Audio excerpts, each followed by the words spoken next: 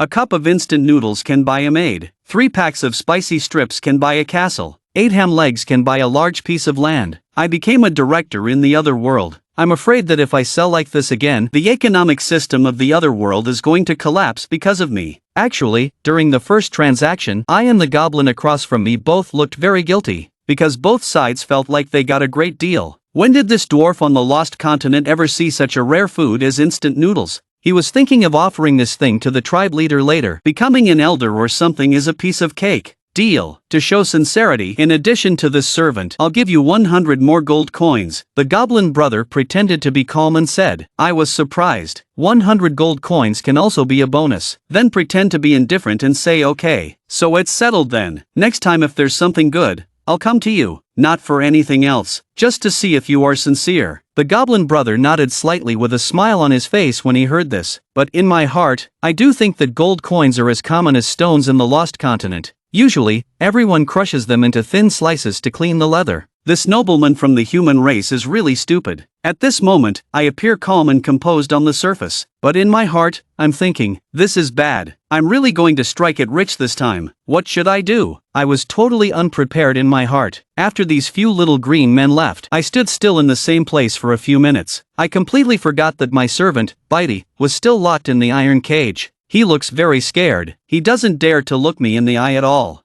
Then I walked over to him. I then let him out of the cage and said, come out quickly. He gently kissed and then slowly crawled out of the cage. Zuzuyan Yinyao timidly said, I was slightly shocked. You seem to have a bit of an accent in your Mandarin. Yinyao said timidly, we all have a bit of an accent from our hometown. Is your hometown in the northeast? I scratched my head and joked. He lowered his head, said, my ancestors are from Teeling. Later, our family fell on hard times and became poor. If it weren't for the goblins giving us some food to eat, maybe starving to death in the wilderness by now. I nodded thoughtfully. Indeed, the end of the universe is Iron Ridge. Listening to this gentle voice calling me master, although excited inside, but still a bit alarmed. You should still call me young master. Yes, young master said nervously, then quickly lowered his head, because he knew that after being sold to the nobility, if he encountered a bad master, the outcome would be very tragic. Just then, a rumbling sound came from Shuryao's stomach. I guess he must be hungry. Then I handed him the remaining ham. His eyes lit up. Can I really have it? I nodded. Thank you. Zuin took the ham with a distant smile. Then he started to eat heartily. He looked at the gentle young man beside him. Unconsciously, a smile appeared. He felt that this ancestor seemed not bad. Looking at the weak appearance of this little girl, I really feel sorry for her. Then, I took out a bottle of mineral water from the bag.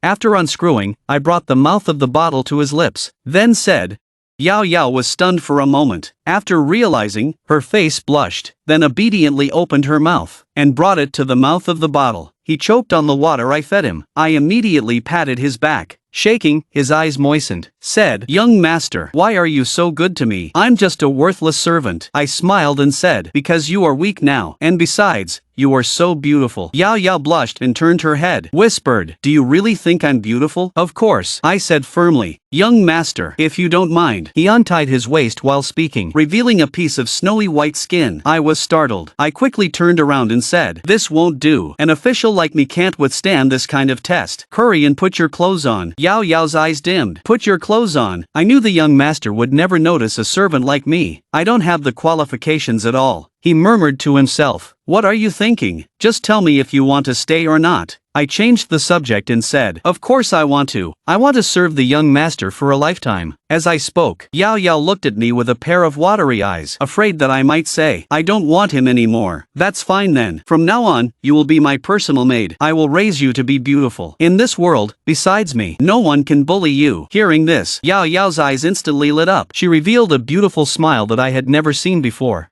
Then nodded. I took a sniff. I calculated the time. It's almost time to return to Blue Star. Then I said to Yao Yao. Yao Yao grabbed my hand. I'll take you back to my planet. He didn't hesitate. Tightly held my hand. Then I closed my eyes. One hand holding the gold coin. The other hand holding Yao Yao's. With a shy sound, we were both transported back to Blue Star. I opened my eyes, looking at the familiar rental house. Then I looked at Yao Yao and the gold coin by my side. Indeed, as long as it's held in the hand, it can travel with me back and forth to Blue Star. It's already 10 o'clock at night here. So I called Yao Yao to take a shower in the bathroom. His world and the development of the Blue Star are the same. Everything is unprecedented to him. I have to teach him step by step. Hearing the roar of the shower in the bathroom, I went to the balcony and made a call. The top priority now is to sell the coins, then exchange the money for the next purchase. Hello, Xiaolong, do you want to have lunch together tomorrow noon? I have something to do. I need to find some help. I said it directly. What's the matter? Hey, where have you been these days? The teacher hasn't seen you in class. Could it be that you have a partner now? Xiaolong asked curiously. Don't ask so much. Let's meet tomorrow noon. At that moment, I only heard a bang from inside the house. Yao Yao was also scared and screamed. The commotion was obviously heard by Xiaolong on the other end of the phone. Oh my goodness, he really has a girlfriend now.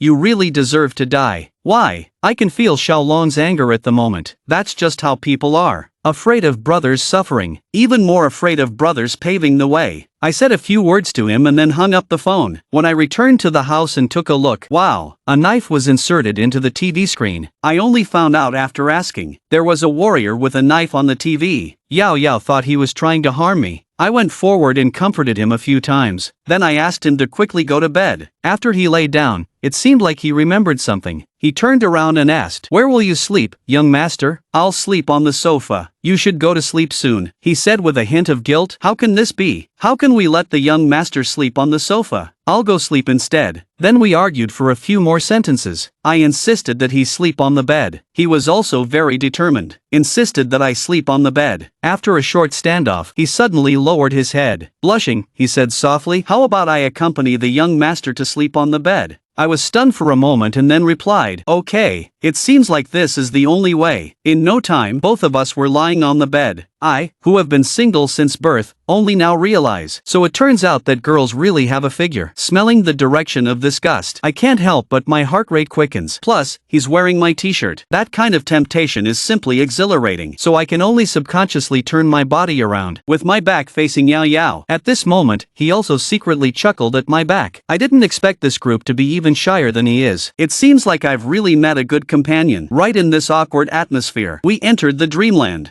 Early the next day, I took Yao Yao to buy some clothes and daily necessities. Can't let him keep wearing my clothes. This way, my patience will easily run out. By noon, I took him to see Xiaolong. When this kid saw Yao Yao, his jaw almost dropped to the ground. Yao Yao tugged at my sleeve and asked, "Who is he, young master?" I coughed twice to stop his questioning. Xiaolong frowned and smiled mysteriously and said, "Master, Xinge, you're quite the player, huh?" I kicked him in the butt. After introducing them to each other, I then went straight to the point and told Xiaolong that I wanted him to help me sell off the gold coins. This kid knows a lot of people normally, and he does have a way to sell them. But the first thing he said, "Xinge, we don't engage in illegal activities. Be honest with me. You didn't steal this, did you?" I retorted to him, "Even if it's dug up, it's not allowed. It has to be turned into the country. Otherwise, it's also illegal." Xiaolong still has some scruples. You can rest assured, the source is legitimate. But as for how it came, don't ask too much, Wenyan. Xiaolong didn't say much either. Started to communicate with the merchant for the purchase. After confirming the price, I put all the gold coins on the table. I said it's handed over to you. After the receiving party pays you, you can just charge it to my card again, I said to Xiaolong. Xiaolong was very surprised. Does Xinge trust me so much? This is worth $1 million. Of course, that's the case. As we are brothers, I pulled Yao Yao and left after speaking. Xiaolong shouted from behind, "Xian, wait a moment, is there anything else?" I asked curiously. "Sister-in-law, if there are any single good sisters over there, remember to introduce me to them." I gave him a disdainful look. I said, "Get lost, you fool." After returning to the residence, I asked Yao Yao seriously, "Yao Yao, you guys are lacking some fools over there." He thought for a moment and said, "The lost continent is full of people who came to escape the war. There is an extreme shortage of food and daily necessities over there." Upon hearing this, I took her to the kitchen. Picking up a bag of salt, I asked him, "Do you lack this over there?" After taking a glance, he widened his eyes and said, "We are very short of salt over there, and most people can only eat coarse salt. It's often mixed with sand and soil inside. Even the palace nobles rarely get to enjoy an experience like this." I nodded thoughtfully. "Then this time I'll take 10 boxes of salt over to sell." Yao Yao frowned after hearing this. "Young master, Forgive my frankness, taking such goods over to sell. I'm afraid it might attract unwanted attention. The lost continent is extremely lacking in resources. If it catches the eye of the wrong people, the consequences would be unthinkable. You're right. I immediately expressed my approval of his opinion. Then I took her back to the living room, picked up a bottle of floral water and opened it for him to smell. Then I asked him how it was. There's very little perfume over there. Usually only wealthy women can afford it. And this thing is a bit too fragrant. After hearing his response, my thoughts became clear. After dinner, I asked Yao Yao to fetch half a bucket of water from the toilet. I went to the downstairs convenience store to purchase goods. I also dug up a big bag of sand from the sand pit in the neighborhood. After returning home, I asked Yao Yao to pour all the floral water into the bucket filled with water. Then I took a large ladle and kept stirring inside. Then I opened packet after packet of salt. After throwing a handful of sand in, shaking the bag up and down, thinking while shaking, I'm really cut out to be a swindler. In no time, the fine salt was all shaken into coarse salt by me, and the diluted floral water was all packed into individual mineral water bottles. Everything is ready. Just at this moment, the phone beeped. $1 million was credited to the account. In good spirits when good things happen, I couldn't help but smile. Yao Yao asked curiously, "What's so funny, young master?" I immediately resumed my normal expression. I said to her, "Nothing much." "Yao Yao, you handle this deal this time. After all, you are more familiar with the prices over there." As I spoke, I gently touched her cheek. Yao Yao also shyly nodded. Then I packed the salt and floral water, put them in a cloth bag. Then, holding Yao Yao's hand, I said, "Ready, we're going back to the lost continent." She instantly tightened her grip on my hand, looking ahead with a serious expression. The air in the rental house suddenly distorted. A huge black vortex appeared in front of us. In the blink of an eye, both of us were sucked in. When we opened our eyes again, we had already appeared outside the village where the last transaction took place. Yao Yao said with a look of admiration, "Master is really amazing." Being praised by a stunning beauty, I felt a surge of pride in my heart. "Of course, then how come you're the young master?" After we finished talking, let's walk into the village. The majority of the residents in this village are refugees and orcs. Although they are of different races, it seems they get along harmoniously. There are many vendors setting up stalls along the streets in the village. Iron Mine, the Skinny Bones. I curiously asked Yao Yao about exotic flowers and plants, etc. Why are there so many people in this village? The young master's lost land is full of refugees and lower class groups. Once we leave the lost land, we will be hunted down and killed by the major nobles, strongly oppressed and enslaved. Over time, more and more people will come. I sighed. Don't worry, in the future, we'll live a good life with the young master. Except for me, I won't let anyone bully. Distant dim eyes instantly brightened, nodding fiercely. "Young master, let's go make the deal quickly. You'll be in charge of showing off in a moment. I'll talk to him about the price," I said with a smile. Can't ask for more. Arriving at the other end of the village, the goblin dwarf from last time is sitting with his legs crossed in front of the courtyard, basking in the sunlight, enjoying the gentle service of 4 mermaid maids. Back massage, chicken massage, fruit wrapping, fanning. Damn it. Actually, he can enjoy it even more than me. Actually, he can enjoy all of this. Thanks to the deal I made with him yesterday. Once those goods return to the village, they'll attract countless people to chase after them, especially that food called instant noodles. After adding hot water and seasoning, the fragrance fills the entire village. Later on, it even attracted the leader. It was quite a scene. I looked at the mermaid, and my eyes lit up. This is a rare thing. Too bad the face is average. Yao Yao saw me staring fixedly at the mermaid, and her little face fell, muttering discontentedly, "This ordinary mermaid isn't as good looking as me yet. Young master, go in quickly." Yao Yao tugged at my sleeve. I also gave an embarrassed smile. Then I walked up to the goblin little brother. After seeing me, the little brother quickly sat up and hurried over. He smiled ingratiatingly. "Master, not knowing you were here, I apologize." The 4 people around showed a flash of surprise in their eyes. Their attitude became even more respectful and proper. I pretended to nod in approval. "It's nothing, just a little bored. I came to see if you, little brother, care about the truth or not." I pretended to be deeply moved and said, "Master, please have a seat and greet me." The little brother asked with a somewhat nervous expression, "Master, do you have any business coming this time?" He's afraid I'll make a move. I was very dissatisfied with the last shipment. Just as I was about to speak, Yao spoke up in advance. "Young master, going on a long journey. The money on your face is not enough. I'll find you some universal currency." After saying that, Yao casually threw out a small bottle of floral water,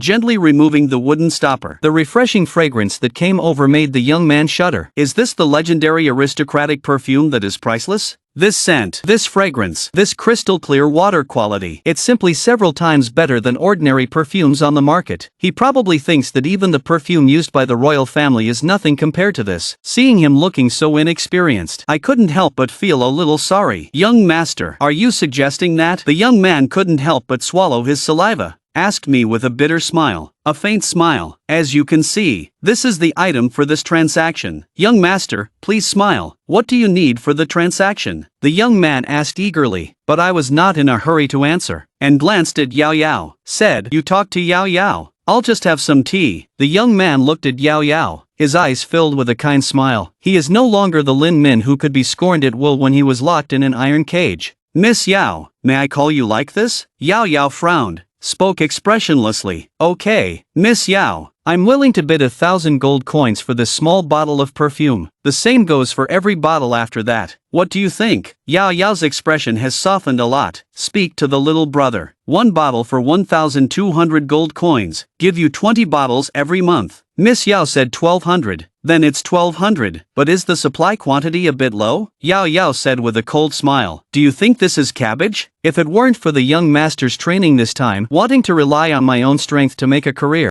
but not being fully prepared, lacking some money, I wouldn't have resorted to selling accompanying items. Otherwise, why would I sell it to you cheaply? It's definitely not cabbage. Cabbage still costs a few dollars per pound. The young man gritted his teeth and said, okay, deal. Then the young man looked at the other bag in Yao Yao's hand. Miss Yao, a wise man does not speak in riddles. Can I also buy the items in that bag? This kid is quite clever. Knows that the goods in my hands are all good stuff, even though he hasn't seen what it is yet. Yao Yao glanced at him. The things inside here. I'm afraid I'll have to bring out all your possessions. I can't afford it either. While speaking, Yao Yao opened the pocket. The goblin guy immediately stared with wide eyes. Said in a round and silly manner, This is classic. The young man, along with the 4 mermaids behind him, seemed to be frozen in place. For a long time, he couldn't say a word.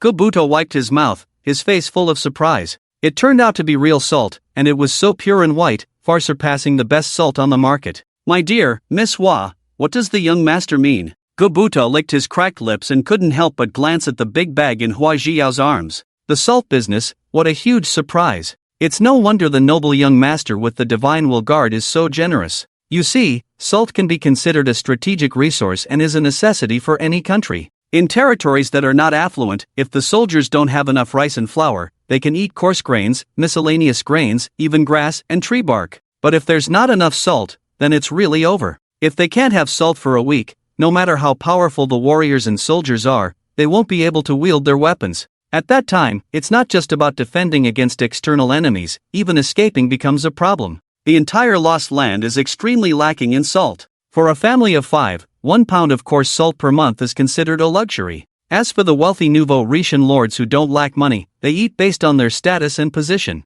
Having seen the fine salt of the nobles outside, who would want to eat this coarse salt? If he can get such a big bag of fine salt and return to the clan, along with his previous merits, let alone innate talent, he could become an elder in no time. Hua Jiao looked at Gobuta, who was swallowing his saliva, and smiled gently. You should know the value of the salt the young master brought. Do you want it? As she spoke, Hua Jiao opened the bag, revealing a large amount of pure white fine salt. Gobuta couldn't help but swallow his saliva and gritted his teeth. Miss Hua, how much money are we talking about? I can trade the salt to you, and there will be more in the future, but... Hua Jiao paused. Gobuta was excited and patted his chest forcefully, guaranteeing, just tell me what needs to be done. Even if I have to give up everything, I will make sure it's arranged properly. Shu Feng, who was watching the show on the side, waved his hand. That's not necessary. Let Jiao talk to you slowly. Shu Feng used stainless steel chopsticks to elegantly pick up the dried meat and fed it into his mouth. Gobuta thought to himself,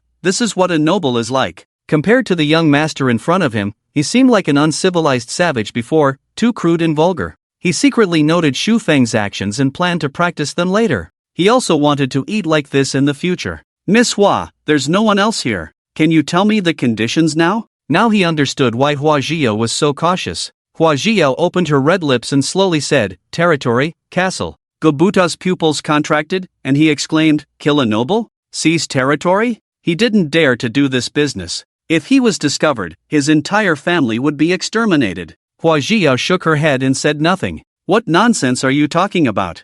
I just want you to buy a rich and fertile territory with money. and it should be purchased here in the Lost Land. As long as the price is right, I believe many people would be willing to sell. Gobuta breathed a sigh of relief. Buy a territory? What does the young master need it for? Hua Jiao's eyes flickered, and she said, take a little bit of everything. Mainly for the scenery and to raise an army. The young master wants to go out and gain experience, to make a career and prove himself to his family, so. Oh, I see. Gobuta nodded, understanding in his heart. This was just for show, to add a touch of gold. He understood. By the way, the territory should be remote. The young master likes tranquility. Gobuta nodded with a bitter smile. It really matched the requirements of a noble young master, such a peculiar and willful person. Others would want a lively territory, for trade and development. But he wanted it remote and quiet. Was he afraid that the territory would prosper and be disturbed by others? Are there any other requirements? Gobuta asked helplessly.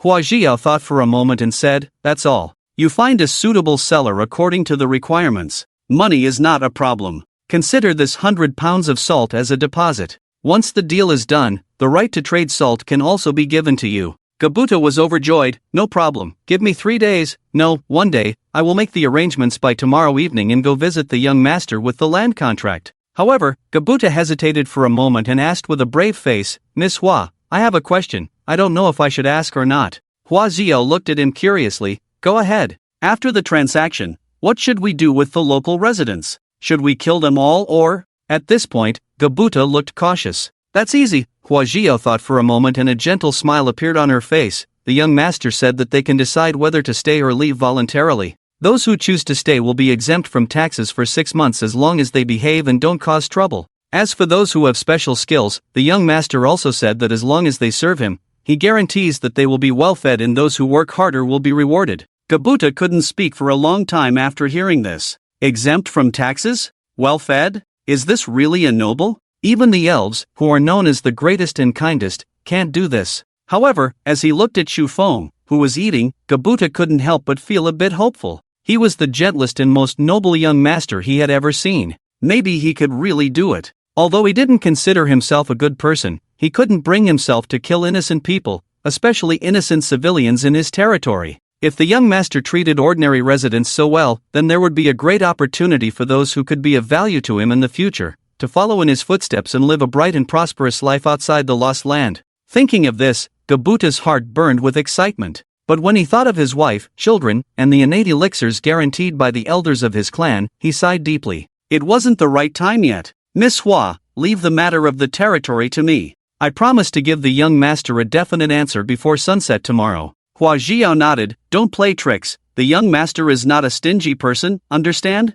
Gobuta smiled bitterly. Miss Hua, please rest assured, I'm not foolish enough to deceive a protector at the Divine Will realm. That's good. Hua Jiao snorted coldly, turned her head and returned to Xu Feng's side. Her icy and beautiful face immediately became gentle and considerate, and her tone softened. Young master, it's settled. We will have a response tomorrow evening. Xu Feng nodded indifferently. You decide, no need to report to me, I trust you. Come, have a piece of meat, it's delicious. With that, Xu Feng picked up a piece of meat with his chopsticks and fed it to Hua Jiao's rosy lips. Hua Jiao blushed but didn't refuse. She gently opened her mouth and chewed the beef, her lips curved into a crescent moon shape. Whether it was because of the meat or because of the person, no one knew. Gobuta watched the intimacy between the two and a hint of envy flashed in his eyes. He felt fortunate that he hadn't gone too far with this young lady before, otherwise this transaction would have been difficult. Gobuta waved his hand and returned to the house with his servants, not wanting to disturb Xu Feng and Hua Jiao's affectionate display. Young master, let's pack up and take it home to eat. Hua Jiao didn't want to stay here. Go back to the wooden house? Aha! Hua Jiao nodded. Although it was dilapidated, it was the place where she and the young master had met. Alright, let's go back then. Xu Feng affectionately rubbed her delicate nose. Hua Jiao's eyes were full of smiles as she carried the remaining beef on the table and the box of gold coins on the ground, following behind Xu Feng. Inside the house, the mermaid who had opened the door for Xu Feng at the beginning, when she saw Xu Feng and Hua Jiao preparing to leave, quickly got up and hugged the wooden box that her master had instructed her to hold tightly, following Xu Feng closely from 5 meters behind. Hua Jiao glanced at her lightly, knowing that this should be the additional gift that Gobuta mentioned, so she didn't pay much attention to it. In the small courtyard, Gobuta watched as Xu Feng and Hua Jiao left. He was so excited that he hugged the bag of salt and kissed it twice without minding the dirt. It was 100 caddies of refined salt, worth at least 4,000 gold coins. And that was just the down payment. Just the money in his hand could exchange for a fertile territory located in the center, with a radius of about 10 miles. As for the remote areas, if things went well, he could exchange for a territory with a radius of 100 miles. Although he had the help of the maid Hua Zhiyao, she overestimated the prices in the Lost Land, or rather, she underestimated the value of refined salt. After all, Hua Zhiyao was just a refugee, which was already quite good. But Kabuta didn't plan to deceive the noble young master. He would do his best to prepare the best territory for the young master, and it wouldn't be excessive to ask for a few dozen kilograms of refined salt. He realized that the young master was someone who didn't lack money. As long as he faithfully completed his tasks, money was just a trivial matter. Moreover, the biggest gain today was stepping onto the young master's ship and obtaining a purchasing channel for perfume and refined salt. As long as he remained loyal and served the young master well, he might earn the young master's appreciation in the future and lead his family out of the Lost Land. From the current perspective, the young master liked beautiful women.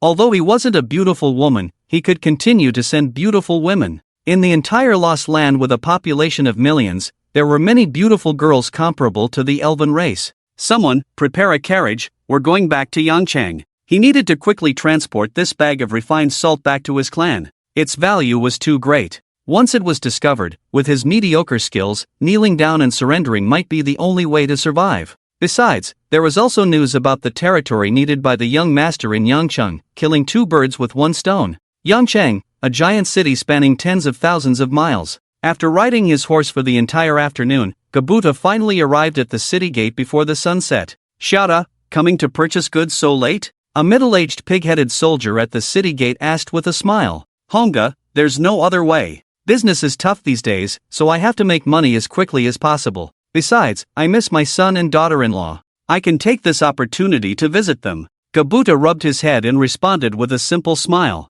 Pig Hong nodded. It's not easy for you. Go in quickly and say hello to them for me. Of course, I'll treat you to a drink in a few days, Honga. Kabuta led his horse and entered the city gate, secretly slipping a gold coin into Pig Hong's arms. Pig Hong accepted it without changing his expression, his smile becoming even more sincere. He added in a low voice, the city hasn't been very stable these days, so be careful with your valuable goods. Kabuta's expression turned serious as he nodded slightly and quickly entered the city. Inside the wooden house, Xu Feng held a yellow parchment paper with a secret technique called whale swallowing method in his hand, looking completely lost. He didn't recognize any of the ghost-like characters on it. Why were the spoken words the same, but the written words different? Did he have to learn a new language every time he wanted to cultivate a secret technique in the future? Xu Feng shook his head vigorously, reminded of the fear of being dominated by English in high school. Why, God? Xu Feng sighed deeply, looking depressed. Hua Zhiyao, who was beside him, looked at him with a heartache and gently helped him up from the bed.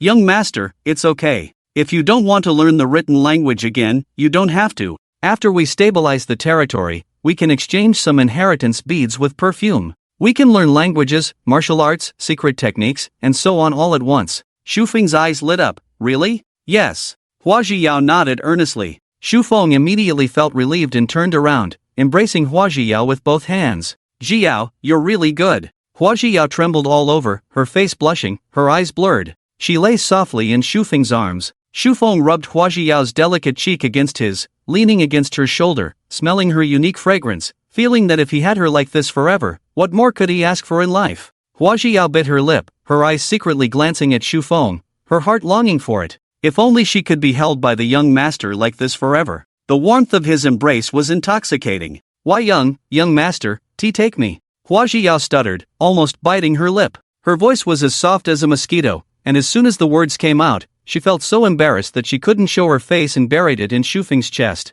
Xu Feng's body suddenly stiffened. His already turbulent heart instantly boiled over. Lowering his head, he looked at the delicate body in his arms, the thin white shirt, the slender and beautiful legs, and the lingering scent of hormones in the air. Xu Feng bit his tongue hard, dispelling some of his primal desires. Now is not the time. This is his future best wife. He can't treat her so casually. A man shouldn't take everything for granted, even though she belongs to him completely, won't resist, won't care about status. But he cares. One should be content with what they have. He understands in his heart that meeting her is his luck. In Blue Star, how many people can have such a girl? A gentle, beautiful, and never betraying wife? Without exaggeration, it's probably only him, Xu Feng. Yao Yao, I can't let you suffer. When everything is ready, I'll bring you home in a grand manner. How about that? Shu Feng asked softly in her ear. Hearing the firm words in her ear, Hua Xiao slowly raised her blushing face and gazed affectionately at Shu Feng's handsome face. Unconsciously, her big eyes became misty and tears fell like glistening drops. Shu Feng suddenly panicked. Jiao, what's wrong? Don't you want to? Hua Xiao quickly shook her head, not even bothering to wipe away her tears, and said anxiously, of course I want to, but I'm just a maid. Shu Feng breathed a sigh of relief, but upon hearing her words, he felt extremely helpless. He deliberately put on a stern face and said, don't you listen to young master's words? I do, whatever young master says is what it is. Then why do you still say you're a maid? I. Hua Xiao stammered, feeling somewhat at a loss. Remember this, from now on, you are my girlfriend and future wife. Do you understand? Okay, I understand. Hua Xiao blushed and whispered. When things are settled here, you will come with me to Daxia,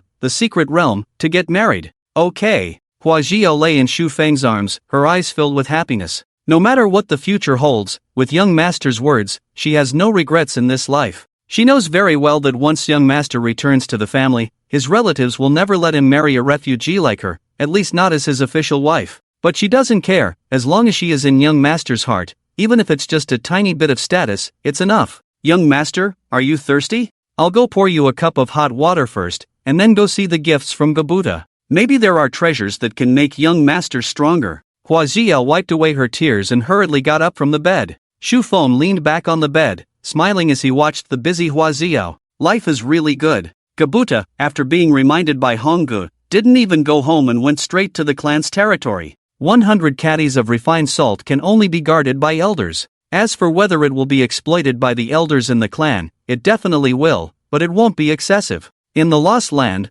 most races are quite united. After all, the Lost Land is already scarce in resources. In this chaotic world, weak and disunited races have mostly disappeared into the dust of history. Gabuta led the horse and crossed dozens of streets to a courtyard that covered nearly a kilometer. This is their clan's headquarters in Yangchang, guarded by a mid-stage innate elder, so it is very safe. Gabuta easily lifted the 100 caddies of refined salt and pushed open the red gate that was several zhangs wide, shouting, Uncle Yen, I have good stuff that I can't keep. Gabuta, you better not lie. A thunderous voice came from inside the house, making people's hearts tremble. Gabuta curled his lips. Uncle Yen, there's no need to scare me. I'm your nephew, after all. This is also one of the reasons why Gabuta chose to hand over the refined salt to the elder without hesitation. He knew that this month's stationed elder was his uncle, Guyen. Uncle, let me in quickly. Gabuta stood at the bedroom door, holding the refined salt. A tall figure inside the room waved his hand, and the wooden door opened. Gabuta happily went in. Uncle, this time I brought good things. Maybe it can help you make further progress. Guyan's eyes widened, got up unkindly, and gave Gabuta a big slap on the back of his head. Drunk again? Who gave you the courage to come here and talk nonsense? And don't think that just because you pleased the clan leader with a few barrels of noodles yesterday, you can act so arrogantly and not know your place. Gabuta wasn't angry either, standing aside with a silly grin. He had lost both his parents at a young age, and it was thanks to Uncle Yen that he had what he had today. Uncle Yen was sharp-tongued but soft-hearted, afraid that Gabuta wouldn't make progress and would take the wrong path. Without saying a word, Gabuta tore open the packaging and revealed a large amount of fine, white table salt. Uncle Yen, are you sure you don't want it? Gebyan snorted, I want to see what you've brought this time. Gabuta looked at Uncle Yen's shocked face with great satisfaction. Uncle Yen, want to try it? Gebyan glanced at him impatiently. As a master of innate talent, he could confirm at a glance that it was indeed high-quality table salt, but he couldn't resist his curiosity and reached out to take some and taste it. Peh, good salt. It melted in his mouth, incredibly salty. Gebyan looked at the large bag, weighed it, and was greatly shocked. Stuttering, he asked, where did you get this, you little brat? Hundreds of pounds of table salt could be exchanged for thousands of pounds of coarse salt, and thousands of pounds of coarse salt could sustain their medium-sized goblin tribe for more than 3 months. Uncle Yen, the source is not convenient to disclose, but there's no trouble, you don't have to worry. The same source as those noodles? Gebyan instantly made the connection. Instant noodles, Gabuta laughed, admitting it. Good kid, not bad, really good. Gebyan burst into laughter. This bag of table salt was incomparable to those few barrels of instant noodles. His nephew was indeed a born businessman, worthy of being the eldest brother's child. He had a bright future. What do you plan to do with it? After being happy, Gebyan asked Gabuta. To be honest, he really wanted this bag of table salt. With this bag of table salt, the medicinal plant in the tribe would definitely belong to him, and he would definitely be able to make further progress. But this belonged to his nephew, and he didn't want to forcefully take it. If possible, he would choose to trade for it. Gabuta touched his head. Uncle, this thing is hot. I definitely won't handle it myself, so how about you buy it from me? Gebyen was stunned, feeling somewhat moved. It seemed that he hadn't treated him in vain all these years. Alright, you name a price, Uncle will gather it even if he has to sell the pot and the iron. I won't let you suffer. Gabuta had already thought about it on the way and didn't hesitate to speak up. Uncle, help me buy a remote and fertile territory. It should have good location, beautiful scenery, abundant resources, and the ability to cultivate powerful soldiers. Of course, it's best if it's remote and undiscovered by anyone. Gebyen looked at his nephew with a dumbfounded expression. Would you sell this kind of territory if you were in my shoes? Gabuta touched his nose. Uncle, it's normal for it to be difficult, otherwise, do you think this table salt was blown in by the wind? Gebyen furrowed his brow. What you mean is, he gives you table salt, and you give him this kind of territory? Of course, Gabuta replied naturally. Gebyen, Uncle, this is just a down payment, don't tell me you can't handle it. Gabuta slowly spoke, not worried at all that Uncle Yen would refuse. Sure enough, when Gebyen heard that it was just a down payment, his eyes turned red. A down payment? How much if we find it? That depends on how good the territory we find is. I estimate that if the seller is satisfied, we can easily get another 100 pounds. Gabuta shamelessly declared. Damn! Gebyen's eyes widened. Hey, Uncle, don't think about taking advantage of my seller. He has the protection of the divine wheel behind him. Gabuta quickly added. Gebyen's eyes widened even more when he heard divine wheel. Gabuta nodded affirmatively. The contract divine consciousness of the divine wheel. If it weren't for the fact that he signed another contract divine consciousness in front of me, I wouldn't have found out. My good boy. Guyen knew that his nephew wouldn't make such a joke about exterminating a clan. Alright, I understand. When does he want it? Tomorrow. Tomorrow? Guyen's face darkened, almost unable to hold back his curse. Uncle, I trust you. We can just snatch it if necessary. Gabuta didn't care. It wasn't the first time they did something like this. Guyen was also taken aback after hearing this. Oh, right, that's true. With the vastness of this place, there's really nothing to fear. But, won't your client mind? Nobles are very concerned about their reputation, and if they find out that the territory was acquired through forceful means, they might regret it. Gabuta shook his head. We'll handle it without letting him know. In the end, we must make the other party voluntarily hand over the territory. It would be best to have a peaceful transaction, and we can offer more money if needed. If all else fails, we'll just take it all. This is related to your promotion, Uncle Yen, and also to my relationship with that young master. So, we must do it well. Guyan's eyes flickered for a moment, and he made up his mind. Alright, I happen to know a territory that perfectly meets the requirements. What a coincidence. Gabuta looked skeptical. Guyan revealed a meaningful smile and said slowly, indeed, it's quite a coincidence. Qingling Mountain is exactly what you're looking for. In the year 666, on June 20th, in the Goblin medium tribe of Yangcheng, Guyan broke through to the late stage of the innate realm. At the same time, his nephew Gabuta also broke through to the innate realm, becoming the youngest elder in the tribe, bringing great fame to the Goblin tribe of Yangcheng. On the same day of the same month, at night, in Qingling Mountain, 1,000 miles east of Yangcheng, the lord of the Spider clan disappeared overnight, vanishing into the dust of history. The rumors that spread a few days later were that the Spider clan fed on infants, which was intolerable. The lord of Yangcheng personally led dozens of innate experts and thousands of masked people to launch a surprise attack on the territory. The Spider King's blood was spilled on the spot, ending his life with resentment. On June 21st, early morning, outside the stone house, Gabuta wiped the blood from the corner of his mouth and stood respectfully outside the door, waiting for Shufeng to finish washing up. After the surprise attack on the Spider clan last night, he hurried back to the Fallen Leaf village with the contract on a fast horse. After resting and treating his injuries, he rushed to the stone house to wait for the trade with Shufeng. There was no other way, refined salt was too precious. Taking advantage of the young master's good mood and lack of understanding of the local market prices, he wanted to get it as soon as possible. When he saw Shufeng coming out, Gabuta immediately became spirited and eagerly said, "Young master, I visited hundreds of territories overnight and finally found a perfect one that meets your requirements, Qingling Mountain. Young master, take a look. This is the contract, and this is the basic introduction to the territory." After speaking, Gabuta handed over 2 yellow parchment papers with the contents. Hua Jiao took them and first looked at the territory contract, then nodded to Shu Feng behind her. Shu Feng was genuinely surprised. He looked at Gobuta, who had a tired face with traces of blood at the corners of his mouth, and thought to himself, he's so dedicated, staying up all night without rest, completely disregarding his own health. Just give me a brief overview of the basic information about the territory. Actually, forget it, just take me to see the territory directly. You can introduce it to me along the way. Shu Feng thought to himself that as long as the territory wasn't too bad, he would buy it. He couldn't bear to refuse the little brother in front of him who had worked so hard and even coughed up blood. Besides, for him, it was just a loss of a few $100s. If this were in the Great Xia, a few $100s to buy a house? That would be a daydream. Gobuto was overjoyed and almost jumped up in excitement. Alright, young master, I'll arrange a carriage right away.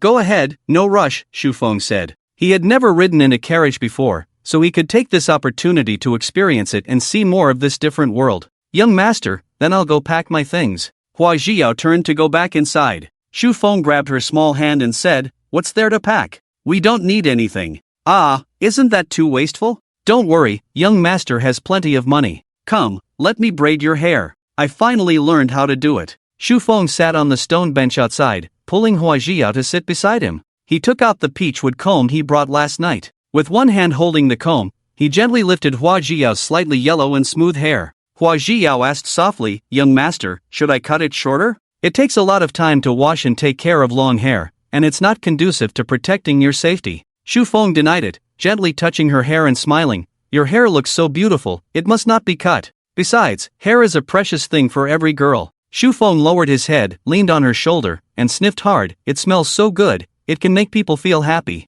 Hua Jiao shyly nodded, young master, do you like long hair? Of course, it looks great when it's long and flowing behind. Don't you like it? I don't mind, if young master likes it, then I like it too, hee hee. Hua Jiao smiled foolishly. Shu Feng couldn't help but feel sorry for this silly girl. Young master, the carriage is ready. Gobuto ran over excitedly, interrupting the affectionate moment between Shu Feng and Hua Jiao. Shu Feng glanced at Gobuta and almost scared him to death. Shu Feng smiled gently, I know, let's wait a moment. Okay. Gobuto wiped the cold sweat from his forehead and thought to himself that this young master is truly different. He is much stronger than those vampires who only know how to exploit the common people for their own pleasure. Alright, let's go. Shu Feng quickly tied up her hair and stood up, pulling Hua Jiao towards Gobuta. Soon, Shu Feng saw two carriages on the side of the road. The carriages were made entirely of wood, looked worn out, and had a strong sense of age. Gobuta awkwardly said, young master, it's a small place, please forgive us. In the Fallen Leaf village, there were only 3 carriages. There was no choice, as poor families usually walked everywhere. Who would want to spend unnecessary money on a carriage? Riding on a cart pulled by oxen was more or less the same. It's alright. Shu Feng wasn't picky either, he sat with Hua Jiao. Gobuta got on the other carriage by himself. Young master, we're setting off now. It's estimated to take 2 to 3 hours. Shu Feng nodded. This place was not like the Great Xia, where cars and planes filled the city. The carriage was not spacious,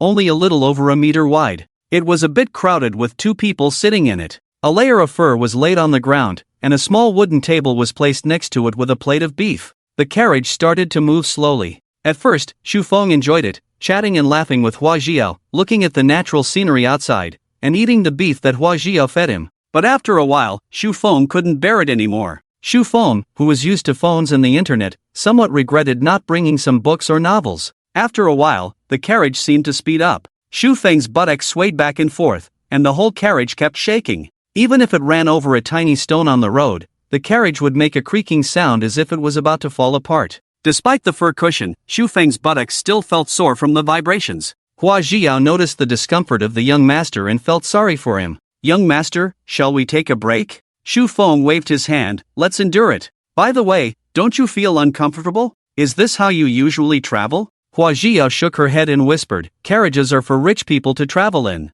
We, the refugees, can only walk. Shu Feng was speechless after hearing this, but he comforted her, it's alright, it's all in the past. Hua Jiao smiled indifferently, young master, I'm not that delicate. Let me give you a massage, it might relieve some discomfort. Regardless of Shu Feng's objections, Hua Jiao knelt behind him and gently massaged and pounded his back. After Shu Feng couldn't refuse anymore, he silently enjoyed it. Time flew by, and after 5 hours, Shu Feng and his group arrived at their destination. Shu Feng looked at the wheat fields on the side of the muddy road. In June, it should have been a vast field filled with lush green wheat, but it was a wasteland where wheat could hardly be found among the weeds. He then looked at the earthen walls and tiles in front, a city that was less than 2 meters tall. Xu Feng thought to himself that it was a good thing he didn't have high expectations. This place was indeed remote and particularly large, but he couldn't see any signs of prosperity. Why don't we cultivate crops on so much land? Xu Feng asked Gabuta in frustration. Gabuta blinked and replied matter-of-factly, it's not profitable. Natural disasters, pests, and so on result in very low yields. Mining and medicinal herb harvesting bring in much higher income. Mining? Medicinal herbs? Gabuta explained, this territory has a rich deposit of red iron ore, as well as abundant production of mussel grass, which can easily sustain thousands of people. Sir, is there something you're not satisfied with? Gabuta noticed that Xu Feng's expression wasn't very good and asked cautiously. Although he believed that this territory was already quite rich and beautiful, and secluded enough, Gabuta understood very well that it wasn't about what he thought, but what the young master thought. If the young master said it was okay, then it was truly okay, otherwise, it was all nonsense. Hua Jiao gently tugged at Xu Feng's sleeve and whispered, young master, I roughly looked at the information about the territory. It is indeed prosperous here, he didn't deceive you. Both the iron ore and the mussel grass were rare and valuable resources. Xu Feng nodded subtly without showing any emotion and said, alright, I don't want to bother anymore, let's stay here.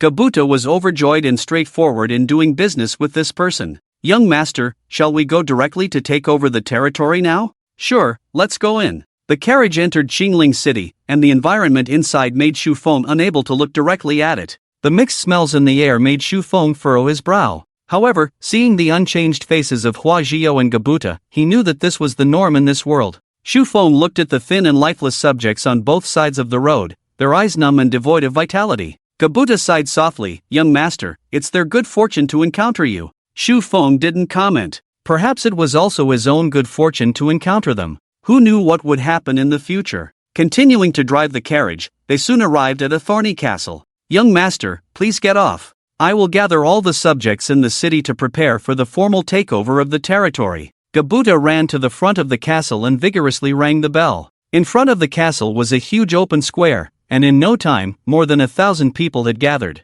Xu Feng still remembered the last time he faced so many people. It was when he received the award for academic progress in high school. In the blink of an eye, he was already a senior in college, and he didn't know how that girl was doing. Young master, almost everyone is here. I will start the announcement. Xu Feng nodded. From Hua Jiao, he had already learned that inheriting the territory only required 2 steps, the contract in his hand and the guarantor from the major city. There was no doubt that Gabuta, as the youngest elder of the Yangcheng Goblin clan, was qualified to be the guarantor for the transfer of the territory. Ahem, Gabuta straightened his clothes and spoke with a serious expression. Fellow citizens of Qingling, this is your new lord, Lord Xu Feng. We understand the pain you experienced from losing the previous lord, but we also understand the cruel taxation imposed by the previous lord. You have been living in unbearable hardship every day. Fortunately, heaven has opened its eyes and let him die a violent death yesterday. Today, Lord Xu Feng will bring you a new life. As long as you obey and work diligently, he will exempt most of your taxes. As Xu Feng listened to Gabuta's calm words, his eyelids twitched. In front of him, the honest Gabuta had quickly disposed of the previous lord of this place. It was hard to believe that it had nothing to do with him. Indeed, Hua Jiao was right. He couldn't rely on others, he had to quickly develop his own power. He couldn't always return to Blue Star whenever he encountered danger. Moreover, even if he hit on Blue Star, the dangers of the other world wouldn't disappear. Once someone guarded his corpse, he would still be finished, unless he gave up the wealth and power of the other world. After Gabuta finished speaking, he posted a copy of the transfer agreement on the bulletin board and then came to Xu Feng, slightly bending over and respectfully said, young master, would you like to say a few words? Xu Feng did not object, stepped forward, suppressed the slight nervousness in his heart, straightened his body, and was about to say a few words casually when he heard Gabuta whisper behind him, young master, exempt some taxes, gather the people's hearts, and we can change it back later. Although Hua Jiao said that the young master would exempt all taxes, Gabuta still didn't believe it. In his opinion, this was just to establish the young master's tall image. Being able to exempt half of the taxes was already a great favor. Xu Feng nodded calmly, cleared his throat, and said, from today onwards, I am your new lord. I don't ask for much, just that you obey. I can guarantee that as long as you obey and work hard to develop this territory, I will directly exempt all your taxes for the next 6 months. As Xu Feng's words fell, the entire square fell into a deathly silence. Gabuta was first stunned, then smiled bitterly. It was no wonder that every time, he exceeded his expectations. It seemed that the people in this territory were fortunate. The people below were in an uproar, their faces full of disbelief. Some even started fighting, saying, "This must be a dream. Exempting all taxes? Why do I feel like this is even more nonsense than the previous lord? I would rather hear him say that taxes will be increased. Ah, he must be fooling us." He started off with promises, but then he raised the taxes in the blink of an eye. "I just hope this lord is slightly better, otherwise our family really won't be able to survive. A rich territory, a blood-sucking lord, a cruel noble, each one more ruthless than the other. Shoo, lower your voice, be careful of harming your family." The murmurs of thousands of people were unified in their disbelief, and their words openly expressed their disgust towards the lord and the nobles. Shu Feng listened in silence, and said to the people below, "You can go down now." To make them truly convinced from the bottom of their hearts, it was a heavy responsibility and a long way to go. Hua Jiao looked at the young master with some worry. She was very angry when the young master was scolded, but these people below, they were so similar to her before, living in this world with sadness and tenacity. "Young master, they are too ignorant, don't take it to heart," Hua Jiao whispered with her head lowered. Shu Feng smiled and squeezed her hand, whispering, "Don't worry, I'm not angry. I will handle it. Gabuta, write a guarantee letter and find a few respected people in the city who can read and write. Comfort them simply, can you make them believe?"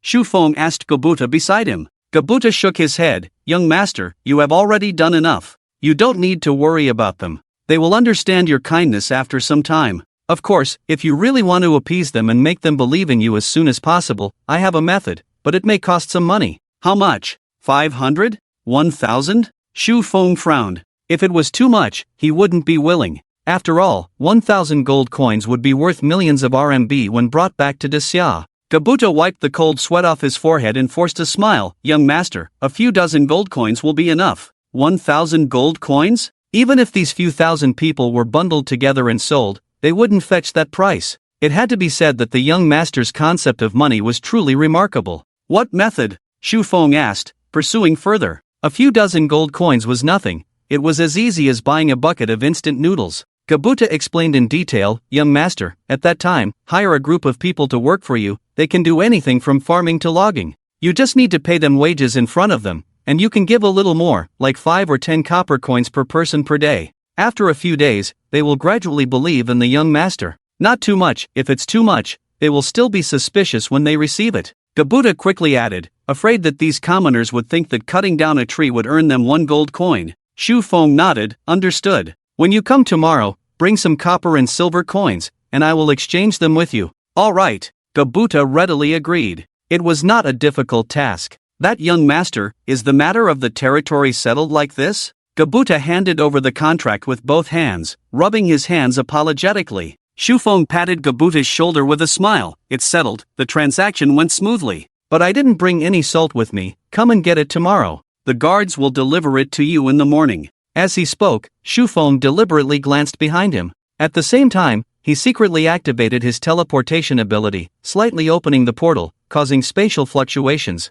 Gabuta's heart trembled, his face full of flattery. "No problem, no problem. I'll come bother you again tomorrow, young master. By the way, is there anything else the young master needs? I can bring it over for you. After all, it's not very convenient to travel here."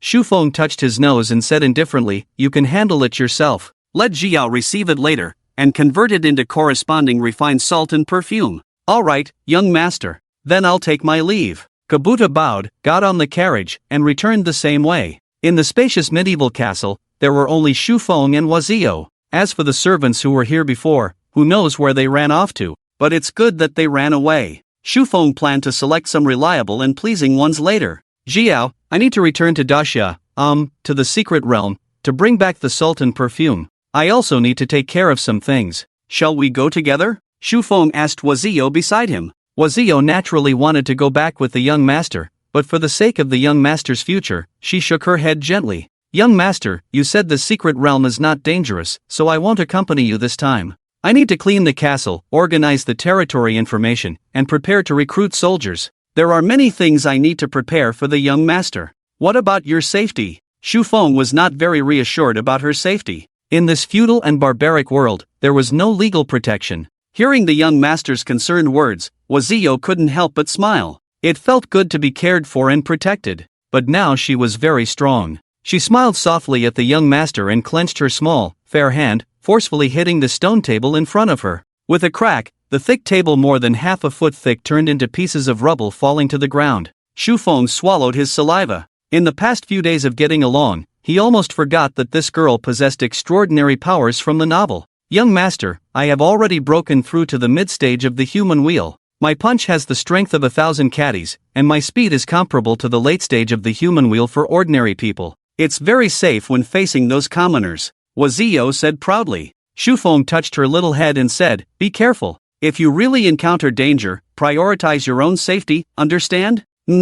I understand. Wazio nodded obediently. With everything settled, Shu Feng took 200 gold coins and prepared to teleport back to Daxia. In these days of teleporting back and forth, Shu Feng unexpectedly discovered that his teleportation abilities seemed to have a limit. Teleporting back and forth once a day didn't cause any discomfort to his body, but if he teleported more than once within 24 hours, his body seemed to lose some unknown substance, making him weak. While thinking, Shu Feng blinked and returned to his rented house. The familiar layout made him feel at ease. After a simple wash, Shu Feng sat in front of the computer desk and started writing down the items he needed to purchase next. With the territory in hand, the next step was to develop the territory, train soldiers, and establish his own power in this different world. For the foreseeable future, Qingling Mountain would be his place to settle in this different world. People there can cultivate, even ordinary people have strength of over 100 caddies. So the most important thing now is how to protect ourselves and Wazio's safety. As the saying goes, only by staying alive can we have a future. Shu Feng realized that the different world was far more dangerous than he had imagined. Gabuta had killed the lord of Qingling Mountain overnight just to trade for salt. That lord was someone who controlled a radius of 100 li. Shu Feng couldn't believe that he was killed without any skilled protectors. With only Wazio, who had just started cultivating, he couldn't help but worry. As for the unknown family guards, in that barbaric and backward parallel world, it's hard to say whether he can be found or not. One's own life and fortune should still be held in one's own hands, and not rely on that elusive luck. So this time, he has to find a way to obtain some special items, especially guns. Even if he doesn't know how to use them or aim accurately, they can still be used to intimidate others. According to Hua Jiao's description, even experts in the realm of humans and those above are still within the scope of humans. As long as they are human, being shot by a gun will either result in death or severe injury. Cold weapons, armor, bows and crossbows should also be prepared. With the strength of the average person in that parallel world, as long as a group of physically strong people are recruited and given simple training, each person wearing armor and wielding a large machete, even experts in the realm of humans can be easily defeated. He has witnessed the technology of the parallel world and can say that besides extraordinary strength, that world is worthless. Whether it's technology or social development, it's not even comparable to the prosperous Tang dynasty 1,000 years ago. It's extremely backward and purely based on the aesthetics of violence. Whoever has greater strength and power, their words are law. Let's take care of these things first. After finishing writing, Shu Feng rubbed his head inside lightly. He is a good student of the Great Xia, and he won't do anything that violates the laws of the Great Xia. He is still looking forward to celebrating the new year and returning home with Hua Jiao to give his grandparents and parents early greetings. However, he can still try to deal with the underground black market and the like. He believes that Wu Yulon will have connections. At the Dahai Hotel, Shu Feng sat across from Wu Yulong, and a large wooden box was placed in front of them. Why haven't you returned to school yet? Wu Yulong was very helpless. After they finished eating last time, Shu Feng disappeared again, as if he had evaporated, leaving no trace. Shu Feng's classmates who played well with him all called him, saying that they couldn't reach Shu Feng and that they were going to report to the counselor if he didn't show up soon. But he couldn't contact Shu Feng either. Helplessly, he had to bring his own father to meet Shu Feng's counselor and cover for him, saying that Shu Feng was interning at their company. Now seeing Shu Feng acting like nothing happened, he couldn't help but feel frustrated. Shu Feng shrugged indifferently. Didn't you take care of it for me? Just don't let my parents know. His mind is full of thoughts about the parallel world, and he doesn't have time for anything else. What's the matter this time you came to me? Don't tell me it's about selling gold again? Wu Yulong joked. There aren't that many gold coins in the world, even tomb raiders can't harvest millions of gold coins every time. Little did he know, Shu Feng nodded, you guessed it right. Help me deal with these, and we'll split the profits 80 to 20. I can't keep bothering you all the time. Shu Feng gently opened the wooden box, revealing a pile of shiny gold coins the size of thumbs. Wu Yulong looked at the scene in front of him, his mouth wide open, and managed to squeeze out, "Amazing. What's wrong with you? Are you short on money? Should I lend you some?" Wu Yulong couldn't help but speak up. He doesn't have many true friends, and he doesn't want to see Shu Feng fall into the abyss, disappearing for a week and obtaining gold coins worth millions. If he says there's no problem, who would believe it? Shu Feng shook his head. "I'm fine. Sell these for me and buy some things on the side." Wu Yulong frowned. Why does he want to buy these things? He has a bad feeling about it. What? Things? High-definition cameras, real bulletproof vests, crossbows, large machetes, armor, as well as handguns and grenades, Shu Feng calmly replied. Wu Yulong widened his eyes and thought to himself that this person in front of him is indeed Shu Feng, but his words and actions are becoming more and more outrageous. He lowered his voice. "Why do you need these? Your life has just begun. Even if it's not for yourself, you should think about your parents and grandparents. No matter what happens, I'll try to help you solve it. Let's use legal methods and not hold on to the idea of going down together." Shu Feng looked at Wu Yulong's worried face, feeling both amused and touched in his heart. However, he could only choose to deceive him. He couldn't possibly say, "I have traveled through time and can freely travel to different worlds." "Yulong, I'm going up the mountain with someone. I need some self-defense. You should know what kind of person I am. How could I possibly go and kill someone, which is against the law?" After hearing this, Wu Yulong breathed a sigh of relief. "Then you don't need to bring a gun, let alone grenades. How about I find a way to get you some military crossbows? Or daggers?" Shu Feng shook his head and refused. With the strength of the other world, it would be useless for him, a useless person, to carry a crossbow. He bought the crossbow for the soldiers he would recruit next, so that they could have combat capabilities earlier. But a handgun was different. It had fast speed and high lethality at close range, and most importantly, people from the other world wouldn't recognize it as a firearm. There might even be idiots standing still and letting him shoot them. "Trust me, I won't do anything stupid. I really need these things. If I don't have enough money, I'll make up for it next time." "Get lost. Do you think I care about money? How about I give you an extra 5 million, and you can come back to school normally?" Wu Yulong said angrily. TSK, this young master doesn't eat food from others. "Seriously, I must have these things," Shu Feng said seriously. Wu Yulong furrowed his brows, looked deeply at Shu Feng, sighed, and helplessly said, "Fine, I'll give you a contact method. You can go and make the transaction yourself. My dad won't let me touch those things. Be careful. You're my classmate for 3 years, plus you saved my life. Don't die." Shu Feng laughed. "I don't want to die young. I'll definitely come back safely within 3 days. I'll treat you to barbecue. Okay, if I don't hear from you in 3 days, I'll call the police." While saying this, Wu Yulong took out a pen and paper, wrote down a phone number, and handed it to Shu Feng. "Call this number, ask for a transfer to a human operator, and remember the operator's number on the other end. That's the real seller. When you call again, say that you were referred by Lao Hei and choose whatever you want, but don't go too far." Shu Feng raised his thumb, full of admiration. "Professional, I knew you had connections." "Humph, hey, your gold coins this time are quite a lot.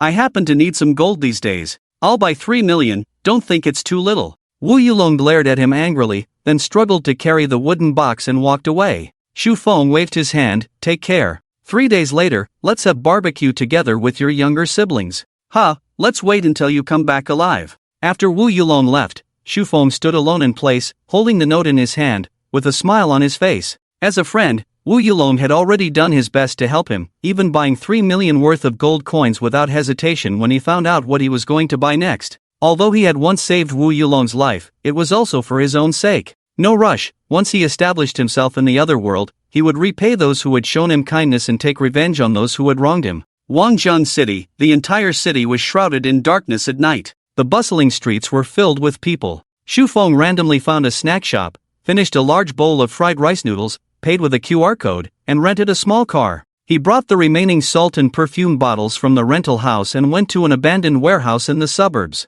It was a warehouse left behind by his aunt when she used to do business. He happened to have the key, so he decided to use it for now. There was no other way. He had quite a few things to deal with next, and the rental house in the city was too small, with many surveillance cameras around. If he accidentally got discovered, it would be hard to explain. In the afternoon, he called the number and the other side didn't ask many questions. They simply sent him a small program to place an order. When he clicked on it and saw the goods, he was truly shocked. Guns, crossbows, drugs, and even yellow. Everything was available, adding more to his troubles. With limited funds, He didn't look much and chose two Z516 handguns with low recoil and not easily jammed. The only drawback was their range, which was less than 100 meters, and they were slow to reload. 120 bullets, 4 magazines, 4 grenades, 2 sets of bulletproof vests, 1 set of high-definition monitoring equipment, plus 20 crossbows, 20 unsharpened broadswords, 20 sets of simple armor, totaling 2.6 million.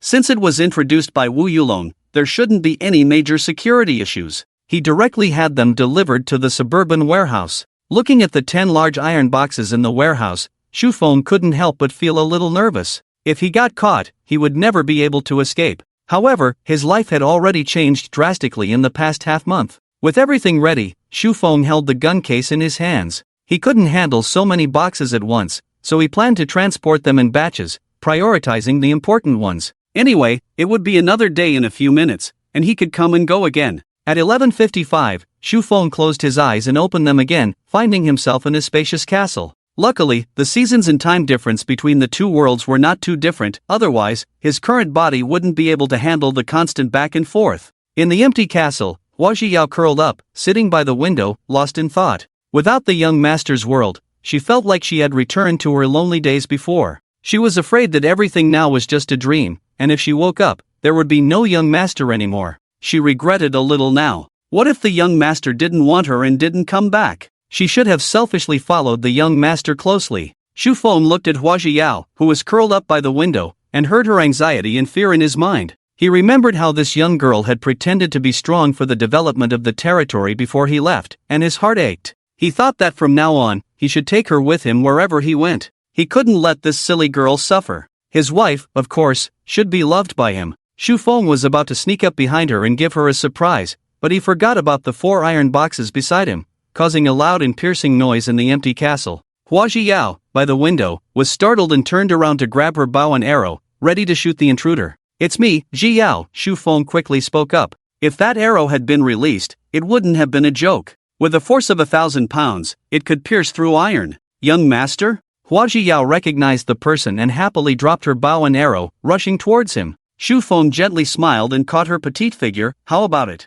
Missed me?" Hua Zhiyao nodded vigorously. "Yes, very much. I thought the young master." "What were you thinking? Silly girl, I won't leave you behind next time." "This time, I didn't think it through." Xu Feng stroked her hair gently and said tenderly. "Aha." Hua Zhiyao didn't refuse. She didn't want to be alone anymore. "Young master, did you bring so many things this time?" Hua Zhiyao looked at the iron boxes on the ground, surprised. Xu Feng patted his head. "I forgot about the important matters when I saw how happy you were. Let's go, we need to go back one more time. The things haven't been moved completely yet, and you can help me." With Hua Zhiyao's help, Xu Feng felt much easier. He saw Hua Zhiyao happily stacking the iron boxes together effortlessly. It should be noted that the remaining boxes contained armor, crossbows, as well as salt and perfume bottles from the rental house, making each box weigh at least 300 kilograms. "Zhiyao, I've been wanting to ask, is your cultivation speed too fast? Will there be any problems?" Xu Feng found it hard to believe that a person could gain over 1,000 pounds of strength in just a few days.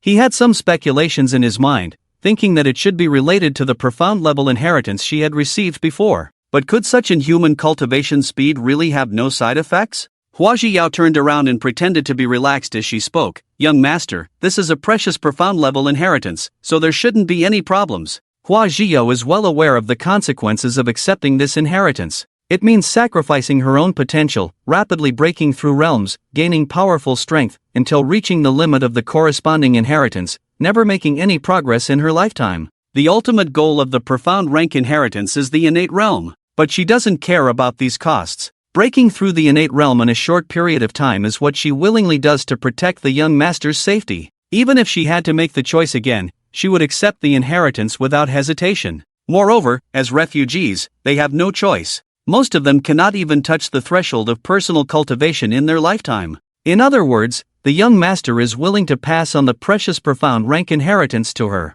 She has no other desires now, so there is no need to worry the young master. Xu Feng looked at Hua Zhiyao with suspicion. "Really?" Of course, Hua Zhiyao nodded seriously. To divert the young master's attention, she patted the box on the ground and asked, "Young master, what are these?" Xu Feng smiled mysteriously and proudly said, "Good things. Come, let me demonstrate." Xu Feng took out a crossbow, installed the arrows, and casually aimed at a wooden window, pulling the trigger. Swish! The arrow hit the edge of the window, almost missing. Shu Feng helplessly said, "Even this can go wrong, he truly deserves it." Hua Jiao's eyes lit up when she saw this, and she quickly ran over to look at the iron arrowhead that had penetrated 3 inches into the wood, secretly amazed. "Jiao, how about it? With this kind of weapon, can we quickly train a group of archers?" Shu Feng was confident about this. Hua Jiao's eyes sparkled. "Of course, young master. With them, even farmers can become excellent archers." Hua Jiao also picked up a crossbow and quickly assembled it, imitating the young master's method, aiming at a fly on the wooden window.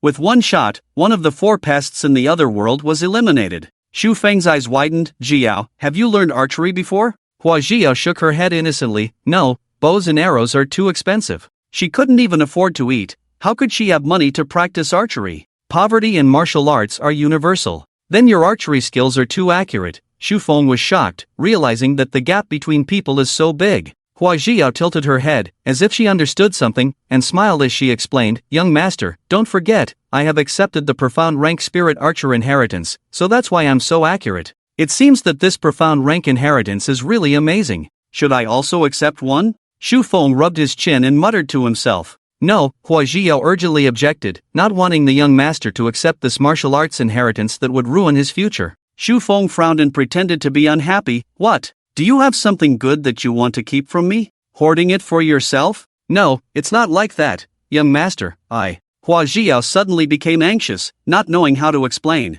Shu Feng sighed lightly, knowing that this kind of inheritance has side effects. This silly girl really cares about him with all her heart. "Jiao, what are the side effects? Are they serious?" Shu Feng approached and spoke gently. At this moment, Hua Jiao realized that she had fallen into a trap. She was really angry at the young master. Thinking about her embarrassed state when she was anxiously explaining earlier, her face turned red, and she stomped her feet in dissatisfaction, ignoring Shu Feng. Shu Feng chuckled, finally seeing that the silly girl was angry, which was not easy. "Jiao, don't hide it from me. Tell me, okay? Or give up the inheritance?" Hua Jiao, who had always been obedient, shook her head without hesitation. "Young master, please don't ask anymore. I won't give up the inheritance for your safety. Besides, the only side effect is that I can only reach the innate realm in the future, nothing more." Hua Jiao said lightly. For her, the innate realm is already very good. Shu Feng hugged Hua Jiao tightly, remaining silent for a long time. "No other side effects? Especially regarding lifespan?" After a while, Shu Feng confirmed. "No, really, and it can even break through innate limitations and extend life by 50 years. Hua Jiao said this, her eyes affectionately gazing at the young master. 50 more years of life meant 50 more years to accompany the young master, which was wonderful. Shu Feng felt a great weight lifted off his heart. It was fortunate that he could only not break through his realm, but he believed that there was nothing absolute in this world. As long as he stood high enough and had enough power in the future, he would definitely be able to solve this side effect. It was too cruel for him to have severed her future cultivation in this world where he had grown up and could cultivate, especially since this person was his girlfriend and future wife. "By the way, young master, I visited the territory today and roughly determined the situation there." It was only at this moment that Hua Jiao remembered that she hadn't reported today's mission to the young master. "No rush, we can talk about it slowly in bed later." Shu Feng smirked, rubbing her delicate cheek, and got up to hide these boxes first.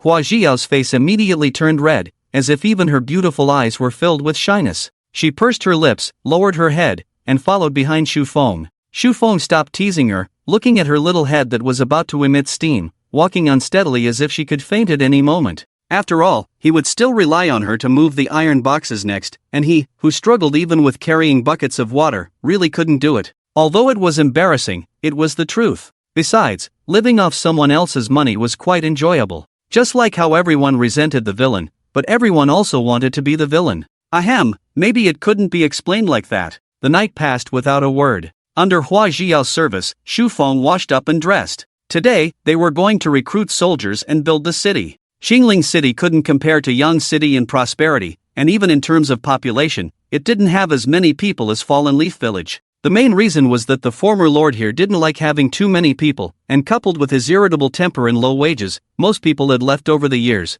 leaving only those who either signed a contract to sell themselves or were old, weak, sick, or disabled. Led by Hua Jiao, the two of them arrived at the square. At this moment, the square was filled with dozens of middle-aged men, their faces filled with unease as they waited for the real person in charge. In the morning, the Lord's maidservant found them and said they were hired to clean for 2 copper coins per hour. To be honest, they didn't believe it at first. After all, how could such a simple job pay so well? But the fact was that Hua Jiao directly prepaid 2 hours' wages to each person, a total of 4 copper coins per person, enough for a day's worth of meals for a family of 5. For their family, for the money, they gritted their teeth and agreed. While working, they felt indebted to Hua Jiao and put in their full effort, wishing to scrub the floor until it wore through. They worked from noon until evening. Even though they weren't given lunch, not a single person complained because they looked at the 10 copper coins in their hands, their eyes bloodshot, wishing they could scrub until tomorrow morning. Just cleaning for half a day earned them 10 copper coins. They felt a hint of curiosity and gratitude towards this new lord. With the copper coins in hand, they decided to try interviewing for soldiers today. After all, if they passed, they would earn at least 100 copper coins per person per month. 100 copper coins. It wasn't that they lacked ambition, it was just that the new lord was offering too much. If the salary was real, even if they were sent to the battlefield, it wouldn't be impossible. In this day and age, how much is a commoner's life worth? 100 copper coins? Or 200? Young master, they are here to apply as soldiers. Hua Jiao's expression wasn't very good. After all, only a dozen or so had come. She had already paid over 1,000 copper coins just to appease these people, and hundreds of people happily went home with money yesterday, but today only a dozen or so people came? Even if it was just to watch the excitement, they weren't willing? They really didn't know how to appreciate a good person. The young master was such a good nobleman, willing to recruit them, it was simply a blessing. Xu Feng waved his hand. Go up and take a look, they seem decent, big and strong. He doesn't mind the small number of people, after all, he just arrived. Once he gets familiar with everyone, he'll see how he feels. He doesn't lack anything, so why would he be afraid of not recruiting enough people?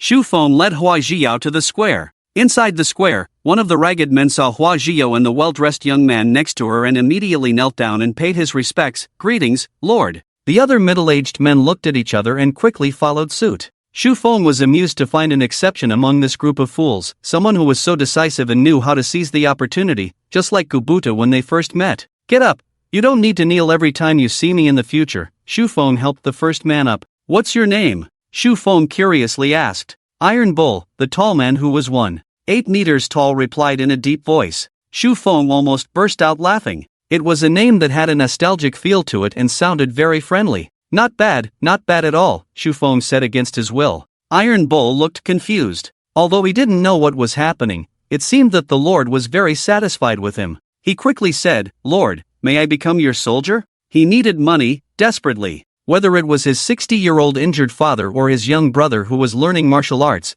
they both needed a lot of money. With the arrival of Hua Jiao, he saw a glimmer of hope. Yes, my lord, we are not afraid of hardship, and we are not tired. As long as there is money, even if it means death, we will accept it, another middle-aged man said through gritted teeth. Xu Feng looked at the dozens of people in front of him, many of whom were of his father's generation. They were all ragged, wearing grass shoes, and their eyes were full of desire for money. My name is Xu Feng, and I am your new lord. As I said before, as long as you listen to me, everything will be fine. Since you have followed Hua Jiao's instructions and come here to participate in the recruitment assessment, congratulations, you have all passed the assessment. From now on, you are my soldiers. The sudden recruitment caught the dozen or so people off guard, and before they could react, Xu Feng continued, I know you are concerned about the salary, so let me be clear. Originally, soldiers were paid 100 copper coins per month, plus 2 meals a day. But as my first batch of soldiers, each of you will receive 200 copper coins per month. How about that?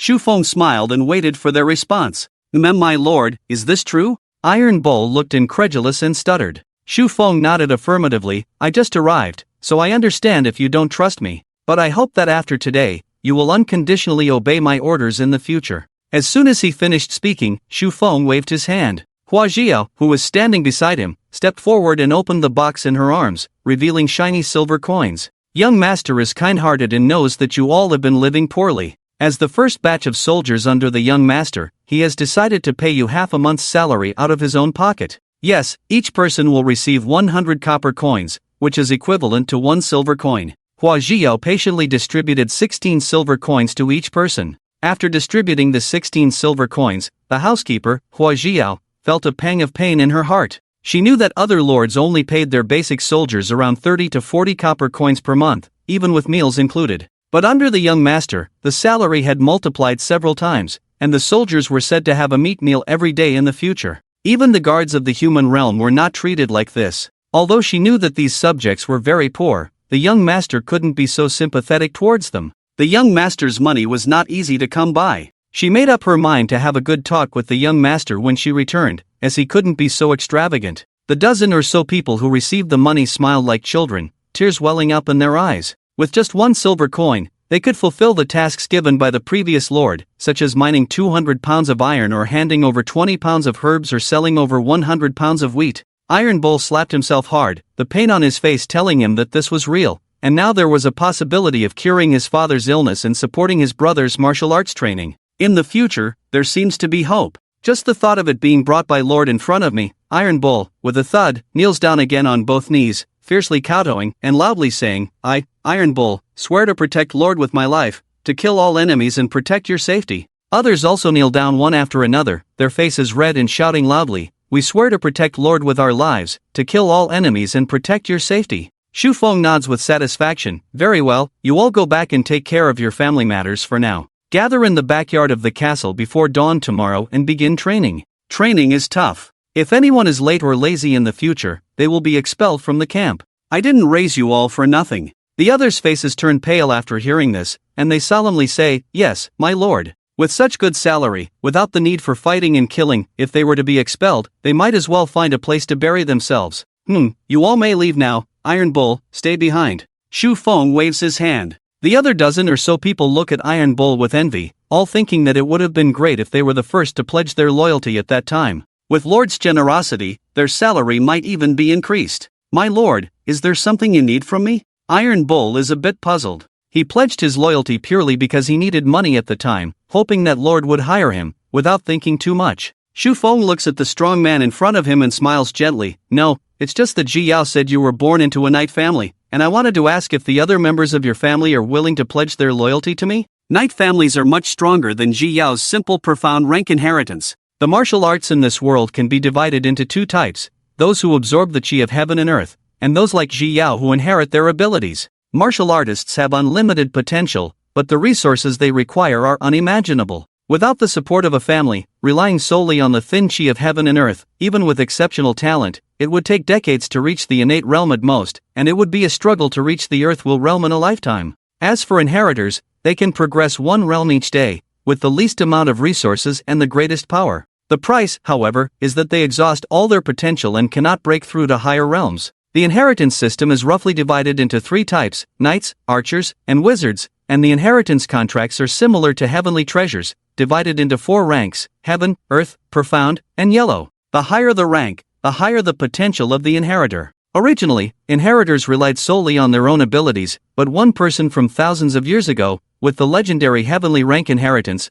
broke through to the divine will realm, breaking this limitation and forming a bloodline-like mark that can be passed down to descendants. Inheritor families mean that their descendants do not need an inheritance contract to obtain the incredible inheritance. As long as they don't encounter any accidents, they can awaken their bloodline and accept the inheritance to strengthen themselves. Unfortunately, perhaps due to the fairness of the heavens, most descendants of these inheritor families have low bloodline awakening, and can only obtain a yellow rank inheritance, never reaching the innate realm. A few can obtain a profound rank inheritance, and as for earth rank, it might take several decades for one to appear. However, even so, it still makes the inheritor families famous in the world. They are among the best choices for guarding the homes of the major noble families. Iron Bull's eyes brighten when he hears Shu Feng's words, but then he thinks of the conditions at home, and his hopes are instantly shattered. His disabled father, his young and dull brother who can't even awaken his abilities, and his brother who has a strange illness and an insatiable appetite, consuming far more than other inheritors. With a bitter smile, Iron Bull says in a dejected tone, "Young master, I am already very grateful that you recruited me, but as for the situation at home, I don't want to deceive you. One is old and injured, the other is young and dull, and whether he can awaken his abilities is uncertain. He also has a strange illness that makes him eat a lot, consuming much more than other inheritors." Iron Bull says the last words, turns his head sadly, and grits his teeth. These two useless people cannot be recruited. Shu Feng remained silent and walked up to pat his shoulder. "It's all right, your younger brother can eat like a cow, and I can afford it for now. Besides, who says they're useless? Your father used to be a talented expert, and it wouldn't be excessive for him to help me train some soldiers while I take care of their food and drink. As for your brother's food expenses, We can deduct it from your salary for now, or you can eat the free meals at the barracks with him. Immediate family members of soldiers are entitled to free food and accommodation. Although the quality may not be great, it's guaranteed to be filling. Bring them over tomorrow. I'm counting on your father to help me train them. Xu Feng finished speaking, patted his shoulder, and left with Hua Jiao. By the way, help me find some good recruits when you have time. We have too few soldiers. Tainyo stood dumbfounded in place, watching Xu Feng and Hua Jiao leave until they disappeared from sight. Tainyo knelt on both knees alone, knocking his head against the ground 3 times. Blood flowed from the knocks, but it couldn't hide the joy on his face. He swore in his heart that anyone who dared to contradict Lord's words, he would beat them until they obeyed, and anyone who harmed Lord, he would kill their entire family. Young master, you're really kind. Hua Jiao leaned against the young master's shoulder, looking at the slowly rising sun in the east, and smiled. Xu Feng shook his head. I'm not as good as you say. If you hadn't mentioned that his father was a natural talent and that his brother's strange illness might be an innate gift, awakening a ground-level inheritance in the future, I wouldn't have helped him like this. Hua Jiao didn't care about all that. The young master was the best and most gentle young master in the world. By the way, young master, Gabuta is coming today at noon. How much edible salt should we give him? Xu Feng thought for a moment. We gave him 100 kilograms last time, so let's give him another 100 kilograms this time. We can sell that big jar of perfume directly to him. Won't that be too conspicuous? Hua Jiao was a little worried. She could sense that Gabuta had advanced to the innate realm. Xu Feng smiled indifferently. It's fine, he can accept it, and after this transaction, we'll say that there won't be any new goods until next month. With that, Xu Feng touched the pistol in his pocket. He wasn't someone to be trifled with now. When he bought it, he even took the instruction manual and usage guide, afraid that it would fail him at a critical moment. Then, young master, should we let him stay for lunch? Xu Feng was taken aback. This was indeed a problem. Since he's coming at noon, let's let him stay. He has helped us a lot after all. Let's go. I'll personally cook a meal, and you can assist me. Yes, young master. Yang City, the small courtyard that originally belonged to Guyen now belonged to Gabuta. With the strength of the innate realm in his young age, countless halos surrounded him. Since the territory transaction was completed, he had taken control of everything the tribe had in Yang City, replacing Uncle Yen as the ruler of Yang City. Everything now was something he had never dared to imagine before. Thanks to that benefactor, as a businessman, his most successful transaction was meeting him and getting to know him. The young master had profound knowledge, and every transaction with him had greatly benefited him. Moreover, thanks to him, Elder Yen broke through to the later stage of the innate realm, and he learned some shocking secrets about the outside world. The Empress of the human race dispatched 100,000 troops to forcefully enter the Lost Land. The commotion was said to have caused even the legendary God-Will realm experts, the managers of the Lost Land, to come out. Unfortunately, the ridiculous thing was that when the only God-Will realm expert of the Lost Land came out and saw the 100,000 Imperial Guards, instead of resisting or reprimanding, he ran away. Yes, he ran away, with his hands covering his head, shouting surrender as he ran. If it weren't for the leader of the Imperial Guard speaking up and saying that they only needed to enter the Lost Land for something, their managers might have abandoned them and run away.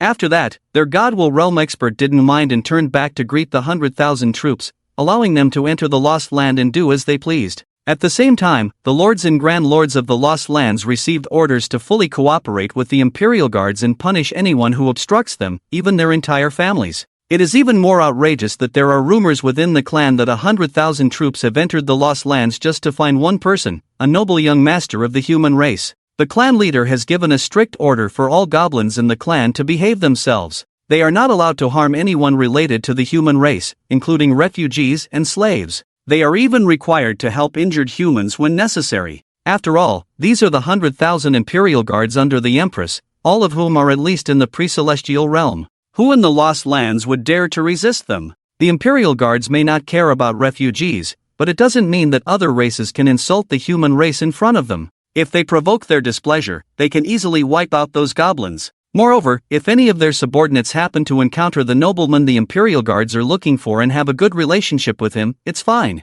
But if they have angered or harmed him, not only they, but their descendants for generations will be in danger. They cannot afford to provoke other races, so most of them choose to restrain themselves. After hearing the news, Gabuta was shocked. Fortunately, he had been busy trading with the young master these days and hadn't bought any new human refugees or slaves. Otherwise, he didn't know how to handle the situation. Wait, the Imperial Guards are looking for a nobleman of the human race? Gabuta couldn't help but swallow his saliva. Isn't that young master the nobleman they are looking for? At that time, he was puzzled how a viscount could have a divine will guard, but the divine consciousness couldn't be wrong. Now, he seemed to understand. Uncle Yen, help me. These days, Gabuta, who was confident and mature, now looked panicked and didn't even bother to put on his shoes as he rushed into the secret room. Yen was sitting cross-legged, stabilizing his breakthrough in cultivation. Suddenly, he heard his nephew's urgent cry. He reluctantly got up, thinking to himself that he was already an elder.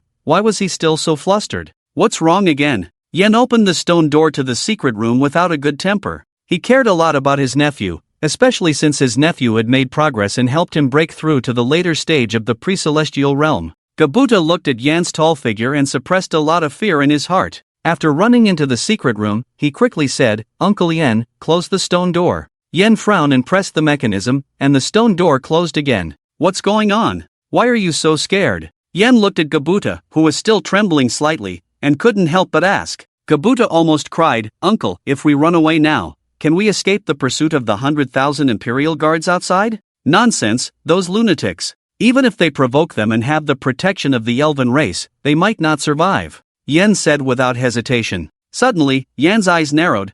Why are you suddenly asking this? Yen suppressed his bad thoughts and waited for Gabuta's reply. Hearing Yan's words, Gabuta's vision went black, and he almost fainted. This was bad. If that young master is really the one they are looking for, then the money he cheated from him. Although the transaction with him was voluntary, he did profit a lot from it. In this world, the human race oppresses other races, and the nobles exploit the lower class. But in the eyes of others, what he has done these days is just cheating the noble young master of the human race. Now that the 100,000 Imperial Guards have arrived, could it be that they are specifically coming to hold him accountable? The person with the background of the divine will guard seems to be able to easily do this. Thinking of this, Gabuta felt restless and knelt down in front of Yen with a thud. "Uncle, save me. I didn't intentionally cheat him, and the young master was willing at the time. I saw him happy after the transaction." Yan's heart sank, and he asked tentatively, "The various rare items you brought back these days, even the hundreds of pounds of refined salt, were all exchanged from the hands of a nobleman of the human race?"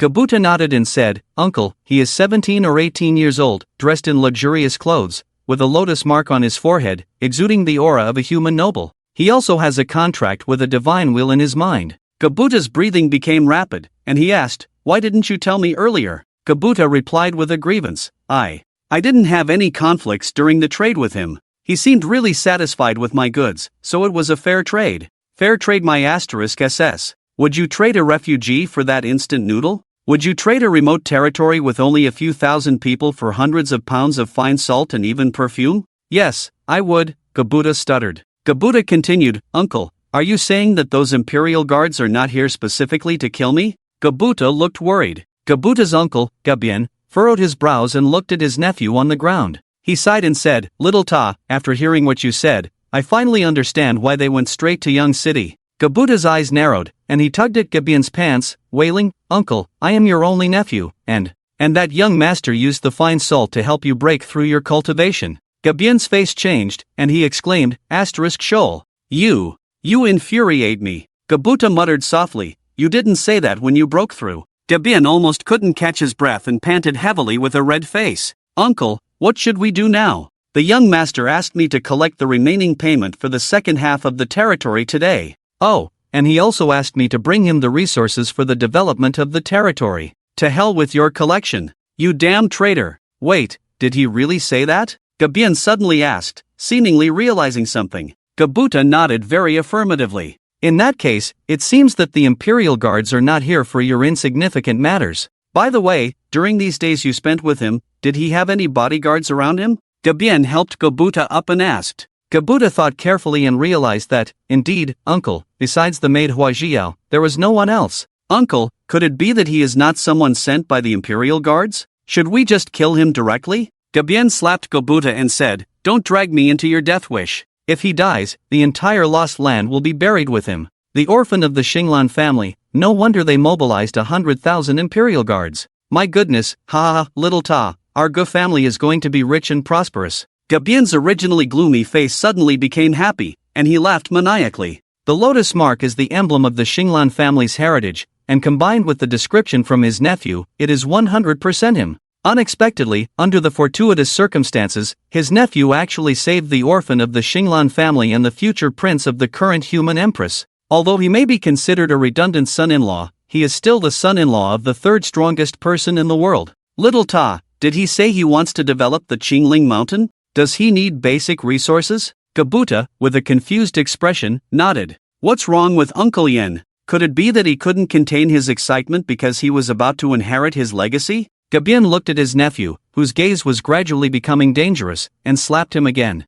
What nonsense are you thinking? The person you traded with should be the only orphan of the Xinglan Duke, the noble of the human holy city. A few days ago, someone audaciously ambushed him and forcibly transported him from the holy city to this godforsaken place. Then General Xinglan became furious and threatened to destroy the holy city if anything happened to him. Yes, now we have this scene. 100,000 imperial guards are crossing millions of miles to find him and escort him back home. Gabuta listened in a daze. So, this means he's safe? The imperial guards didn't come to kill him? Xiao Ta, uncle didn't misjudge you. The goblins are lucky to have a merchant like you. No matter what, the young master is safe now and even living happily. You definitely deserve credit for that, even if it's just a little bit. Come, you said you wanted to deliver resources to the young master, right? Uncle will take you to buy them and we'll deliver them together. This is a great opportunity to please the young master. If he smiles, they can skip a lot of trouble. Didn't they see the manager of the entire lost land, the powerful Godwheel?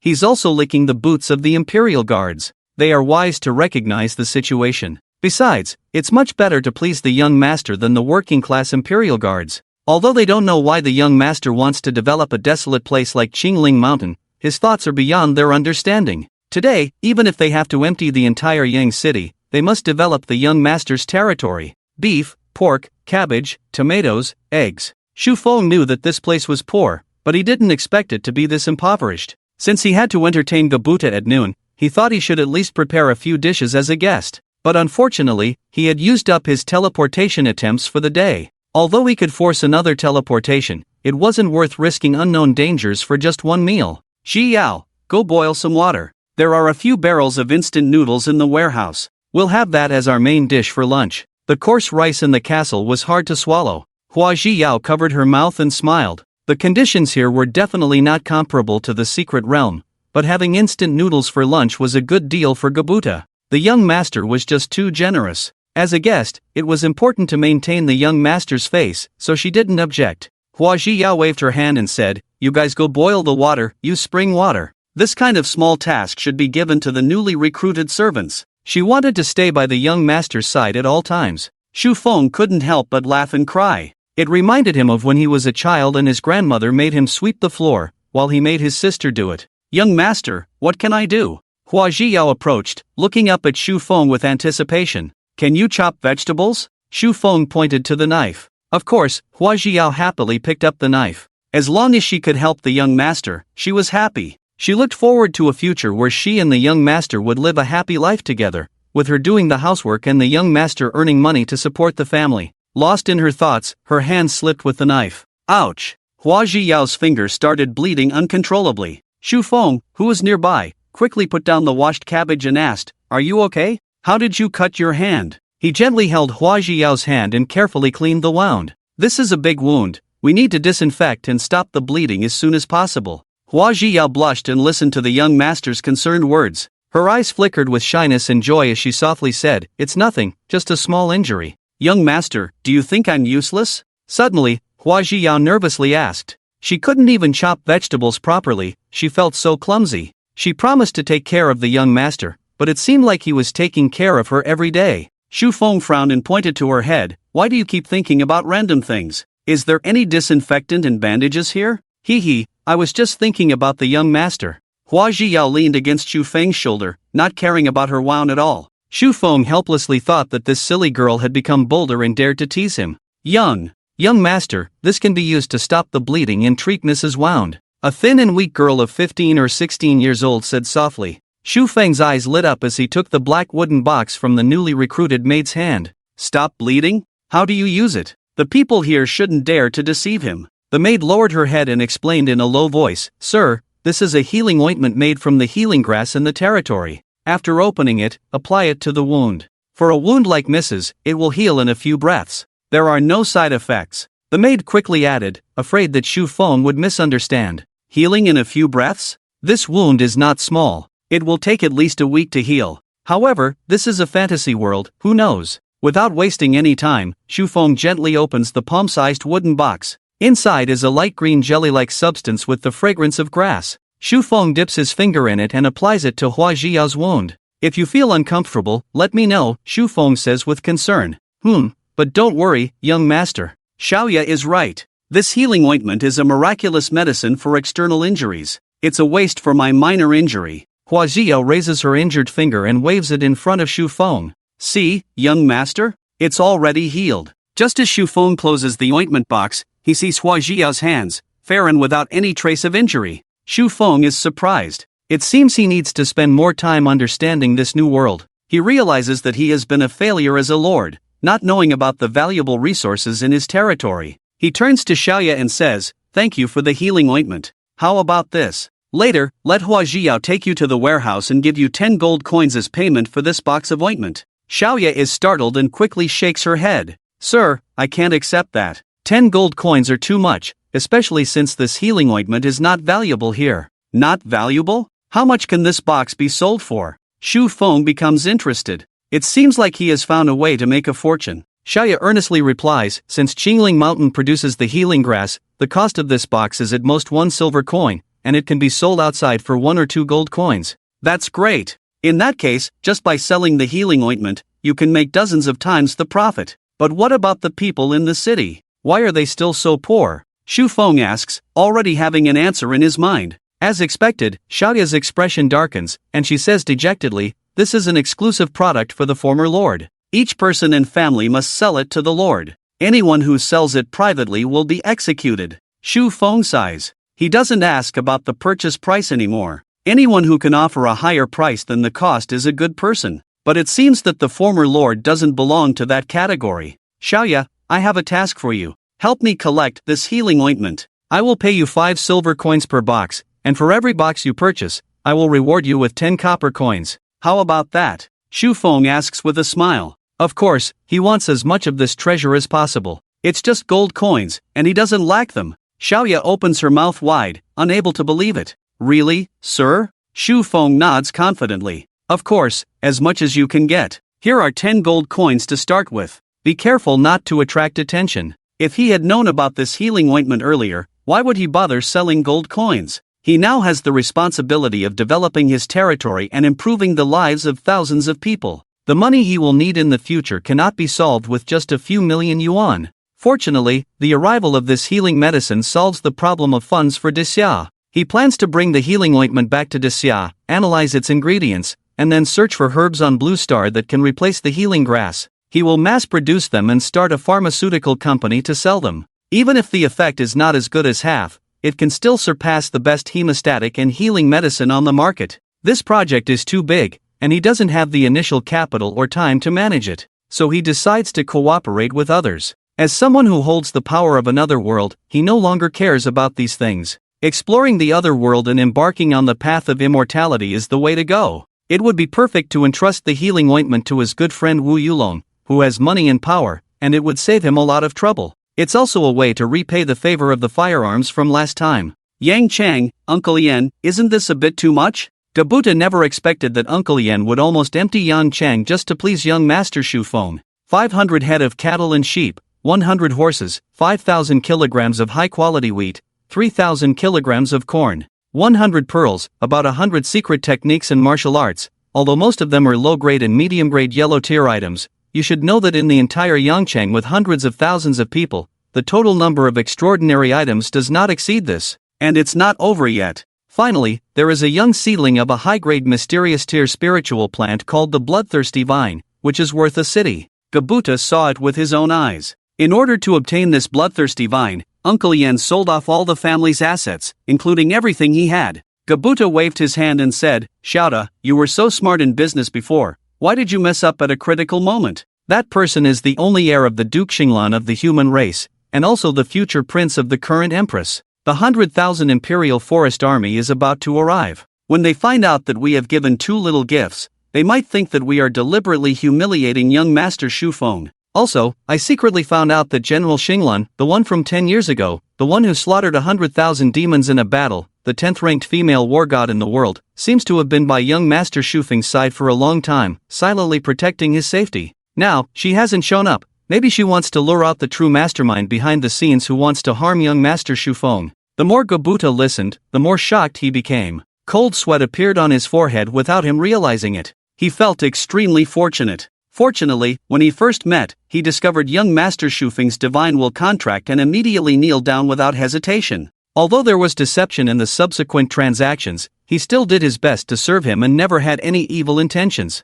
Now it seems that he has been repeatedly jumping around the gates of hell these days, and he owes his survival to his cowardice and never doubting Shufeng's identity. Uncle, why don't we just pledge our loyalty to young Master Shufeng? I still have the last 2 slave contracts here. Gobuta didn't expect that the slave contracts he left behind would be considered one day. Gobuta was taken aback, looking at his nephew like he was a fool, wondering if his nephew had gone crazy. Does young Master Shufeng think highly of us? You should know that each person can sign a maximum of 7 servant contracts, Gobuta said with a bit of annoyance. That's true. Gobuta awkwardly scratched his head, but his eyes lit up. Uncle, young Master Shufeng may not be interested in us, but Hua Jiao might be. From my contact with her these days, young Master Shufeng seems to be very fond of that maid. So why don't we compromise and pledge our loyalty to her? Uncle, if young Master Shufeng really wants to build the Qingling Mountain, then this is our best opportunity. Gobuta had this idea before, but now it's just a bit earlier. Gobuta's eyes brightened. We can give it a try. As long as we can get on the list, everything will be worth it. It's a pity that we're short on time. Otherwise, I would have liked to buy some beautiful maids to offer to young Master Shufeng. Gobuta muttered. You big-headed ghost, remember, from now on, we belong to Miss Hua. Are you afraid that she will be loved by young Master Shufeng? Yes, yes. Gobuta knew he had said the wrong thing and smiled awkwardly. Let's go. We'll come back to pick up our family once everything is settled. At noon, Shufeng leaned back on the recliner while Hua Jiao gently massaged his temples with her hands. Young master, it seems like they've arrived. Hua Jiao felt the ground shaking, which could only mean that there were at least 100 cattle carts. She hoped it was just a simple trade. It's okay, don't worry. If we can't win, we can always retreat to the secret realm. Shufeng stood up and stretched lazily. Let's go and see what good things they've brought. I hope they have the heritage pearls that I want. It's really troublesome not being able to read. Shufeng muttered. At the entrance of the territory, the Iron Bull, who sensed that something was wrong, didn't hesitate. He gathered the soldiers from this morning and stood at the gate with hoes and wooden sticks. Although they knew they couldn't stop them, the dozen or so men didn't back down. They knew that if they retreated, they would be betraying the Lord who gave them their wages. The other residents who were watching the excitement didn't think it was a big deal and jeered, "Stupid bull, get out of the way. This shaking, I'm afraid it's 100 elite soldiers. Don't give up your life for a few copper coins." Iron Bull snorted coldly, ignoring those people, his face solemnly looking ahead, only hoping they weren't enemies, otherwise. Yen Shu, we're almost there. Gobuta wiped the sweat from his forehead. Go Yen nodded. Oh, is someone welcoming us? Go Yen, as a late-stage innate, had far superior vision than ordinary people. Accelerate forward. Go Yen shouted loudly to the huge convoy behind him. He couldn't let the young master wait for them too long. Shufeng pulled Hua Jiao and walked quickly for more than 10 minutes before reaching the city gate. Now it seemed that having such a large territory was not a good thing, it was tiring. Along the way, listening to the idle chatter of the people, Iron Bull and others who faithfully guarded the city gate formed a sharp contrast. Shufeng's eyes flashed with a hint of displeasure. He wasn't a saint, but he secretly remembered those who cursed him, for when these people would come to him for help. Sir, who are they? Iron Bull saw Shufeng and felt relieved, unable to help but ask. The sight of the convoy of thousands of cattle and sheep was too astonishing. Shufeng smiled calmly. It's all right, they're not enemies. I'm very satisfied with your reaction. Each person will be rewarded with a silver coin. Shufeng patted the soldiers around him and praised them. Then, in front of the surrounding onlookers, he took out 2 gold coins and threw them to Iron Bull. You guys divide it among yourselves, save the rest for a feast. Thank you, sir. The dozen or so soldiers were overjoyed, and their support for this lord became even stronger. Learning both literary and martial arts and selling them to the lord's house had always been the way. Ziyao, remember these people. In the future, do not recruit any of them. Shufeng pointed out a few people with a casual gesture and spoke lightly. Shufeng felt that if he had any grudges, it was better to settle them on the spot. 10 years was too late, he couldn't wait. Yes, young master, I remember, Hua Jiao pronounced the fate of those people on the spot with a soft voice. In the unseen void, Xinglan wore silver armor, her black hair fluttering in the wind, her eyes like stars, incredibly deep. She silently observed everything about the young man below. The legendary god of slaughter, with a face that made people's hearts tremble, her expression cold and unchanging for thousands of years. At this moment, a faint smile appeared at the corner of her mouth, and her pure white hand continued to write and draw, adding the words decisive, vengeful to the neat and beautiful handwriting. General, the young master is really changing. Although he lost some of his memories, he also gained the legendary secret realm through misfortune, and he has changed from being weak and idle. Perhaps it is a better choice for the young master to stay here and stay away from the conflicts in the holy city. I'm really looking forward to the future. Young master, are you satisfied with these goods? Gu Yan and his nephew bowed their heads and spoke respectfully. Since they learned that the young master Shu Feng might have the god of slaughter by his side, they wished they could speak while kneeling. Shu Feng didn't understand what they meant. Why did Gobuta become so cautious again? What are all of these? Shu Feng looked at the thousands of cattle and sheep behind them, each one well-fed and strong, and they were all being given to him for free? Where in the world could such a good thing happen? Gobuta was about to say, "Young master, your guards have arrived, there's no need to be so cautious." Unfortunately, before he could speak, a tremendous force that made people suffocate pressed down on them, and both uncle and nephew heard in their minds at the same time, "Conceal everything that happened outside, pretend as if nothing happened, and don't affect his plan, otherwise, you'll die." Gobuta's legs went weak, almost kneeling down, but fortunately, Yen Shu was mentally strong and reacted in time, supporting Gobuta. Gu Yan wiped the cold sweat from his forehead and laughed. "Ahem, the weather is really nice today, really nice." Shu Feng was speechless. "Since you're Uncle Gobuta, then I'll call you Uncle Yen as well. How do you want to trade?" Gu Yan's face turned pale with fear, as if he could feel the gaze of death. "Young master, just call me Xiao Yan. My nephew, Xiao Ta, was ignorant before, please don't mind. To be honest, my uncle and I want to join the young master. We're afraid that you'll despise our Goblin clan." Gu Yan gritted his teeth and spoke directly. The person who just transmitted the sound is definitely a master from the Divine Wheel, and only that divine will survive the demon-slaying campaign in the Duke of Xinglan's mansion. I never expected that one day, he would be able to listen to her words up close. Join me? Shu Feng became even more suspicious of the motives of these two people. "Young master, we are sincere." Gobuta noticed Shu Feng's doubt and quickly took out the slave contract. "Young master, you now exchange for the Qingling Mountain territory. You definitely want to develop it and achieve something here. My nephew and I want to make contributions and establish a career. And to be honest, the Goblin clan has a low status. It's fine within this 3-acre land, but outside, we can't even make it to the stage." Yen Shu has now broken through to the late stage of the innate realm. If he wants to go further in the future, it will be even more difficult. So we hope to get your help in the future, so that we can go higher and farther. Hua Jiao stepped forward and sneered, "You're thinking too highly of yourselves. As someone who has accepted the inheritance of the profound rank, she is not the ignorant refugee she used to be. She knows that the young master only has 5 slots for servants, and each one is extremely precious." Gobuta smiled bitterly. "Miss Hua, don't misunderstand. We want to join you and be loyal to the young master. Considering our previous relationship, please show us mercy and accept us. We are both talented in the innate realm, and in the future, we won't let you down." Gobuta lowered his posture. Hua Jiao looked surprised and pointed at herself. "Be loyal to me? Of course, we are willing to endure any hardship. If you want us to go east in the future, we won't look west. And as for the construction of the Qingling Mountain territory, we are very familiar with it. We guarantee that we will build it into the perfect city in the young master's heart." Hua Jiao was at a loss and looked at Shu Feng. Shu Feng asked Hua Jiao in a low voice, "Is there any problem with the contract?" Hua Jiao nodded. "Young master, there is no problem, but I." Shu Feng was overjoyed when he heard that there was no problem. It's rare to come across such a good thing these days. Could it be that he is truly the chosen one in this otherworldly realm? Although he didn't know the reason why they were so eager to be loyal to him, gaining 2 talented experts, one of whom is skilled in trade, is a huge gain. "Ahem, since you are so sincere, Hua Jiao, you can sign the contract." Shu Feng spoke up. Yes, Miss Hua, we promise to work hard to complete the tasks assigned by you and the young master." "Then, okay." Hua Jiao agreed in a daze. To be honest, having 2 experts in the innate realm loyal to her gave her a surreal feeling. After signing the contract, Gobuta and his nephew breathed a sigh of relief. No matter what, from now on, they were the young master's people. Their safety in life was guaranteed, and their future was bright. They felt like they had instantly reached the pinnacle of the world. Young master, please let your people make way. I will have someone bring in the goods from outside. Alright, let Iron Bull help you. As for where to put them, ask Iron Bull. After you're done, come to the castle.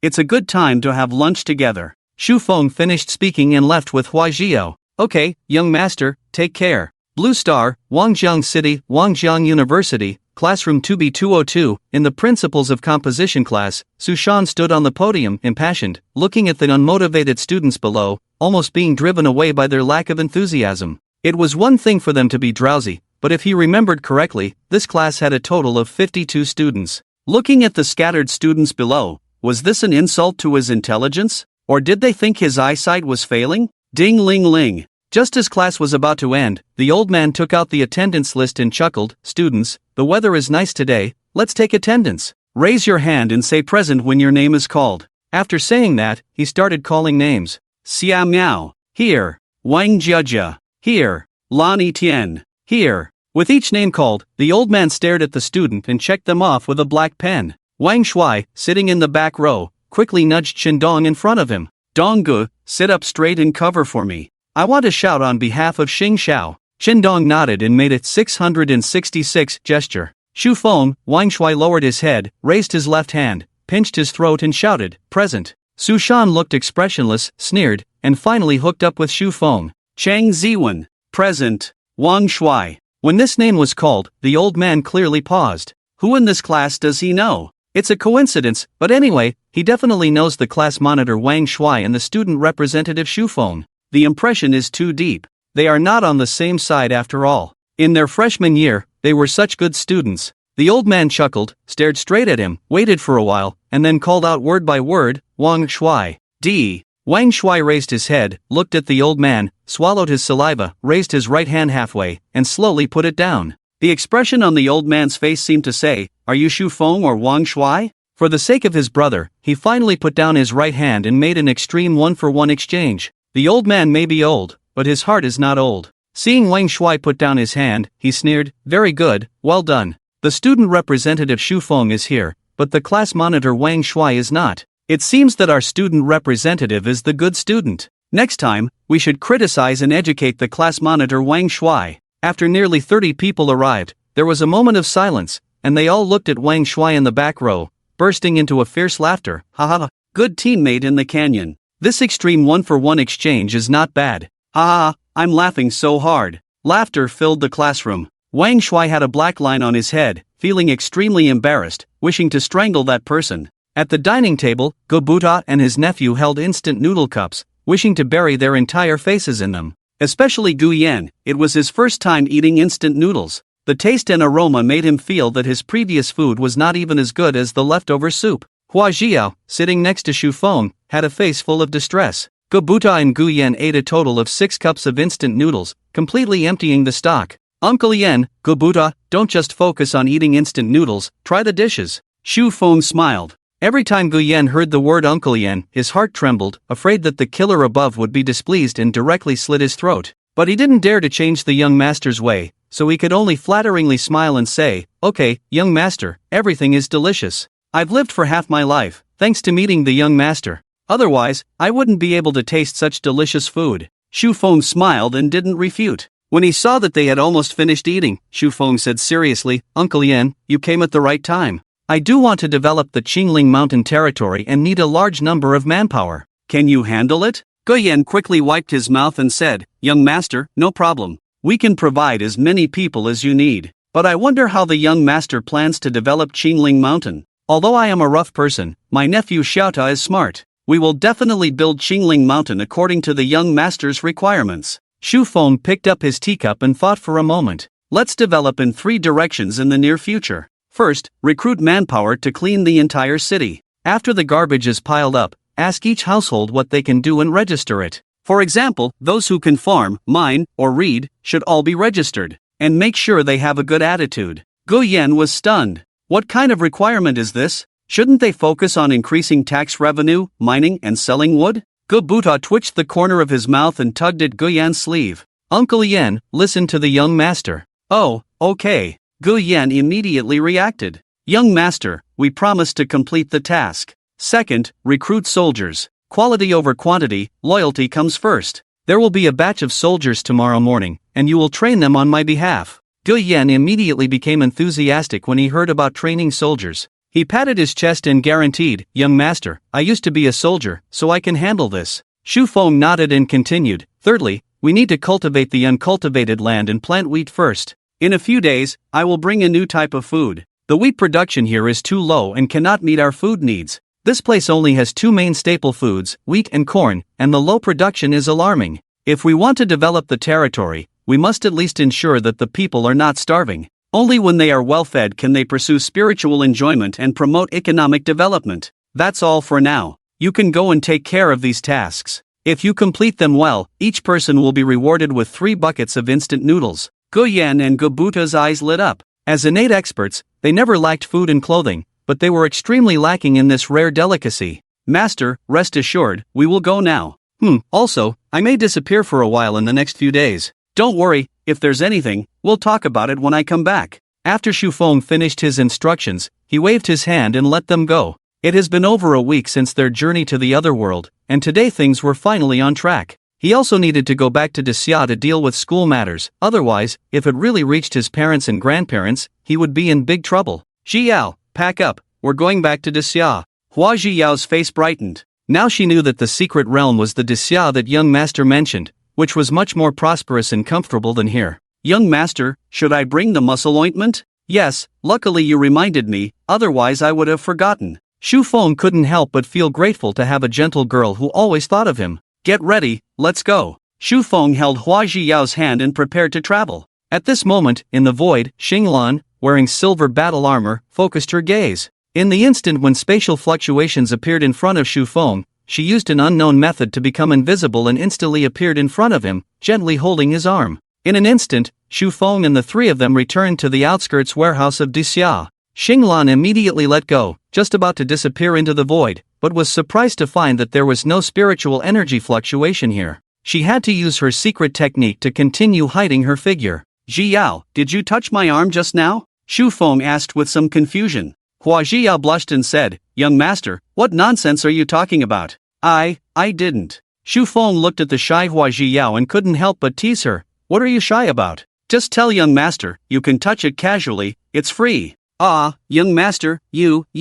Hua Zhiyao's face turned red, pouting and huffing. I won't tease you anymore. Let's go and make money. I'll take you to eat Xia barbecue tonight. It's much better than instant noodles." As soon as she heard about food, Hua Zhiyao forgot about her shyness and licked her lips, full of longing. "Really? Is it expensive?" Shu Feng rubbed her hair and said, "No, after we finish this deal, we'll be financially free. We can eat whatever we want and play whatever we want. Young master is amazing." Of course." On the side, Xinglan had a black line on her face and continued to record expressionlessly, "Young master's personality trait 112, shameless, bragging." As Shu Feng drove towards the city in his car, Xinglan followed closely behind, walking about 10 meters behind him. As they entered the city, Xinglan looked at everything around her, the tall buildings, cars, airplanes, and snack streets. Everything in Xia constantly stirred up the heart of this unparalleled expert in the divine will realm. She suppressed her shock and quickly wrote, "Young master's adventure, unknown rank secret realm, comparable to a new world, extraordinary and divine." However, she didn't think too much about it. The most important thing now was to protect young master's safety. In this unknown world, there were unknown dangers, and she had to protect young master by his side at all times. As for Hua Zhiyao, she was only in the middle stage of the human will realm and was too weak. Back in the rental house, Shu Feng lay on the bed and charged his phone, which he hadn't used for over a week. As a 21st century otaku, it was unbelievable that he hadn't played with his phone for so long. As soon as the phone was turned on, it kept vibrating. Dozens of missed calls, 99 plus WeChat messages, especially from the class monitor Wang Shui. It was terrifying. He couldn't help but want to flood his message list. He couldn't imagine what would happen if he called Wang Shui now, so he sent him a message. "Shui, at the latest tomorrow, I will definitely go to school. Hold on, I'll treat you to a month at the club." After reassuring his parents and loved ones, he quickly activated the Do Not Disturb mode, the out of sight, out of mind method, which was very effective. With everything settled, Shu Feng called Wu Yulong, and Wu Yulong said, "You finally called, everything okay?" Shu Feng replied, "Of course, I said I was hunting, there's nothing going on these days, how about having barbecue together tonight?" "Sure, no problem, is she coming too?" Shu Feng smiled and said, Ji Yao will definitely come, and you should bring your significant other too. I heard you're getting married soon. Wu Yulong chuckled, almost, just a few more months. Let me know when the time comes, I'll give you a big red envelope. Of course, don't disappear when the time comes. Wu Yulong said irritably. Shu Feng smiled awkwardly, no.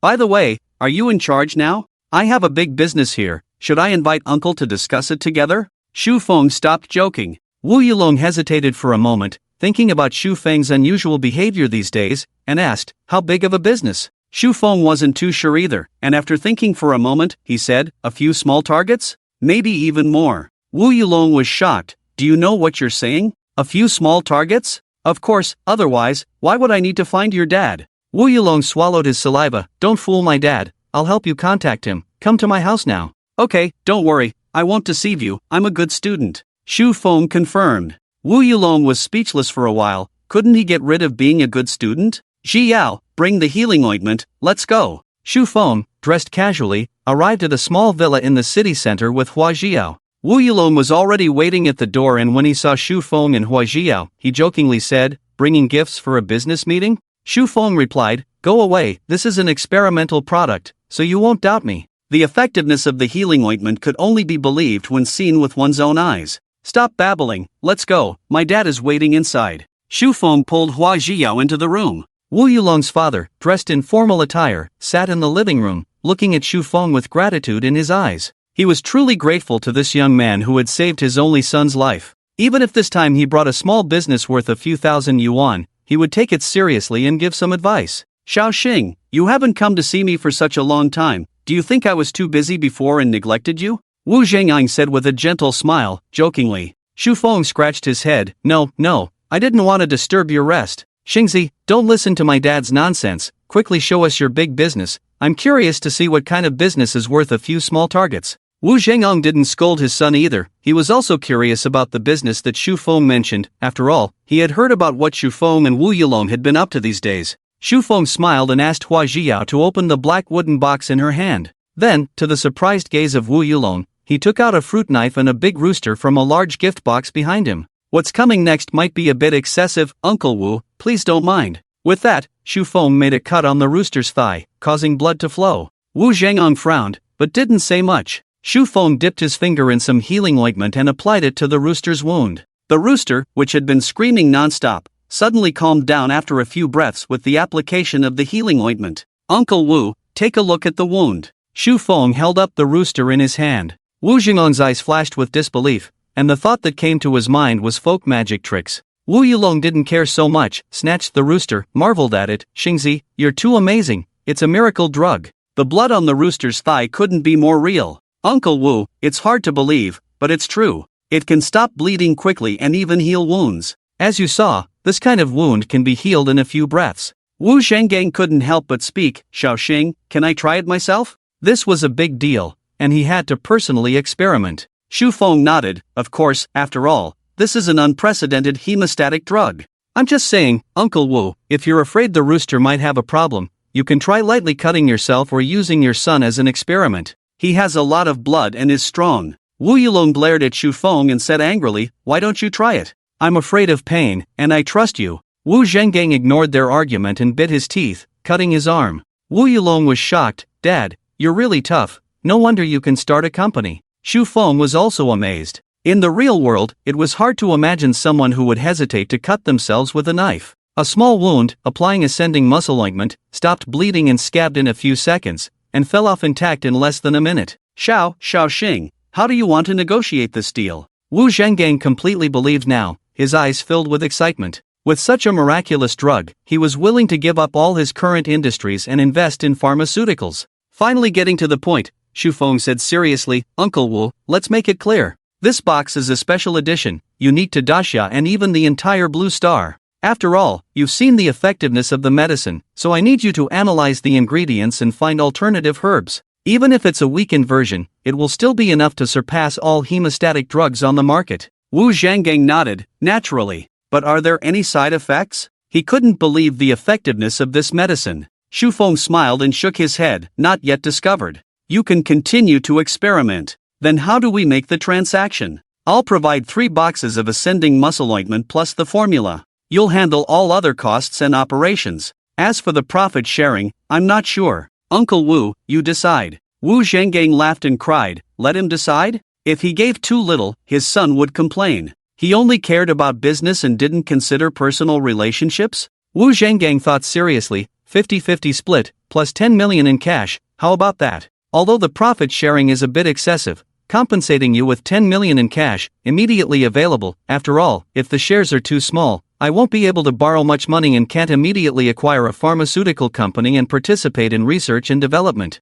Xu Feng was surprised and quickly waved his hand. No, Uncle Wu, you're too generous. How about you give me 10 million in cash, plus a 70-30 split? You get 70, I get 30? Wu Zhengang admired Xu Feng and looked at him. The difference between a 50-50 and a 70-30 split was at least a billion-level fortune in the future. No need to say more, it's settled. You and Xiaolong will handle this project. You and him will sign the contract. I'm old and can't keep up with the thinking of you young people. I'll be responsible for supporting you from behind and taking care of the company. After the contract is finalized, let Xiaolong bring it to you tomorrow. Aren't you going to have barbecue?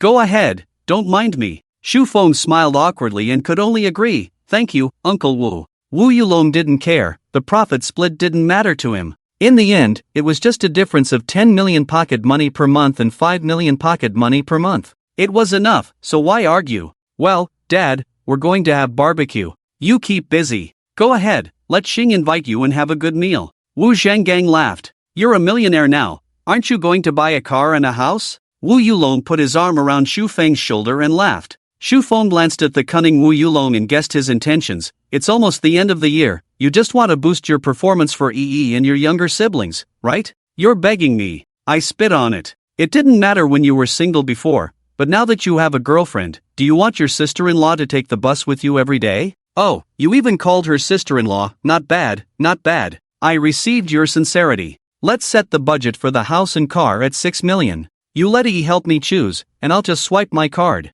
Xu Feng spoke generously. As for money, he can continue to earn it. For him now, he just wants to live comfortably. Heh, you can call E sister-in-law, but do you have the guts to call her that in front of her? Xu Feng suddenly fell silent. This brother of his is obsessed with older women, and Sui is his childhood friend and older sister, 2 years older than him. Sister-in-law, how did Xingzi manage to win you over? He got off too easy. Suddenly, Wu Yulong curiously asked Hua Jiao, who was sitting quietly beside him. He was very curious about Hua Jiao. This kind of girl is really rare. A blush appeared on Hua Jiao's bright and clean face, and she whispered, young master treats me very well. It's my honor to meet him. Young master? Wu Yulong looked at Xu Feng with a dangerous look in his eyes. Among friends, it's fine to call him Xingzi, but why did he become addicted to it when it comes to his girlfriend? Xu Feng's gaze drifted, and he couldn't be bothered to explain Hua Jiao's title. Anyway, he has thick skin, and it sounds good to him. Xingzi, oh well, forget it,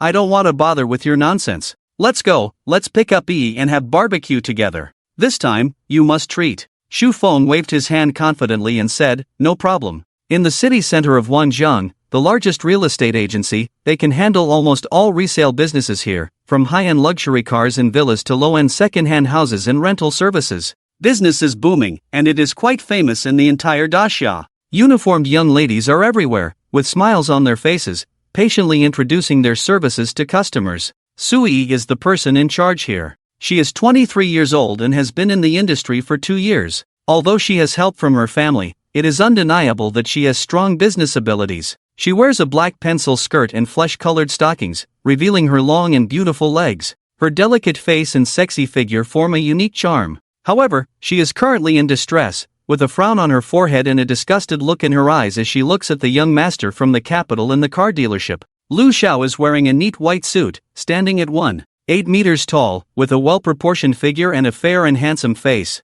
From a distance, one would think he is a rich and handsome man, but unfortunately, he has a pair of wicked eyes and a dirty heart. Watching him touch one of the female employees, the female employee is almost crying with shame, but she doesn't have the courage to slap him. She can only seek help with her helpless eyes. As she scans the other employees, none of them meet her gaze. They all lower their heads in shame. Just as she was feeling desperate, she saw the manager, Miss Su, slowly approaching. Her eyes instantly lit up. For the sake of her employees, Sui sighed deeply and prayed in her heart, hoping to quickly get him to leave, otherwise it would be troublesome when Yulong and Xingzi come over later. He has a background in the capital, and she doesn't want to cause trouble for Yulong. Young Master Xiao, which car caught your eye? Xiaoyi will make the decision and give it to you. Sui, wearing high heels, approached Lu Xiao with a professional smile on her face. Lu Xiao's eyes lit up when he saw the main character coming. He let go of the female employee in his arms. Sui took the opportunity to pull the female employee away and quickly let her leave.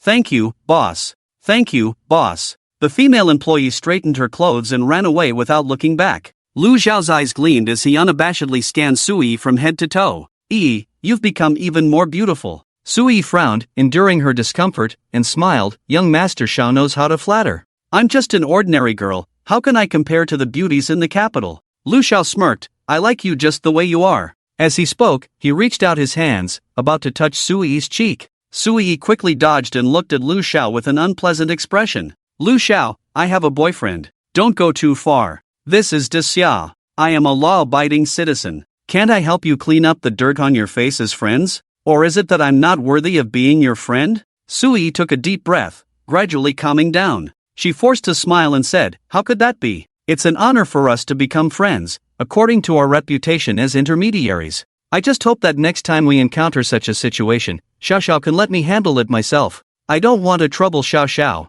Lu Xiao looked at Sui with a playful gaze and casually said, I heard that there are financial problems with the reputation intermediary. It's not good. They will have to compensate the cooperating party for several billion RMB. How about I talk to your little boyfriend and ask him to beg his father to provide tens of millions to help you out? Sui's face turned ugly. Lu Xiao, what do you want to do? She knew very well that Lu Xiao was most likely behind the problems with the cooperating party, but she had no evidence and didn't dare to confront him. After all, there was still room for salvage. Lu Xiao brushed off non-existent dust from his body and looked at the angry Sui, still as beautiful and charming as ever. He felt an intense desire for this woman who was not easily obtained. Tell me, if your little boyfriend finds out that you might be in debt of several billion RMB, can your wedding in a few months still continue? Your little boyfriend's family has worked hard for generations and has only managed to establish a company worth nearly $1 billion. Will he sell everything he has now just to help you repay the debt? Lu Xiao, what exactly do you want?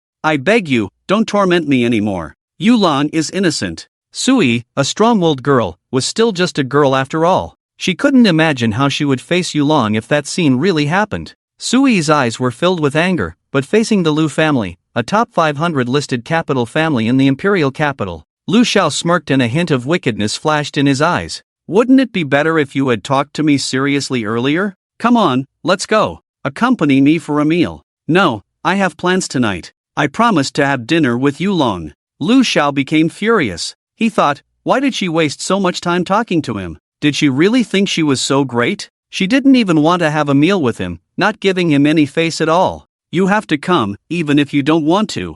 Otherwise, I'll ruin the reputation intermediary right now and visit your little boyfriend's company while I'm at it. Please, don't. Sui panicked.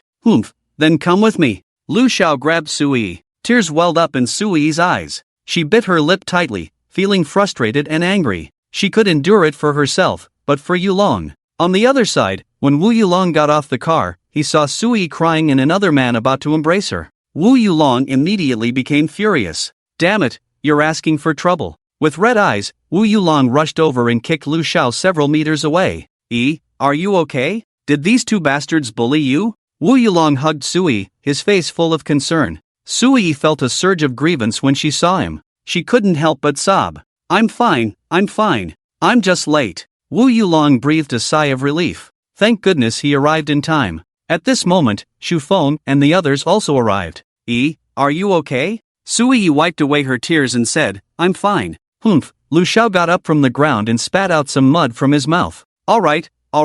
I've never been kicked like this before in my life. Oh, there's a more beautiful one. Perfect. I'll take both of you. Lu Xiao stood up and saw Hua Jiao, his eyes almost popping out. Xu Feng frowned. Who let that mad dog out? Didn't they tie it up? It ran out barking? Lu Xiao's veins were exposed. Where are the people? Where did they go? Didn't they see the master being beaten? I'll beat them all back. Let me finish off these two guys. Lu Xiao was furious, his eyes red as he shouted. As the commotion grew louder, everyone around moved far away. Despite the clicking of cameras, no one came forward to help. Only a few people opened their phones and called the police. A burly man with several scars on his face approached Xu Feng and Wu Yulong without saying a word, wielding a stick. Xu Feng took a deep breath of cold air, never expecting the other party to be so arrogant, daring to openly carry a stick and even daring to assault someone in public. Hua Jiao's expression tightened as she quickly protected the young master. Young master, run away later. Although she was in the middle stage of the human wheel, she couldn't withstand so many big men with sticks. Moreover, she was the only one there and wouldn't be able to protect the young master's safety if a fight broke out. Wu Yulong also regained his senses. Xingzi, call the police. Call your grandpa. Fight them. I'll take responsibility if something happens. Lu Xiao had gone crazy. Over a dozen people rushed forward, and Hua Jiao punched away 5 or 6 of them. Unfortunately, she had already been hit by several sticks in order to protect Xu Feng. Cough cough. Blood overflowed from the corner of Hua Jiao's mouth as the thick stick struck her delicate body. Xu Feng's heart ached, and he stood up despite his injuries and counterattacked with red eyes. However, as a typical otaku, Xu Feng naturally received more beatings and ended up with a swollen face and bruises. On the other side, Wu Yulong was even more miserable, taking one stick after another, each blow causing visible pain. Hua Jiao's face was filled with killing intent as she didn't hold back, using her entire body's energy to gather in her hands and deliver punch after punch. The aura of a tiger's roar killed the crowd, shattering bones and causing blood to spurt. Lu Xiao's eyelids twitched as he watched. Was this woman still human? So ferocious? Xiao Huang, can you win? Lu Xiao asked casually behind him. A thin man in black clothes raised his head and looked at Hua Jiao expressionlessly. There's no one I can't fight, as long as the money is enough. The man's name was Huang Qi, and he had an elderly and a young person in his family. Within 3 days, he had to raise 500,000 yuan. For this, he was prepared to go to hell. He could live up to the evaluation of going to hell. The man dropped out of junior high school and did various jobs like washing dishes, moving bricks, mining coal, and picking up garbage for money over the years. Finally, by chance, he received guidance in a martial arts performance in the martial world, undergoing suicidal training that allowed him to develop his martial skills. After a few years, he became famous in the underground forces of Wangjiang City by relying on his reckless fighting style. If Hua Jiao observed carefully, she would discover that Huang Qi's physical body had already surpassed the early stage of the human wheel and was approaching the middle stage. Although his muscles were almost necrotic, it couldn't be denied that in a place like Dashia where there was no vitality and no systematic martial arts, this person was an extraordinary individual to be able to train his physical body to such a level. You coward, stop fighting. I'm willing to compensate for my brother's money. Xu Feng, feeling aggrieved, spoke up with a face full of frustration. As a grown man, he could endure a few days of being injured, but he couldn't accept it if Hua Jiao got hurt. Lu Xiao spat dismissively, money? I don't care. You coward, hiding behind a woman. Lu Xiao looked at Hua Jiao fearlessly protecting Xu Feng and felt a twisted jealousy in his heart. Xiao Huang, it's your turn. Knock out the girl and kill the guy. Lu Xiao became angrier the more he watched and couldn't help but say to Huang Qi behind him. The person called Xiao Huang spoke indifferently, don't forget what you promised me. Lu Xiao replied perfunctorily, I know, just 500,000 yuan. If you bring that man in front of me and let me hit him, I'll give you 1 million yuan for each punch. Xiao Huang didn't waste any words and quickly rushed forward, launching a surprise attack on Hua Jiao. This girl who appeared out of nowhere gave him a greater sense of threat than anyone else before. In a one-on-one fight, he would lose in 3 moves. But how many people fought one-on-one these days? Martial virtue? Are you asking a hoodlum to talk about virtue? That's ridiculous. Sensing the punch behind her, Hua Jiao's expression turned fierce as she retaliated with all her strength. Bang! Hua Jiao took 3 steps back, a trace of blood appearing at the corner of her mouth. Huang Qi, on the other hand, was in a sorry state. He had underestimated Hua Jiao's strength. Even though she was injured, her full-force strike almost disabled his right hand. Huang Qi tightened his fist, preventing it from trembling. Attack together, stop her. As soon as the words fell, Huang Qi went straight for Hua Jiao's back and kicked Xu Feng out. Cough cough. This kick almost knocked Xu Feng out. Hua Jiao was furious. Young master. Ignoring her injuries, she was about to rush forward. TSK, still calling him young master? Lu Xiao couldn't help but laugh. How dare these people in this place call themselves young masters? Beauty, what's good about following him? Why not consider me? Let me become your young master. Pa, I will definitely kill you. Hua Jiao said sternly, looking at the young master who was spitting blood, her face full of heartache. She hated herself for not breaking through her innate limitations. If she had, these people wouldn't have been able to harm the young master. Xinglan and the Void hesitated for a moment but decided to continue observing. These were just ordinary people, filled with anger but not intent to kill. They couldn't harm their lives. Beauty, you care so much for your young master. Do you want to save him? Lu Xiao stopped his subordinates and looked at Hua Jiao with a playful gaze. Hua Jiao didn't hesitate at all. What do you want? Release the young master, and you can hit me. Nonsense, Jiao, what are you talking about? Xu Feng was furious, as if he was seeing this world for the first time. Wasn't this the plot that only happened in novels? How could the other party be so arrogant? What was backing them up? Lu Xiao, have you gone crazy? The situation has escalated so much, aren't you afraid? Sui helped up Wu Yulong, who had fainted on the ground, and cursed loudly. Lu Xiao sneered, afraid? Of course I'm afraid. But did you see me make a move? Sui, I gave you so many days to consider. Let me tell you, I'm running out of patience. You, aren't you just having a meal? I'll go. Sui looked at Wu Yulong and Xu Feng, who had been implicated, feeling guilty. Xiaoxing, I'm sorry for dragging you into this. Please take care of Yulong for me. Sui's face was full of tears as she slowly walked towards Lu Xiao. Lu Xiao laughed heartily, that's right, but it's too late now. Having a meal is not enough. Lu Xiao shamelessly scanned Sui's graceful figure and then looked at the pure Hua Jiao. He chuckled, if you two come together, I'll let them go. You bastard, who do you think you are? Xu Feng couldn't help but curse. He didn't believe that the other party would dare to kill him. After all, this was Disya. Young master, it's okay. You can come for me later. Hua Jiao gently touched Xu Feng's swollen cheek, knowing his intentions. But in order to protect the young master from harm, she had to compromise now. If she couldn't escape later, she would bite her tongue and die. Meeting the young master was her fortune for 10 lifetimes. Being able to share a bed with the young master for nearly 10 days made her truly happy, although she wanted to spend her whole life with him. Beep beep beep. The sound of police sirens rang out, and Lu Xiao's expression changed. He cursed inwardly, thinking that the people inside were so unreliable. Thinking of what his older brother had said, he had no choice but to give up. He glared at Xu Feng with hatred. Kid, just you wait. Xu Feng, with red eyes, asked, what's your name? Lu Xiao laughed heartily and pointed at himself. You want revenge? Sure, kid, my name is Lu Xiao, from the Lu family in the imperial capital. I can stay in Wangjiang City for 3 more days. I look forward to your arrival. Police, don't move. The place quickly calmed down, and Lu Xiao and his men were naturally taken back to the police station, while Xu Feng and the others were sent to the hospital. Xu Feng and Wu Yulong seemed to be seriously injured, but they only had minor external injuries. Wu Yulong was a bit unlucky and was hit in the head, suffering a mild concussion. In the hospital room, Hua Jiao felt guilty. Young master, I'm useless. Xu Feng looked at Hua Jiao, the once beautiful girl, now with pale skin, swollen and bleeding. He suppressed his anger and gently touched her hair. It's the young master who is useless. You should rest well first, I'll take care of some things. Young master, I'm fine. Please, don't seek revenge. She was only slightly injured, but it wasn't worth it for the young master to offend someone who seemed powerful. Xu Feng smiled. Xiao, remember, the young master is not afraid of anyone, especially now. With 2 worlds at his disposal, who could he fear? If he had been bolder before, perhaps today's scene wouldn't have happened. If they had just attacked him, he would have accepted it, but the other party dared to hurt Hua Jiao, his wife. Whoever touched her would die. Pushing aside the phone used to purchase firearms before, Xu Feng said coldly, 10 million, to buy a life.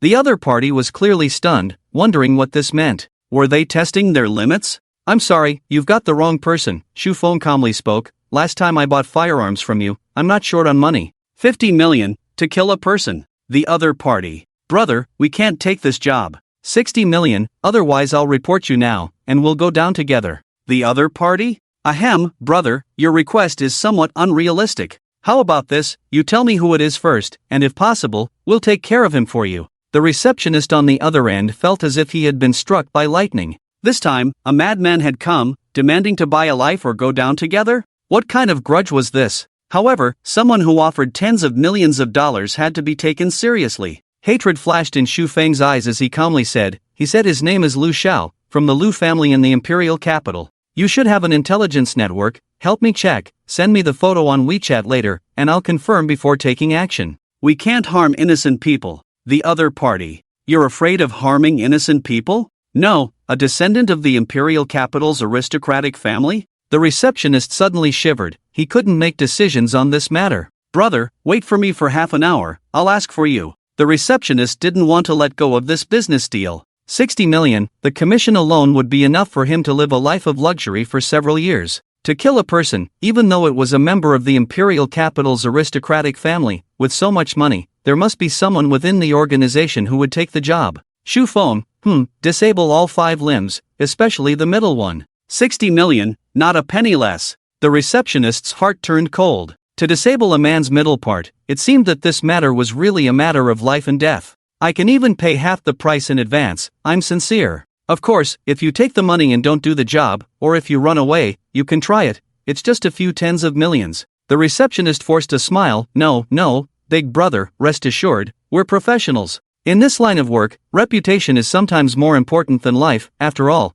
customers are limited, and they're all wealthy clients. Although they've always been involved in the black market, this is the first time they've taken a job to disable someone, but who asked them to offer so much money? Only half an hour. The receptionist didn't waste any time. He directly spent 10,000 yuan and posted a top task, S-level time task. 15 minutes disable Lu Xiao from the Lu family in the imperial capital. Commission, 60 million. Note, the employer requires the complete destruction of all 5 limbs, especially the 5th limb. Interested parties please private message. The employer is sincere and willing to pay half the deposit in advance.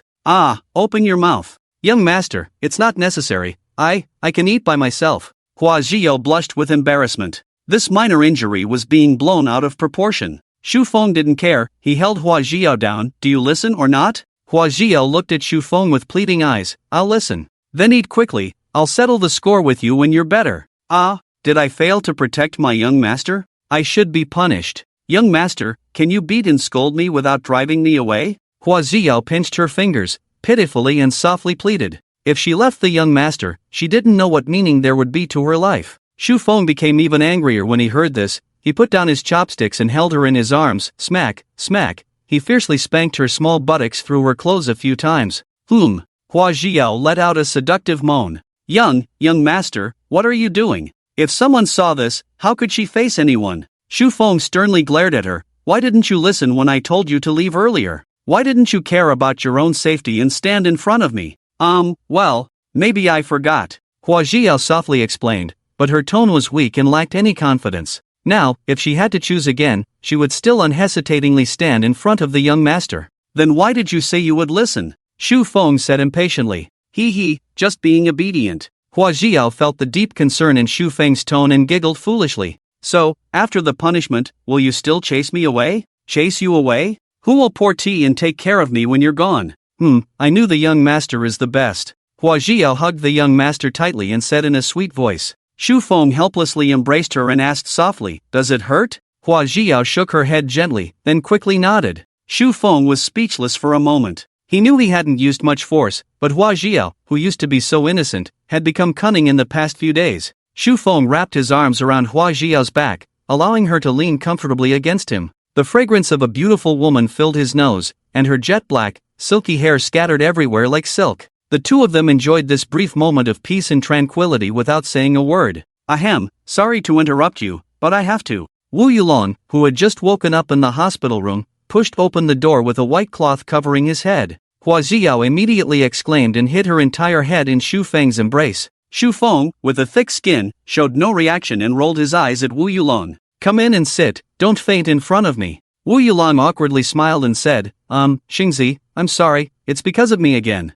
Shu Feng waved his hand. What are you talking about? When I caused trouble for you, did you blame me? Where is Yi? Is she okay? Wu Yulong sighed. She went to talk to my father. Seems like the other party has quite a bit of power. As usual, Wu Yulong's father would have sent someone back by now. Wu Yulong smiled bitterly. The Lu family in the capital, they control 2 Fortune 500 companies in 2 different worlds. Looking at the injured Hua Zhiyao, Wu Yulong quickly added, but don't worry, they will definitely be held accountable for this. Shu Feng shook his head. I'll handle my own grudges. I understand the difficulties my uncle faces, but that doesn't mean I'll take this loss. And to be honest, my uncle's actions are just about making the other party pay money. Do I need money now? Since they dared to catch the attention of Hua Zhiyao and provoke me to this point, they must be prepared to pay the price. Wu Yulong swallowed his saliva. Xingzi, what do you want to do? Shu Feng shrugged. 60 million, just find someone to disable him. Wu Yulong suddenly felt his scalp go numb.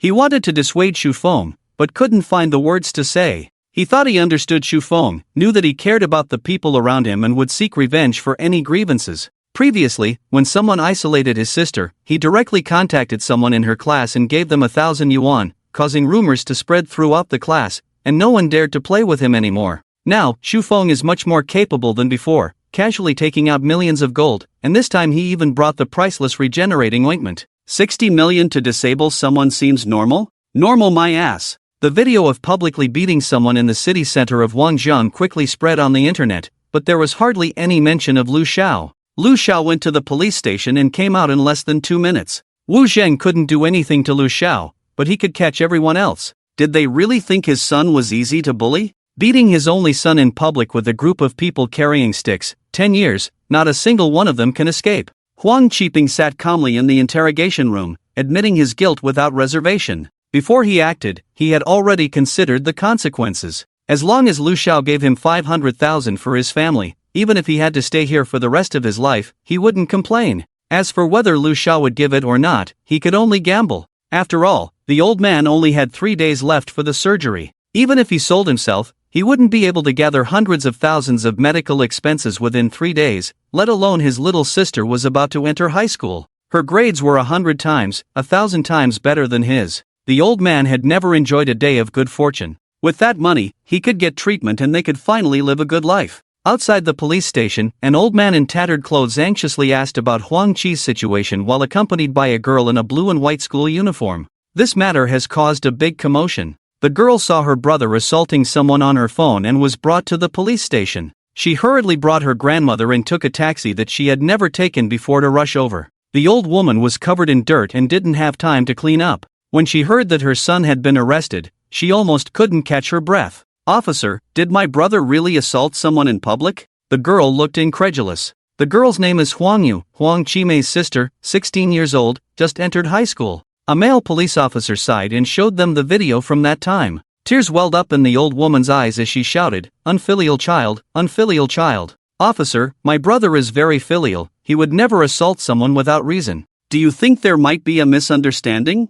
Huang Yu asked anxiously. The male police officer shook his head. "Your brother admitted it, even if there is a misunderstanding, but..." Huang Yu suddenly thought of the sudden addition of 100,000 yuan to her bank account in the morning. Her face turned pale. "Officer, is my brother in serious trouble?" The victim's family is very determined. They won't accept mediation or any compensation. If he gets the maximum sentence, it will be 10 years. When the old woman heard this, her legs went weak and she almost fainted. The male police officer quickly supported her. "Grandma, sit down first, I'll get you a cup of hot water." The old woman grabbed the male police officer's arm. "Comrade, we are willing to compensate. I am willing to go to jail for my son. Please, release my son. I will kneel and kowtow to you." The male police officer's heart ached as he looked at the pitiful old woman. He whispered, "Grandma, go and plead with the victim, maybe there's a chance. Go and plead with the parties involved, they are still your senior brothers, be sincere." After the male police officer finished speaking, he poured 2 cups of hot water and left. Huang Yu immediately realized and bowed deeply to him. "Thank you, officer." "Grandma, stay here, I will go and apologize to them, beg for their forgiveness for my brother." I will go with you." Huang Yu held her grandmother's hand and forced a smile. "Grandma, wait for me, don't worry, I'm already 16 years old, and if there's anything about my brother, I can help. Then be careful and stay safe." "Xiao Xing, there's a girl kneeling outside the hospital, saying she's looking for you." Wu Yulong's driver knocked on the door and respectfully said, "Ha?" Wu Yulong looked surprised. "A girl kneeling outside the hospital looking for the 2 of them? Quickly let her get up. We're not important people, why is she kneeling? Did she say what she wants?" The driver hesitated for a moment, then spoke up. "It's about his brother, Huang Qi." "Huang Qi? Who is that? Have I been working with someone these days?" Wu Yulong frowned. The driver plucked up his courage and whispered, "He's one of the attackers, the one who assaulted Xing." Wu Yulong's expression turned cold. "Get lost. Why are you reporting this kind of thing to me? Are you confused? Damn it, just thinking about being beaten up yesterday, he wanted to kill them all. The mastermind had a powerful background, he couldn't touch him, but a group of thugs couldn't handle it?" As Shufeng said, since he had started, he had to be prepared for retaliation. That's why his father had the ability, otherwise, wouldn't he have been beaten up for nothing? The driver broke out in a cold sweat and respectfully said, "Yes, young master." Xu Feng ignored him and quietly fed Hua Jiao an apple. He was still waiting for news. 60 million, waste that person. If it doesn't work, he needs to consider bringing in experts from the other world. Unfortunately, he didn't have suitable candidates under his command at the moment. Otherwise, why would he go through all this trouble? The only two innate experts were both strange-looking goblins. If he brought them over, the pressure would definitely die, but his own strangeness would also be exposed. He didn't want to expose himself so soon. His wings weren't fully grown yet. Just wait a little longer. Think of something and do it. Brother, codename Zero, take your mission. He used to be a foreign mercenary, no problem with killing people. Give him 3 days, he will definitely do it. Xu Feng, tell him, 3 days is too long. I want 30 million to be transferred immediately within 1 day. Less than a minute later, on the other side, deal, account number star. Asterisk Xu Feng, take a photo as proof, I want to see it with my own eyes. On the other side, no problem, I'll give you the update in 1 day. But if you take action within 1 day, it might raise suspicion. The receptionist didn't continue speaking. Xu Feng understood, he couldn't help but sneer, so what if they suspect? Just do it. 30 million, wait for me for 5 minutes. He wanted Lu Xiao to know that he did it himself. Tomorrow morning, he would return to the other world and search for treasures to enhance his strength. When he reached the innate realm, he would see who could defeat him. Unless the other party shot him directly. Yulong, transfer 30 million to this account. Let your father pay first, or deduct it from my shares. Wu Yulong smiled bitterly, do we really have to do this? Xu Feng nodded, to eliminate evil for the people, I'll bear this sin. Forget it, transfer the money to my account. I'll handle the transaction. This matter was too risky, he didn't want to cause trouble for Uncle Wu. Wu Yulong waved his hand, no need, just be careful these days. Or do you want to come to my house to hide? Xu Feng patted Wu Yulong's shoulder, you should worry about yourself. I'm safe. You've seen the changes in me, it's a good thing. I'll tell you when I have the chance. Wu Yulong smirked mysteriously, did you gain special abilities? Or did you receive the inheritance of an immortal, about to become a crooked-mouthed war god? Get lost, I'm even more awesome than that. Xu Feng laughed and cursed. By the way, take care of my family. Lu Xiao will definitely seek revenge now that he lost that thing. Wu Yulong assured, patting his chest, I'll personally arrange it, it'll be absolutely safe, nothing will happen. That's good. Tomorrow, I'll go back to school and get a company certificate for me. Starting a business outside, with that, the counselor will feel at ease. Almost forgot, you're still a senior student. Wu Yulong sighed. It had been 3 years since they graduated from high school. At night, due to Hua Jiao's injuries and her unique physique, Xu Feng applied healing ointment on her wounds. Then he took her back to the rental house. Young master, I'm going to take a shower. Hua Jiao blushed and walked into the bathroom with her pajamas. Through the glass door of the shower room, her figure was faintly visible, accompanied by the sound of water. Xu Feng sat on the sofa, smiling bitterly. It seemed like he was going to act like a beast again. He opened his phone and dialed Wang Shuai's number. You bastard, you still know how to answer the phone. If you don't come to school soon, you'll be expelled. I know. I had urgent matters. Thanks for these days. I'll treat you to a big meal tomorrow. Xu Feng knew he had done something unethical and quickly apologized. TSK, still urgent matters? Isn't it because you have a girlfriend and you're fooling around outside? Wang Shuai looked disdainful. He never expected Xu Feng to disappear for more than 10 days, it was unbelievable. Xu Feng glanced at the bathroom and smiled, think whatever you want. Nothing major happened these days, right? Are you still shameless? Damn it, if you don't treat me to a good meal, I won't forgive you. I'll make it up to the counselor, but the old man specifically mentioned you. I called on your behalf and ended up getting myself in trouble. Cough, my bad. What do you want to eat? Can we go to a 5-star hotel? Now he could afford to stay in a 5-star hotel. Did you strike it rich? Talking about a 5-star hotel just like that? Wang Shuai knew that Xu Feng didn't like to joke around. A meal at a 5-star hotel would cost at least 1K, which was more than half a month's living expenses. Xu Feng smiled, I struck it big. Let's meet at school tomorrow morning and have lunch together. Okay, bring your girlfriend along. I haven't been introduced to her yet. By the way, will the counselor be there tomorrow? I need to talk to him. Wang Shuai thought for a moment, yes, he has a meeting tomorrow morning at 8 o'clock. You can go to the office at 9 o'clock to find him. Xu Feng nodded, thanks, that's what I'll do. I'll send you the location tomorrow. After hanging up the phone, Xu Feng started thinking about how to deal with the counselor tomorrow. He didn't want to involve his father and the others in his affairs. Living in this technological age, his abnormality would eventually be discovered. But even if it was exposed, he had protection from another world, but his loved ones didn't. Lost in his thoughts, the bathroom door opened, and the sound of footsteps brought him back to reality. Just as he looked up, Shufeng widened his eyes, and his breathing became rapid. Huajia was wearing a newly bought lace pajamas, her long and fair legs exposed in the air, her slender white arms swaying around, and the scent in the air was intoxicating. He never expected that Sui would buy such clothes for Huajia. It was really vulgar. "Young master, where is the hairdryer?" Huajia looked at the young master's reaction and felt happy. It seemed that Yi's sister didn't lie to her, but she blushed just by looking at these revealing clothes. She never dared to imagine that she would wear them one day. "Oh, it's in the bedside table. Let me blow dry it for you." Shufeng forcibly suppressed the heat in his heart and quickly shifted his attention to get the hairdryer. Huajia obediently nodded. She wished the young master would blow dry her hair every day. The feeling of being cared for and protected by the young master made her infatuated. "Young master, shall we have tomato and egg noodles for breakfast tomorrow?" Shufeng smiled at her. "Why? Do you want to try cooking?"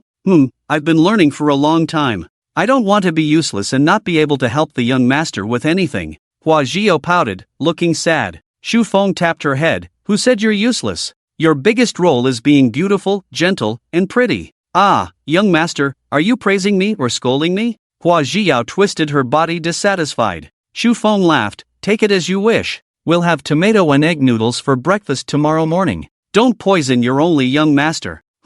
I won't." Huajia wrinkled her nose, dissatisfied. "It's dry now, let's go to sleep." Shufeng tidied her hair and patted her shoulder. Huajia held the hairdryer and walked into the bedroom in her slippers. Shufeng got up, took his pajamas, quickly washed up, and also walked into the bedroom. Looking at Huajia, who covered her face and occasionally stole glances at him, Shufeng smirked. "What are you peeking at?" "Nothing, young master. Good night." Huajiao's cheeks turned rosy, looking adorable. Shufeng turned off the lights, hugged Huajia from behind, and felt satisfied with her soft and warm body. "Xiao, good night." The night passed without a word. When the alarm clock rang, Huajia immediately got up and looked at the still sleeping young master. She smiled slightly and planned to call him after finishing cooking. Looking at the young master's handsome face, she felt a tremor in her heart, lowered her head, and quickly lightly kissed his cheek, then blushed and ran off the bed with a silly smile. Shufeng's lips curled up, he slightly opened his eyes, touched the spot where he was kissed, and didn't expect his love to come so quickly.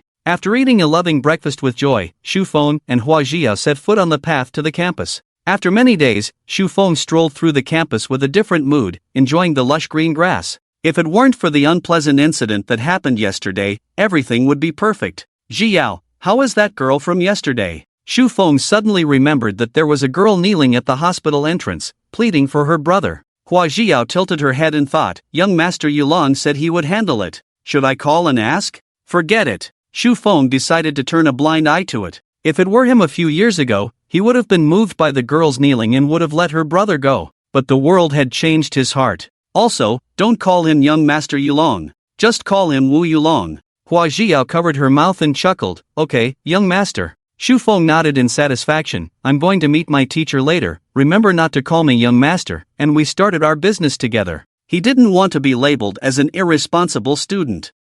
I remember, you can call me Shinger," Huajia said, pretending. Shufeng felt something was off, but he didn't pay much attention to it. He pinched her cheek and said, "Let's go." In the office, their counselor named Chen Hong, a young and handsome teacher with a gentle personality, treated them well. After knocking on the door, Shufeng pulled Huajia into the office. Chen Hong looked up and saw Shufeng with a beautiful girl. A hint of surprise flashed in his eyes. "Shufeng, is this your girlfriend?" Shufeng smirked. "Yes, teacher." Chen Hong shook his head and smiled. "Young people should still exercise restraint. Have you had enough fun outside for the past 10 days? Shufeng was dumbfounded. Wasn't Wang Shui supposed to keep it a secret for him? "You really did it, but it's good that you're back. If you don't come back, I'll really have to call the police." "Ahem, thank you, teacher." Shufeng thanked him without thinking too much. "So, what's the matter? I don't think you came here to apologize," Chen Hong asked. Shufeng touched his head and said, "Teacher, I want to apply for exemption from attending classes and permission to live off campus." Chen Hong raised an eyebrow. "Reason?"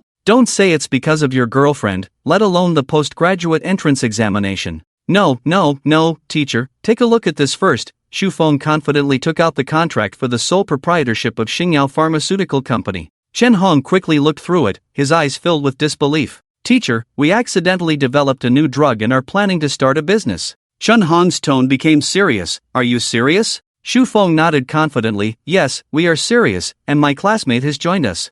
I suppose you've also met him, Wu Yulong, from the Wu group. Chen Hong tapped the desk with his finger. He will participate in the final exams, otherwise he won't get his degree certificate. Shu Feng was overjoyed. Thank you, teacher. Chen Hong shook his head and smiled. It's good for young people to be energetic, but don't be too arrogant. Pharmaceutical research is not easy, especially for someone studying computer science like you. Shu Feng explained with a smile. It's mainly developed by my girlfriend. I'm only responsible for the programming part. I don't care about you, both of you are adults now. Go back and fill out the application form. Okay, thank you, teacher. Shu Feng sincerely thanked him. After submitting the application form, Shu Feng breathed a sigh of relief as he walked out of the office. He thought the teacher would try to stop him, but it went so smoothly. Young master, is that all? Hua Jiao didn't understand much about this place, so she could only follow Shu Feng dumbly. Yes, it's done. Let's go, I'll show you around the school. Shu Feng pulled Hua Jiao and walked slowly on campus.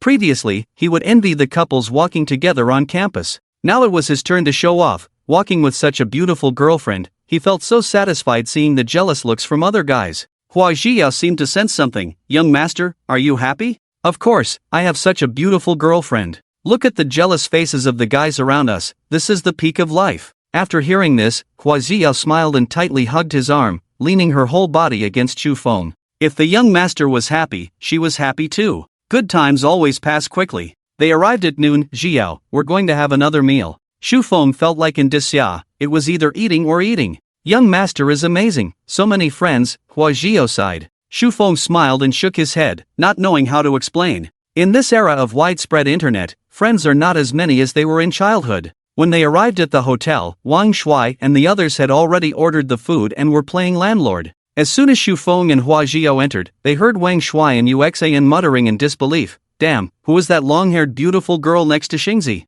They look so intimate. I heard before that he has a younger sister who is a few years younger than him. Yes, it must be his sister. Wang Shuai whispered, is it possible that she is his girlfriend? The group of people were stunned, falling into complete silence, and all said in unison, impossible, absolutely impossible. She must be his sister. Xingzi is so unlucky, he hasn't had a girlfriend in 3 years. Exactly, especially a girl who is so beautiful and gentle. Uxan said seriously, the fortune teller said that long hair is my dream lover, and gentleness is my first love and virtuous wife. No one can compete with me. Wang Shuai said, Xiaoyu, do you remember the twin-tailed schoolgirl from heaven? I remember you said you won't marry unless it's twin-tailed. That's right, I'll give you the twin tails, and we'll keep the long hair. Damn it, Tanwan, you shameless guy, you already have a girlfriend, and you're still competing with us. Damn it, what is shame? Can it be exchanged for money? Or can it be exchanged for a stunning beauty? Shu Feng was speechless for a while, these people were really something. Stop dreaming, this is my girlfriend, your future sister-in-law. Saying that, Shu Feng hugged Hua Jiao in front of everyone and kissed her. Damn it, my heart is broken. Damn it, Xingzi actually found such a beautiful girlfriend behind our backs. Damn it, we were too late. Wang Shuai slapped the table, his face stern. Be serious, friends' wives are not to be trifled with. No, they are not to be bullied, don't embarrass yourself. Hello, we are Shu Feng's good friends, I am Wang Shuai. The others stopped joking and introduced themselves one by one. Hello, my name is Hua Jiao, I am Xiao, I am Xing's girlfriend. Hua Jiao said softly. Alright, let's eat, you guys are all grown-ups. Shu Feng said calmly, but he couldn't hide his satisfaction in his eyes. If it weren't for Hua Jiao's presence, the others would have already spat in his face. Let's eat, let's eat. In a high-end bath center in Wangjiang City, Lu Shao was enjoying himself, completely unaware of the danger approaching. Ling Yi was dressed casually, hiding under the bed, feeling annoyed by the continuous vibrations above. He muttered under his breath, damn it. Lu Shao shouted loudly, but then he felt a sudden darkness in front of him and lost consciousness. Ling Yi, who was under the bed, didn't know when he had already stood in front of the bed. He delivered 3 swift knife strikes, knocking out the 3 people on the bed. Thinking of the employer's request, he sneered, a noble family's scion? TSK TSK TSK. He picked up the clothes on the ground and stuffed them into Lu Zhao's mouth, then calmly took out a hammer from his pocket and ruthlessly struck between his legs. Ah! The excruciating pain made the unconscious Lu Shao suddenly wake up, bending over and wailing, his body trembling uncontrollably from the pain. Ling Yi sneered, don't blame me, taking money to eliminate disasters for others, although I don't like you either. As he spoke, he raised the hammer again and struck his remaining limbs mercilessly. In less than 3 minutes, the ground was covered in blood. Lu Xiao lay motionless on the ground, with only a breath left. Ling Yi calmly pulled down his pants, took photos, cleaned up the scene, and quickly left for the airport. After completing this job, he wouldn't have to worry about food, drink, and play for the rest of his life. Although it was a bit risky, when would these people, ever live a peaceful life? Within 5 minutes, Xu Feng's phone received an encrypted photo. Xu Feng calmly opened it, took a quick glance at the horrifying and disgusting photo, and smiled lightly, quickly replying, 3 million left, it will be in your account in half an hour. Hey, Shuai, Xingzi, take a look at this girl is so pitiful. Suddenly, Tan Wen's words attracted everyone's attention. Xu Feng put away his phone and went over with Hua Jiao to take a look. However, the contents of the picture made him frown. Tan Wen said, damn it, who could be so heartless to such a beautiful girl? I saw it too. I heard that it was her brother who gathered a group of people to beat someone up, and the victim was seriously injured. He might be sentenced to the maximum penalty of 10 years. She is kneeling on the ground begging for the victim's forgiveness. Ah, her brother is really something. Didn't he consider his family before attacking someone? Exactly, I heard that this girl kneeled for a whole day and night. The police tried to persuade her for several hours. Guys, I still have to take you out for a walk. I'll leave for now and we can meet up later. After watching the video, Xu Feng quickly left the school with Hua Jiao. Young master, Hua Jiao looked at Xu Feng worriedly. Seeing the girl pleading, Xu Feng frowned all the way. Even though he was beaten, he hadn't seen the young master so troubled. Jiao, do you think I did something wrong? Without hesitation, Hua Jiao shook her head. Young master wouldn't be wrong. Xu Feng smiled bitterly and rubbed her hair, as if talking to himself. His brother carried a stick and gathered people to beat us. According to the law here, it's normal to sentence him. Although it might be a bit longer due to Uncle Wu's request, he dared to take money to help Lu Xiao break the law and beat us. I was prepared for it, but, young master, are you angry about those comments? Those trolls don't understand anything and just bark everywhere. You don't need to pay attention to them. Young master just needs to follow his own heart.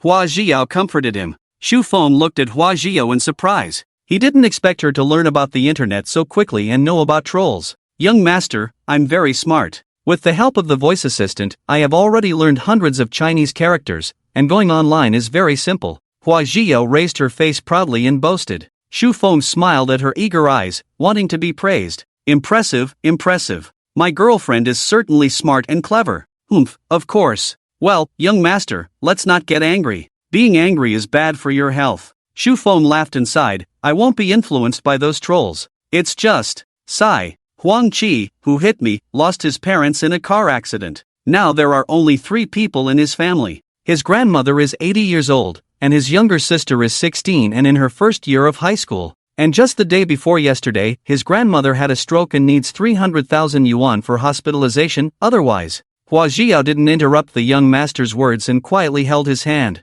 Xu Feng continued bitterly, for money, Huang Qi became Lu Zhao's thug. For the medical expenses of the elderly and the living and tuition fees of his younger sister, Huang Qi didn't hesitate to become Lu Zhao's scapegoat. He took the blame and went to jail, but that bastard Lu Xiao only gave him 100,000 yuan. Damn it, it's clearly their fault, but they made it seem like it's my fault. Xu Feng suddenly cursed, making Hua Jiao couldn't help but laugh. Young master, you are a good person. Hua Jiao understood the young master's meaning and softened her heart. I don't want to be a good person. Xu Feng pouted. Good people always get taken advantage of. Young master, how about you listen to my suggestion? Hua Jiao saw the young master's inner struggle. What do you suggest? I looked at the information sent by young master Wu Yulong. This girl is in the same high school as the young master and has excellent grades. She has also self-studied the same major as the young master and has good programming skills. Young master, you can provide early support and hire her. It's not excessive to sign a future computer genius for 300,000 yuan. As for her brother, he can be sentenced to a year or 2 to vent your anger. After all, the mastermind has already received severe punishment. Jiao, you're indulging my soft-heartedness. Xu Feng sighed. Hua Jiao chuckled, if you're soft-hearted, then be soft-hearted. If it weren't for the young master's tenderness, I would still be suffering under Goblin's hands. Gabuta would be scared to death if he heard that. Hee, but young master won't tell him. Xu Feng helplessly said, you've become bolder. Young master doesn't like it? What do you think? Hua Jiao hummed twice and hugged Xu Feng. Of course, I like it. Outside the hospital, Huang Yu looked exhausted. She knew that kneeling like this might worsen the situation online, but she had no other choice. Her grandmother was old, and if her brother was really sentenced to 10 years, her grandmother might not be able to handle it. She didn't know how long she had been kneeling, her consciousness was already fuzzy, when suddenly a gentle female voice sounded in her ear. "Get up, young master wants to talk to you." Afraid that the other party didn't know, Hua Jiao added, "The young master is also one of the victims." Huang Yuan's scattered pupils gathered again, somewhat incredulous. She had already learned that both victims were super wealthy, and the one her brother had beaten was a self-made millionaire at the age of 22. Would someone like that really want to see her? Following Hua Jiao's gaze, she looked at a young man in black. Xu Feng smiled gently at her. He didn't feel any disgust towards this innocent girl, but his brother was a different story. It was a fact that he had beaten him, and pity couldn't change that fact. "Let's go, please, the young master will definitely help you." Hua Jiao helped Huang Yuan up and led her to a pavilion in a park. "Hello, my name is Xu Feng, the one your brother beat. I'm sorry. Huang Yuan didn't wait for Xu Feng to finish speaking, constantly bowing and apologizing. She would have already knelt down if it weren't for Hua Jiao stopping her. Xu Feng helplessly said, "Don't worry, I can provide a letter of understanding, but..." Huang Yuan's eyes brightened. "You mean, we'll agree to anything, even if it involves compensation?" Huang Yuan bit her lip. I can work, I will definitely repay you in the future." In fact, she didn't even believe her own words. Wasn't she just telling the other party that they didn't have any money now and were trying to get something for nothing? Xu Feng shook his head with a smile. "I don't want money. Let me ask you a question first. Do you like computers and enjoy programming?" "I kind of like it, mainly because I heard you can earn a lot of money from it." Huang Yuan spoke honestly. Xu Feng nodded in satisfaction. "I like people who speak the truth. Are you interested in working for me? I'll invest 300,000 yuan in you. After you finish the college entrance examination, you can work for me during your university period and develop some programs, and so on." 300,000 yuan? Huang Yuan couldn't help but exclaim. It was hard to say whether she could earn 300,000 yuan in her future. "What's wrong? Do you think it's too little?" Xu Feng joked. No. Can I really do it?" Although she had good grades, there were too many people with good grades. She wasn't indispensable. Be confident. I've seen the code you've written before. To be honest, you have a lot of talent, much better than me. Xu Feng had a clear understanding of himself. He could say he was smart, but he was definitely not a genius. If it weren't for this fortuitous encounter, he would just be an ordinary college student, at most a college student affected by demolition. I'm willing. Huang Yuan knew that this was her opportunity. As for whether the other party would deceive her, what could this poor rural girl have that someone would deceive her for? Her only outstanding feature, her beauty, paled in comparison to Hua Jiao. Besides, her grandmother's medical expenses, plus her brother's 100,000 yuan, still lacked 300,000 yuan. 300,000 yuan? Huang Yuan suddenly seemed to understand something. You go back to school with peace of mind, prepare for the college entrance examination, and spend your free time coding. I urgently need computer talent. Someone will give you a contract tomorrow, and as for the money, it will be in your account soon. As for your brother, I'm not a good person. That kick really hurt me. He can stay in there for half a year. Xu Feng had just left when 300,000 yuan had already been deposited into Huang Yuan's bank account. Looking at the incoming message on her phone, Huang Yuan bit her lip, her eyes reddened, and she murmured softly, "I will definitely work hard to repay you. Young Master Xu, you've done a good deed." Wu Yulong spoke with a hint of annoyance. Xu Feng smiled. "It was me who got beaten by her brother, and I also avenged you." Revenge. It had been over an hour since Lu Zhao's incident, and with Uncle Wu's abilities in Wangjiang City, he must have known. Wu Yulong hung up the phone and whispered, "You're really ruthless, hiding for this period of time. Lu Xiao has gone crazy. He directly threatened to kill you if you don't return to the capital." "Poof." Xu Feng sneered, "Don't worry about me, just protect my family for me." "Okay, I've already assigned people to guard them 24/7. It's mainly you. Be careful. It is said that a group of people from abroad has arrived, so you must protect yourself." "I can't go out anymore." Xu Feng frowned. "Mercenaries? They dare to come in, aren't they afraid of staying in Xia? I know, during this time, even if you want to see me, you won't be able to. Maybe we'll meet again during winter vacation. After such a long time, is it still the same place as before?" Wu Yulong has already gotten used to his mysterious disappearances. "Yes, don't think about me. Go away. Do you still have enough money?" Xu Feng looked at his balance. There was only over 800,000. Last time it was 60 million, he used 10 million, and the rest was covered by Uncle Wu. Xu Feng wondered about the liquidity on Wu Yulong's side. It was almost empty. How much can you give me? Wu Yulong gritted his teeth. At most 1 million, is that enough? Xu Feng smacked his lips. It's close enough. Wu Yulong's mouth twitched. Brother, the money you've spent these days is equivalent to my pocket money for 100 years. Xu Feng didn't care. Next time I come back, I'll bring you a small target-level career. Alright, let's not talk anymore. See you in a few months. After hanging up the phone, young master, are we going back to Qingling Mountain? Xu Feng touched his nose. No rush, let's go on a big shopping spree first. In the coming period, we will mainly develop Qingling Mountain. It's not too late for Hua Zhiyao to come back in a grand manner after breaking through the innate. Life is precious, and he regrets it. Let's go, by whatever we see. Young master is rich again. Xu Feng waved his hand boldly. Hua Zhiyao cooperated and made a gesture of thanks. Thank you, young master. The two of them drove to a large shopping mall, like bandits, buying whatever they saw, box after box. 100 boxes of instant noodles, 100 boxes of Ferrero Rocher, 100 boxes of spicy strips, 100 boxes of Coca-Cola, 50 boxes of various canned goods, totaling 30,000. 100 bags of Northeast rice, 100 bags of flour, 100 boxes of milk, 1,000 bags of various seasoning packets,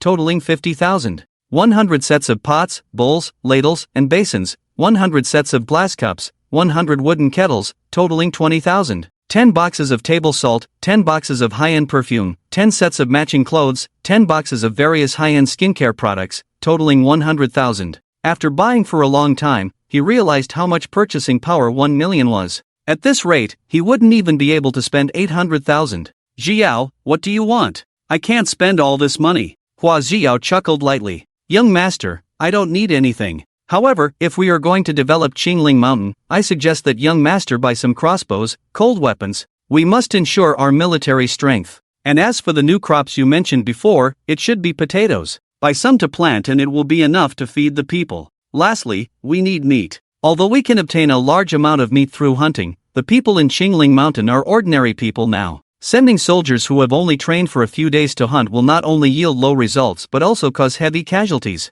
My suggestion is to convert all the newly recruited soldiers into inheritors, train them intensively, and supplement them with a large amount of meat. They can quickly become combatants, and then select talented individuals for cultivation. Good, good. By according to what you said. After a few days, there has been such great progress. Hua Zhiyao smiled and shook his head. The things young master bought earlier were all luxury items, which couldn't be said to be bad, but for her, a wanderer since childhood, stability was the first choice. Crossbows and cold weapons can't be bought in a regular mall, there's no need to think about it. Xu Feng contacted the other side again and placed an order for 100 crossbows, 100 large machetes, and 10,000 pounds of potatoes. As for the other items, he didn't care if the other party bought them or not. As long as the money is in place, he believes the other party will find a way to deliver them. At 11:55 p.m., in an abandoned warehouse, Xu Feng held Hua Zhiyao's hand, and Hua Zhiyao carried most of the goods as they traveled through the different world. The hidden Xinglan around Xu Feng once again instantly pulled Xu Feng's arm and returned to the different world.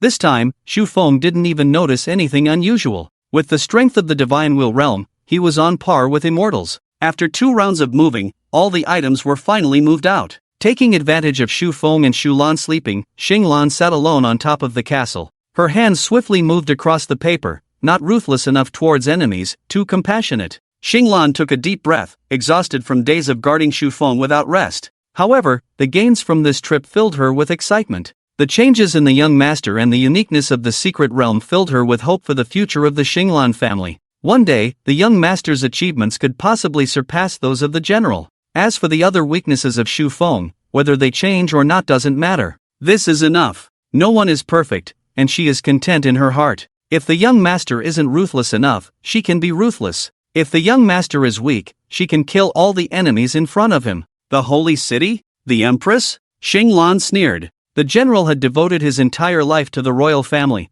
and she didn't want to see the young master do the same. It's good that he lost his memory. He can stay here peacefully and be a carefree lord. With the existence of such a secret realm, the young master will surely regain his glory. Wasn't she looking down on the young master? The general exchanged his lifelong achievements for a marriage contract, and yet she still dared to look down on the young master. She eagerly anticipated the day when the young master would rule the world, and the wonderful expression on Huang Yu's face. She glanced at the young master sleeping with Hua Jiao in his arms, smiled lightly, and disappeared into the sky. She had to hurry back to the 100,000 Imperial Forest Army and retrieve the young master's inheritance in the holy city. She couldn't let those dirty vampires benefit. Early the next morning, Shu Feng woke up with a cry, "Young master, come and see. Is this the Qingling city? It's so clean and prosperous." Hua Jiao couldn't believe her eyes. Shu Feng rubbed his sleepy eyes, got out of bed, and looked out the window. Although the streets in the distance were still dilapidated, they were very clean.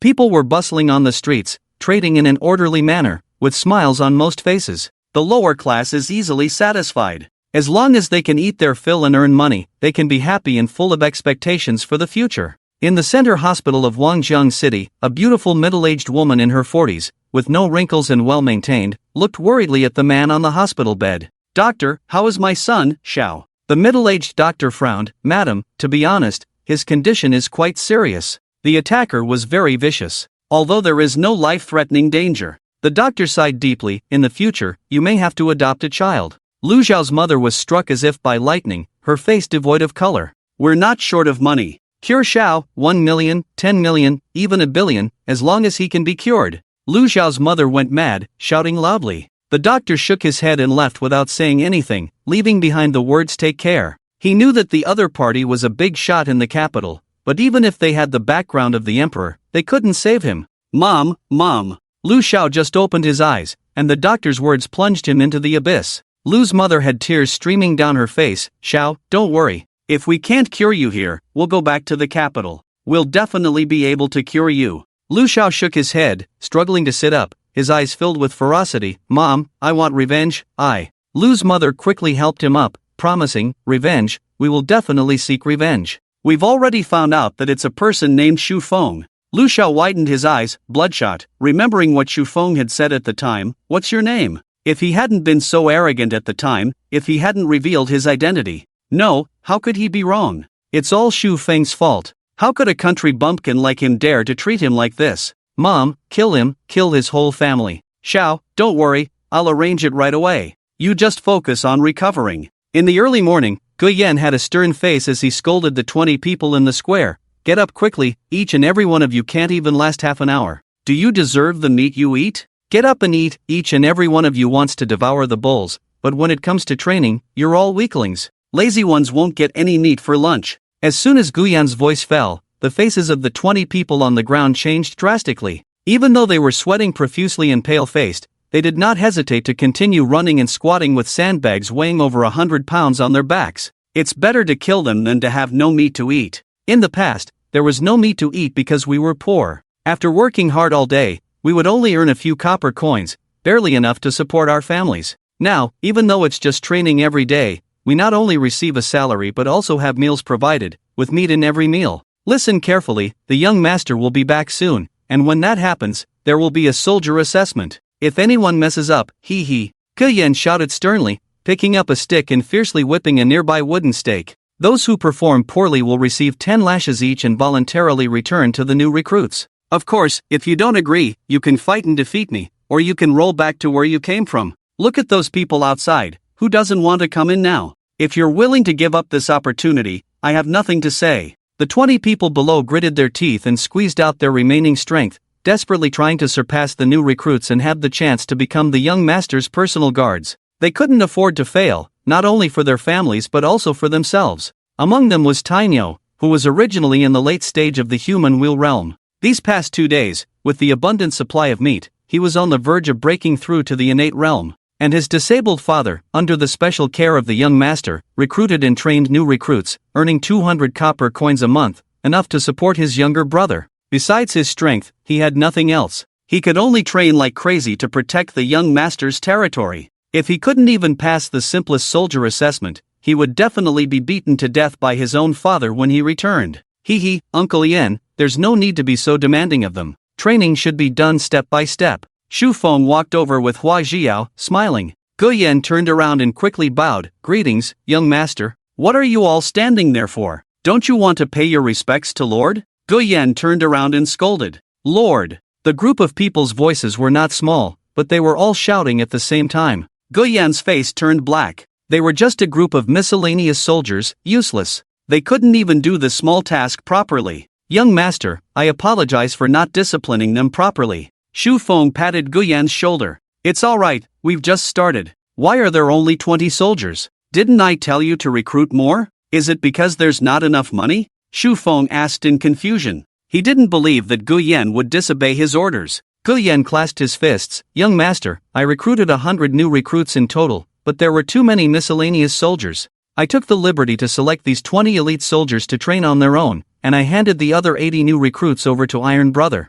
Shu Feng nodded in satisfaction. And how much combat power do these people have now? Guyan awkwardly scratched his head. Well, young master, except for Tainyo who is in the late stage of the human will realm, most of them haven't even touched the threshold of the human will realm. Guyan said this, wishing he could bury his face in a hole. It was too embarrassing. Shu Feng wasn't disappointed though. After all, Hua Zhiyou had already informed him about this. You guys continue training. Guyan, come here. Guyan dropped the teaching stick and hurriedly ran over. Young master, what's the matter? Ziyao suggested that we select a group of people and directly transform them into inheritors. This way, we can quickly form combat power. What do you think of this suggestion? Guyan glanced at Hua Zhiyou and lowered his head seriously. Of course, it's possible, but just say it. I'm not that petty. It's all for the young master's good. Hua Zhiyou saw through Guyan's thoughts and spoke up. Guyan laughed awkwardly. He could just listen to these words and not take them seriously. Otherwise, he wouldn't even know how he would die in the future.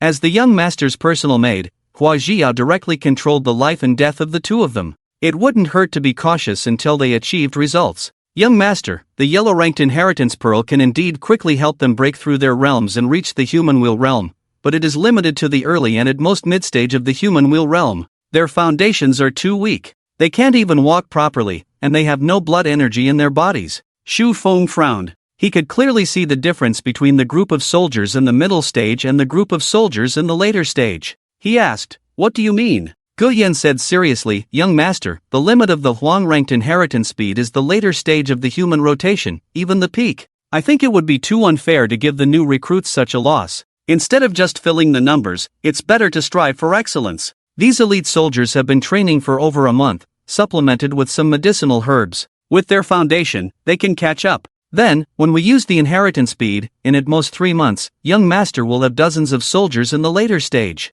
Young master, listen to him. It was my oversight that almost harmed young master. Hua Zhiyou could distinguish right from wrong. Shu Feng covered Hua Zhiyou's mouth and said, what mistake? No need to apologize. Uncle Yen, let's do as you said. The soldiers must have enough meat to eat. My soldiers cannot train on an empty stomach. By the way, see if these training methods are useful for you. Shu Feng repeated the training methods of the Dixia army. Guyan himself came from a military background. Listening to young master's suggestions, his eyes lit up. Compared to the training methods he had learned before, which were simply trash and low-end, young master's training methods were far beyond his imagination. Guyan asked, what about Gobuta? How is the task I assigned to him? The castle was now full of potatoes and needed to be planted as soon as possible. Guyan spoke proudly, young master, after he finished cleaning the entire city, he immediately took the farmers out to cultivate the land. Good, the city is definitely very clean now. You all did a good job,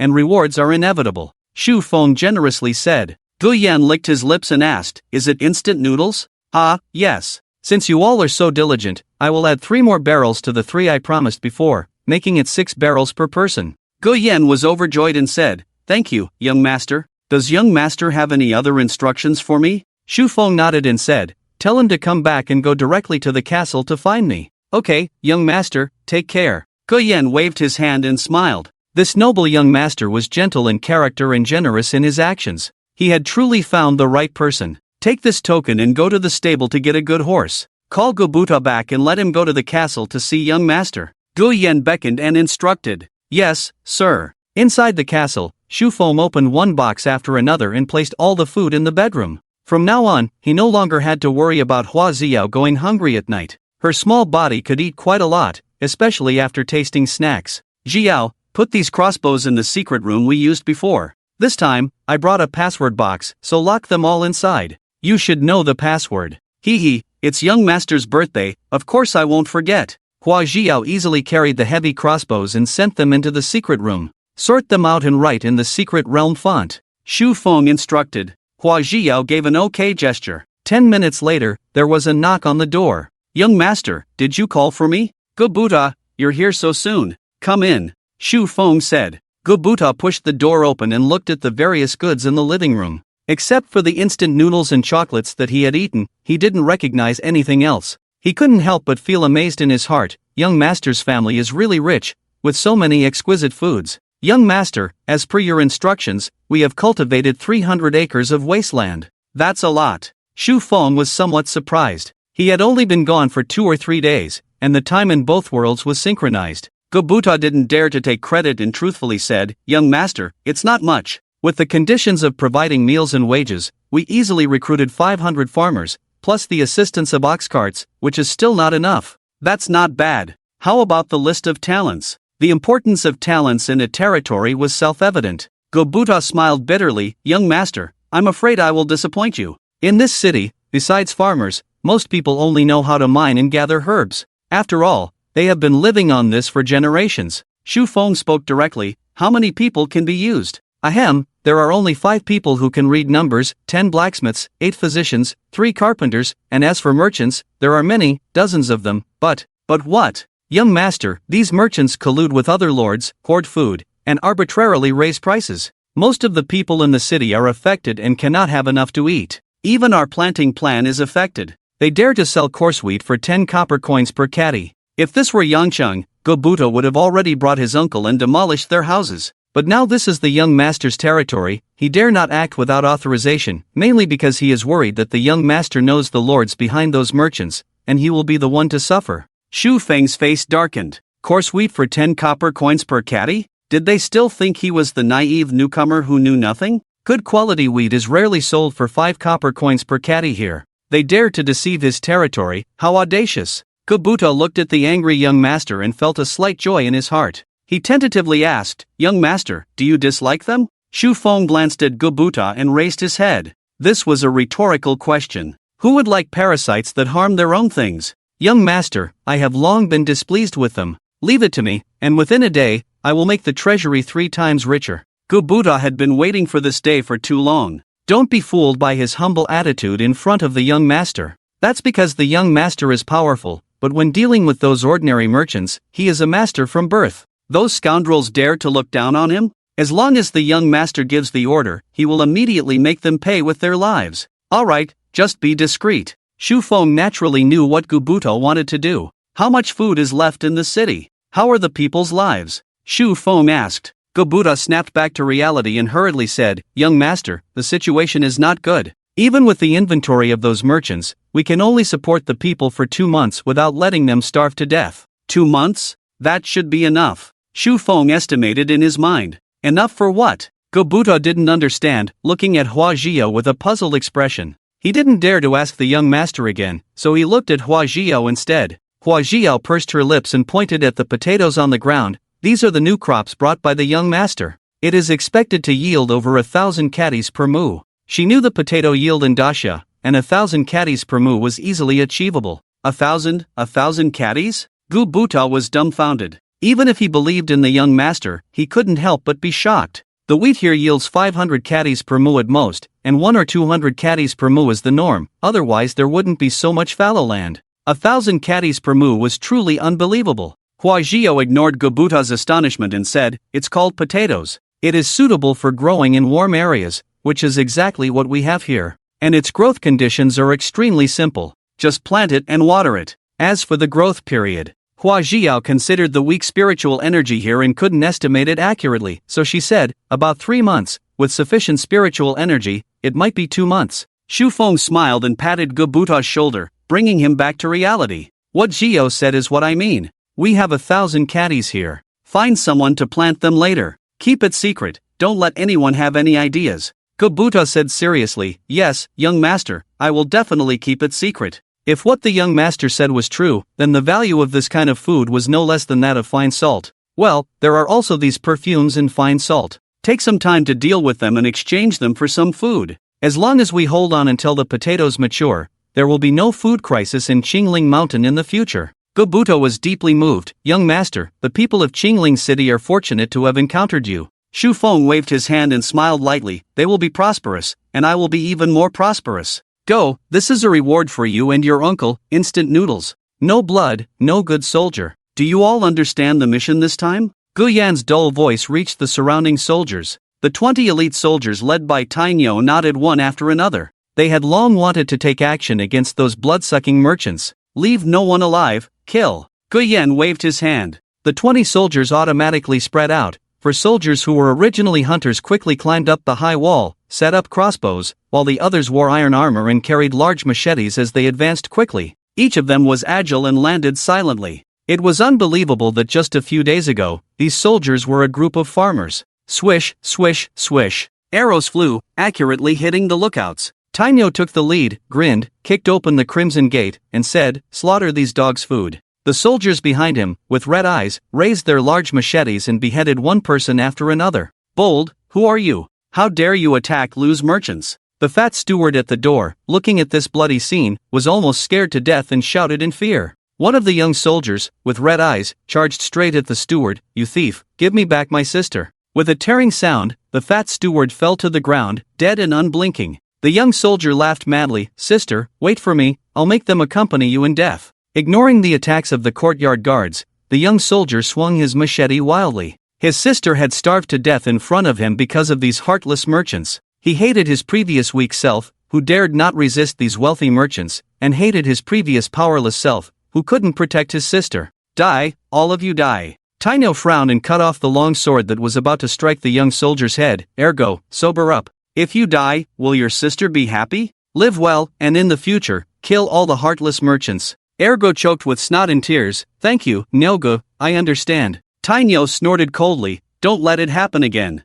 The target is inside, kill quickly, there are several more families. If the mission is not completed, military law will be enforced." "Yes." The others shivered at the thought of the inhumane punishment, quickly cleaned up the battlefield, and swiftly entered the other houses. In the far west of Qingling Mountain, a hidden villa suddenly burst into flames. The Wang family merchants, with their faces covered in dirt, carried a bag of gold bars and ran out from underground, heading to the stables and riding on spare horses, fleeing in panic. They never expected the new lord to be so ruthless, daring to attack dozens of their merchant families overnight. If it weren't for their own cowardice and fear of death, leaving themselves with 3 escape routes, their fat flesh would probably be left in Qingling Mountain today. A late-stage innate expert, the new lord, is this your confidence? The Wang family merchant's face was extremely ugly as he looked at the family business he had worked hard for all his life in Qingling Mountain. He swore to kill this young lord who didn't know the immensity of heaven and earth. Coincidentally, the Lord Thomas to the north had long coveted Qingling Mountain. The Wang family merchant coldly glanced at Shufeng Castle in the distance. "Just you wait. Young master, please take a look." Go Buta came early in the morning with a list of confiscated goods from the merchants to report good news. These merchants truly deserved to die, each one of them would do anything for money. The amount of wealth on each person far exceeded his imagination. All 16 merchant families in the city, 10 of them were extremely corrupt and were undoubtedly raided, while 4 of them were also corrupt, but he only ordered the confiscation of half of their wealth, leaving the other 2 families with minor corruption untouched, and even exempted them from 1 year of taxes. Rewards and punishments, otherwise no one would be willing to do business here in the future. Shu Feng looked through the accounts. After using the language inheritance pearl, he easily learned the language of this different world. Wang family, 10 elemental stones, 3,000 gold coins, 10,000 silver coins, 1,000 acres of fertile land. Damn! Shu Feng thought he had read it wrong. These were merchants? How could they have more money than him? Lu family, 5,000 gold coins, 500 cattle and sheep, 50 warhorses.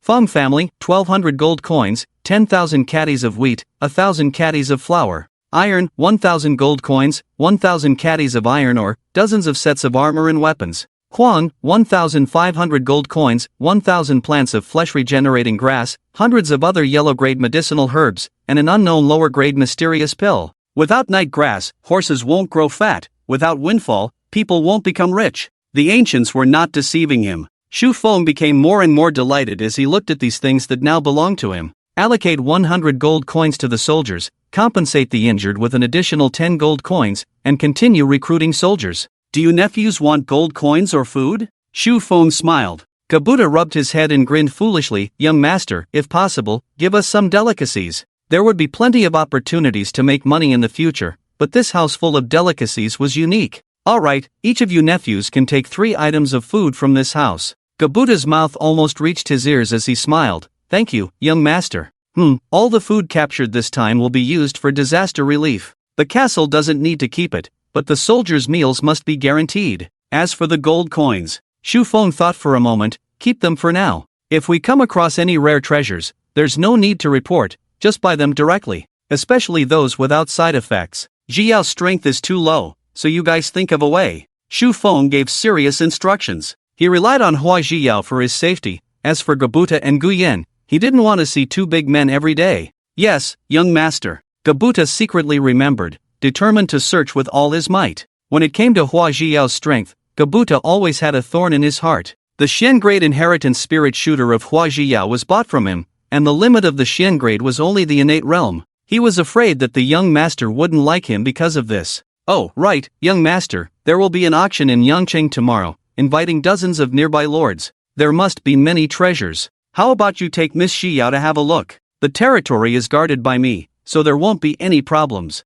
Uncle and the elite soldiers like Tiniu will ensure your safety during the trip. It's completely fine. Shu Feng's eyes lit up. Alright, you go and make arrangements later. Since he came to this different world, he had only interacted with the lower class. He was very interested in the auction of the upper class lords tomorrow. He hoped that the treasures there would allow him to return with a full load. Young master, I'll put the remaining herbs in the warehouse. We don't have an alchemist here. Gobuta felt regretful. There were so many herbs, but he could only look at them and not use them. No rush, there will definitely be more in the future. Shu Feng was confident about this. Following the development of the Great Xia City, he didn't believe that the natives here could resist temptation. Young master, then I'll go down.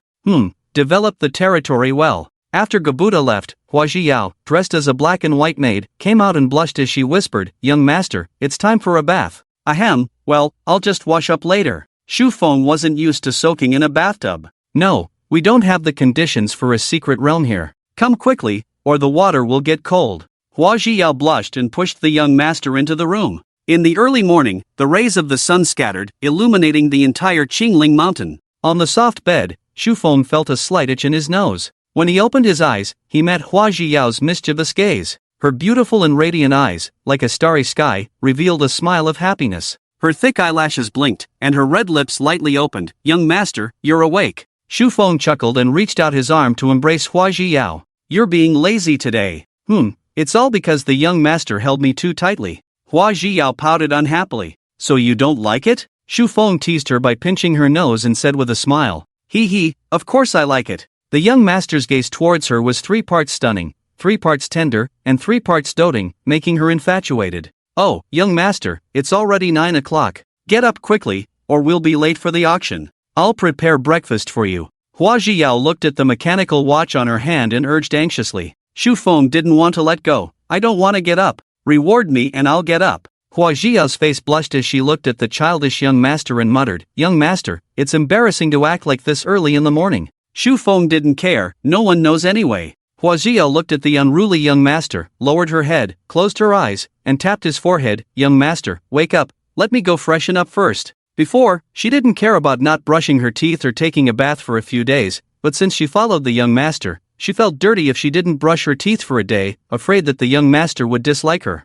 After an hour of fooling around, the 2 of them washed up and had breakfast. Under Hua Jiao's repeated urging, Shu Feng boarded the luxurious carriage and headed to Yangcheng before 10 o'clock. Young master, let me introduce the people attending the auction. Inside the carriage, Hua Jiao spoke seriously. Shu Feng lazily stretched and leaned against Hua Jiao's arms, smelling the unique fragrance of the young girl, casually saying, go ahead, I'm listening. Hua Jiao blushed and said shyly, young master, be serious. I am serious, go on. Shu Feng said in surprise. Well, then young master, don't move around. Hua Jiao patted her blushing cheek and calmed her restless heart. Shu Feng chuckled and stopped teasing her. Young master, there are 103 people participating this time, including 68 lords, 30 city lords, and the rest are powerful wandering cultivators. Powerful? Are there any beyond the innate realm? Shu Feng asked. Hua Jiao gave the young master in her arms a white look. Of course not. There are only 7 or 8 in the late innate stage. So few?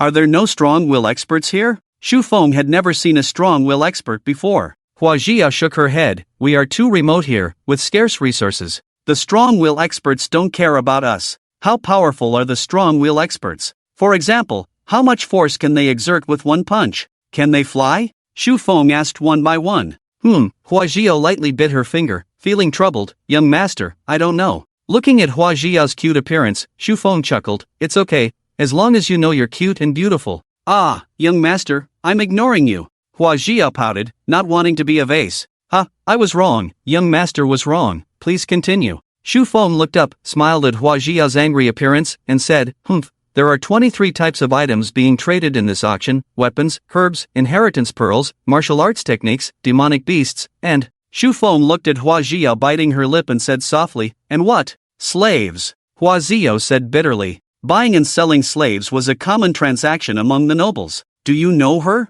Shu Feng said softly. If she was a friend of Hua Jiao's, he wouldn't mind spending a lot of money to buy her back. Feeling the young master's concern, Hua Jiao's heart warmed, and she explained softly, young master, she's not my friend, but she's a dark elf. A super beautiful beauty. Shu Feng's expression froze for a moment, pinched Hua Jiao's pretty face, and said unkindly, are you buying her to compete with you? I won't compete, as long as I can stay by the young master's side. Hua Jiao said happily. Silly girl. Shu Feng helplessly said. I'm not silly, young master, I'm serious. It would be best to buy her. Dark elves are extremely rare, and they are natural protectors, each with extraordinary talent and extremely keen intuition. They can even sense killing intent from a kilometer away. In the future, they can protect the young master very well. Hua Jiao urgently said. She didn't want to miss such a perfect protector. She already felt guilty for not being able to protect the young master in the previous secret realm. If something really happened to the young master in the future, even if she died, she wouldn't close her eyes. Young master, please buy her, okay? Hua Jiao gently shook Shu Feng, her beautiful eyes filled with pleading. Shu Feng couldn't speak for a long time, got up and gently hugged Hua Jiao. You only think about the young master, have you ever thought about yourself? Hua Jiao smiled foolishly and said, me? It's fine like this. I eat well and drink well every day, and I can accompany the young master. Young master, buy her, and she's also pitiful. By staying by the young master's side, I can save a girl who shares the same fate. Hua Jiao acted cute and spoiled. Shu Feng could only smile bitterly and say, alright, I'll listen to you and buy her. I knew the young master is the best. Young master, we've arrived, came the dull voice of Guyan. Good, Jiao, get off the carriage. Shu Feng helped Hua Jiao up. Hua Jiao was dressed in leather armor, with 2 military knives hidden in her boots. After getting off the carriage, Guyan tightly guarded the young master from left and right, while Tainyo walked behind, holding a large wooden box containing 10 bottles of perfume, which was their merchandise for this transaction. The 3-meter-high stone wall that came into view was much more imposing than Qingling Mountain. Uncle Yan, I heard that you used to be a guest elder in Yang City, but now you've bent your back for my Qingling Mountain. I'm sorry for the inconvenience. Shu Feng smiled as he looked at the solemn Guyan behind him. Guyan repeatedly waved his hand and said, young master is joking. With the young master's abilities, within half a year, Qingling Mountain's prosperity will surpass Yang City's horse racing. It's us, the uncle and nephew, who are climbing high. Shu Feng chuckled. Although he didn't know why they had pledged their loyalty to him back then, he wouldn't let them down as uncle and nephew. With the support of Disya, even if it was just a cow or a horse, he could still achieve a return to his ancestral roots. Let's go in and take a look. Shu Feng pulled the curious Hua Jiao and took the lead. Walking into the streets of Yang City, the dirty and messy mud roads, garbage thrown everywhere, there was simply no place to step on. The air was filled with various foul smells, even Guyan frowned. Guyan thought to himself, is this the Yang City I used to live in? I'm afraid even Qingling Mountain's pigsty is cleaner than this. Thinking that he had lived here for more than 30 years, Guyan felt as if he had eaten feces, feeling extremely cold. Walking along the street, every corner was filled with slaves wearing ankle chains, each one thin and weak, ragged clothes. Numbly looking ahead, their only hope was that the next master would treat them a little better and let them have a full meal. Hua Jiao's face showed pity, but that was all. She wouldn't foolishly beg the young master to take in these useless slaves. Shu Feng sighed, looked up at the sky. Although it was clear and sunny, it seemed to lack any warmth, making his heart feel cold. This scene in front of him seemed to be the tone of this different world. The Platinum Auction, one of the well-known forces in the Lost Lands, was not powerful because of their strength, but because they were extremely wealthy, rich enough to rival a country. As the biennial auction event of the Platinum Merchants Association, the venue, which covered thousands of square meters, was packed. The auction was divided into 3 days and 3 levels of people. The lowest level was naturally for ordinary people, who had to pay 10 copper coins to enter the main hall, and those who arrived late could only stand. The middle level belonged to the various lords, who were rich and powerful, and were arranged on the second floor in private rooms, which were elegant and unique. This was the level that Guyen had purchased for Xu Feng, mainly to avoid exposing Xu Feng's identity. He hadn't forgotten the words of the Star Orchid assassin god, to keep it a secret and low-key. As for the top level, the heaven level, only high-ranking officials and nobles were allowed to enter. Xu Feng sat in the private room on the second floor, looking around through the window. Humans and other races were mixed together, with each face saying, "I have money." "Uncle Yen, how much gold coins did we bring this time?" Xu Feng asked. Guyen clasped his fists and said in a low voice, "Young master, we brought 8,000 gold coins." In his opinion, these gold coins were enough for the young master to use. Moreover, they also brought 10 bottles of perfume for auction, adding up to a minimum of 10,000 gold coins. In this small place, 10,000 gold coins could hire 10 innate experts to serve 24 hours a day, buy a large city,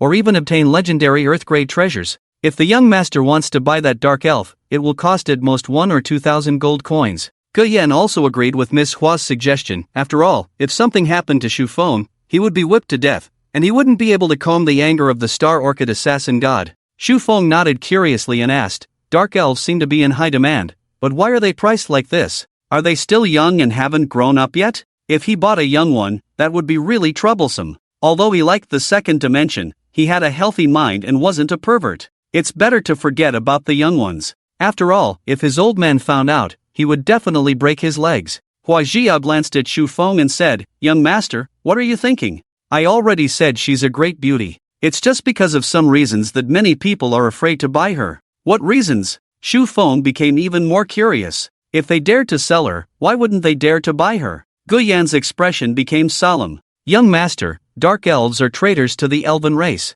If the elven race finds out that someone has adopted a dark elf, the consequences can be imagined." Xu Feng looked at the two of them expressionlessly and thought to himself, "What about my consequences?" As if sensing Xu Feng's worries, Guyan smiled and said, "Young master, you don't have to worry at all. You are a noble of the human race, and the elven race has been friendly with the human race for generations. They wouldn't dare to do anything to you. And you are also the Duke's orphan, backed by the Star Orchid Death God. This is the main reason," but he didn't say it out loud. Da-da. 3 young girls, wearing transparent star silk dresses, holding golden trays, gracefully moved their steps, their enchanting figures appearing and disappearing, full of hormonal temptation. Xu Feng suddenly felt Hua Jiao's hand grip tightly, and he almost laughed when he turned around. Hua Jiao, with her pouting mouth, had a face full of unhappiness. "They are not as beautiful as you." It seems that jealousy is a girl's instinct, and Xu Feng naturally stood on his girlfriend's side, especially since he was speaking from his heart. Sure enough, when Hua Jiao heard this, her face blushed and her eyes were full of smiles. "Young master, get ready for the auction. Respected ladies and gentlemen, today's auction is officially beginning." The girl in the middle opened her red lips and started the auction. The first item, 5 grams of gold essence, can enhance weapons and increase their sharpness by at least 50%. Starting price is 100 gold coins, with each bid not less than 10 gold coins. Wow, just in time for a treasure sword. Ha, I bid 200 gold coins. 240 gold coins. People on the first floor kept competing, their faces turning red with excitement. The nobles on the second floor looked down on them with disdain, finding their struggle amusing. "Ha, look at these monkeys, just a few hundred gold coins, how pitiful. Hee hee, these few hundred gold coins might be someone's entire fortune. They are all peasants, worthless lives, as ugly and chaotic as pigs, ha ha." The voices of the nobles on the second floor were unreserved, causing the people below to feel their veins popping, but no one dared to resist. Resistance? It was possible a few years ago, but unfortunately, those who resisted were immediately identified as thieves and shot with arrows. Xu Feng frowned as he listened. He was also from Disxia and came from a peasant background. Although peasants may not be noble, they should not be casually belittled and insulted like this. 600 gold coins. Xu Feng spoke up. Guyan was stunned. What is the young master doing? Standing up for the people below? Tang Da's laughter abruptly stopped. Now that someone else was bidding, wasn't it like slapping him in the face? Although he couldn't compare to the great lords, he was still a lord with 3 minds. What did this unfamiliar lord mean? "Kid, what do you mean? Say it again if you dare?" Tang Da suppressed his anger and thought that the other party might be a newly appointed lord who didn't know any better. He wanted to give him a way out and show his magnanimity. Guyan saw that the other party was only in the early stages of the innate realm and still dared to defy the young master. he immediately became furious. Call in your father, and the young master will consider it giving you face. If you call again, I'll kill you on the spot. Gu Yan didn't care why the young master made the bid.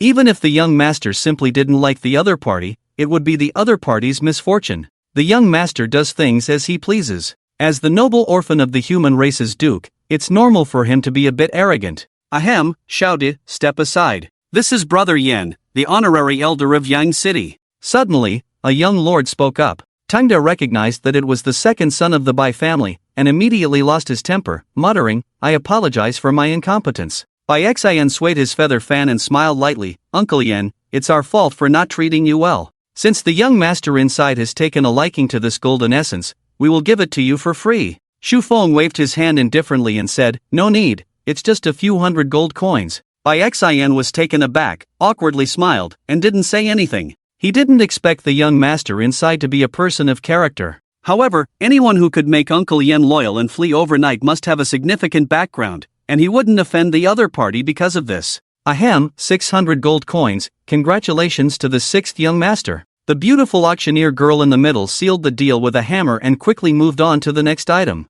The second item, a yellow-grade medium-quality spiritual plant called Starry Grain, 100 caddies of high-quality seeds, can be planted and consumed for a long time to improve the physique and strengthen the body. The starting price is 500 gold coins, with each bid not less than 50 gold coins. 600 gold coins. 700. I bid 800. It's a plantable spiritual plant, so I have to buy one. Shu Feng's eyes also lit up. Uncle Yan, can this really improve the physique when consumed for a long time? Yes, young master can buy it, plant it to increase the yield, and use it as the main food in the castle in the future. Shu Feng nodded and casually said, 1,000 gold coins. After Shu Feng spoke, everyone else, including several lords on the second floor who wanted it, gave up one after another. It wasn't worth offending a late-stage innate expert for this. 1,000 gold coins, congratulations to the sixth young master. The third item, a lower-grade profound-level essence liquid, can cleanse the marrow and improve talent. The starting price is 1,000 gold coins, with each bid not less than 100 gold coins. This time, there was no need to ask Uncle Yan. Shu Feng directly shouted, 1,500 gold coins. The auctioneer by Yener below had a black line on her face and thought to herself, why is it this person again? With him messing around like this essence liquid won't sell for a good price. Ahem, the sixth young master bids 1,500, is there anyone else bidding? This is a rare essence liquid that can cleanse the marrow. It's rarely seen in years. Oh. As she spoke, Bai Yener twisted her waist and patted her chest, causing a sudden surge of ups and downs, and she charmingly smiled. Since it's recommended by Miss Yener, I naturally want to buy it. 2,000 gold coins. Chu Qingyang laughed heartily. Others didn't know the identity of the auctioneer girl in the middle, but Chu Qingyang knew she was the Bai family's little princess. 2,000 gold coins to win her smile, it's worth it. Shu Feng curled his lips, this guy, making him spend thousands more gold coins. 3,000 gold coins, brother, I'll give you the next chance to win the favor of that beauty. Bai Yener covered her mouth and chuckled, sixth young master, am I really a beauty in your eyes? Damn it, it's over. Shu Feng never expected that the woman would actually sow discord. Sure enough, Chu Qingyang's face turned cold, 4,000 gold coins, I'm simply interested in this item. If you have the ability, buy it, if not, leave early and don't embarrass yourself. As a late-stage innate guard, his family had more than one, others might be afraid, but he wasn't. Shu Feng cursed in his heart, his eyes were full of women, 4,000 gold coins, it could have been one with just 1 or 2,000. 4,005. Shu Feng had just shouted when Hua Jiao covered his mouth. Young master, let's not get it, let him have it. Hua Jiao knew the young master's thoughts, she didn't have time to be moved, and quickly stopped the young master. Buying a portion of essence liquid for over 4,000 gold coins would be a loss. Chu Qingyang sneered, a nouveau riche, even the maidservant has no manners. Originally, Shu Feng was about to give up after listening to Hua Jiao's persuasion, but he suddenly smiled. Which family's stupid dog came out barking everywhere?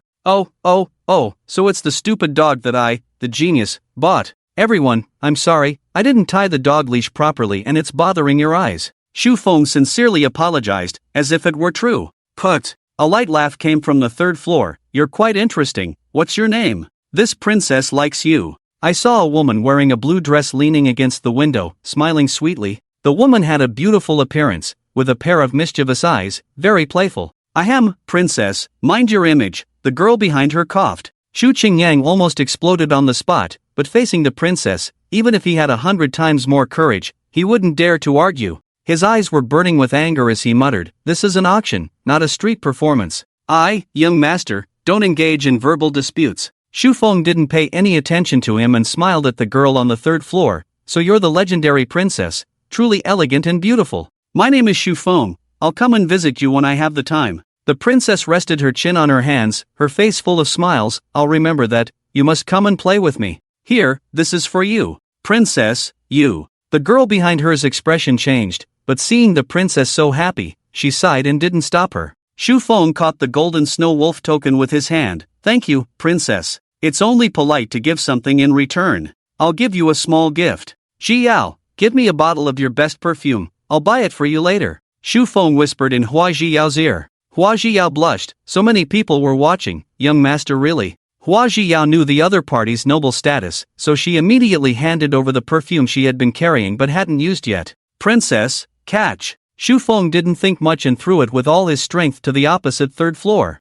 After staying in the other world for a long time, he might have been influenced by the spiritual energy of the heavens and earth, and his physical fitness had improved a lot. Even a punch had the strength of several tens of kilograms, so throwing a bottle of perfume was more than enough. The old maid caught it steadily, checked it, and her face showed surprise. "Princess, it's a delicate little thing." Shu Feng curled his lips. That's not what he was looking at. "Princess, press it gently, there will be a surprise." When the old maid heard this, she lightly sprayed it on herself. Even if it was poison, she wasn't afraid. The fragrance that came over made everyone's spirits shake. This is perfume? This fragrance is no worse than what the royal family uses." The princess's small mouth immediately turned into an O shape, her eyes filled with surprise. Wow, special perfume, I really like this gift. "Shu Feng, you must remember to come and play with me." The old maid looked at the princess with doting eyes, and her gaze towards Shu Feng softened quite a bit. "Child, do you want this spirit nectar?" Shu Feng's face softened. "Yes, but the princess doesn't need to bother with such a small matter. It's only a few thousand gold coins." Shu Feng's gaze gently looked at the stunned Shu Qingyang. 5,000 gold coins. "I, young master, lack nothing, except money."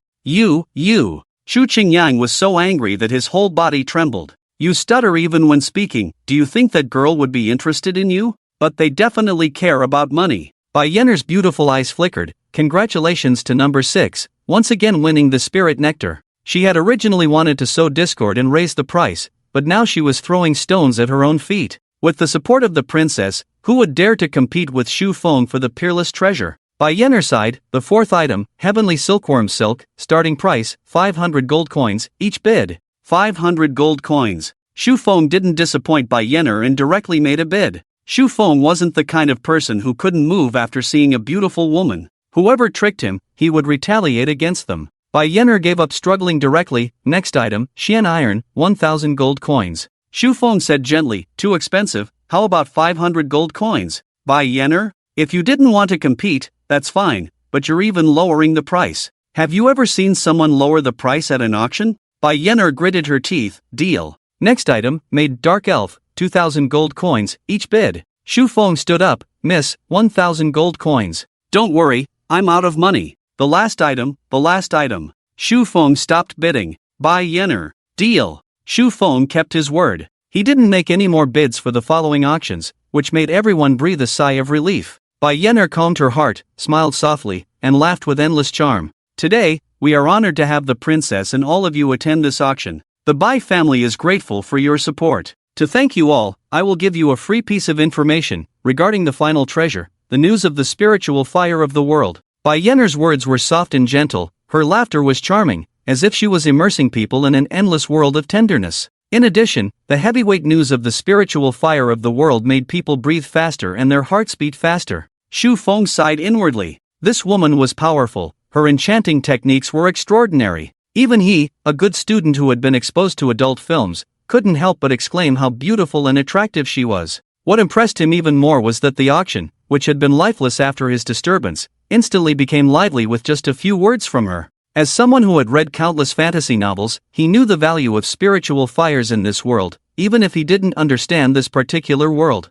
Bai Yenner extended her slender jade finger and lightly tapped in front of her, revealing a floating map. The map was vivid and lifelike, depicting mountains and rivers like a real mirror image, with green mountains, clear waters, and a peaceful and serene scene. Everyone, this treasure map is the place where a peak alchemist of the earth will sat in meditation, and it also records the news of the spiritual fire of the world, the flame of life. Before Bai Yenner's words fell, there was an uproar below. The flame of life? It ranks 63rd among the spiritual fires of the world. Don't underestimate it. Its value is not inferior to the top 20 of the 72 spiritual fires. After all, it is a unique treasure for alchemists that can melt all kinds of herbs. That's right. It is said that obtaining it can increase the pill refining success rate by 30%. The more you talk about it, the more discouraged I feel. Can we even obtain a treasure of this level? Well, brother, you make a good point. In that case, I would rather it be an ordinary treasure. That way, we might have a chance to compete for it.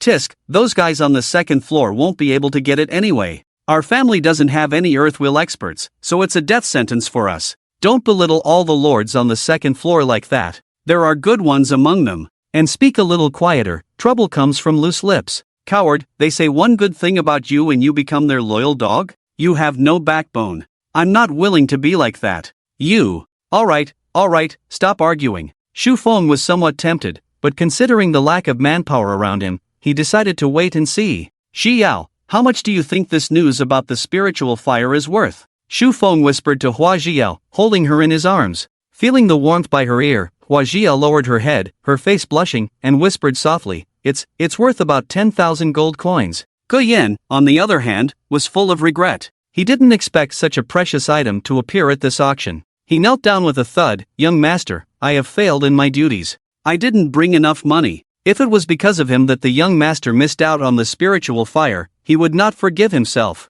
Shu Feng waved his hand. It's alright, besides, I may not necessarily want to buy it. Let's just see first. Can someone like you, at the late stage of the innate realm, explore it? Of course not possible. At least an expert at the peak of the earth wheel, or even a divine will expert, could make a move. Gu Yan answered without hesitation. In the entire continent, there were only 72 spiritual fires of the world, and someone at the innate realm like him could only act arrogantly here. Outside, he might not even be as good as a dog. Well, that's true. Even if we buy it, what's the use if we don't have the strength to protect it? We would just be giving it away. Shu Feng had a carefree expression. If he couldn't obtain it, there would be plenty of opportunities in the future. But you have the... Ahem. Before Gu Yan could finish his sentence, he felt a familiar and suffocating aura descend upon him, making it hard for him to breathe. Cold sweat broke out on his forehead, and he apologized frantically in his heart. I'm sorry, Lord Xinglan, I forgot. Yan uncle, what's wrong with you? Shu Feng noticed that Gu Yan's body was abnormal and asked with concern. After Shu Feng spoke, the pressure on Gu Yan immediately disappeared. He breathed a sigh of relief and quickly lowered his head, saying, It's nothing, young master. I might have eaten too much and feel uncomfortable. Alright. Someone is bidding, let's see what's going on. Shu Feng leaned against Hua Zhiyao and enjoyed himself. Young master, you should get up first. I'll go and peel an apple for you to eat. Hua Zhiyao suddenly remembered that the young master hadn't eaten any fruit today. The thing she had learned the most from self-study in Daxia was about healthy eating, and she had to ensure the young master's health. Alright, hurry up then. Shu Feng felt a bit reluctant and let go of his hands that were holding onto Hua Zhiyao's waist. Hua Zhiyao felt the young master's reluctance and turned around, blushing, and gently tapped Shu Feng's forehead. Gu Yan pretended not to see anything and his opinion of Hua Zhiyao rose once again. Bai Yenner looked at the bustling crowd at the auction and smiled slightly. Everyone, quiet down. This is our finale treasure, but I'm sure you can't wait any longer. So, for everyone's sake, we have decided to auction off this treasure map in advance. However, there is one thing we need to make clear. The value of the spiritual treasures is clear to everyone. In theory, this thing should not appear here. But the fact is that it has appeared, not because it is a fake, nor because of coincidence. The truth is that our Bai family is only acting as an intermediary for this news, and the buyer has made it clear that there is more than one copy of this treasure map. Inside the princess's box, the old nanny frowned. What this means is that when it comes to competing for the spiritual treasure, it won't just be the people here, but also other forces from elsewhere? Bai Yenner nodded and admitted openly, what the senior said is correct, but even if the information is not unique, the spiritual treasure is real. Its ownership depends on the strength of each family, and the capable ones will possess it, unchanging throughout the ages. The old nanny nodded. No problem, let's proceed with the auction. Princess, after buying this, we must leave as soon as possible. The old nanny's expression became solemn. The princess obediently nodded. Listen to AMU, go ahead and bid. Bai Yenner clapped her hands gently and shouted in a sweet voice, treasure map, starting price of 5,000 gold coins, each bid must not be less than 500. 6,000. 6,005, my Huang family is not afraid of death, let us have it. Humph, do you deserve a spiritual treasure? 7,000 gold coins, plus a bloody grass. 10,000 gold coins. Shu Qingyang gritted his teeth. This was the task his grandfather had given him. Damn, this guy is so rich. Shu Feng was surprised to see Chu Qingyang bidding. Hua Jia glared at the young master, no swearing allowed. Shu Feng chuckled, hee, I won't say it anymore. Ah, open your mouth. Hua Jia sat on Shu Feng's lap and gently fed him with a tender face. Ge Yan stood respectfully by the window, listening to the young master's confusion, and explained in a low voice, Young master, Chu Qingyang is from the Chu family stronghold in the north. His territory spans thousands of miles, and he has hundreds of knights in the realm and 3 innate experts under his command. He can be considered a local tyrant in this area. Shu Feng nodded. What about the princess? Ge Yan looked up at the 3rd floor and his eyes showed a hint of envy. The lord of the far west, they say she is a descendant of an ancient tribe from 1,000 years ago. She doesn't like the outside world's conflicts and is the only major tribe that migrated to the lost land. The ancient tribe has innate talents. They are born in the realm, and breaking through to the innate realm as an adult is as easy as cutting vegetables. For ordinary people of the ancient tribe, the earth realm is the endpoint, but for those with good talents, breaking through to the sky realm is just a matter of time, and even the god realm can be attempted. There must be some drawbacks, right? Shu Feng smacked his lips. If there were no drawbacks, then this world would probably be dominated by the ancient tribe. Ge Yan smiled bitterly, young master is wise. The ancient tribe is unparalleled in individual combat, but, unfortunately, their reproductive ability is extremely poor. After thousands of years of reproduction, the number of people in the ancient tribe has decreased rather than increased. Now, there are only a few 100,000 young people in the ancient tribe. If something goes wrong, the tribe will be wiped out. Oh, Shu Feng found it hard to believe. A large tribe with only a few 100,000 young people? There are tens of millions of single people in Dasha alone. Master, it is said that the Gu clan is a forbidden and cursed clan. Ge Yan expressed some concern. Shu Feng glanced at the token in his hand. It is said? Have people who have had contact with the Gu clan encountered trouble? Or is there something wrong with this token? No, it's just that most people in the world don't like them. Ge Yan spoke honestly, not daring to mix in his own thoughts. Shu Feng rubbed his chin. Outsiders are always rejected. Let nature take its course. Yes, sir. Just as Shu Feng and the others were talking, the bidding below had already reached an astronomical price. 24,000 gold coins. The princess bids 24,000, is there a higher bid? Bai Yenner's heart was filled with excitement, her hands trembling. This was the first time in over 20 years that an item had been auctioned for over 20,000 gold coins, and she was the host of this record-breaking auction. The higher the price, the more advantageous it would be for her to take over the Bai family's business association in the future. 24,000 once, 24,000 twice, 24,000 3 times, congratulations to the princess. Bai Yenner had a friendly smile on her face. Shu Feng clicked his tongue. This was a true rich girl, not even blinking an eye to take out over 20,000 gold coins. Although he could also afford it, he had to remember that he had the support of the great Xia. He was a cheat player. He estimated that this over 20,000 gold coins might be the accumulated savings of the family for 100 years. Princess, let's go. The old nanny paid the money and hid the map on her body, getting ready to go back. Although she was a master of the heavenly wheel, she could only be completely safe when she returned to the clan. Wait, AMU, I want that, help me buy it. The princess looked at the upcoming auction item with excitement. After the map auction was over, Bai Yenner immediately brought out another rare item. Ladies and gentlemen, don't rush to leave.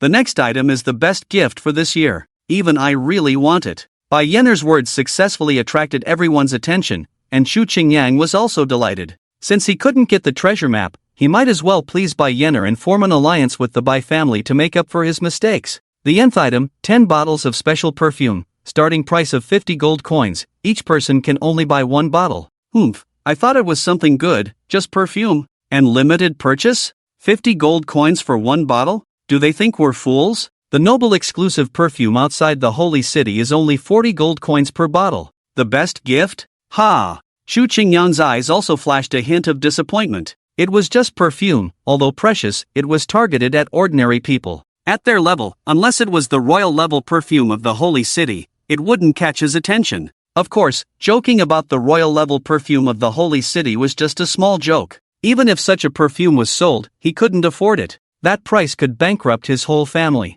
Bai Yenner listened to everyone's comments, smiling without saying a word. If it was just ordinary perfume, she wouldn't care so much. Whether it was the lost land or the major cities outside, perfumes were generally divided into 3 grades. The 3rd grade was for commoners, the 2nd grade for lords and nobles, and the 1st grade for the royal family. The division was not based on status, but on price. Even the 3rd grade perfumes required silver coins to start, while the 2nd grade required gold coins. As for the 1st grade, one didn't even need to think about it. It was exclusively for the royal family, and the number of 1st grade perfumes that were lost outside each year did not exceed 100 bottles. The price of each bottle was awe-inspiring. Everyone, what is the biggest difference between the perfume we use and the royal level perfume? Bai Yenner teased, smiling. Difference? I heard from my sister that royal level perfume is fragrant and pure, with a mild and non-irritating scent. Wow, brother, has your sister used royal level perfume? The man repeatedly shook his head. No,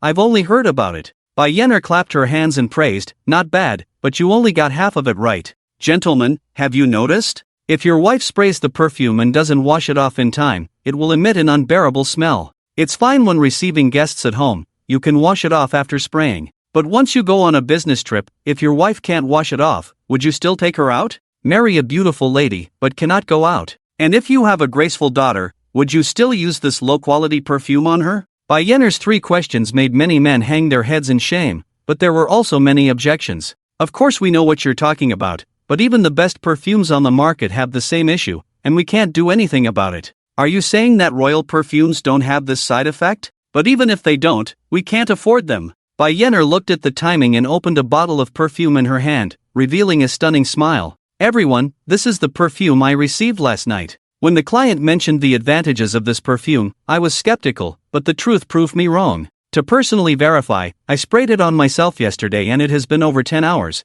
but there is no trace of any odor on me. Whether it's the scent or its freshness, I can't find any fault with it. I can even confidently say that this perfume is no worse than royal perfumes. As a princess of the Bai family, I have experience using royal perfumes and can vouch for their credibility. There are only 10 bottles available, and to be honest, I hope it doesn't sell out so that I can buy it for myself. Bai Yenner spoke without any concealment. But as a princess of the Bai family and as the auctioneer of this auction, I don't want to damage the reputation of the Bai family. That's all I have to say. Whether you buy it or not, it's up to you, gentlemen. Oh, by the way, the client also mentioned that these 10 bottles are being promoted at a special price, but who knows what the price will be afterwards. Xingling perfume, the only one of its kind. Bai Yenner's words made many people's eyes light up. As a princess of the Bai family, she had no reason to deceive them. If this perfume was really so magical, then 50 gold coins wouldn't be expensive at all. I'll take 10 bottles for 500 gold coins. Chu Qingyang put on a confident look.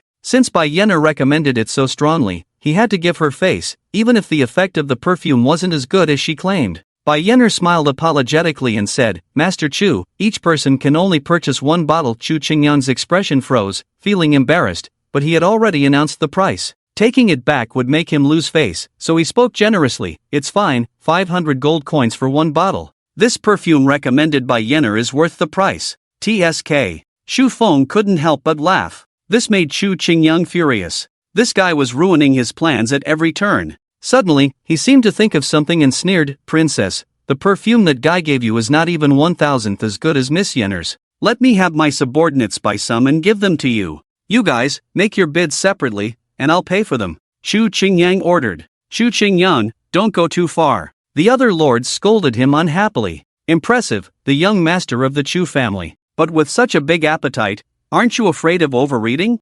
1,000 gold coins for 1 bottle. I naturally trust Miss Yenner's reputation, and it's a perfect gift for my little sister. Huang Jingang said loudly.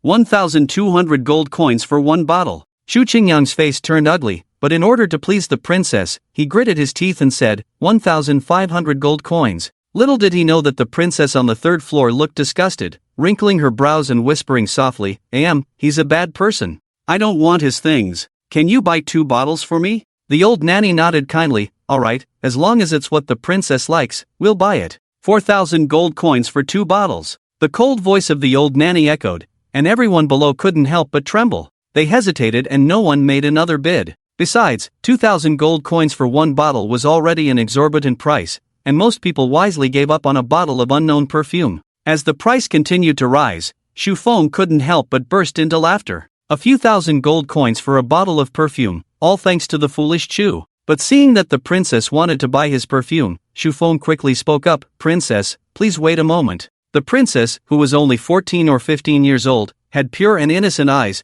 and he couldn't bear to deceive her. Shu Feng took out pen and paper, wrote a few sentences, and had Gu Yan hang it on a dart and throw it over. The princess curiously picked up the note, looked at the chicken scratch on it, covered her mouth and giggled, "Princess, the perfume below is made by me, no need for bidding. Moreover, the bottle I gave to the princess is worth tens of times more than that." The princess gently opened the perfume in her hand, her face showing a bright smile. "Ah, if someone continues to bid later, then don't bid." She believed in Shu Feng because her heart told her that Shu Feng was gentle and kind. "Princess, sorry, I bid 4,500 gold coins. My girlfriend really likes it." Shu Feng bid again after a while. "Outrageous, you dare to snatch things from the princess, are you worthy?" Shu Qingyang saw such a good opportunity and was the first to jump out and shout. Shu Feng didn't expect this person to be so anxious. He originally wanted to mock the other party later, but now it seemed unnecessary. Shu Feng spoke, "The princess hasn't said anything, so why are you making a fuss?" The princess seemed to see through Shu Feng's plan. She smiled cunningly and pretended to be sad. "Oh, I also want it, but it seems like I don't have enough money." Shu Qingyang, upon hearing this, quickly stood up and thumped his chest, shouting, "Princess, I have money. 3,000 gold coins per bottle." Shu Qingyang seemed to be energized, looking down on Shu Feng with disdain, thinking to himself, how could a rural lord's wealth compare to their Chu families? Shu Feng muttered under his breath, "Poor." Although it was a mutter, it was not quiet, plus the second floor was filled with martial artists, each with extraordinary hearing, naturally all looking at Shu Qingyang with strange expressions. 8,000 gold coins, I'll buy 2 bottles, Shu Feng shouted with a pained expression. Crack, the wooden chair under Shu Qingyang broke, his face twisted in anger. "You poor thing, 10,000 gold coins for 2 bottles, who can offer more?" Shu Feng coldly snorted, "So what if you get 2 bottles? I don't believe you can afford 5,000 gold coins for each bottle." Shu Qingyang laughed, "A rural lord, can our Chu family's wealth be imagined by you? 5,000 gold coins per bottle, I'll take them all. Young master, don't be impulsive. Get lost." Shu Qingyang's killing intent surged. The guard shrank his neck. "Yes, young master." Shu Feng clapped his hands. "The Chu family is naturally wealthy, but I still want to ask, what if young Miss Yen doesn't have enough money?" Bai Yenner glared at Shu Feng, not in a good mood as she spoke. "Naturally, we would confiscate her personal belongings or wait for the family to ransom her." She naturally saw through Shu Feng's trap, but since Shu Qingyang had already shouted the price at the auction, she couldn't save this idiot. Bai Yenner's words made the enraged Shu Qingyang sober up a bit, and Shu Feng's next words made his face turn pale. Shu Feng shook his head and exclaimed, "Indeed, the Chu family's young master is truly generous. 50,000 gold coins, saying it and doing it, I admire it, truly incomparable." 50,000 gold coins. Shu Qingyang's face turned pale, and he sat on the ground. "Shu young master, you won't be unable to pay, will you? Are you going back on your word?" Shu Feng continued to stab at him in disbelief. "Ha ha, he wouldn't dare, little brother, well done, I also like you." The Huang family, who had a grudge against the Chu family, laughed heartily. The others in the room looked at Shu Qingyang with strange expressions. They had heard that this person's brain seemed to not work well, but now it seemed that not only did it not work well, it was completely absent. "Oh, by the way, I almost forgot, it seems that the person who commissioned this perfume is my subordinate. Thank you, Shu young master, for your generous donation of 50,000 gold coins. Let my rural territory take a step forward." Shu Feng sincerely thanked him. His words made the faces of the others in the room change, including Bai Yenner. Bai Yenner glanced at Shu Feng without a sound, lost in thought. Shu Qingyang, sitting diagonally across from him, was so angry that his face turned purple, trembling all over, his hands clenched like chicken claws, gritting his teeth and shouting, "You dare to play me, I'll kill you. Attack, all of you attack. If he doesn't die, your whole family will die." Shu Qingyang shouted angrily at the guards beside him. The guards looked at the guards from the Bai family around them, struggling in their hearts for a moment.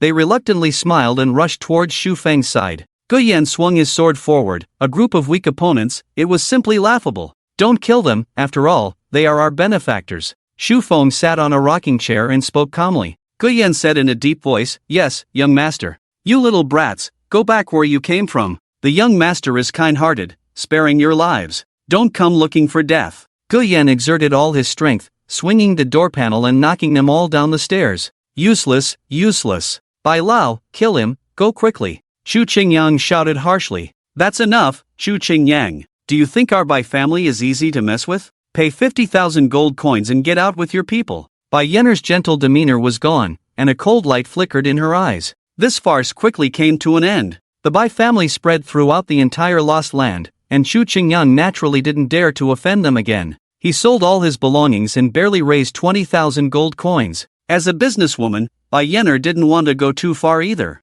She only made him write an IOU and let him leave. In the trading hall, after hastily concluding the auction, Bai Yenner personally handed over the money and goods to Xu Feng. Young Master Xu, you are truly a promising young nobleman. Bai Yenner looked at Xu Feng's forehead and smiled lightly. As a member of the human aristocracy with the lotus mark, she hadn't thought it was him until the elders reminded her. Xu Feng modestly shook his head. Luck, just luck. Here, 50,000 gold coins, and various goods you auctioned. Bai Yenner clapped her hands, and her subordinates brought up exquisite wooden boxes one by one. Xu Feng accepted them without hesitation. He was wondering where the dark elves he bought were, when Bai Yenner continued, Young Master Xu, the dark elves are in the basement. I happen to know the ritual to bind them. Shall I perform the ritual for you and make them your servants? Ritual to bind them? Xu Feng was astonished. Hua Jiao tiptoed and whispered in his ear, Young Master, the ritual to bind them is similar to a contract, but without any quantity limit. It is a subordinate ritual exclusive to the elf race. Each elf has its own spirit, and they consider their spirits more important than their lives. After all, if their spirits are revealed, they may be enslaved by others, which most elves would rather die than see. Young Master, I originally wanted you to make a contract with her, but now, not only do you not have to waste a servant slot, but you can also obtain the dark elf after the ritual. Hua Jiao's face was filled with excitement. Bai Yenner looked at the intimate actions of the two and a hint of strangeness flashed in her eyes. Was this really the orphan of the Xinglan family? Has the change been too drastic? Or was he pretending all along? Young Master Xu, don't I have the honor? Bai Yenner pouted, looking sad and spoke in a coquettish tone. Humph, fox spirit. Xu Feng, she wants to seduce you and use you. Suddenly, a crisp female voice came from behind. The princess stood with her hands on her hips, looking displeased. The old nanny smiled bitterly. The princess was a bit childish. Bai Yenner's face froze for a moment as she looked at the newcomer. She was an extremely cute girl, around 14 or 15 years old, with a doll-like cuteness and delicate features. She had a petite figure and long, black hair that fell softly on her shoulders. Bai Yenner recognized the girl in front of her and forced a smile. Little princess, I really wanted to be friends with young Master Xu. The princess puffed up her cheeks and said angrily, I never lie. Xu Feng, who do you believe? The familiar princess blinked her bright eyes and looked at Xu Feng. Xu Feng chuckled awkwardly, thank you for your cooperation just now, princess. Why don't we go to my place for lunch? I brought a lot of specialties. Meeting is fate, and it's lunchtime. Xu Feng smiled and invited her. He completely didn't understand the spiritualization ceremony, so he took the opportunity to ask Guyen or the princess. It's not that he doesn't believe in Hua Jiao, but Hua Jiao's knowledge is too limited. Maybe she only has a superficial understanding. Okay. The princess smiled brightly, very charming. Bai Yenner also smiled slightly. Then let's taste the specialty brought by Master Xu. Xu Feng smiled mysteriously. I guarantee that you will be amazed and think about it every day. The nanny was speechless in her heart. Princess, we should go back. The princess pouted, pulling the nanny's arm and shaking it, acting spoiled. Let's have a meal. It's rare to come out. The nanny immediately softened. All right, let's have a meal before we leave. But the princess can't deceive me anymore. I won't. Xu Feng listened to their conversation and found it amusing. Jiao, I'll set up the hot pot, you go wash the vegetables. We'll have hot pot and cola for lunch. Okay, young master. Hua Jiao obediently responded, picked up a large bag of side dishes from the box, and turned to wash them. Xu Feng set up the hot pot rack, lit the fire, added purified water, and boiled the hot pot soup. Bai Yenner and the princess squatted beside Xu Feng, watching the exquisite tableware in front of them, bowls, chopsticks, soup spoons, knives and forks, tall glasses. They exclaimed in admiration, and the princess kept asking, Xu Feng, what are these? They're so beautiful. Xu Feng chuckled, Princess, they're just eating utensils. I'll give you a few sets if you like. I'll buy them with my own money. The princess said seriously. Bai Yenner teased, I want them too.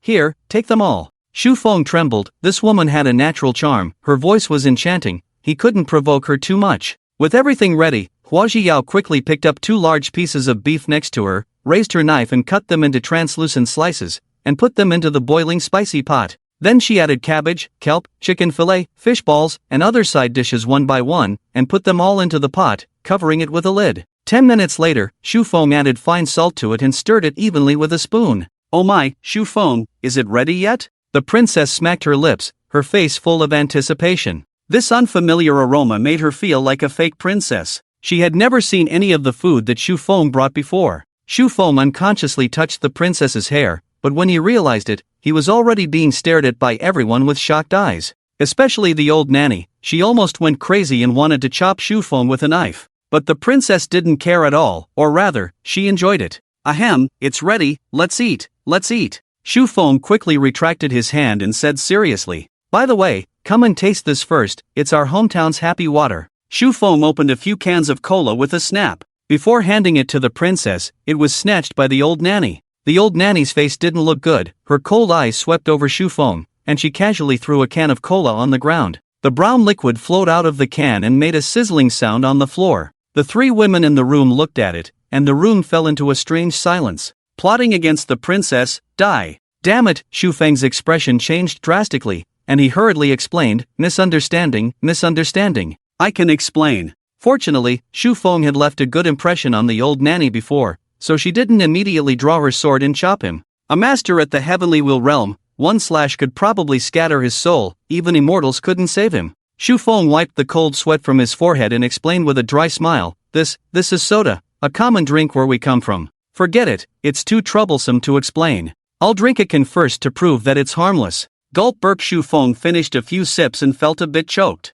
Bai Yenner giggled and patted her full chest. "I've always believed in Master Shu, unlike someone who says one thing and does another behind their back." As she spoke, she deliberately glanced at the princess. When the princess heard it, her face immediately sank. "Shu Feng, on behalf of AMU, I apologize to you, I'm sorry." Shu Feng waved his hand repeatedly, no need, we're friends, just a small misunderstanding." Hee, Shu Gongzi is indeed kind and generous, not bothered by children." The princess's face grew colder, and she said word by word, "I'm 16 this year, I'm already an adult." "Oh, I'm sorry, I didn't realize the princess was already 15, my mistake." "Maybe you look too young." Bai Yenner sighed while staring at the princess's flat chest. The princess gritted her teeth. "What's the use of being big, it's just a burden. Also, I feel sorry for you. How low must a woman sink to take pride in her chest?" Bai Yenner wasn't angry at all. Instead, she said happily, "Of course it's useful, after all, boys like it. Shu Gongzi, I'm sure you also like big ones." Bai Yenner approached Shu Feng affectionately, leaning against his arm. The softness of his arm made Shu Feng unable to control his emotions. Hua Zhiyao sat quietly on the side, with a slightly stiff smile on her face. Although she knew this day would come and was prepared for it, why did she still feel unhappy? Both the Bai family's little princess and the princess were much better than her, who came from a refugee background. They were the suitable matches for young masters, and she shouldn't have any extravagant hopes. The princess's face turned cold, and she was very unhappy, extremely unhappy. She pulled Bai Yenner away and said, "You're not allowed to touch Shu Feng. Shu Feng doesn't like you." "Ha!" Bai Yenner smiled coquettishly. "How can a child understand love and affection?" "Shu Gongzi, you haven't answered me yet." Shu Feng felt like he was sitting on pins and needles, thinking to himself, "Don't call me, I don't want to get involved," but he couldn't avoid it. Big. Well, Shu Feng stuttered, not knowing what to say. In his opinion, a beautiful woman with a great figure was attractive regardless of size. However, it was indeed a pity for the princess. Bai Yenner's eyes wandered around, and suddenly she saw Hua Zhiyao beside her. She smirked and said, "Shu Gongzi, you should answer seriously. Miss Hua must also be curious, right?" From the moment she entered, she noticed Shu Feng and could tell that he cared about the girl beside him. Hua Zhiyao suddenly felt embarrassed, her face turning red, and she lowered her head, unable to meet the young master's gaze. She whispered, "Anything the young master likes is fine." Shu Feng's face was full of black lines. He had figured it out. Bai Yenner was definitely here to cause trouble, probably to retaliate for his disruption of the auction. He didn't believe that he had conquered Bai Yenner with just a few words and an imposing aura. "I like them all.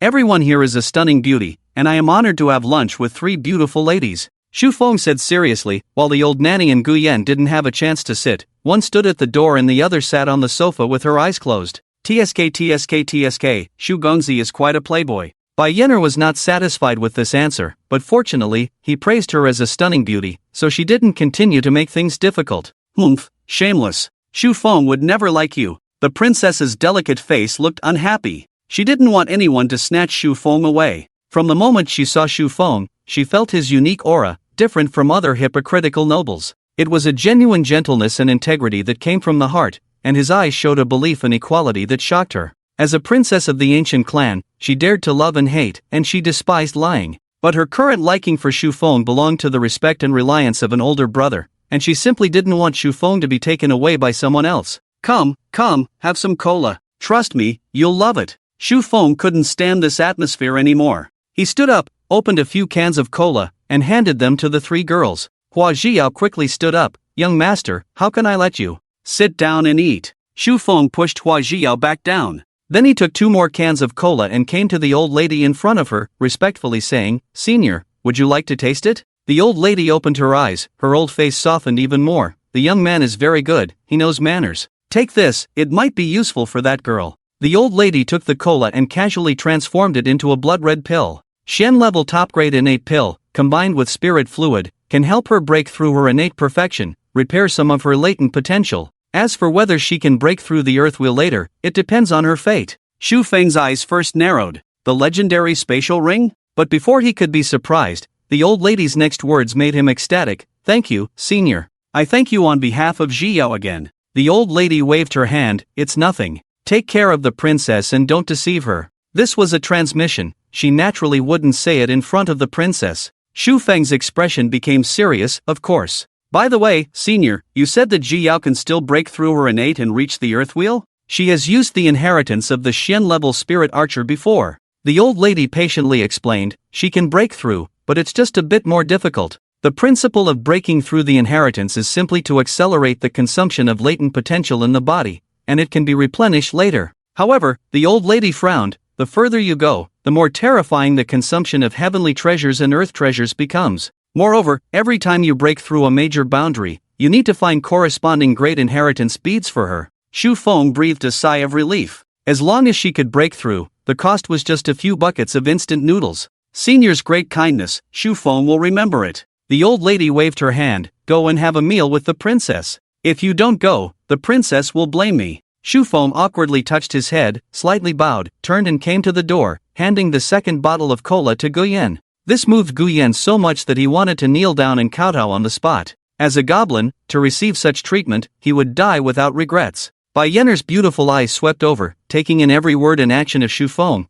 Her lips slightly curved upwards. She raised her snow-white arm, held the cola, and took a sip. The explosive sensation in her mouth made Bai Yenner furrow her brows slightly, but the taste that followed made her eyes light up. She couldn't help but take another sip. It was stimulating, joyful, and had a refreshing sweetness. It was truly a taste to savor. Having tasted the sweetness, Bai Yenner quickly finished the cola in her hand, her eyes shining as she looked at the remaining 3 bottles on the table. Aren't you guys drinking? Then I won't be polite. Bai Yenner couldn't care less about being polite and directly reached out to grab one. The princess coldly snorted, dream on. She quickly picked up her own cola, knowing from her appearance that it must be very delicious. Bai Yenner looked disappointed. Tisk, stingy. Hua Jiao handed hers to Bai Yenner. Miss Bai, you can have it if you like. Regardless of whether she liked Bai Yenner or not, she couldn't deny her identity. Befriending Bai Yenner would be beneficial to the young master. Bai Yenner hesitated for a moment, then smiled and pushed it back. I dare not take yours, otherwise young master Shu might trouble me.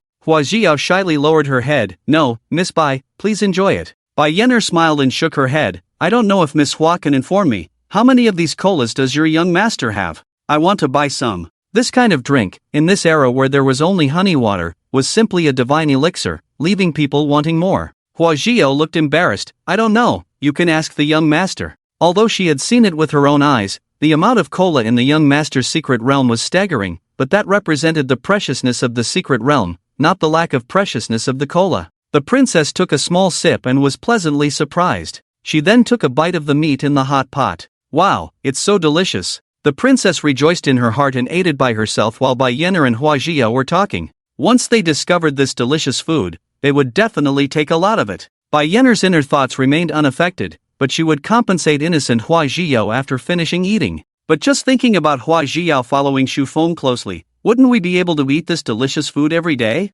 Damn it! Thinking of this, the princess turned her grief and anger into appetite, ignoring the scorching heat, eating mouthfuls. Ha ha, ha ha. As she ate, the princess's face turned red from the spiciness, and she kept exhaling heavily with her mouth wide open. Bai Yenner noticed this scene and immediately reacted, "Little princess, is it really that delicious?" "No, it's not delicious at all." The princess frowned, her speech unclear due to the spiciness. "Humph, children shouldn't lie." Bai Yenner quickly joined the battle, grabbing the remaining food in the pot. Hua Jiao just laughed and watched the two of them. She had eaten it many times in Daxia, but she remembered that it was the young master who fed her for the first time when she went to Daxia. "Miss Hua, eat quickly, or there won't be any left." The princess pouted, reminding her, "It's okay, you guys eat. If it's not enough, I'll add more for you," Hua Zio said with a smile. "Woo-woo, it's really delicious, AMU, I don't want to go back, I want to follow Shu Feng." The princess, with a round belly from eating, leaned against the chair and muttered.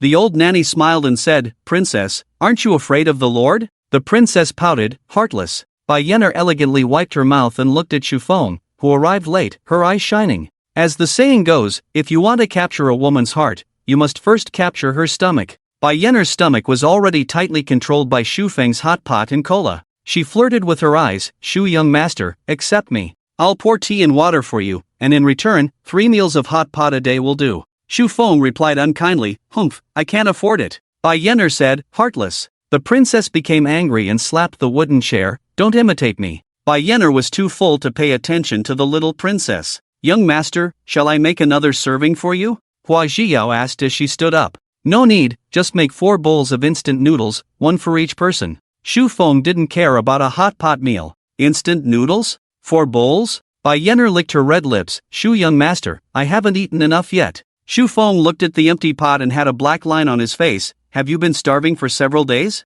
Such a big pot, even 2 big men wouldn't be able to finish it in Daxia. It's all because your hot pot is so delicious. You let us eat such delicious food, and we won't be able to eat anything else in the future. You have to take responsibility."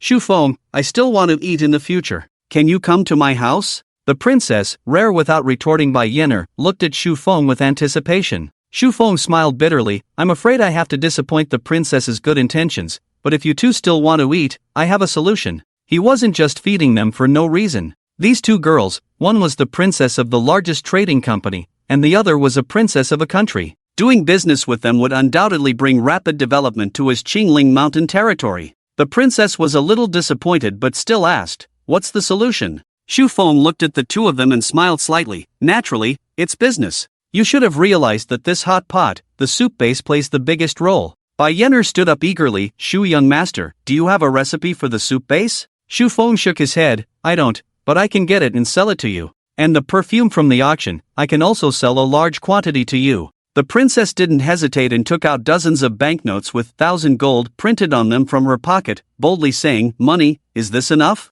Shu Feng looked at the banknotes, equivalent to 10,000 gold coins, and twitched his mouth. "Ahem, it's too much. And princess, I haven't even mentioned the price yet. You'll be cheated like this." The princess giggled. "You're a good person, you won't cheat me." Shu Feng was speechless. Was she innocent or just naive? Bai Yenner directly asked, "Shu young master, name your price." Shu Feng thought for a moment. "Soup base, 100 gold coins per bag. 1 bag can make 10 pots of this size hot pot. Perfume, this kind of auction, is diluted. 1 bottle costs 100 gold coins, while a pure one costs 500 gold coins. Bai Yenner couldn't believe it. It's not too expensive, but too cheap. Does he think so little of himself? Bai Yenner immediately agreed. "No problem, let's start with 100 of each. Here's a platinum card with a credit limit of 100,000 gold coins. It can be used throughout the Lost Land." The princess snorted coldly, feeling inferior. She took out a purple gold card given by her father and said, "Shu Feng, a purple gold card with a credit limit of 1 million.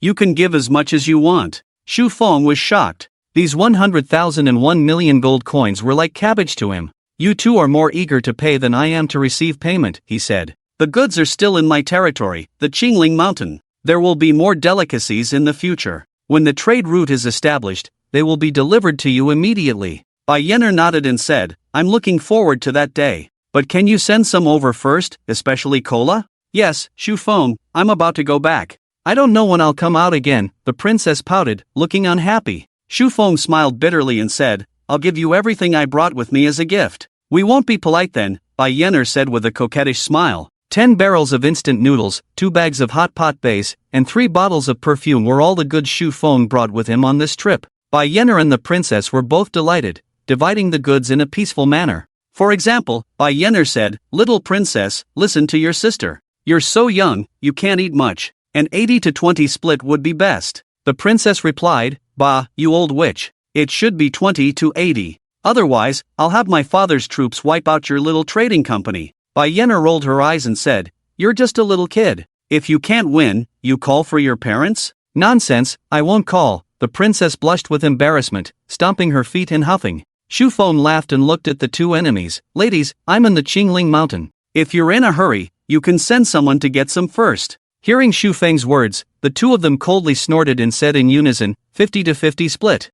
That's a good girl," Bai Yenner said, pursing her tender red lips and gently patting the princess's head with her fair hand. The princess mercilessly dodged and glared at her. Shu Feng smiled bitterly and suddenly remembered that he still had something to ask. He quickly said, "Give me a brief introduction to the Dark Elves." Bai Yenner was stunned for a moment, her smile gradually disappearing. But after looking at Shu Feng, she muttered softly, "Being bought by you is the best outcome." Then she began to explain in detail, "This dark elf in the basement, to be precise, is a half-dark elf. She was sold to my Bai family by her own father as a gambling stake. Her father's name is Fok, a human fallen knight obsessed with gambling. He frequents the casino all year round. A few days ago, he fell into a trap and owed hundreds of thousands of gold coins. With no way out, he had no choice but to mortgage his elf wife and half-elf daughter to the casino." Bai Yenner sighed and continued, "Under the deception of that scum, the mother and daughter came to the casino. When the mother learned the truth, she couldn't accept it and couldn't tolerate her daughter falling into their hands. She burned her own blood and desperately fled with her daughter, but unfortunately,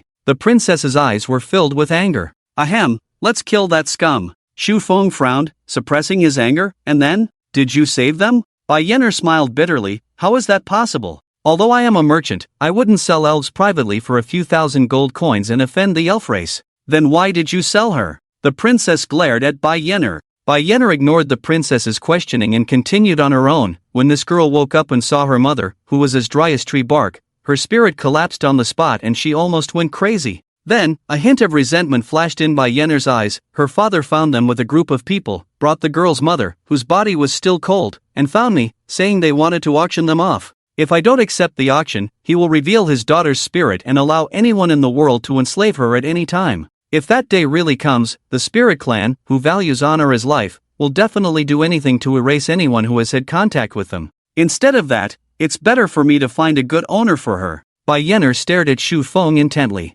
Shu Feng couldn't believe it and pointed at himself. "Me? You planned to sell her to me a long time ago?" Bai Yenner nodded naturally. "Of course, after all, that girl is also a member of the Spirit Clan. If her new owner treats her poorly, it won't go well for me as an auctioneer either." The princess pursed her lips, looking skeptical. "How do you know Shu Feng is a good person?" "I know Shu Feng is a good person because I have awakened my spiritual perception." Bai Yenner turned elegantly, "Because I am smart. Shu Gongzi loves Miss Hua so much and respects Yen Shu. That's enough to make me believe in him. Little princess, go back and study. Studying can make you smart, otherwise your spiritual perception will be obscured." The princess narrowed her eyes and sneered. "If I remember correctly, Shu Feng bought this girl because I disrupted your auction, right? Buying this girl for 1,000 gold coins, would her father agree? She's an elf girl after all, and selling her to other nobles for 3,000 to 5,000 gold coins would surely attract many buyers." Bai Yenner seemed to be waiting for the princess's questioning, explaining with a sad face,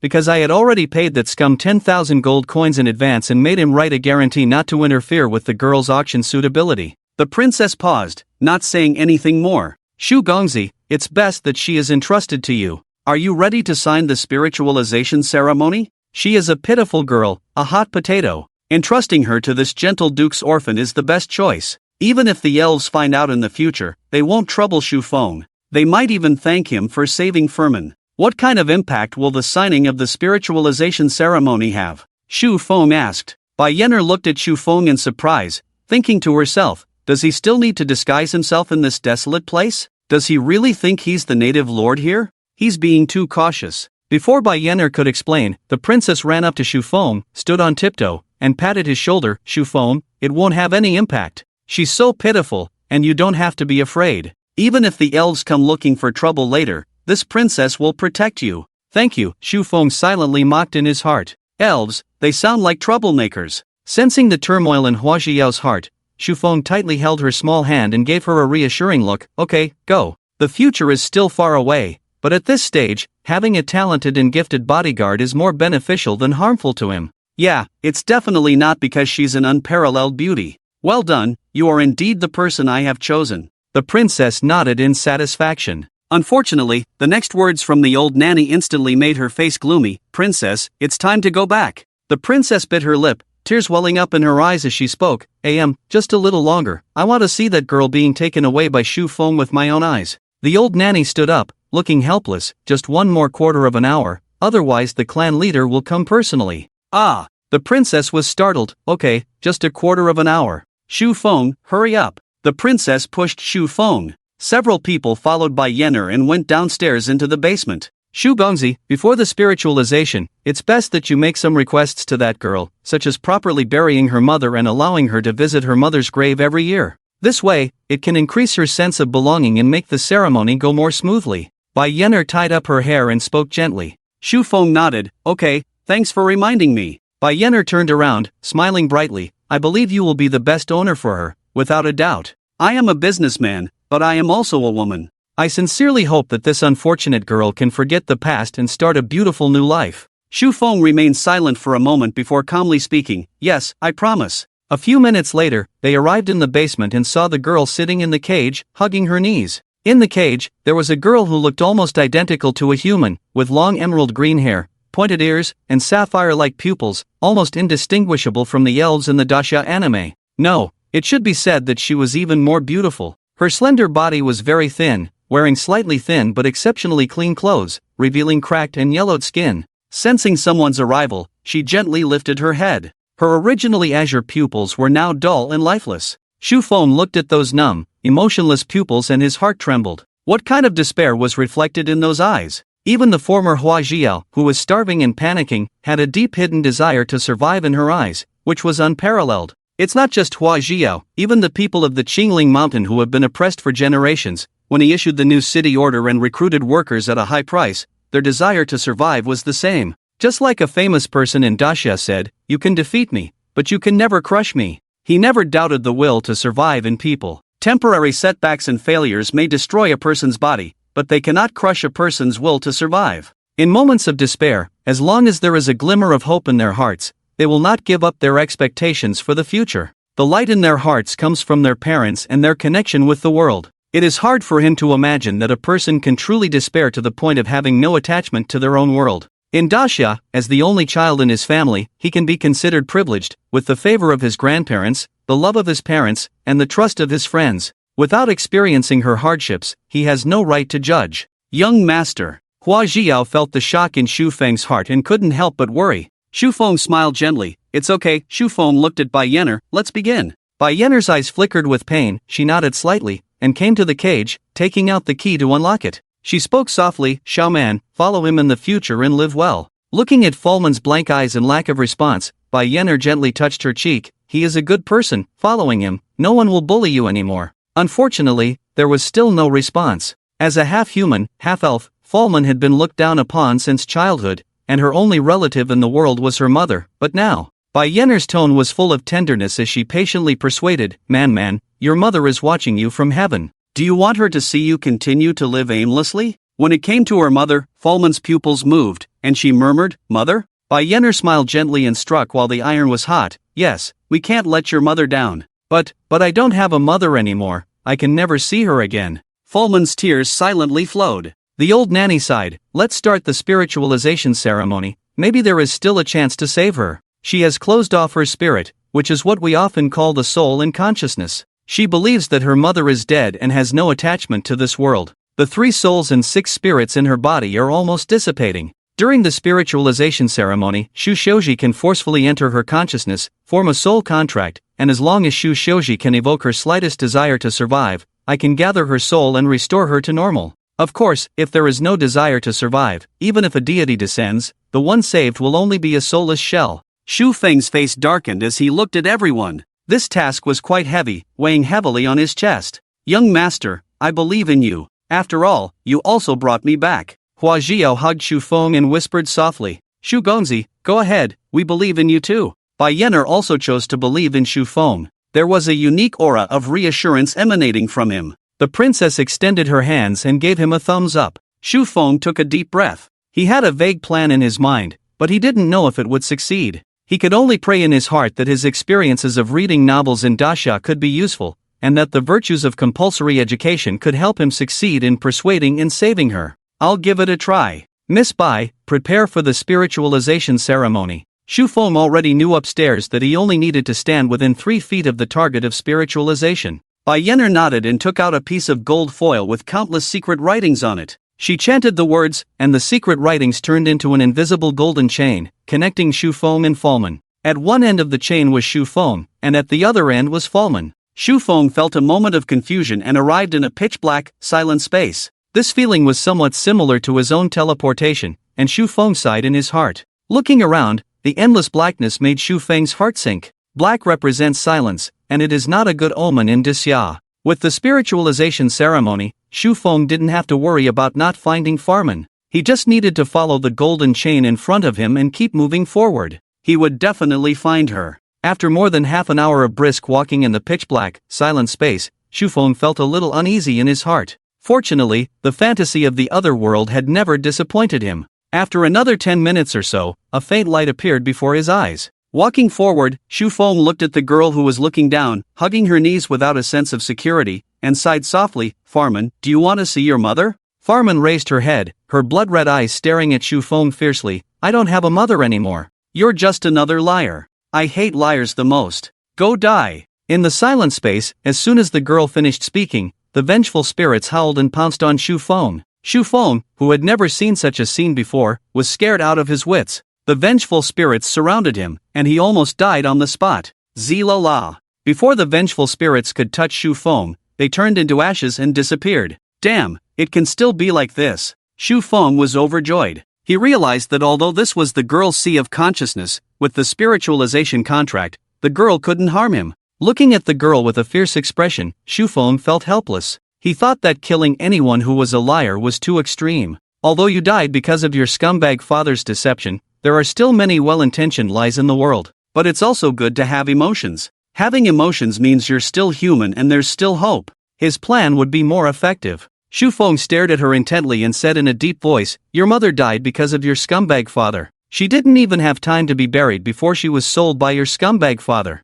Your scumbag father took the money from your mother's corpse and continued to gamble and have fun. Farman's expression froze for a moment, and then she went crazy and screamed at the sky. That voice was simply ear-piercing, enough to scare the children in the city to tears. Shu Feng shivered all over, but in order to save her, he had to continue, even if it meant facing her wrath. Your mother's only hope is you. Who else will avenge her besides you? If you leave like this, who will avenge her? Shu Feng's words deeply stimulated Farman. Her disheveled hair and crazy expression showed that her hatred couldn't be calmed. She raised her blood-red eyes and hoarsely said, can you help me get revenge? As long as you can help me get revenge, I can give you anything. As she spoke, she sneered and without hesitation tore open her clothes, revealing a large amount of fair skin and a touch of bright red cloth wrapped around her chest. Shu Feng's expression darkened and he turned around. Although this is the sea of consciousness, an illusory place, a woman's body is the most precious thing. Don't ruin yourself. Farman was stunned, looking at her own body and murmuring, the most precious thing?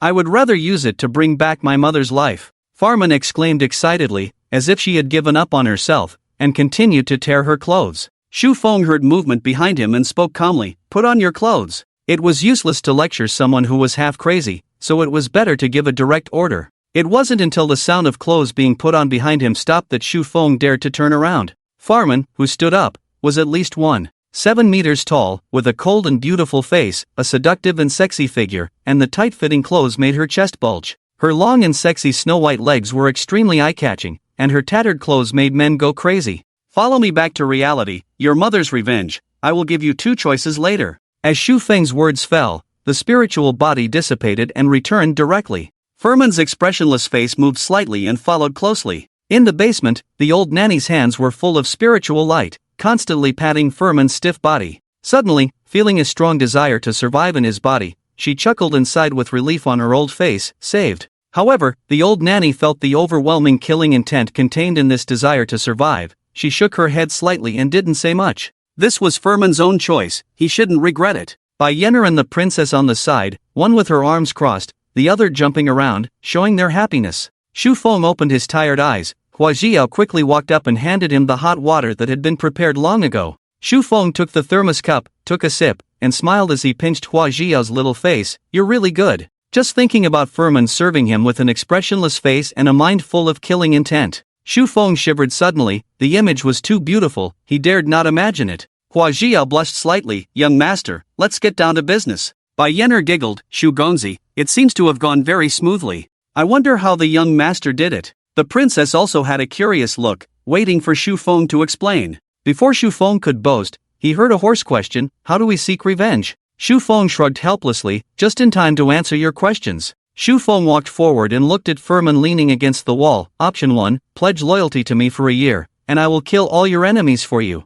Don't doubt my strength, Nua. See, among these people, except for me and her, all have innate strength above the advanced stage. Shu Feng, fearing that she wouldn't believe him, pointed to Gu Yan at the door. Uncle Yan, show her your advanced stage power. Gu Yan laughed. No problem, young master, just wait. Gu Yan was a rough martial artist. He didn't understand why the young master wanted to see his power. Gu Yan continuously accumulated his inner energy, his face turning red, and then with a hey-ha sound, his 3-foot fire fist smashed towards the copper wall and iron wall. Bang. The wall made of unknown material shattered, the entire basement began to shake, and the dissatisfied old nanny glanced at the foolish man at the door, picked up the princess with one hand, and rushed out of the basement. When she passed by Shu Feng, the old nanny hesitated for a moment, perhaps thinking of that bottle of cola. She casually took Shu Feng with her. Before Shu Feng could react, he saw the entire basement collapse. Damn it, Jiao. Shu Feng was about to rush in. The old nanny said calmly, except for you, at this level, it's impossible to take their lives. Shu Feng immediately breathed a sigh of relief, but then he thought that there was still one person inside, the weak Furman who had just been saved. He had worked so hard to save him, he couldn't just let him go like this. By the way, the basement couldn't have been collapsed by Uncle Yen, right? Cough cough. While thinking, several people broke through the stone and rushed out. Shu Feng's first glance was at Hua Jiao, the second glance was at Furman, and then at Bai Yenner, with Gu Yan always behind. Stupid. Bai Yenner almost pointed at Gu Yan and scolded him, but when she thought that he was Shu Feng's person, she could only swallow her words in frustration. Gu Yan smiled awkwardly and knelt in front of Shu Feng without saying a word. Young master, I'm sorry, I almost caused harm to you. Shu Feng was speechless. He helped Gu Yan up. As long as you're okay, it's my fault, I made you show it. Gu Yan, a strong man of 34, shook his head. Young master, it's my stupidity, Miss Bai was right to scold me. You've been too indulgent with us, compared to other lords. I should have been punished long ago, let me kneel and wake up. Gu Yan spoke sincerely, the young master's generosity couldn't be an excuse for his mistakes. Fortunately, Gu Yan saw that something was wrong and immediately rushed in to protect Miss Hua, not letting her suffer any harm, while Bai Yenner protected the weak Furman. Get up, apologize to Miss Bai and the others, go and serve tea. Hua Jiao scolded. Gu Yan was not angry but rather happy. He quickly got up and bowed deeply to Bai Yenner and the princess. A lady of this level could decide the prosperity or decline of his goblin tribe with just a casual remark. He knew that Miss Hua was giving him a chance, begging for their forgiveness, and not to make things difficult for his tribe. The princess waved her hand. You may leave. Bai Yenner snorted coldly. Gu Clan Goblin, late stage innate, not bad. But since you've damaged my basement, let your descendants repair it. They can report to Huang, the steward, is that alright? This was an inquiry, not a request. Gu Yan quickly nodded. Thank you, Miss Bai, for your appreciation. After I safely escort the young master back to our territory, I will make sure they come to repair it overnight. Gu Yan felt emotional. Was this the power of the young master? Just because he was the young master's person, Bai Yenner had restrained herself from scolding him. After he apologized, she even compensated his tribe and took the initiative to connect with the Bai family. If it were before, she would have slapped him right away. What about the second option? Furman's words broke the tense atmosphere. Shu Feng looked at her with a slightly human-like tone and nodded in relief. It seems that you trust me now. As for the second option, I suggest you consider it seriously. It is to sincerely pledge loyalty to me for 3 years. During these 3 years, you will completely obey me, and I will provide you with resources for cultivation. When your strength is enough, you can eliminate your enemies at any time. Furman fell into contemplation, and Shu Feng raised an eyebrow. They say that the elves have exceptional talents and unlimited resources. Are you not confident in breaking through to the late stage innate? Are you not confident in seeking revenge? Furman knelt on both knees. Greetings, master. She was moved. 3 years was not long. It was worth it to take revenge with her own hands.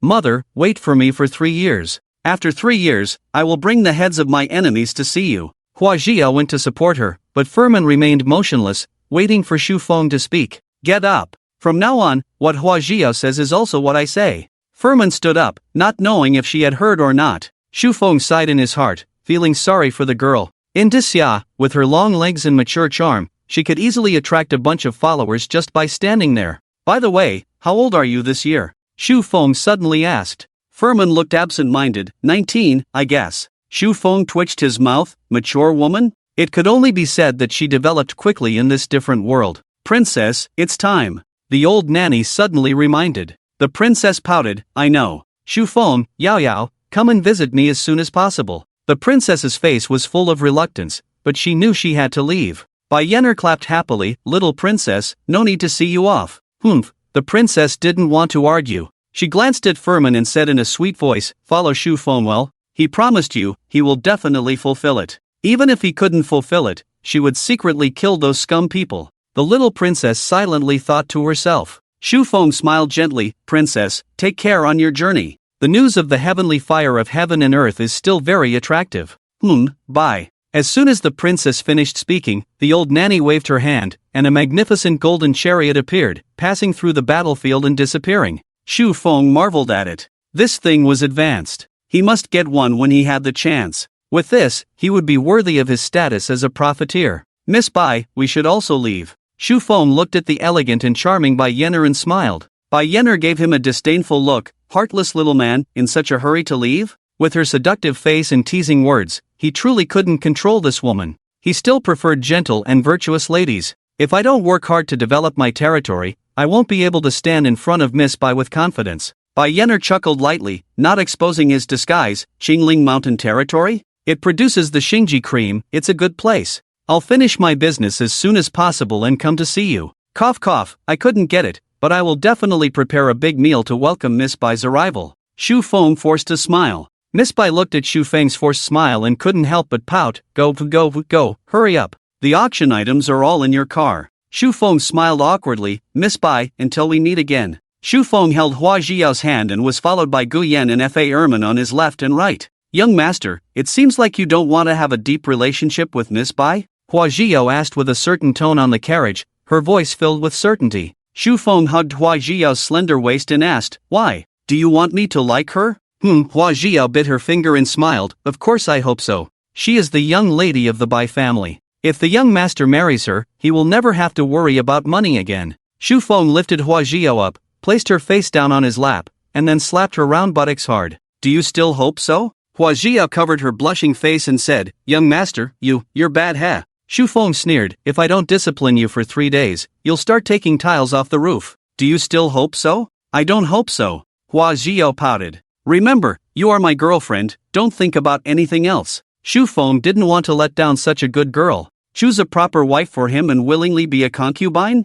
That's ridiculous. He must correct Hua Jiao's thoughts as soon as possible. There are too many beautiful women in this world, and he can't be sure if he can stick to his original intention in the future and only love Hua Jiao. That's why he needs her supervision even more. Young master, let's change Farman's name. Hua Jiao turned around and leaned against the young master's warm and broad chest. Change his name? Xu Feng looked puzzled. Hua Jiao hummed, because her past was so miserable, and she hates her father so much, it's better to change her name and let her start a new life. That's a good idea. You're so thoughtful. Alright, why don't you come up with a name? Xu Feng smiled. Hua Jiao shook her head. Young master, you come up with one. Young master, don't touch me, we're still on the road. Wait, it won't be too late when we get back. Hua Jiao's eyes were seductive as she gasped for breath and held Xu Feng's restless hand. She was afraid of being seen by people outside. The young master was becoming more and more wicked. Xu Feng bit her cold earlobe and said, listen to your wife. Hua Jiao's body was burning hot as she lay softly in Xu Feng's arms, allowing him to do as he pleased.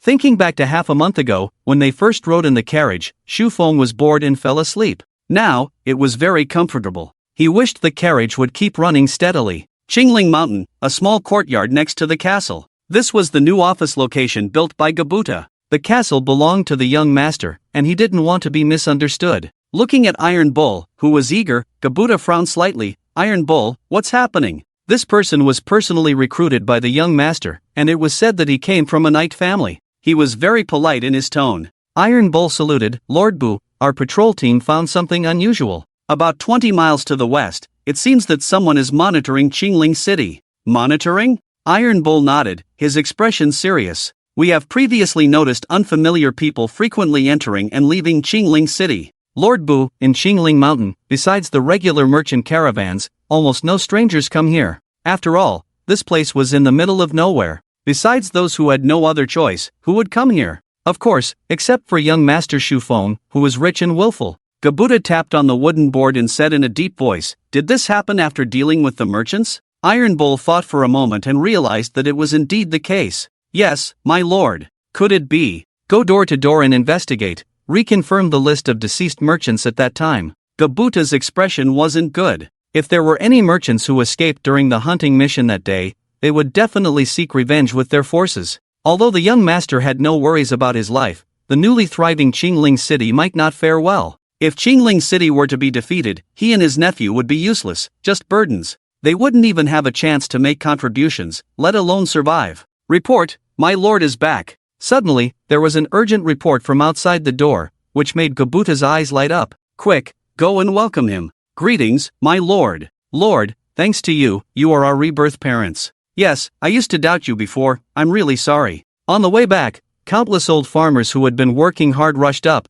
their faces full of joy and excitement, sincerely thanking and apologizing from the bottom of their hearts, just like some star chasers witnessing a large-scale frenzy when they meet their favorite celebrity. No, it's not appropriate to compare these old farmers and those people. It would be an insult to them, Shu Feng silently thought. After about 10 minutes, the carriage stopped. Outside the rundown Qingling City, there were 100 well-dressed black-armored men, with cold and clear expressions, waving large machetes in their hands, clearing away unrelated people around, ensuring the Lord's safety when he arrives. "Young master, welcome back." Gabuta respectfully stood outside the carriage and spoke. Hua Ziao lifted the curtain and helped Shu Feng down. Shu Feng's gaze swept over the soldiers, each of them strong and sturdy, with a red glow on their faces, filled with admiration, respect, and gratitude towards him. Shu Feng nodded with a smile and patted Gabuta's shoulder. "It seems that Qingling City has been developing smoothly." Gabuta flattered and smiled. "It's all thanks to the young master." "Did the young master gain a lot from this trip?" Gabuta looked at the smiling young master and already had an answer in his heart. "Yes, I met Miss Bai and the princess of the Gu clan. By the way, they will come to buy a batch of goods in a few days, so pay attention," Shu Feng instructed. Gabuta's hand trembled. Miss Bai from the Bai family? The princess of the Gu clan? Wasn't the young master supposed to go to the auction to sell rare treasures? "Understood, I will make the arrangements properly," Gabuta quickly promised. "Has everything been going smoothly on Qingling Mountain these days?" Shu Feng casually asked as part of his routine duties. Gabuta thought of the things reported by his subordinates and sighed, saying with a brave face, "Young master, there may be a little trouble." Shu Feng frowned. There really was trouble? Something that even Gabuta, who was at the innate level, couldn't handle? "What's the matter?" Gabuta looked around and whispered, "Young master, there are too many people here, allow me to report back." Being so cautious, it seemed that the problem was not small. Qingling Mountain was the cornerstone of his foothold in the other world, and he couldn't relax. "All right, come to the castle immediately to report. Jiao, you take her to freshen up and change clothes first." Shu Feng took the lead and walked quickly towards the castle. Along the way, the clean streets made people feel refreshed and happy, although there was still a bit of a strange smell, but it wasn't a big problem. When the ordinary common people on the street saw Shu Feng, they all lowered their heads to show respect. If there were young girls in their prime in the households, each of them would have hearts in their eyes, their heartbeats accelerating. The noble status, the young and handsome face, perfectly matched their fantasy of a Prince Charming. Gabuta and Guyen, who were following behind, Gabuta tugged at his uncle's sleeve and asked in a low voice, "Uncle, who is that?" Gabuta pursed his lips and looked at the tall and graceful figure beside Hua Jiao. Guyen gave his nephew a stern look, warning, "That's the young master's newly acquired maid, a dark elf. Don't pay attention to her." Gabuta looked aggrieved. "How could I dare to attract attention from someone around the young master? I was just curious." Guyen coldly snorted, "It's good that you didn't. Don't come up with any ideas to harm Miss Hua, or I won't spare you first." Gabuta. Looking at his uncle, whose fists were much bigger than his own, Gabuta felt that he shouldn't argue with his elders and silently endured the lecture. The group soon arrived at the castle. Shufeng sat high up, picked up a teacup from the side, only to find it empty, and then remembered that Hua Zhio had gone to bathe her. "Young master, I'll do it. Gu Yan licked his face and attentively went to pour hot water. Gabuta felt that his uncle was acting unusually. He used to be respectful, but never this attentive. It seemed that a lot had happened at the auction. "Buta, what happened?" Shufeng asked calmly. Gubu regained his senses and quickly said, "Young master, when we dealt with the grain merchants before, there may have been some fish that slipped through the net. We may face retaliation." Then, Gubu reported one by one the things his subordinates had reported to him. "Young master, it was our fault for not cleaning up properly." Shufeng waved his hand. "It's not your fault. I knew the consequences at that time, and it's normal that some family members and servants who went out have been informed." However, he never expected them to retaliate so quickly. Shufeng knew that those merchants he was familiar with had limited power. They knew there were experts in the area, so why would they dare to retaliate? At this moment, a rough and vulgar warrior outside the door carried a large bowl of hot water and quickly approached Shufeng, offering it to him with flattery. Shufeng was still thinking about the problem and didn't think much of it. He took it and fed it into his mouth. The scalding hot water instantly burned Shufeng's tongue. Shufeng looked expressionless at Guyen, only to see Guyen with a smile that was even uglier than crying. Young master, I swear it wasn't intentional." Do you believe me?" Gubu almost burst out laughing below. He couldn't believe that this rough uncle of his wanted to serve and pamper the noble young master. He had truly opened his eyes today. "Uncle Yen, go train the soldiers. I know your loyalty." Shufeng waved his hand, not wanting to say much. "Yes." Guyan left with a mournful face, bowing his head. "Young master, those merchants are not the scary ones. I'm afraid they will collude with other lords. When the army goes to Qingling Mountain, these new recruits won't be able to withstand it." Gubu was very worried about this. Although Qingling Mountain was in a remote location, it was rich in resources, and other lords had long coveted it. The previous lord had offered tribute, so everyone lived in peace. But to ask the young master to offer tribute? Gubu couldn't help but sneer at the other lords. Were they worthy? As long as the young master's divine will guards made a move, the entire lost land would be within reach. However, Gubu understood that the young master wanted to build his own career with his own strength. The future of Qingling Mountain could only rely on themselves. How many soldiers do the lords who might take action have? What is their strength? Shu Feng asked. Gubu solemnly said, "There are 3 lords who have long coveted Qingling Mountain. The first is the Wolf Lord, 30 miles to the west. He has 100 wolf knights under his command, equivalent to 500 elite knights. However, the wolves are not good at crossing mountains for a long time. The second is the Hidden Flower Lord to the east. They are a group of flower elves, with 300 flower elves under their command. They are extremely skilled in planting and controlling plants. Their lord has been spying on the vitality grass of Qingling Mountain for a long time, but their combat power relies too much on plants. The third is the Lord of Toma in the north." Gubu paused for a moment and introduced seriously, "The Lord of Toma controls the largest grassland and produces a large number of warhorses. He has 100 cavalry and 300 rotating soldiers. He supplies at least 100 warhorses every year and is wealthy. It is said that the Lord himself is also an expert at the late stage of the innate realm. Moreover, the most important thing is that half of our territory's merchants have connections with the Lord of Toma." Shu Feng narrowed his eyes. "Are you suggesting that it's the Lord of Toma?" Gubu nodded. "Young master, the person who is being monitored outside, Iron Bull, is currently capturing him. We should be able to confirm the Lord behind this tonight. But in doing so, it's equivalent to tearing off our disguise and preparing for war. Young master, we must respond quickly. 100 cavalry and 300 rotating soldiers," Shu Feng whispered, then asked, "What about our soldiers?" Gubu smiled bitterly. 20 rotating soldiers, plus the 2 of us at the innate realm. "Well, how about surrendering then?" Shu Feng sarcastically said. "But young master, we still have some fighting power." Gubu's eyes were sharp. "Young master, with the crossbows, armor, and other equipment you brought,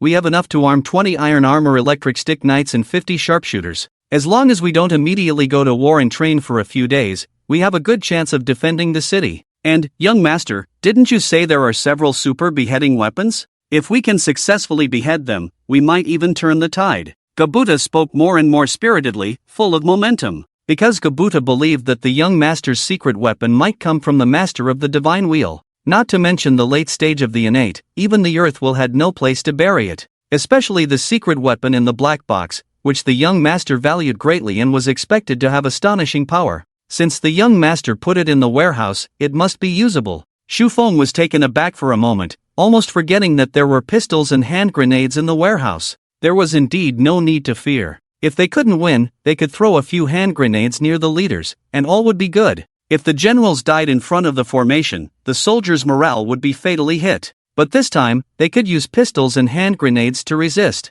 What about next time? He couldn't go to Daxia every time to get firearms and ammunition. Xu Feng let out a sigh. The secret weapon can be used in a crisis. After all, the soldiers don't have enough training time. I can understand. But I hope that next time we encounter such a situation, we can solve it with our own strength. The territory should not harbor useless people. Kabuta's expression became solemn, and he quickly assured, half a month later, we will definitely have 100 rotating soldiers. Xu Feng nodded in satisfaction. All right, you may go now. Be vigilant at all times for attacks and continue to cultivate soldiers at any cost to ensure their loyalty. Yes, young master. Kabuta breathed a sigh of relief and prepared to leave the castle. Suddenly, he seemed to remember something good and quickly turned back. Young master, the potatoes we planted before, some of them have sprouted. So fast. Xu Feng clearly remembered that it had not been more than 3 days since he brought back the potatoes. Yes, that batch was planted in the vibrant grass garden, full of vitality. Kabuta smiled. Young master, at this rate, we will be able to harvest a batch of potatoes in less than a month.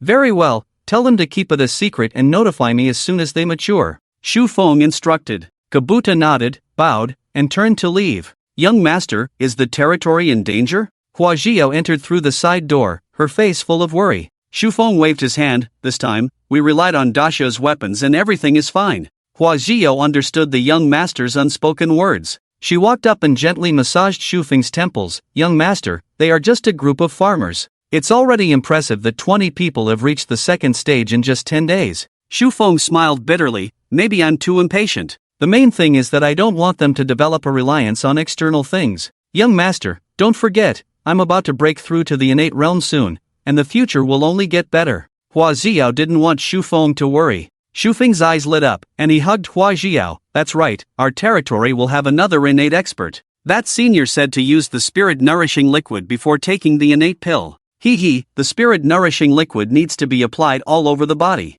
Xu Feng's face was full of anticipation. His girlfriend, future wife, this kind of thing could only be done by himself. Hua Jiao's cheeks shrank in Xu Feng's embrace, too shy to lift her head. Jiao, let's break through now, okay? Xu Feng gasped for breath and lightly kissed Hua Jiao's delicate neck. Hua Jiao nodded gently. She would never go against the young master's wishes. Xu Feng quickly got up, locked the door, and carried Hua Jiao into the bathroom. The bathroom was large enough to accommodate several people and was now filled with hot water. Snow-white skin, slender legs, Xu Feng felt his blood rushing to his head. But Xu Feng didn't forget the main task. He poured the spirit-nourishing liquid into his hand and first applied it to Hua Jiao's jade back, feeling the smooth and tender skin, almost devouring Xu Feng's last bit of consciousness. Hua Jiao's body trembled slightly, and Xu Feng bit her earlobe, gently saying, breakthrough with peace of mind. I said, we won't go beyond before getting married. As Xu Feng applied the liquid and it soaked into her skin, it began to wash her marrow and strengthen her bones.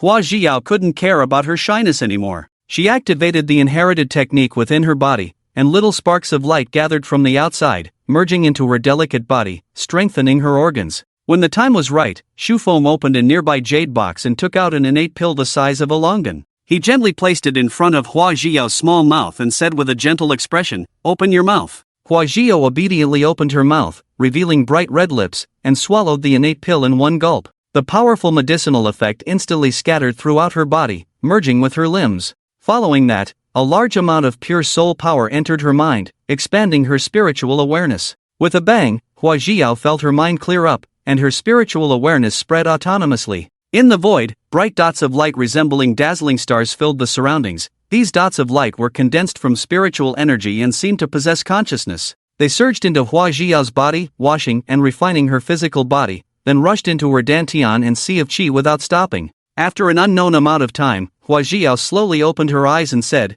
I did it. Looking at the handsome face in front of her, her worries were indescribable. Young master, I succeeded. Hua Jiao jumped up naked and threw herself at Xu Feng. Xu Feng held her slender waist and said, congratulations, Miss Hua, you've become an innate expert. Oh, young master, turn around quickly, I haven't put on my clothes yet. Hua Zhiyao blushed instantly and almost fainted. Xu Feng smirked and said, but you jumped up yourself. Although he said that, Xu Feng still let go of her. If they continued like this, even he wouldn't be able to resist. As soon as Xu Feng let go, Hua Zhiyao, barefoot, hurriedly ran into her own bedroom. Xu Feng chuckled as he watched her, flustered and in a panic, without a trace of the appearance of an innate expert. In the instant Hua Zhiyao broke through to the innate realm, her information panel had already been updated, and the data appeared in her mind. Name, Hua Zhiyao owner, Luoyi Xinglan inheritance, spirit archer, mysterious rank, strength, innate, level 20. Name, Hua Zhiyao owner, Luoyi Xinglan, Xu Feng. Strength, 120 agility, 140 constitution, 130 skills,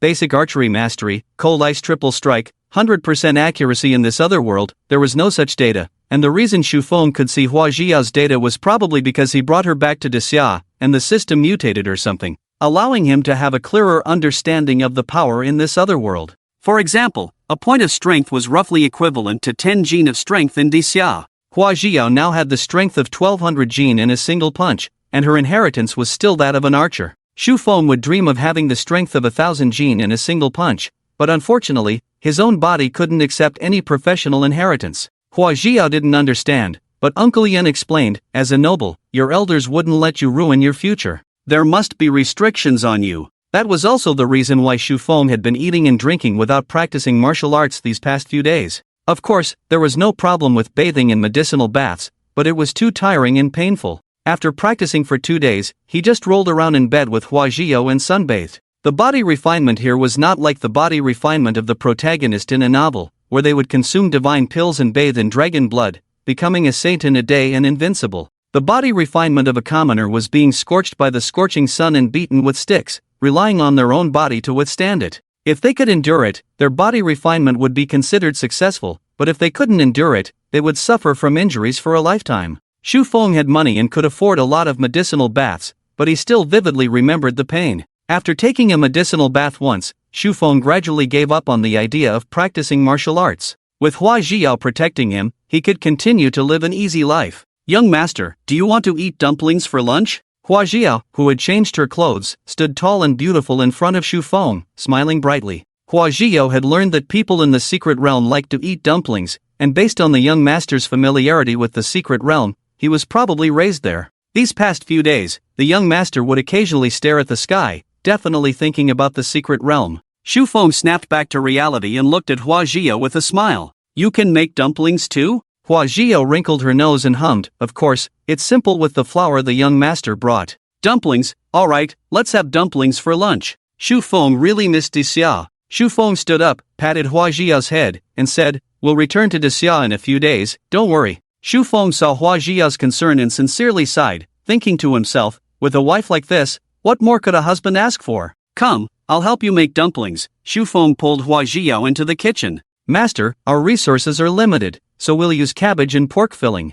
I'll eat whatever you make. Xu Feng wasn't picky. Hua Zhiyao's eyes curved. Master, let me show you my innate skills. Hua Zhiyao poured flour into water, added yeast to ferment, and then used her delicate and tender hands to knead the dough quickly, as if performing Tai Chi, her hand speed like an illusion. Then, she controlled the kitchen knife, making several quick cuts, forming small dough balls, white and full of vitality in her hands, cutting out square and thin dough skins like paper. Hee, master, how is it? Impressive, right? Hua Zhiyao was like a little girl who had received an award, waiting for Xu Feng's praise. Xu Feng raised his finger and praised, impressive, my wife is the most impressive. Hua Zhiyao hummed happily, her face full of joy. She never tired of being praised by the person she liked. Suddenly, Hua Zhiyao let out a muffled groan, feeling warm hands on her waist. Hua Zhiyao blushed shyly and turned around to lightly pat Xu Feng's chest. Master, focus on cooking, she said, glancing at Xu Feng's mischievous hands. Hee, you do your cooking, I'll do my thing. Xu Feng realized that ever since he became intimate with Hua Zhiyao, he couldn't live without this feeling. Hua Zhiyao emitted a charming fragrance and had a delicate touch that made him unable to resist. They had already been completely open and honest with each other, like an old married couple. Master, you promised to help me. Hua Zhiyao wiggled her itchy body, pouting unhappily. The young master's teasing made her feel hot all over, and she had no intention of making dumplings anymore. At this rate, lunch would definitely turn into dinner. Why did she say again? Of course, it was because they often ended up like this. Xu Feng chuckled, help? Sure. Shu Feng lightly patted Hua Jiao's delicate and gentle waist. Hua Jiao's legs went weak, and she fell into Shu Feng's arms. She looked at him with seductive eyes and gasped, "Master, let's finish cooking first. You haven't had breakfast for many days. If you don't eat lunch, your body will collapse, and that's not good for the future." "It's not good for the future, little master, princess," either Hua Jiao muttered softly. Shu Feng was taken aback, then he understood and smirked. "Jiao, are you in such a hurry?" "Oh my, master, what are you saying? I just..." Hua Jiao blushed, trying to free herself from Shu Feng's mischievous hands, and hurriedly explained. Shu Feng chuckled, "This time when we return to Dixia, I'll introduce you to my grandparents." "Ah?" Hua Jiao didn't quite understand. Shu Feng thought for a moment, knowing that Hua Jiao had always considered Dixia a mysterious place, so he had prepared a reason in advance. He held Hua Jiao's hands and explained, "They are the elders of the family in the secret realm. I haven't lost my memory of the secret realm related matters." "Oh, I see," Hua Jiao nodded blankly. Shu Feng tapped her little head. "What? Oh, it's time for the ugly daughter-in-law to meet the parents." Hua Jiao's fingers intertwined nervously. She couldn't help but feel anxious. So soon? Can I really? Although she had a beautiful face, her identity was that of a refugee. She was extremely afraid that the young master's family would not agree, even if she could only be the young master's concubine. Shu Feng held Hua Jiao's slightly trembling hands and spoke with determination. "If I say you can, then you can. Don't overthink it. The people in the secret realm are just ordinary people. They might even think that I'm trying to climb up by being with you." Hua Jiao shook her head repeatedly, like a rattledrum. "Master, how can you compare yourself to me? Don't make jokes like that." Shu Feng helplessly stopped discussing this topic further. "Then come with me." Hua Jiao's voice was soft. "I'll listen to the young master." Shu Feng nodded in satisfaction. "I'll tell you some things to pay attention to later. I guarantee that they will all like you, so don't worry. Let's continue cooking, I'm hungry too." Shu Feng smiled. Okay." Hua Jiao heard that the young master was hungry, so she hurriedly continued to chop the dumpling filling. "Young master, why don't you go and check on Xianjia?" Hua Jiao wanted to drive away the troublesome young master. Of course, this was just Hua Jiao's superficial meaning. She really hoped that the young master would go and check on Xianjia. Xianjia was the new name given to Fulman, the unfortunate long-legged sister. Her? Shu Feng raised an eyebrow. What happened to her? Hua Jiao stuck out her tongue. She seems a bit off. "Oh well, it's just that the young master should go and see her. The meal is ready, I'll call you." Hua Jiao pushed and shoved the young master out of the kitchen. Shu Feng touched his nose. He actually received such disdain from this girl. She was really bold. He decided to discipline her tonight. He walked slowly through the empty castle towards the backyard. Besides Hua Jiao and him, there was now Xianjia. Shu Feng dismissed all the cleaning staff, of course, for the convenience of being intimate with Hua Jiao anytime and anywhere. Under the scorching sun, there was a graceful figure in the backyard, soaking in a hot pale green potion. The woman frowned, seemingly enduring great pain. This graceful woman was naturally Xianjia. She followed Shu Feng to the castle, and Hua Jiao helped her freshen up. After a brief introduction to the castle, she knew that Xianjia was eager to cultivate, so she gave her the herbs in the castle and the best lower-grade cultivation technique, allowing her to cultivate with peace of mind. She would bring her meals. As for taking care of Xianjia, Hua Jiao had no complaints in her heart, especially when she saw Xianjia comprehend the technique in a few minutes and absorb the terrifying cultivation talent of a bucket of medicine in the time it took to burn an incense stick. She couldn't help but want to offer Xianjia. At this rate, with unlimited resources, in a few months, Xianjia would be able to break through the innate stage, and her talent would be terrifying. Moreover, the innate strength of the dark elf was comparable to that of an ordinary earthwheel, with keen senses, able to hear from all directions and see a kilometer away. They were the best guards. Seeing Xianjia absorb bucket after bucket of medicine bath, Hua Jiao couldn't help but worry. It wasn't about the money, but she was afraid that Xianjia would explode and die. Hua Jiao didn't want the young master to lose this long-legged sister with unlimited potential, so she asked Shu Feng to come and persuade her. Shu Feng leisurely walked to the backyard and saw Xianjia's back facing him, naked. Hearing the footsteps behind her, Xianjia calmly turned around. She had already heard that it was Shu Feng from the sound of his footsteps. Xianjia turned her body and faced Shu Feng at the entrance. She stood up without any ripples, and the potion flowed down her smooth and fair body. "Greetings, master," Xianjia bowed with an indifferent tone. Shu Feng was dumbfounded, his nosebleed flowing as if it didn't cost anything.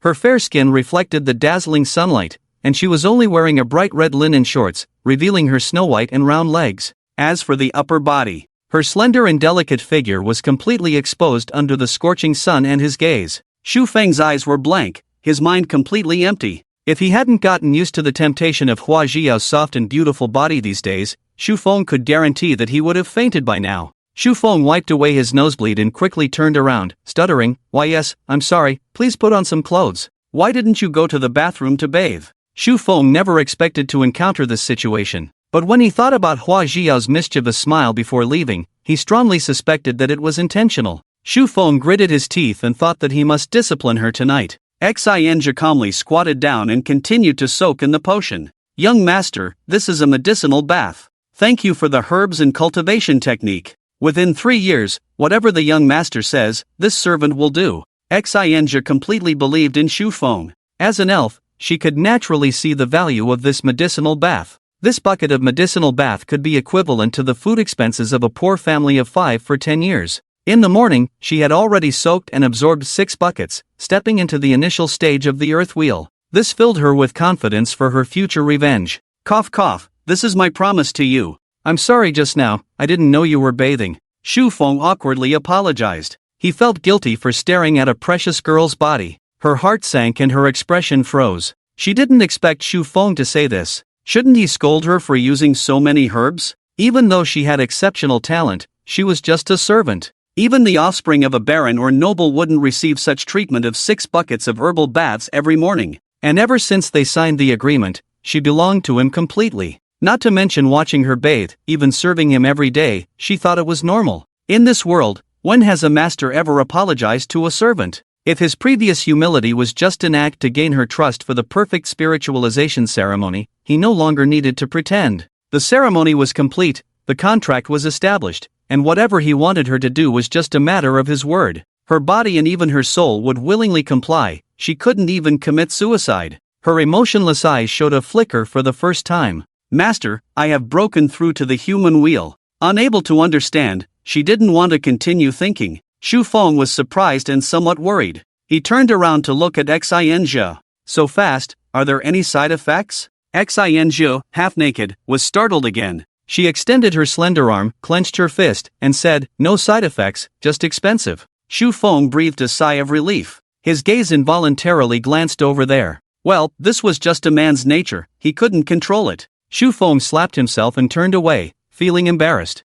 It's okay to spend money. I have plenty of herbs. You continue with your herbal bath. Come eat after half an incense sticks time. I'll leave first." Xu Feng felt that if he didn't leave, his beastly nature would take over. He had just promised to meet Xianyao's parents, and now he was looking at another girl's body. He was definitely a scumbag. By the way, next time you take a herbal bath, close the door or leave a note at the entrance. Xu Feng left these words and hurriedly departed, leaving Xianjia silent. In her chaotic mind, she silently got up, wiped her body, and put on the short-sleeved shorts that Hua Jiao had prepared in advance. The soft cotton material was the second time in her life that she wore such good clothes. The first time was the sweater her mother knitted for her by hand. In the kitchen, Xu Feng snorted coldly and quietly approached Hua Jiao. He slapped her forehead hard. "Ah!" Hua Jiao was startled, pretending to be in pain and surprise, but she had sensed Xu Feng's presence when he entered the kitchen. Her innate strength wasn't just limited to cooking and massaging. Xu Feng angrily flicked her forehead. "You're good at pretending. You must have noticed me a long time ago." Hua Jiao dropped the dumplings and clung to Xu Feng like a koala. Hee, isn't it to make the young master happy? She didn't even tell me about her herbal bath. She wants to get beaten. Xu Feng's tone was unfriendly as he glared at Hua Jiao. Hua Jiao's eyes darted around. Xianjia, this beautiful bodyguard, couldn't be cheapened by anyone else. But she couldn't tell the young master the truth. She smiled and said, "I forgot. Oh, by the way, young master, her herbal baths are too frequent. You must have noticed that she has 6 buckets in the morning. She absorbs too much vitality, and her body can't digest it. If this continues for a long time, she will explode and die." Xu Feng frowned upon hearing this. "Really? Of course, the princess told me," Hua Jiao said confidently. Xu Feng nodded. "Okay, I'll make sure she pays attention. For such a small matter, you just need to tell her. Why did you make me come over?" "You," Xu Feng said halfway, and Hua Jiao interrupted with an air of superiority. "She has a mental disorder.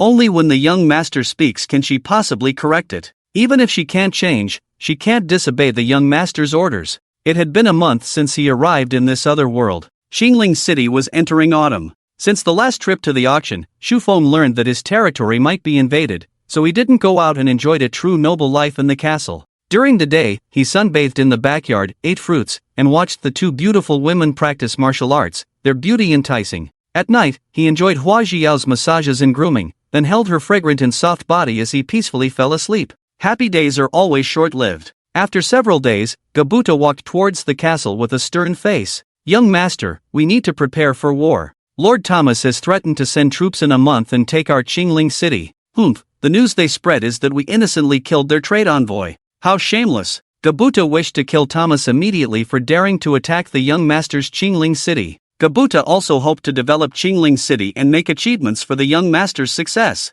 Shufeng nodded, as this was expected. It had been about 10 days since he interrogated the spy, and it seemed that Thomas's information source was extremely secretive. Shufeng, who was well versed in the 5,000 years of history of the Great Xia, understood that war was fought on the basis of information disparity, and the side that had the advantage would always come out on top. "How is the strength of our soldiers?" Shufeng looked at the thin Gabuta and asked calmly. Gabuta had a smile on his face. After mobilizing resources day and night and intense training under his uncle's guidance, there had been significant improvement. "Young master, we have 60 ordinary soldiers, 12 knight inheritors, and 4 archer inheritors. In addition, the Iron Bull will be ready in 10 days, breaking through its innate limitations." Shufeng rubbed his chin and nodded in satisfaction. "You have worked hard these days. Since it has been confirmed that Thomas will start the war in a month, you can relax today. Later, we will slaughter pigs and sheep to reward the soldiers. As for you and your nephew, each of you will receive 5 buckets of instant noodles and 5 cans of cola.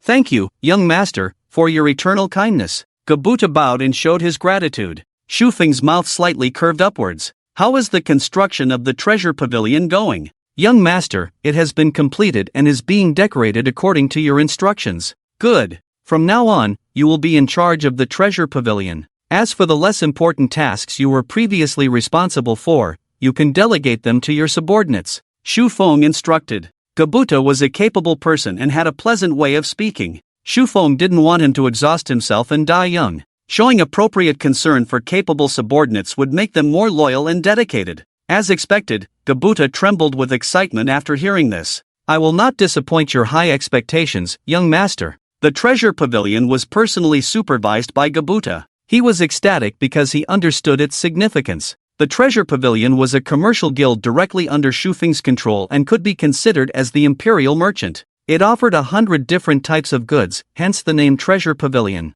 If it were a guild established by other lords, Gabuta would have laughed at most. After all, what good things could a small lord, who had only inherited his position for 1 or 2 generations in this remote and impoverished land, have? The entire lost land was dominated by the Bai family, and other guilds were just rubbish. But the young master was different. He had the support of the Star Orchid family and countless treasures. It was only a matter of time before he flourished. Now that he entrusted the treasure pavilion to Gabuta, it meant that success was within reach. The hardships he had endured in recent days were truly worth it. "Here, these are 10 items to be stocked in the treasure pavilion. You can go to the warehouse later to collect the goods." Shufeng walked forward and handed him a key and a yellow paper. Gabuta looked at the list of goods written on the paper and his breathing became rapid. Instant noodles, perfume, refined salt, glass cups, healing ointment, grains, yellow rank martial arts techniques, and several weapons. The treasure pavilion I established mainly focuses on high-end products and serves the nouveau riche and noble lords.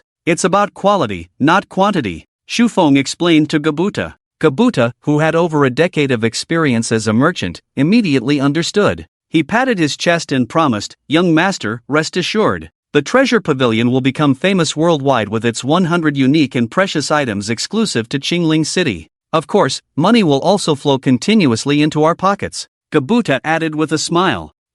That's good. You may go now. I will gradually hand over more treasures to you, and of course, you can also select some special products on your own and put them on the shelves when the time is right." Shufeng waved his hand, signaling Gabuta to leave and shouted, "Long live the young master." Then, holding the keys and the merchandise list in his arms, he slowly walked away. "Wait, let Yen Shu come over." Shufeng suddenly remembered that he had something to discuss with Guyen. Gabuta turned around and respectfully said, "All right, I'll go call Uncle Yen." He didn't ask why such a stupid question. Whatever the young master asked him to do, he would do. In the current Qingling City, they and Uncle Yen had already gained the young master's appreciation. Now they just needed to develop Qingling City to the best of their abilities. He firmly believed that within a year, Qingling City would definitely attract worldwide attention. By then, no one would dare to mock them, the goblins, or even their families. After Gabuta left, Shufeng went to the backyard alone. There were two beautiful women, one standing under the scorching sun, holding 2 buckets of water with outstretched arms, and the other standing in the shade,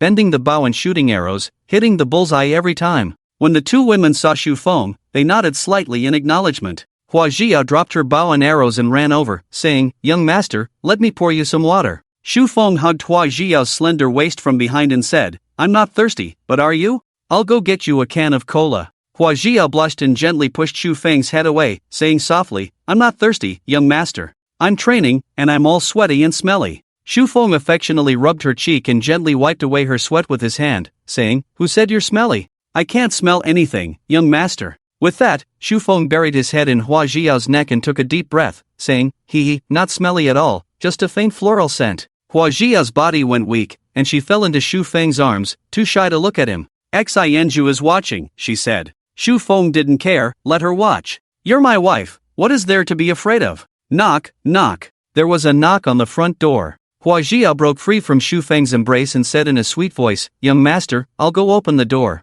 Shufeng smiled and shook his head. This girl was still so shy and cute. "Xianju, get ready for the shooting test," Shufeng said gently, looking at the tall and tireless beauty. A few days ago, in order to divert the attention of this cultivation maniac, Hua Jia suggested that she learn firearms. Hua Jia was not shooting in the dark, she had been practicing with Xianju for the past few days, and Xianju's eyesight and hearing abilities impressed Hua Jia. She believed that Xianju was a natural sniper. This dark elf did not disappoint Shufeng. She had only been practicing with the handgun for less than a day and could hit the target with almost every shot. "Young master, where is the artifact?" A rough voice came. Shufeng's mouth twitched. "Yen Shu, it's here," he said, playing with the handgun in his hand with a mysterious smile. "Just this?" Gu Yen widened his eyes, somewhat disappointed. He thought the young master had brought a new treasure, at least a top-grade item. The black lump in the young master's hand had no spiritual energy fluctuations at all. Even if it couldn't kill Thomas, who was in the late stage of the innate realm, it would be difficult to kill a novice who had just entered the innate realm. Once they stepped into the innate realm, they would activate their spiritual awareness, which would allow them to foresee danger in advance. Unless the attack was so fast that they couldn't react in time and it had the power to kill with one blow, it was impossible to take the life of an innate expert. "Don't believe me?" Shufeng raised an eyebrow. Guyan scratched his head and chuckled, "Young master, I don't like lying." Shufeng smiled, "It's alright, I don't like deceiving either." Guyan breathed a sigh of relief and boldly said, "Then I don't believe it. With just this thing, it could hurt me even a little bit." Shufeng did not refute and threw the pistol aside. He said, "Stand 100 meters away from him and shoot his right arm." Xianju skillfully caught the pistol and quickly stepped back 100 meters. With her vision ability bestowed by the Dark Elves, she could accurately see every detail within 100 meters with her naked eye. She quickly loaded the magazine and aimed at Guyan, who had a confused look on his face. Without any hesitation, she pulled the trigger and there was a small bang.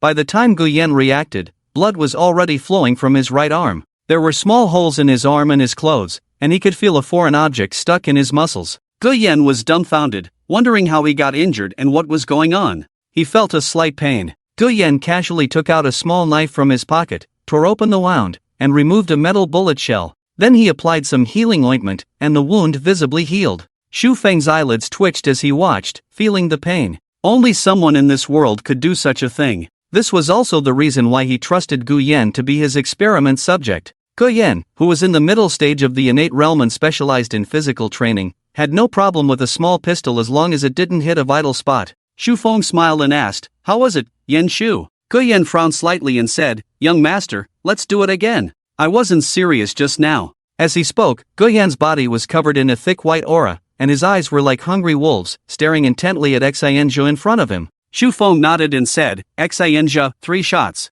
Aim for his left and right shoulders, plus his left thigh." As soon as Shufeng finished speaking, Xianju raised her hand and fired 3 shots. The speed was so fast that it amazed Shufeng. He thought to himself, "Is this the level of the great Xiao war god?" Xianju had only held a pistol for 3 days and had not used more than 200 rounds of ammunition. She was truly a natural sniper. The next time they returned to the Great Xia, he would definitely find a way to get her a sniper rifle so that she wouldn't have to fear even when facing high-level experts. As the gun fired, Guyan's pupils suddenly contracted. He felt a dangerous signal from his muscles, and his body twisted in a non-human way, narrowly avoiding one shot. The other two shots hit his left shoulder and grazed his left thigh, hitting his right calf instead. The pain from his body made Guyan gasp for breath. He could clearly feel the bullets spinning rapidly inside him, instantly tearing through his superficial muscles. As someone who specialized in physical training in the middle stage of the innate realm, with his entire body covered in aura, ordinary swords and blades would never be able to break his skin.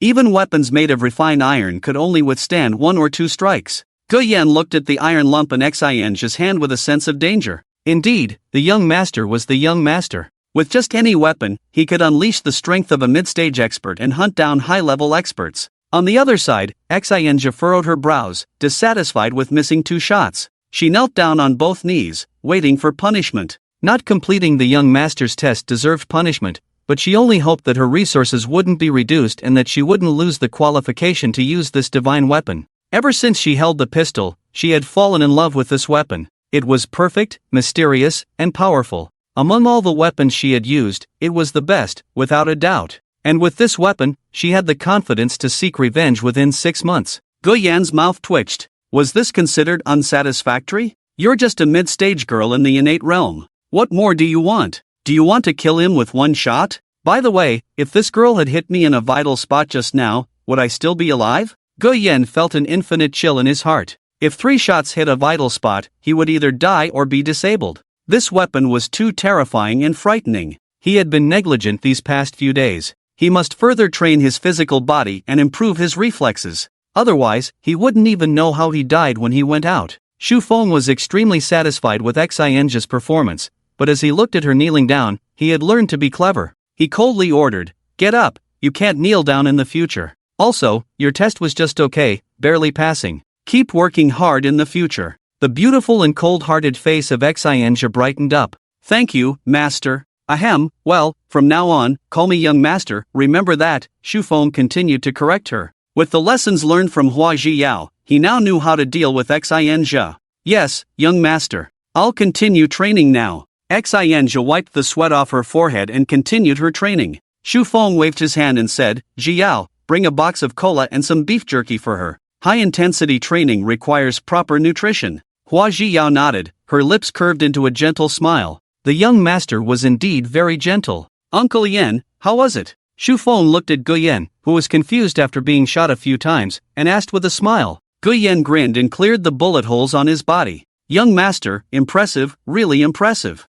Young master, can you get me one too?" Guyan asked with a thick-skinned face, quickly adding, "I'm willing to exchange it for my merits." Xu Feng chuckled, patting Guyan's shoulder. "I'll give you one in the future, but not now." Guyan was overjoyed and ignored the pain in his body. He clasped his fists and thanked loudly, "Thank you, young master." Xu Feng then asked seriously, "Do you think this gun can kill someone at the mid-stage of the innate realm?" Guyan thought for a moment and replied uncertainly, "Probably at the mid-stage of the innate realm. If aimed at vital points, it can kill someone who has just entered the mid-stage of the innate realm with 1 shot. However, for someone at the mid-stage with exceptionally strong spiritual perception, it's highly likely that they can dodge vital points and it would be difficult to kill them with 1 shot. But with multiple shots, it shouldn't be a problem. As for the late stage of the innate realm, it's almost impossible." Xu Feng nodded. This was just a handgun, the weakest firearm in Disya. He was already satisfied with its power. Xinglan in the void looked at the power of the handgun, excitement flashing in her eyes.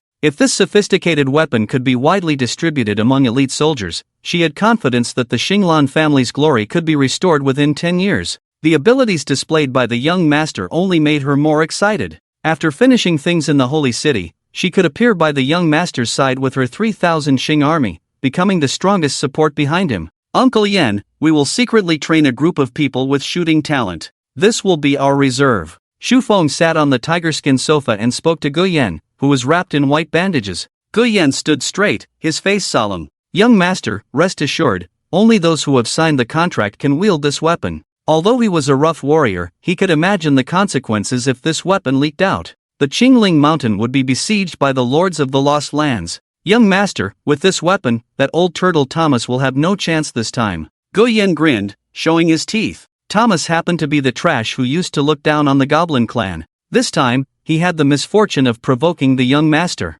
It was a chance for revenge and to make a name for himself. Shu Feng chuckled, cold light flickering in his eyes. We still have 1 month. Continue your rigorous training. I don't just want to repel them. Since they dare to attack my territory, they must be prepared to be invaded. 25 days from now, I want you to take over Thomas's territory and make Qingling City famous with our first battle. Let her hunt down Thomas, and I'll give you 10 more handguns and 100 rounds of ammunition. Do you have confidence? Gu Yan's eyes gleamed, thumping his chest. He guaranteed, I promise to complete the mission. Apart from Thomas, the lord of the territory, who was at the late stage of the innate realm, there were only 2 others at the mid-stage. Gu Yan alone could wound or kill 1 person, not to mention that in 20 days, Tinia would also break through to the innate realm. If his soldiers couldn't win after a round of gunfire, then they might as well bury themselves. They were here to provide strong soldiers, not food. You may go now. Shu Feng waved his hand. Yes. Gu Yan bowed, turned around, and walked out of the castle with big strides. Master, when are we going back to the secret realm? Hua Jiao opened a can of cola and handed it to Shu Feng. Shu Feng took it with his right hand and took a sip. No rush, first stabilize your cultivation level. And the first batch of potatoes in the territory is about to ripen. I want to see it with my own eyes. As the first product of Xia in the other world, he must witness this historic moment. Maybe thousands of years later, the descendants of Qingling Mountain will worship him every day as the pioneer who eliminated hunger and brought new food for them. Hua Jiao nodded and quickly took out a notebook, writing and drawing, noting the young master's upcoming journey. She wanted to be prepared in advance, such as preparing a comfortable carriage and bringing hot water and fruits. Shu Feng touched her serious little face and felt satisfied. By the way, young master, should we bring Xianxia back? Hua Jiao suddenly thought of this question. Shu Feng glanced at the cultivation maniac and thought for a moment, Xianxia, we may disappear for a while in a few days, so you don't have to worry. You stay behind to guard the castle and don't practice all the time. Xianxia nodded slightly. Okay, young master. Looking at Hua Jiao, who was intimate with the young master, a fleeting sense of loss passed through her heart. Perhaps even she herself didn't notice it. Time flew by. 10 days later, the boundless wilderness, the originally overgrown wasteland, now green and lush, covered with half-meter-high unknown plants. The potatoes in the other world, after more than 30 days, finally ripened. Gubuta had a smile on his face. Young master, 1,000 caddies per mu, 1,000 caddies per mu of divine produce. After the potatoes ripened, Gubuta rushed over for the first time, took the lead in working, plowed an acre of land, and then counted the harvest. There were 1,132 caddies of fist-sized yellow-skinned potatoes. During the entire planting period, he strictly followed the young master's instructions, watering once a day and applying farm manure every 15 days. The current yield made him want to hug the young master and give him a kiss. This is simply the divine food of the common people. In this land where the yield is less than a few hundred caddies per mu,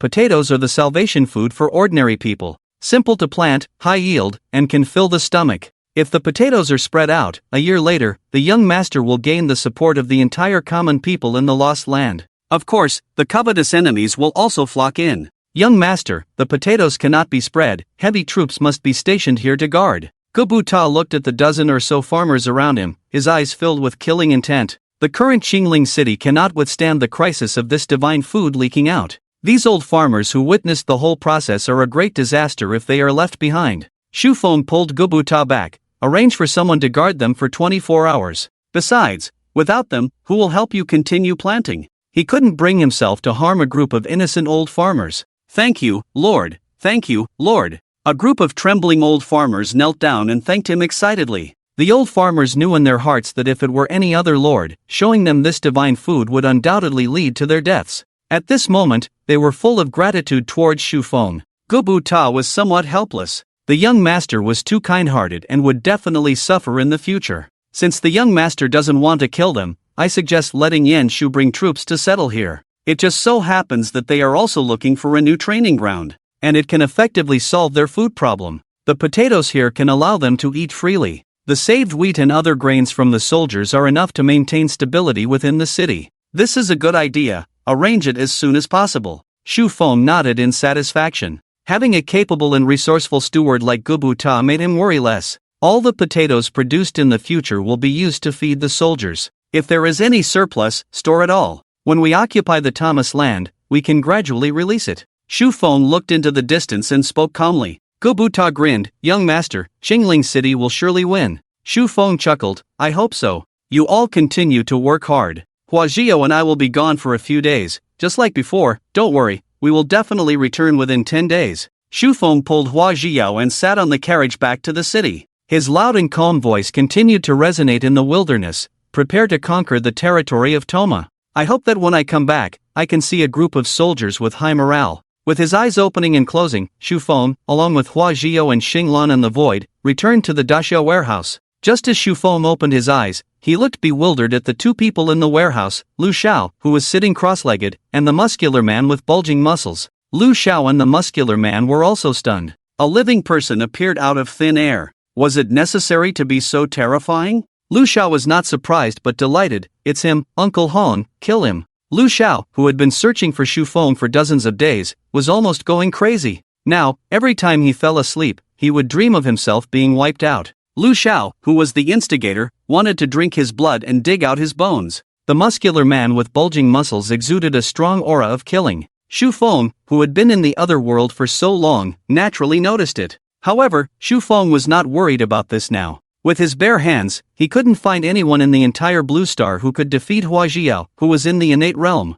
Now, Huajiao, who could punch with a force of 1,500 kilograms, could easily punch the intestines out of the two people in front of him. What Shu Feng was really worried about was that he was seen during the process of crossing over. Now, Lu Xiao, who was full of hatred in his mind, may not have noticed anything unusual. But once he went back and thought about it carefully and checked his actions in the past 2 months, the possibility of his supernatural abilities being exposed would reach 99%. As he thought about it, Shu Feng's eyes gradually became dangerous. To kill or not to kill? If he killed them and threw the bodies back to the other world, what would happen next? The outside world was full of surveillance. Unless he didn't leave this room, once he went out, he would be the prime suspect. Even if he couldn't be identified as the murderer, the police would continue to watch him. With his supernatural abilities, he would still be exposed. Shu Feng squinted his eyes and looked at the two people at the door. Feeling the killing intent in the young master's heart, Huajiao's heart trembled. This was the first time she felt the young master's desire to kill someone.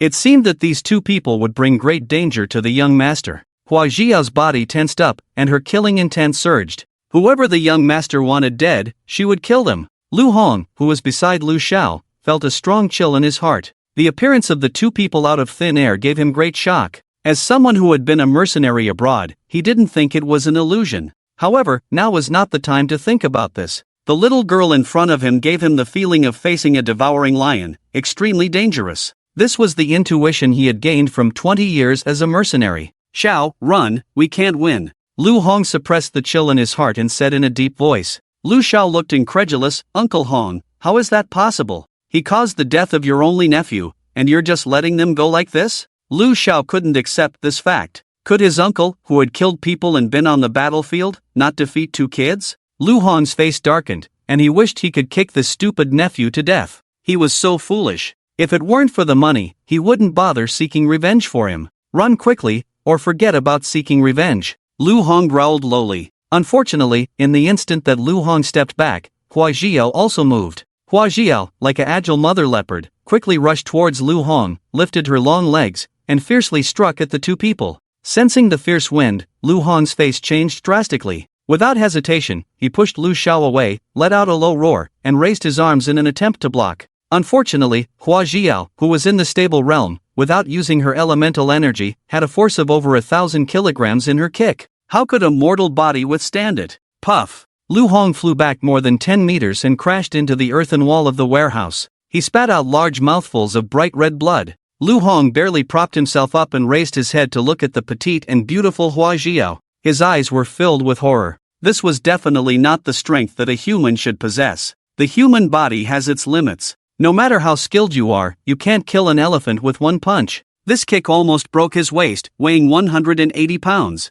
He could feel that his internal organs had shifted. Looking at Huajiao's relaxed face, Lu Hong absurdly believed that she hadn't used her full strength yet. Cough, don't kill me, this is Daxia. Lu Hong's brain was running at high speed. According to the previous investigation, the girl in front of him listened to Shu Feng's words. Shu Feng was a third-year student at the university, a good student in the eyes of his family since childhood. He could feel the killing intent in Huajiao's heart. Only Shu Feng could save him now. He couldn't die yet. He had been fighting for 20 years, finally making it out alive. Now he was at the age to enjoy his life. He couldn't die, absolutely not. Shu Feng sighed. Jiao, seriously injure that person too. He didn't want to kill anyone in Disya. He didn't want to easily break the education concept he had for over 20 years. Moreover, once he killed them, he would likely be discovered and captured by the authorities, which would bring trouble to his family. He had promised his sister that this year, he would bring his girlfriend home to meet their grandparents, relatives, and friends. Lu Xiao looked at his uncle who was spitting blood on the ground and at Hua Jiao who was approaching slowly. His face turned pale, and he shouted weakly, Shu Feng, don't make a mistake. I am from the Lu family in the imperial capital. Let me go, and we won't cross paths again. Shu Feng sneered, not wanting to listen to his nonsense anymore. Knock him out. Hua Jiao quickly stepped forward and kicked Lu Xiao's neck. Lu Xiao's neck tilted, blood oozing from the corner of his mouth as he fainted. Lu Hong felt a chill in his heart and secretly crushed the red chip behind him while Hua Jiao was attacking. Lu Hong was not a foolish nephew who only sought revenge. Since they had seen Shu Feng's secret, Shu Feng would not easily let them go. He couldn't leave his life in the hands of others. As long as he could delay for a few more minutes, he would be saved. Shu Feng, who had been living a peaceful life in the first half of his life, had no idea about Lu Hong's small actions. As for Hua Jiao, she only had a vague understanding of Disya and couldn't possibly notice anything. Shu Feng slowly approached Lu Hong, squatting down with a helpless expression on his face, as if talking to himself. He whispered, tell me, why do you keep chasing after me? Why did you chase us all the way here? Lu Hong's heart trembled. If he admitted it now, he would undoubtedly die. Cough. Lu Hong weakly spoke, I just followed my nephew to find you, seeking revenge, planning to beat you up. Shu Feng felt a bit annoyed and looked at the middle-aged man who was trying to deceive his way out. He spoke impatiently, stop pretending, I saw everything. Tell me, how did we end up here? Shu Feng was genuinely curious about how others saw him. Lu Hong shook his head in confusion, I don't know. Bullshit, I wish I could kick you to death. Shu Feng suddenly erupted, startling the three people around him. I had everything planned perfectly, but you, this damn nephew, ruined all my plans. You forced me to kill you. After hesitating for a while, Shu Feng made up his mind to kill the two of them for safety. Only dead people could keep a secret, and besides, these two were not good people. Killing them would be for the greater good, and he felt no burden in his heart. As for what to do afterwards, he thought he would figure it out after killing them.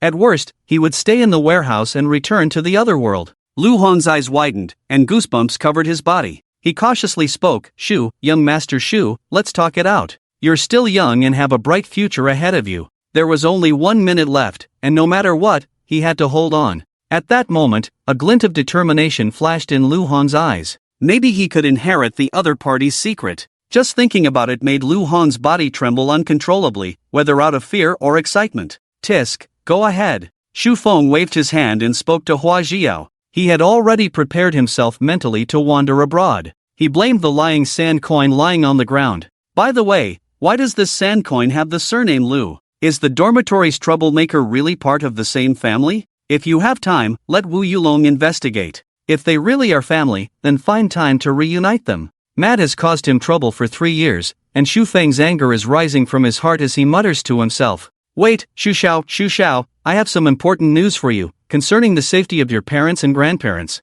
Lu Hong is very aware and quickly speaks before Shu Feng can ask. Shu Xiao, after you left, my nephew, who owes me money, hired foreign mercenaries. If they can't deal with you, then what? Shu Feng furrows his brow, his expression becoming more fierce. Lu Hong dares not continue hiding and quickly says, then they will go after them. It is said that they are armed. I know how to contact them and I know where they are hiding. Lu Hong quickly speaks while listening to the countdown through his hidden earpiece. 10, 9, 8. Young master, how about letting me go out? I can give you a list and their locations. Lu Hong pleads. Without hesitation, Shu Feng takes out his gun and aims it at Lu Hong on the ground. Speak now, or I'll shoot you. Believe me, I can find out on my own. Hatred fills Lu Hong's eyes, and he lowers his head, pretending to be submissive. They are hiding at 10 they are hiding with Yen Wang. Take action. Lu Hong shouts sternly. Lu Hong, who was weak and feeble, suddenly pulls out a dagger and leaps towards Shu Feng.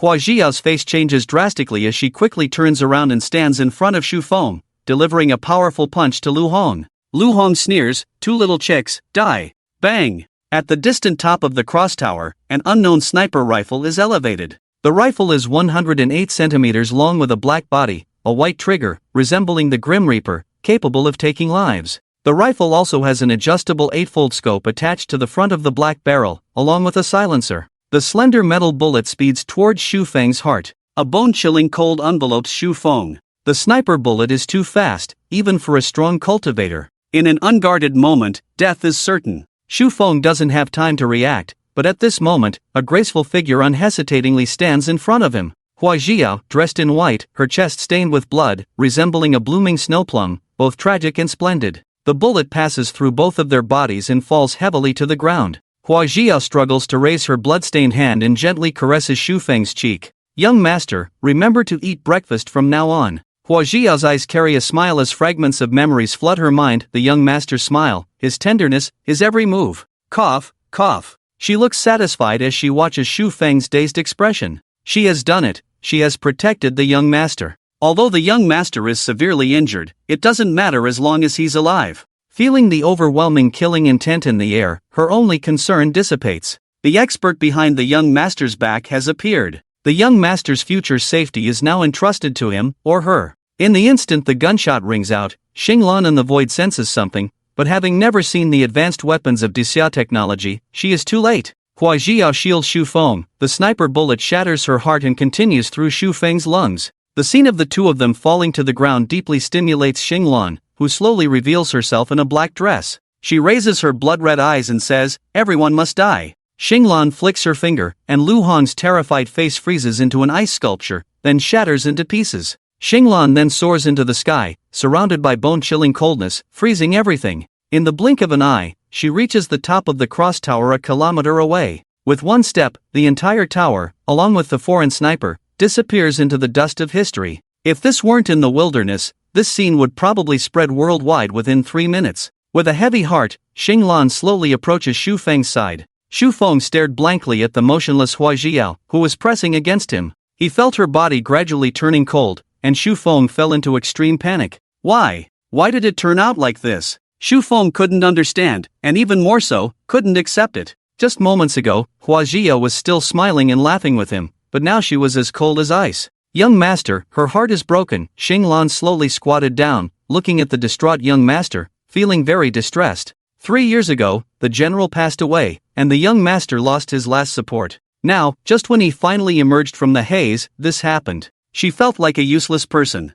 3 years ago, she couldn't save the general, and now she couldn't save the young master's beloved. Xu Feng's pale pupils looked at the cold face in a black dress, as if he saw a dazzling sun in the darkness. Xu Feng, disregarding his own shattered heart, struggled to support Hua Jiao. Seeing this, Xinglan quickly half-knelt to support Xu Feng's weak body. "Goddess, please save Hua Jiao, I beg you. I will give you anything you want, even my life, please save her," Xu Feng despairingly shouted, kneeling down without regard for his dignity. It was all his fault that Hua Jiao died. If it weren't for him, she wouldn't have followed him to Dixia and wouldn't have met such a tragic fate. A few months ago, he promised confidently that Dixia was safe. If it weren't for his indecisiveness, his weakness, Hua Jiao would never have perished. Last time, and this time too, it was all his fault. Xinglan's heart ached, and she quickly helped Xu Feng up. "Young master, I am just an orphan adopted by the Xinglan family. You are my young master, I cannot allow this." Xu Feng couldn't listen at all. "You are so powerful, you must have a way to save her, right?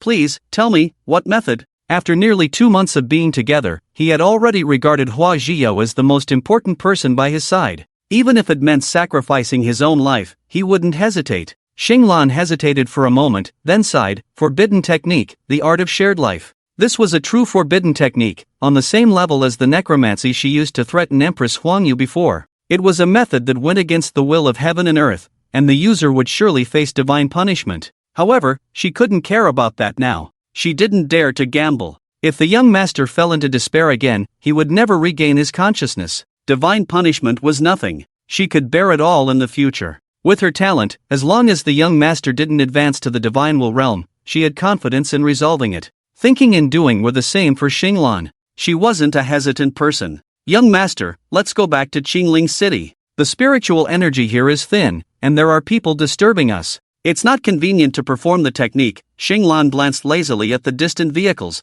not bothering to pay attention. Xu Feng nodded and struggled to hold Hua Jiao's delicate body, supporting Xinglan. In the blink of an eye, they returned to the castle in the other world. Young master, take this. As soon as they returned to the other world, Xinglan immediately opened the spatial ring and took out a green pill shaped like a dragon's eye. Without waiting for Xu Feng to refuse, Xinglan explained, the condition of the young master's body directly affects the success rate of the technique. This statement wasn't a lie. In the art of shared life, if the practitioner's blood and energy were insufficient, it would only lead to 2 deaths and 1 injury. Huajia would die completely, Xu Feng would die, and Xinglan, who maintained the technique, would be seriously injured. The art of shared life, as the name suggests, involves sharing life. The practitioner unilaterally shares their own life with the recipient. In the future, whenever the recipient is seriously injured and in mortal danger, they can actively request the practitioner's life to repair their own fatal injuries. The reason why the life-sharing technique is called a forbidden technique is not because of its miraculous life-sharing ability, but because of its limitations. It cannot be performed with someone who is not trusted in close. Because of this restriction, hundreds of years ago, many nobles adopted orphans and selected those with better talents, sending them to the close relatives of the nobles of similar age. They grew up together, like siblings, waiting for the conditions to be ripe, inducing the orphans to voluntarily perform the forbidden technique for the legitimate descendants. Hundreds of years ago, almost no orphan was spared, and they all became sacrifices for the noble descendants. In the end, even the heavens couldn't bear it and sent down divine punishment, and none of those noble descendants were spared. Thus, the name forbidden technique came about. Now, the only remaining orphan of the Xinglan family is actually acting as the practitioner in order to save a refugee girl. If it weren't for the requirement that only trusted individuals can succeed, Xinglan would have casually found someone, just like the nobles did 100 years ago. In Xinglan's eyes, the young master's life is everything, and no one can die, no matter what. As for whether others agree or not, Xinglan couldn't care less. She is strong, and her words are like imperial edicts. At most, she can show some mercy and give some money to buy lives. This is the way of the world, cruel and ruthless, where strength is respected. Young master, are you ready? Xinglan's expression was serious. Even though she was at the peak of the divine will realm, she didn't have full confidence. After all, Xu Feng had no cultivation base, and to save the almost dying Huajiao, a huge amount of life force and blood was needed, which could instantly drain Xu Feng's entire being. During the process of Xu Feng performing the technique, she had to fully refine the treasures in the spatial ring, continuously supplying Xu Feng's body, while also refining them for Xu Feng, all while maintaining the integrity of the technique. Doing 3 things at once, any mistake would result in complete failure. After absorbing the life-sharing technique transmitted by Xinglan, Xu Feng already understood the stakes. As a precaution, he first placed Hua Jiao on the bed and said, "Wait a moment, let me give a few instructions. From now on, within a radius of 500 meters around the castle, it is a restricted area. Anyone who approaches will be killed on the spot. He must ensure that no one disturbs during the procedure." He went to the backyard, training as usual, and felt someone behind him. Xu Feng raised his head and saw a familiar figure. He couldn't help but feel a slight joy in his heart. "Young master, you're back so soon?" Xu Feng suppressed the emotions in his heart and said, "Xianjia, I have a favor to ask. Call Guyan back within 5 minutes. Mobilize all the troops to guard the castle. No one is allowed within 500 meters. If anything happens, kill on the spot. All the weapons in the warehouse are available. Until I come out, you will be in charge of the territory." Xianjia's heart trembled. "Yes, young master. Even if I die, I won't let anyone break into the castle." When Xu Feng heard the word die, his body trembled. He focused on Xianjia's delicate face and said, "Stay alive, you're not allowed to die." Xianjia nodded gently and asked in a low voice, "Young master, is something wrong with Miss Hua?" Xu Feng turned his head and said calmly, "She will be fine. The life-sharing technique will succeed. Go quickly, in 5 minutes, I must start the ritual." The seal of Xinglan's spiritual body would last for a maximum of 10 minutes, and now there were 5 minutes left. Xianjia's heart trembled. Life-sharing? Miss Hua is so severely injured? But the young master personally shared his life with her. The young master is really good to her, Xianjia couldn't help but think. In an instant, she dispelled her wandering thoughts. Now the most important thing was to mobilize the troops as soon as possible and call back Guyan, Gobuta, and Tainyo, the only 3 innate experts. "I hope everything goes smoothly." Xianjia sincerely prayed. Xu Feng returned to the bedroom and nodded slightly to Xinglan. He had already realized that the person in front of him was the contracted divine will guardian that had never appeared in his mind. Although he had no memories, he could trust the other person unconditionally because of the existence of the contract in his mind. "Young master, I'm sorry, if I had." Xinglan felt extremely guilty. As a powerful divine will expert, she couldn't even protect the young master. Shu Feng shook his head calmly and said, "Let's not talk about this now, let's wake up Hua Jiao first. Let's begin the ritual." After speaking, Shu Feng fiercely cut his palm and gently placed it on Hua Jiao's injured chest, using fresh red blood to draw complex runes. Xinglan's beautiful face showed a hint of coldness as she raised her fair and slender hands, continuously forming hand seals. Occasionally, a plant containing rich vitality would emerge from her left hand's spatial ring, covering the two people on the bed. As the hidden text on Hua Jiao's chest took shape, Shu Feng's Palace of Life extended a red thread, entwining into Hua Jiao's Palace of Life, beginning to repair her broken heart. In an instant, Shu Feng seemed to age several decades. The essence and blood in his body continued to flow along the red thread and enter Hua Jiao's body. Shu Feng endured silently without making a sound. At the same time, Hua Jiao's body emitted a radiant light, flowing with a mysterious rhythm, and her broken heart began to slowly heal. Meanwhile, Xinglan tirelessly refined precious herbs of the earth and heaven ranks, carefully introducing them into Shu Feng's body. The rich and gentle vitality merged into Shu Feng's body, instantly revitalizing him and rapidly replenishing the lost essence and blood. Outside the castle, 100 soldiers held their weapons, their faces filled with a solemn and murderous aura. Their superiors had given them strict orders that from now on, not even a fly could enter the castle. Otherwise, they would all be punished with death. Gabuta's face showed worry as he paced back and forth. He and his nephew had received news from Xianzhe, so they were worried. If Miss Hua couldn't be saved, Gabuta estimated that even if the young master didn't go crazy, his temperament would change drastically, and if things went wrong, he would kill them. Damn it! Gabuta couldn't help but curse. Who dared to kill Miss Hua? If he found out, he would wipe out his descendants and not even spare their ancestral graves. Xianzhe, what's the situation inside? What about Miss Hua? Gabuta's eyes were filled with anxiety. Xianzhe held a pistol and stood straight at the castle gate, her expressionless face speaking, "I don't know, let's do what we need to do." However, she paused and said lightly, "Don't worry too much, the young master's family has arrived. They should be extraordinary experts of the divine wheel." She had passed by the young master's bedroom earlier and caught a glimpse of a strange woman. The chilling aura emanating from her body was comparable to the elf clan chief she had encountered when she was young, terrifying enough to suffocate people. Gabuta breathed a sigh of relief and muttered to himself, "That's great, that's great." After spending these days together, he sincerely hoped that Miss Hua would be happy, especially since his uncle had told him that Miss Hua had helped their goblin tribe. What about Yen uncle? And Tainyo, why haven't they come yet? Xianzhe frowned slightly. She had notified them 8 minutes ago. Gabuta squinted his eyes and said, maybe something delayed them. He had a bad feeling in his heart. Lord Sabito Thomas wouldn't attack Qingling City at this time, would he? If that were the case, then, urgent report, urgent report. Gabuta's eyelids jumped fiercely as he heard the soldier riding a horse rushing over and shouting. The soldier dismounted and knelt on one knee, gasping for breath. Lord Bu, Lord Thomas led his troops in a surprise attack.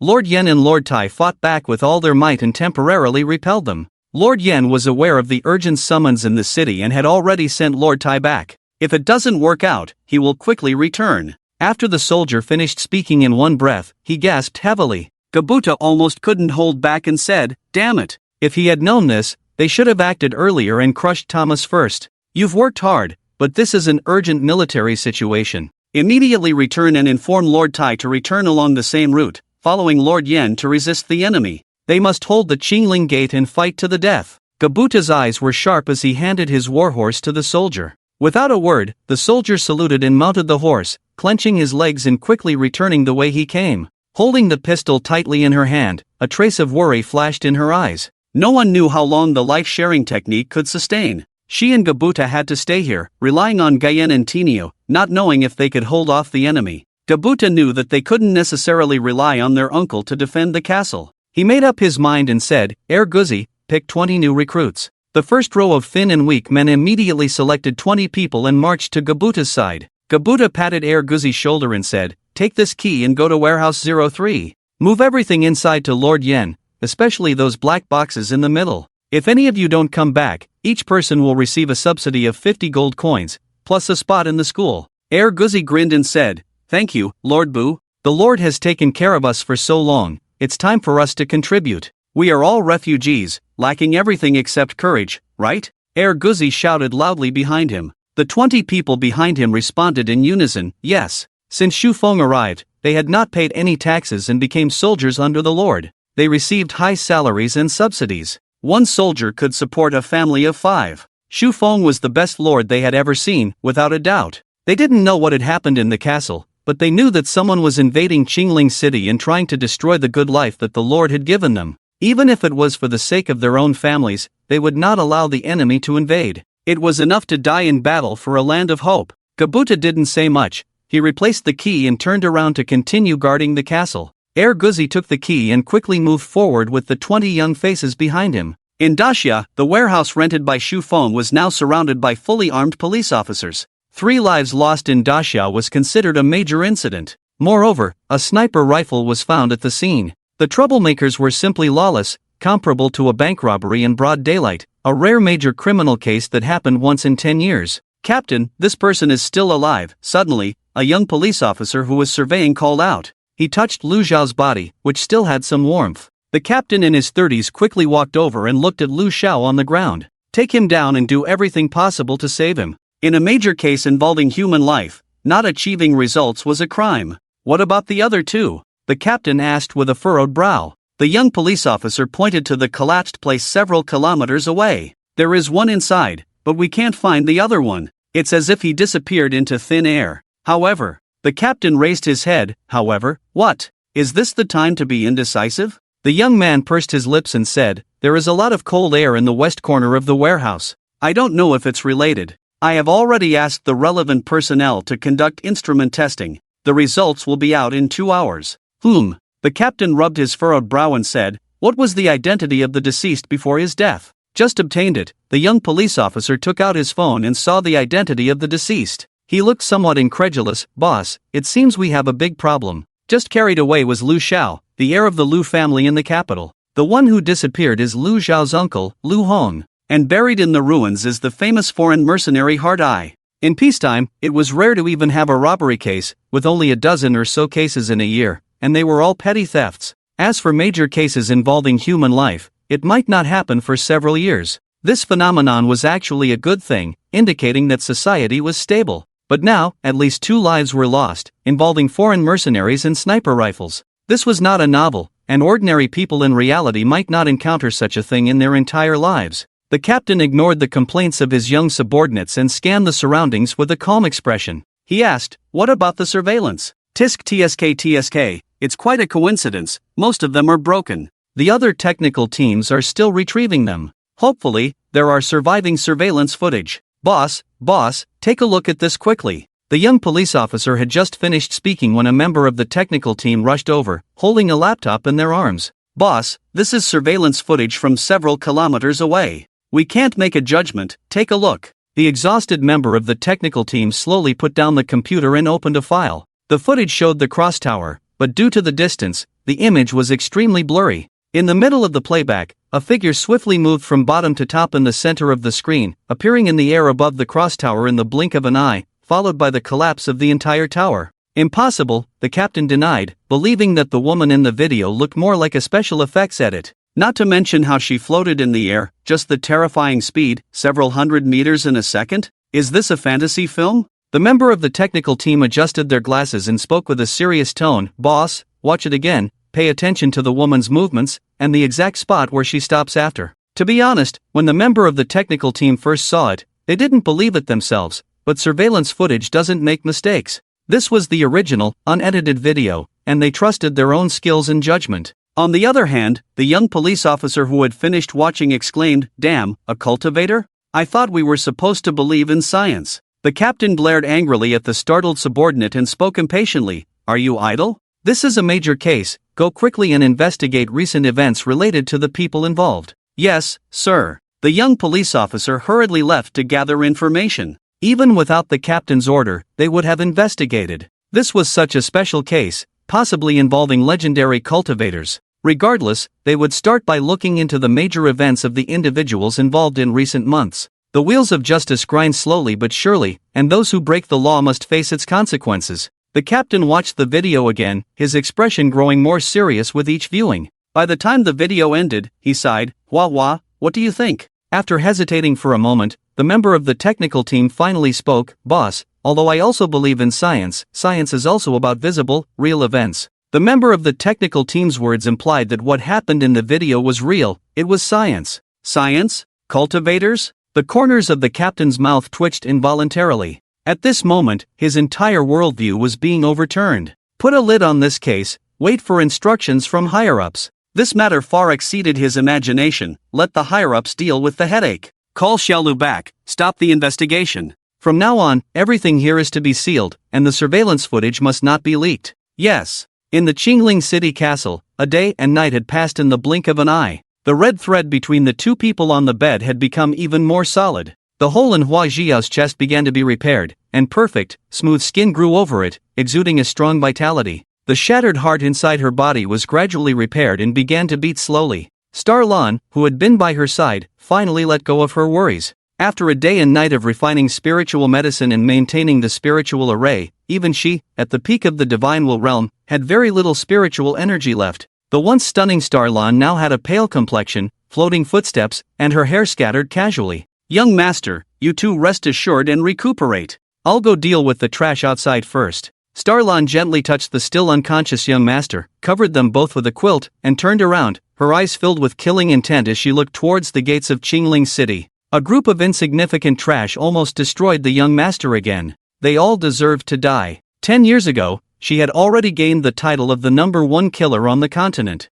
It was easy to imagine how strong her killing intent was. Over the years, anyone she found displeasing had been sent to hell. For her, since the departure of the great general, this world had only the young master and trash. Even the Star Army under her command, she wouldn't hesitate to kill if necessary. However, as long as they remained loyal to the young master and didn't betray him, she generally wouldn't take action against them. The moment Xinglan stepped out of the castle, a murderous intent surged into the sky. She had been angry these past few days, as the young master had almost died in front of her again. She hadn't even finished avenging the last grudge, and now there were intruders invading the young master's territory. The leader was nothing more than a trash at the late stage of the innate realm. How dare they? She was extremely displeased and only wanted to vent her anger by killing. Wherever Xinglan went, the entire world seemed to be engulfed in a raging purgatory, with countless tortured souls floating around, howling and biting. Xinglan, dressed in a black dress, was like a killing god emerging from the depths of hell,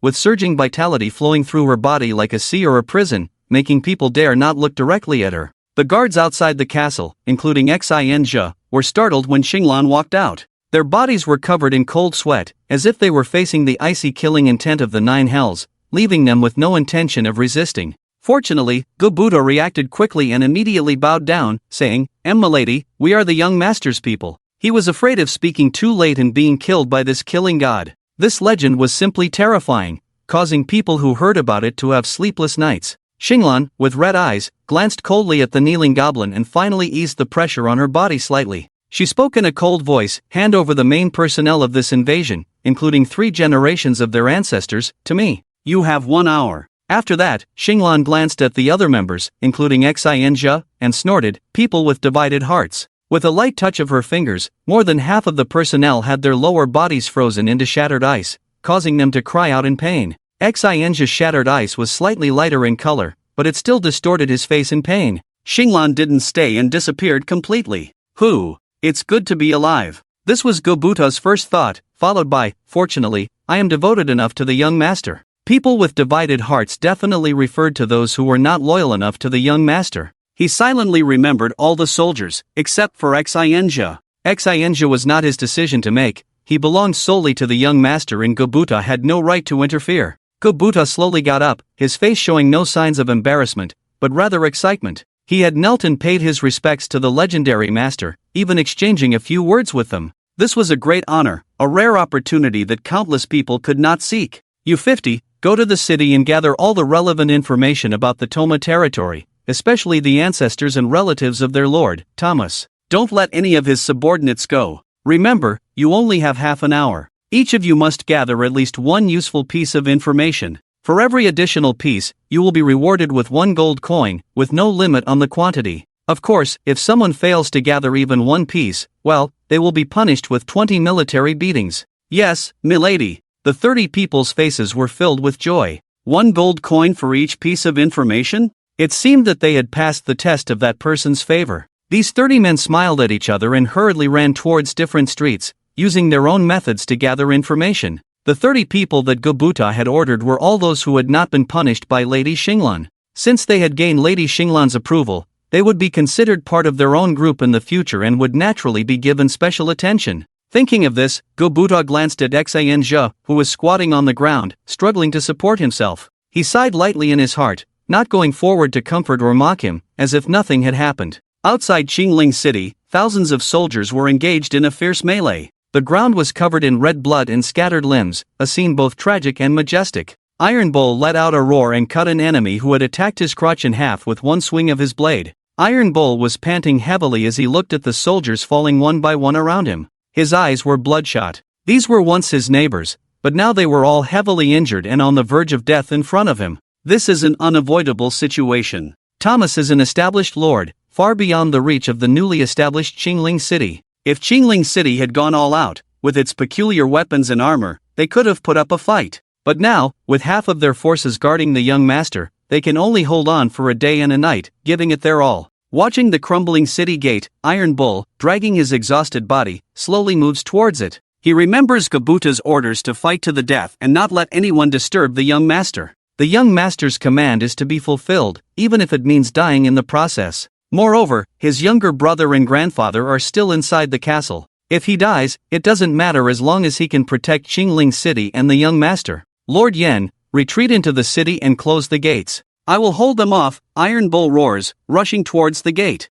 Gobuta, covered in blood, spits out a mouthful of clotted blood and says, I can still hold on. You are my soldiers. Let me be the only one to survive. How will the young master look at me otherwise? Iron Bull's eyes well up with tears, but now is not the time for sentimentality. He shouts, Lord Bu said to defend the gate. We must complete the mission and continue to delay. Otherwise, we would be letting the young master down. Close the gates tightly, so that we have a chance to hold on. Even if we can only delay the enemy for the time it takes an incense stick to burn, it is still time. Go quickly. Gobuta tightly grips his large cleaver, his face twisted in a fierce expression, his teeth almost shattering. Brothers, hold on. Leaving behind these words, he charges towards the gate alone. If Iron Bull unfortunately dies in battle, then his father will become his own true father. However, just as Gobuta forcefully closes the two redwood gates, a figure wearing black delicate cloth shoes appears before him. Then, Gobuta feels an irresistible force pushing against his arm. He sees the redwood gates, which he had just managed to push, shatter into countless splinters and scatter all around. Gobuta's eyes widen in shock, almost scared to death. Before he can even see who the person is, he is forcefully pushed aside by a violent and murderous force. A cold voice rings in his ears, get out of the way, don't get in the way. The person is none other than Xinglan, dressed in a black dress, her beautiful face frosty. In her hand is a broken 2-meter-long cleaver that she picked up from the battlefield. Wherever she goes, blood sprays into the air, and half of bodies fall to the ground, from head to toe, from left eye to right eye, evilly and horrifyingly. Iron Bull, who had resigned himself to death, is astonished to see Xinglan killing enemies as easily as drinking water and eating. He can't close his mouth in amazement. In just a few seconds, Iron Bull is terrified to discover that this unbelievably beautiful young girl has killed more enemies than he has in a day and night. Is this the family guard behind the young master? Iron Bull looks at her, his heart filled with unparalleled joy. Who would want to die when they can live? Iron Bull, don't look, hurry and go. Suddenly, Gobuta walks up to Iron Bull, pulling him to leave. Iron Bull looks puzzled. Lord Yen, this is a great opportunity. Can't we stay and learn from her? Experts of this level are few and far between in the entire Lost Land. If we can learn one or two moves, even just the basics, it would be incredibly beneficial. Gobuta's mouth twitches, and he lowers his voice cautiously. That's the legendary god of slaughter. Be careful, if she gets angry, she'll chop you with one swing. In this state, it's clear to anyone that Xinglan is not in a good mood, and Gobuta doesn't dare to provoke her. Iron Bull trembles all over and quickly averts his gaze, presumably having heard of the legend of the god of slaughter. Gobuta pats Iron Bull's shoulder and laughs. Don't worry too much. She is the young master's guard. Normally, we won't have any problems. Since she's here, the young master inside the castle must be fine. Let's go back first. We should also send someone to collect the bodies of our brothers. Gayen looked at the corpses all over the ground, his eyes turning red. They had been eating and living together for over a month, but now only the two of them remained. It all happened too suddenly, and he wasn't mentally prepared for it. Let's go. Young master will definitely compensate their families, and of course, I will too, Gayen promised word by word. In the bedroom of the castle, there was a 2-meter bed. In a daze, Wazio felt like she was in the clouds, comfortable and warm. She slowly opened her blurry eyes and looked at the familiar figure holding her tightly. She hesitated for a moment, wondering if she was dreaming. It's good to have young master in her dreams. By the way, what is young master doing now? Is he sad and upset because of her? Wazio's heart was filled with anticipation and worry. She hoped that young master would miss her, but she also worried that he would miss her too much and it would affect his normal life. Her mind was small, only big enough to hold young master. In her life, being able to meet young master was enough. As she thought about it, she revealed a silly smile. On the side, Shufeng smelled the fragrance of orchids filling the air, a warm scent that he couldn't forget. Subconsciously, Shufeng held the person in his arms tightly and slowly opened his eyes. Shufeng's beautiful and dreamy eyes met Wazio's, who was still a bit dazed. His mind didn't react for a moment. He lowered his head and his gaze followed the 2 patches of snow white under Wazio's neck. Wazio blushed and muttered softly, "The young master in my dream is also so lecherous." As she spoke, Wazio's voice choked up. Thinking that she wouldn't be able to see young master in the future, her heart felt suffocated. Shufeng was stunned for less than a second, but then he immediately realized that Wazio had woken up, and the spell was successful. Wazio wouldn't leave him anymore. Shufeng cried tears of joy and hugged Wazio tightly, wishing to merge her into his bones. Wazio frowned slightly and exclaimed in pain, as young master was hugging her too tightly. Pain? Wazio froze. How could she feel pain when she was dead? Could it be? Could it be? Trembling, Wazio raised her hands cautiously and touched young master's cheek. The short distance of just a few centimeters made her feel like there was a world between them, a world of life and death. She was afraid that if she touched him, young master would disappear. Shufeng, sensing Wazio's unease, grabbed her delicate hand and pressed it against his cheek. "Zhuyao, we are both still alive. From now on, we will never be separated again. I won't let you suffer even a bit of harm. I swear to the heavens." Tears welled up in Wazio's eyes as she covered young master's lips. "Young master, I believe in you. I'm so useless. I'm actually afraid of death. Just the thought of not being able to see young master in the future makes it hard for me to breathe." Shufeng silently listened to Wazio's rambling. He knew that this silly girl had endured too much pain that she shouldn't have. Even if he faced death head-on, he couldn't guarantee that he wouldn't hesitate or be afraid. No, he had definitely overestimated himself. Faced with death, he would only be scared out of his wits. If it weren't for his own cowardice and incompetence, he wouldn't have repeatedly let Wazio get hurt. The Lu family in the imperial capital? A flash of hatred crossed Shufeng's eyes. 3 days, at most 3 days, he would make the Lu family disappear completely from Daya. He, who was once weak and hesitant, changed completely from the moment he was shot by Wazio. Even without Xinglan, he would find a way to get rid of the Lu family, even if it meant sacrificing a few innate masters.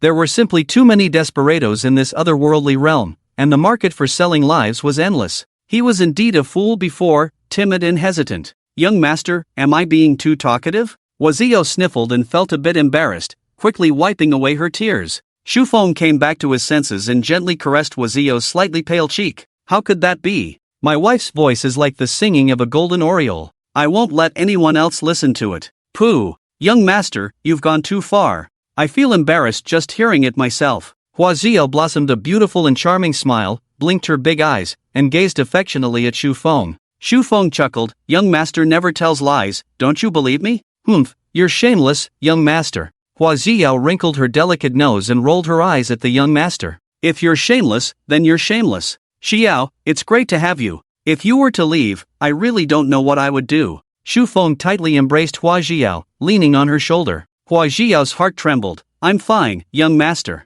I'll be careful from now on." There was a sentence she didn't say, which was that if they were to encounter a similar situation again, she would not hesitate to stand in front of the young master. Shufeng rubbed Huaxiao's soft and delicate cheek, outwardly believing her words, but secretly warning himself that he must quickly learn martial arts in the future. Enduring some hardship was nothing, even if it meant protecting Huaxiao in dangerous situations. He was a man, not a useless person. Previously, he fantasized about how happy it would be to live off someone else, but now the situation was that Huaxiao's martial talent was limited, and she couldn't become invincible. Xinglan could be invincible, but he himself had almost died. Therefore, relying on anyone was not as good as relying on himself. The ancients didn't deceive him. "Ah, it's already afternoon, and the young master hasn't eaten yet. I'll go make food for you." Huaxiao looked at the dazzling sun and quickly got up. Unfortunately, her recently repaired heart was still very weak. She felt dizzy as soon as she stood up, but fortunately, Shu Feng reacted quickly and caught her.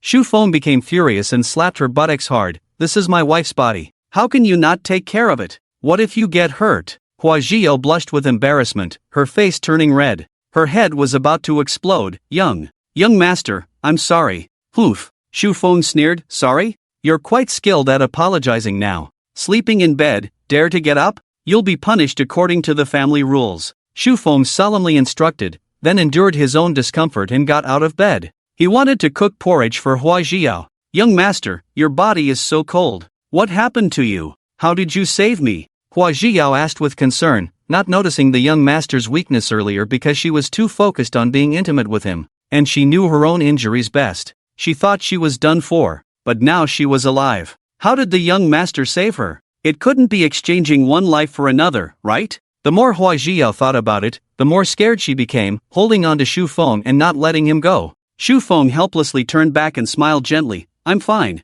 I just haven't slept for a few days, plus I lost a lot of blood. As for your injuries, it was my family members who took care of it. Yes, it's the expert you mentioned before, the one in my mind. Really? Hua Jiao started to believe a little. After all, her injuries could only be treated by the legendary expert. Of course, when has the young master ever lied to you? And you'll be able to see her in a little while. Good girl, lie down and sleep. I'm fine. If you don't believe me, feel my strong heartbeat. Shu Feng joked. Little did he know that Hua Jiao took it seriously. She reached out and placed her hand on the young master's chest. Shu Feng had a black line on his face. This girl was becoming more and more gullible. Lie down and wait for me for half an hour. I'll be in the kitchen nearby. Shu Feng tucked her in and kissed her forehead before leaving satisfied. He left behind a silly and smiling girl. As soon as he stepped out, Shu Feng saw Xinglan kneeling on the ground, as well as Geta and Chi-Chi trembling beside her. They had just been taken by Xinglan to clean up the tragic scene outside the city. More than 500 soldiers from the Toma territory had turned into over 1,000 corpses. The fresh blood at the scene dyed the surrounding 5 miles red. Gaia thought that even if there were instant noodles piled up in front of him now, he wouldn't be able to eat a single bite. Following Xinglan, their uncle and nephew felt completely insecure. As soon as they saw her, it was as if they had seen a terrifying ghost. She was too fierce and frightening, truly deserving of the title of the continent's #1 killer god. Shu Feng furrowed his brows and asked, "What are you doing?" Xinglan's beautiful face was filled with shame as she replied, "I failed to protect the young master. Please punish me, young master." Guyen and his nephew chuckled, "Young master, don't worry about us. You two can talk. We're comfortable kneeling." If the killer god was kneeling, how could they dare to stand? Shu Feng was speechless and ignored Guyen and his nephew. He calmly spoke to Xinglan, "Get up, this won't happen again." Shu Feng couldn't blame Xinglan at all. If it weren't for her intervention, he would have already lost his life in the abandoned warehouse of Dixia, not to mention that she also saved Hua Jiao.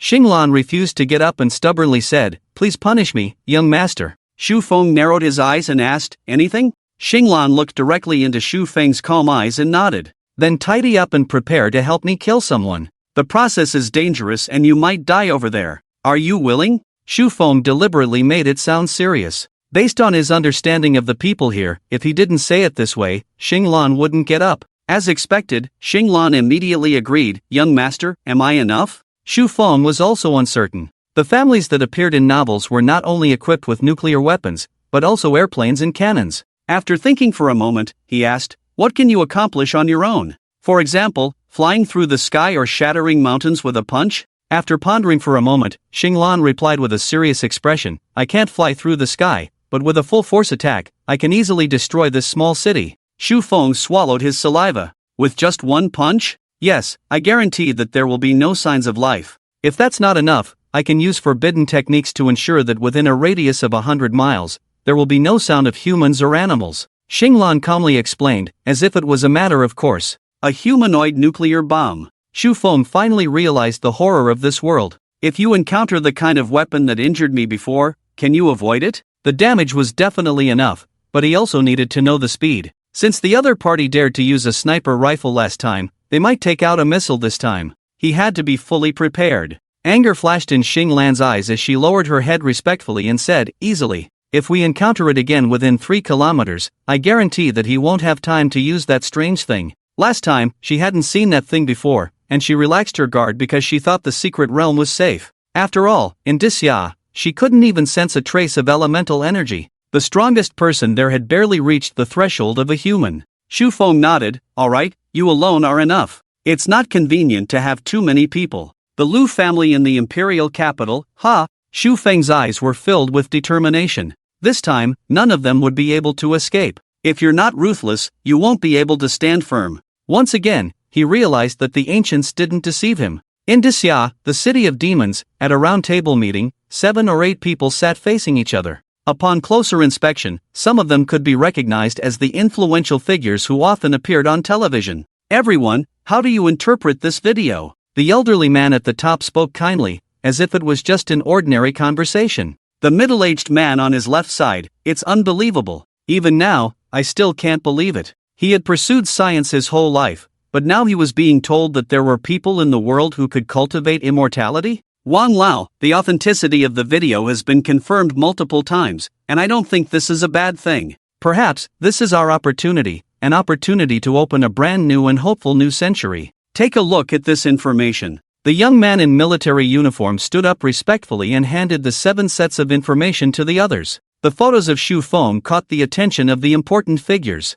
Each piece of paper was filled with major events in Xu Feng's life, especially the events of the past 2 months, which were recorded in detail. Wait for about 2 minutes, the man before the new year smiled and said, based on his strange behavior in the past 2 months, we can almost determine that he really possesses supernatural abilities that we cannot understand. Well, it's what young people nowadays call superpowers or cultivation. My suggestion is to try to communicate with him. After all, he still follows the rules, is friendly, and cooperation would be a win-win situation. The elderly man at the top smiled and remained silent, silently listening to the discussion of others. The person called Wang Lao didn't rush to refuse either, but instead asked Lin Qi, who will talk to him? How can we ensure the success rate? You should know that the person you mentioned, who follows the rules, didn't even blink his eyes when 2 lives disappeared from this world, and the one who survived went crazy. That's right, Lu Shao was saved, but his mind suffered severe trauma and he went insane. Lin Qi didn't answer this question, but instead took out another document. Wang Lao, I looked through this person's family information and found a pleasant surprise. This person's grandfather was actually a high school classmate of my own grandfather. It's unbelievable. Lin Qi's words caused a stir among the people present. Even the elderly man at the top showed a slight pause. Is this true? Lin Qi stood up straight, saluted, and loudly assured, it's true. Wang Lao was intrigued, and the others were intrigued as well. They had long evaluated Xu Feng's character as extreme, vengeful, but especially filial. This might be an opportunity. Wang Lao nodded gently, let's give it a try. But, be careful. The inhuman strength displayed by that woman was too terrifying, and the fact that she killed without hesitation was the key. Lin Qi looked at the elderly man at the top, and the old man nodded with a smile. Nowadays, it's the era of young people. Be bold and take action. If we can cooperate, we can make some concessions. Of course, the premise is that he guarantees to follow the rules and not act recklessly. Xia, November 11th, in an abandoned warehouse, 3 figures appeared. Young master, it's safe. There's no one within a kilometer. Xinglan spoke first. Xu Feng let go of the 2, as long as it's safe, we don't want to provoke the authorities, even though they would still be wanted by the authorities after seeking revenge. Xu Feng first went to a corner of the warehouse to charge his phone. Jiao, Xinglan, you 2 can sit there and play for a while. Wait for me a few minutes. After the phone was charged to 10%, he turned it on and dialed Wu Yulong's number. Hey, Xu Xiao, you still remember me? Wu Yulong's last call record was still from over a month ago. Xu Feng was somewhat surprised to hear Wu Yulong's joking tone. It had been a day and a night, and the news of Lu Zhao's death should have been widely known. Could it be? Xu Feng had a bad guess in his mind. The commotion caused by Xinglan was too big, and they were close to the Cross Society. They might have been caught on nearby surveillance cameras. Hey, what's wrong with you? Can't you hear me? Wu Yulong complained unhappily. Xu Feng reacted and smiled. Why are you shouting? Isn't this a surprise for you? Humph, more like a scare. By the way, you scoundrel, if you don't come back soon, I'll have to consider extending the wedding date. His wedding was scheduled for December 1st, and today was already November 11th. He thought Xu Feng was rushing back and was prepared to extend it. Xu Feng was taken aback and smiled apologetically. These past few days, something very important came up. December 1st, I hope I can make it. Wu Yulong furrowed his brows slightly. What's wrong? Did something happen to you? Xu Feng sighed. It seems so, but don't worry, I can handle it. Can you do me another favor? Wu Yulong's eyelid twitched, thinking about Xu Feng's strange requests before. He had a bad feeling. Tell me, if I can help, I will. Transfer the contract for the Vitality Cream under my name to my family, or leave them with 10 million and transfer a monthly amount to them regularly. Damn it. Wu Yulong couldn't hold back anymore. What kind of scheme are you planning now? Is it because the incident with Lu Xiao failed and you wasted money? If that's the case, there's no need for it. I'll let my old man think of a solution.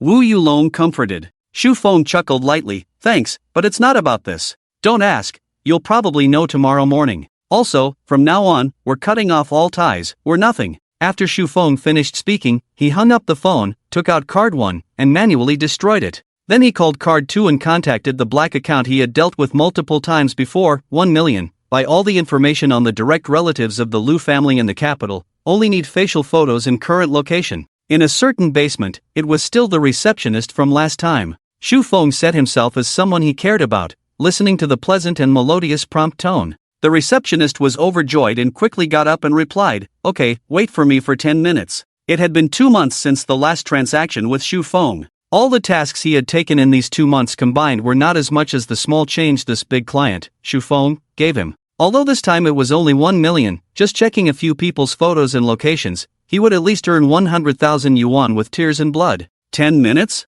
Xu Feng thought for a moment and still dialed his grandfather's phone. Xiaoxing, have you eaten? A kind and old voice came from the phone. Xu Feng smiled. Grandpa, I had stewed chicken. Good, eat whatever you like. Is there enough money? Enough, even more. Grandpa, I have good news to tell you. I'm bringing my girlfriend home for the new year. Xu Feng looked at Hua Jiao, who was sitting quietly, with a smile on his face. On the other end of the phone, Grandpa was clearly stunned, and then he became extremely happy and said, Good, good, good. You have a girlfriend, bring her home. Where is she from? Xu Feng smiled helplessly. Grandpa, it's not too late to tell you when I go back. Listen to me about something else first. I might go on a trip for a while next. Don't worry about my safety. Grandpa trusted him without any doubt. Going on a trip is good, have fun with her. As long as it doesn't affect your studies. If you don't have enough money, ask Grandpa. Okay, then, Grandpa, bye. Finally, Xu Feng took a picture of Hua Jiao, set it to automatically send to his sister in 10 hours,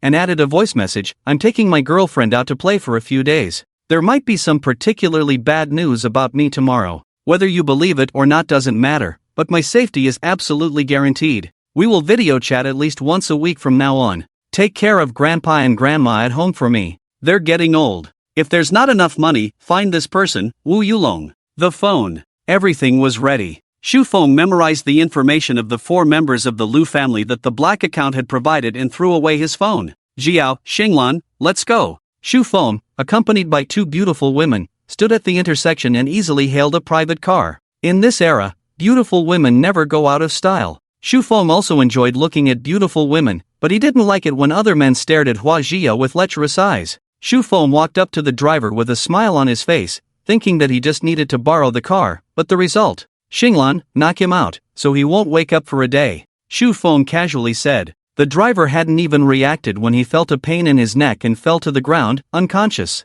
Xu Feng opened the back door. Get in. Xu Feng then sat in the driver's seat, fastened his seatbelt, started the car, and used the unconscious driver's fingerprint to unlock the phone. He set the navigation to head straight to the Lu family village in the capital. The whole journey was 800 kilometers, and if everything went smoothly, they would arrive in 8 hours. It would be exactly midnight, dark and windy, the perfect time. Hua Jiao sat upright in the back seat, looking at Xinglan's expressionless face, feeling a bit at a loss. This was the legendary God Wheel expert, the #1 assassin in the world. Beautiful, young, and powerful, really amazing. Hua Jiao muttered softly. If she hadn't seen it with her own eyes, she wouldn't have believed that the top 10 God Will experts in the world were only a few years older than her. Indeed, people are incomparable, and only the empress of the human race can match such talent. Thank you for saving me. Hua Jiao turned her head to look at Xinglan and said seriously. Xinglan glanced at Hua Jiao and said, It's my duty to take care of the young master. Hua Jiao nodded cutely and said in a sweet voice, Taking care of the young master is my duty.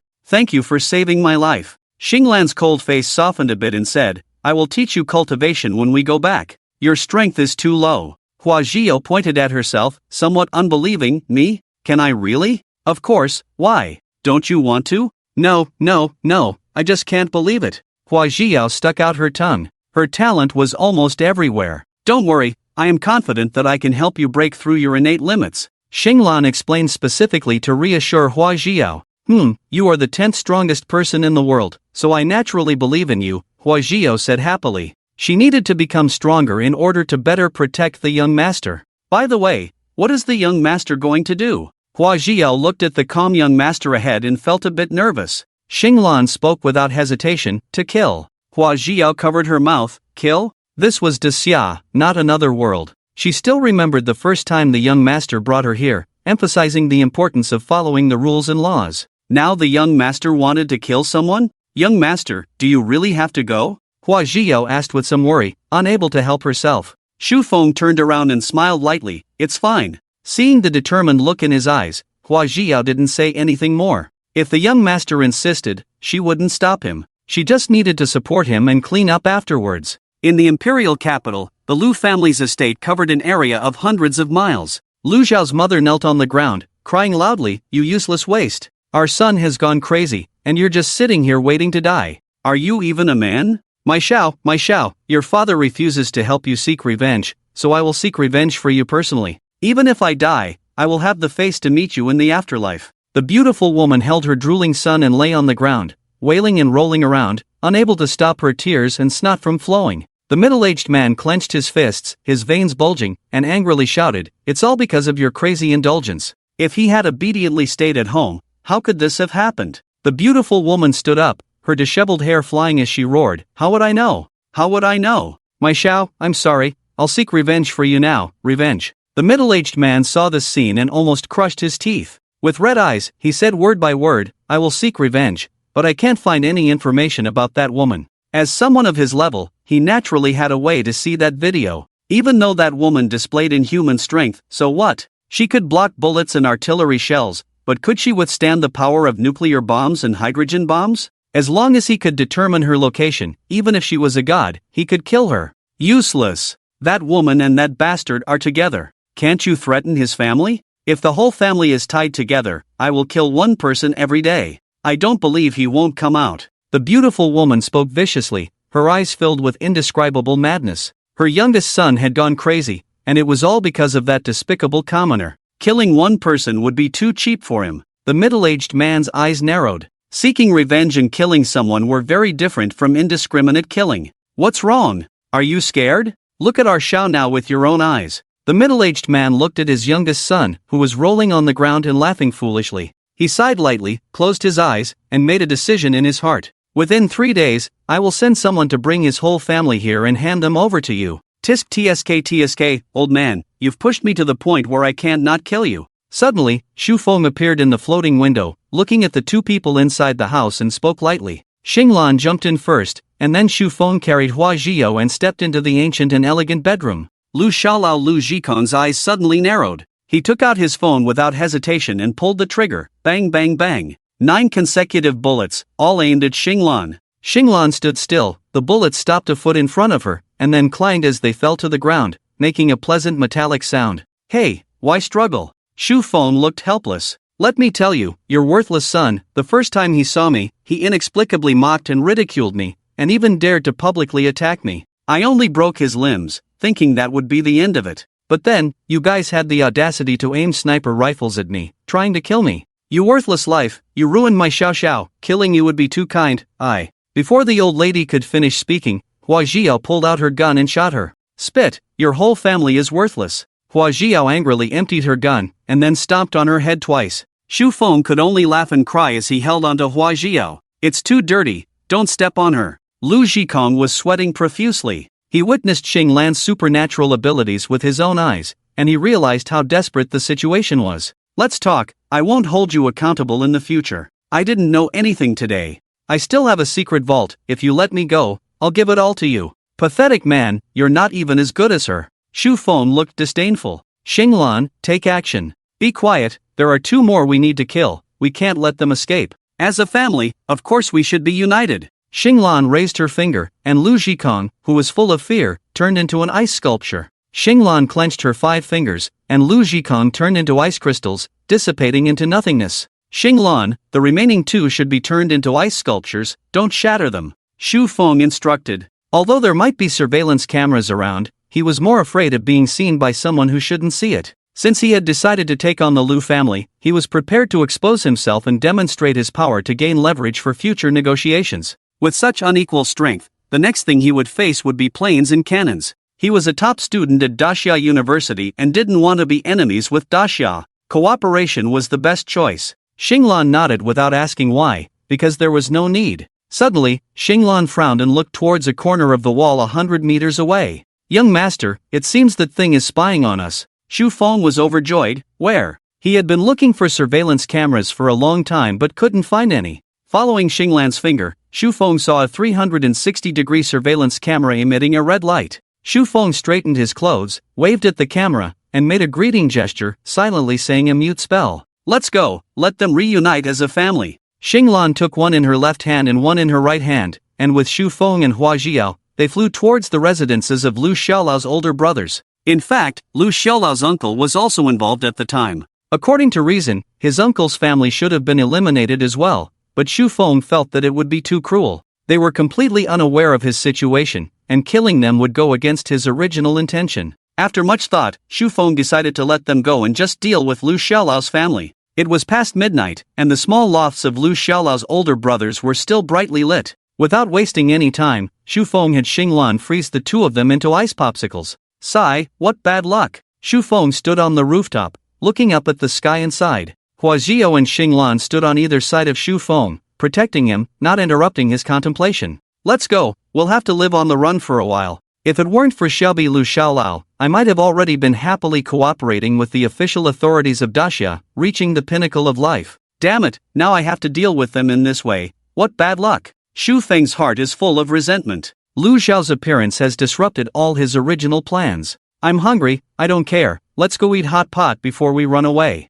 Xinglan, take us there. On November 11th, at 4 o'clock in the afternoon, Lin Qi, dressed in military uniform, drove a black car towards Ping'an village in Wangjiang City. The car was filled with alcohol and health products. This trip was supposed to be made by his grandfather in person, but unfortunately his grandfather was old and had a lingering illness from a gunshot wound in previous years, so he had to come and visit on his behalf. Xu Rugong, 72 years old, a farmer, strong and honest, with a righteous character, not greedy for small advantages, but with a slightly irritable temper. He loves his only grandson, Xu Feng, very much. After more than an hour, they arrived at their destination. Lin Qi got out of the car, carrying an inconspicuous gift box, and politely knocked on the door. Uncle, are you home? Lin Qi's parents got married early, and Xu Feng was 7 or 8 years older, so it was not appropriate to call him grandpa, so after thinking about it, he decided to call them uncle and aunt. Who is it? Xu Feng's grandmother opened the door and was a little confused when she saw Lin Qi in military uniform. Lin Qi smiled gently. Aunt, is this Xu Feng's hometown? Rest assured, Xu Feng didn't make any mistakes. I just came to understand the situation. Lin Qi said with a clear conscience that Xu Feng didn't make any mistakes. Although he didn't kill the two people, he was still closely related to them. Oh, yes, please come in quickly. Xu Feng's grandmother quickly opened the door. Child, there's a guest, come out quickly. Coming, who is it? Why do I hear Xinger's name? Did something happen to him at school? An old man walked out of the bedroom, slightly hunched, with an old face full of traces of time. Lin Qi walked up quickly, supporting the old man. Regardless of how Xu Feng would turn out in the future, this was his grandfather's high school classmate and his elder, so he should respect him. Uncle, I'm from the 111th Army. I came this time mainly to ask if you have any intention of letting Xu Feng join the army. As soon as Lin Qi finished speaking, he took out the relevant documents with his left hand. After Xu Rugong finished reading the documents, his old face became excited. You mean Xinger can join the army?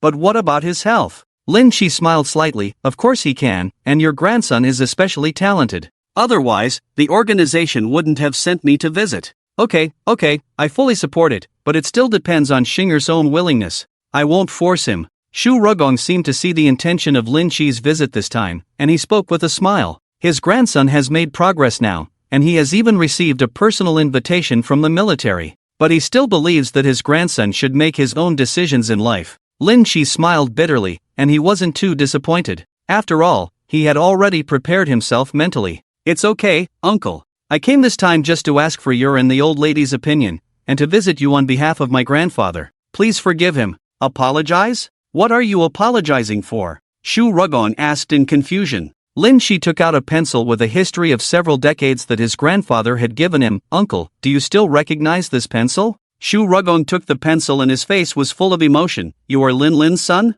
No, you're too young. Could it be his grandson? Lin Shi nodded awkwardly. My mother gave birth to me early, otherwise I might still be Shu Feng's classmate. Uncle, it's fate. My grandfather owed you an apology that time, so please forgive him. Shu Rugong waved his hand, his eyes full of smiles. It's been decades, I've long forgotten about it. But you, a young colonel, have given him face. Lin, you really are Lin. Shu Rugong looked at Lin Shi and was full of affection. He had lived for more than half a lifetime, and he didn't expect to see the child of his high school classmate. His old face was full of joy. Child's grandmother, go cook a few dishes. Shu Rugong shouted energetically. Lin Shi didn't refuse. It was true that he came to inquire about Shu Feng's news, and it was also true that he came to visit the old couple in front of him. Uncle, do you know when Shu Feng will come back? Shu Rugong sighed. You came at a bad time. He just finished a phone call and said he was going on a trip with his girlfriend. Otherwise, I would have asked him to come back tonight so you two could have a good reunion.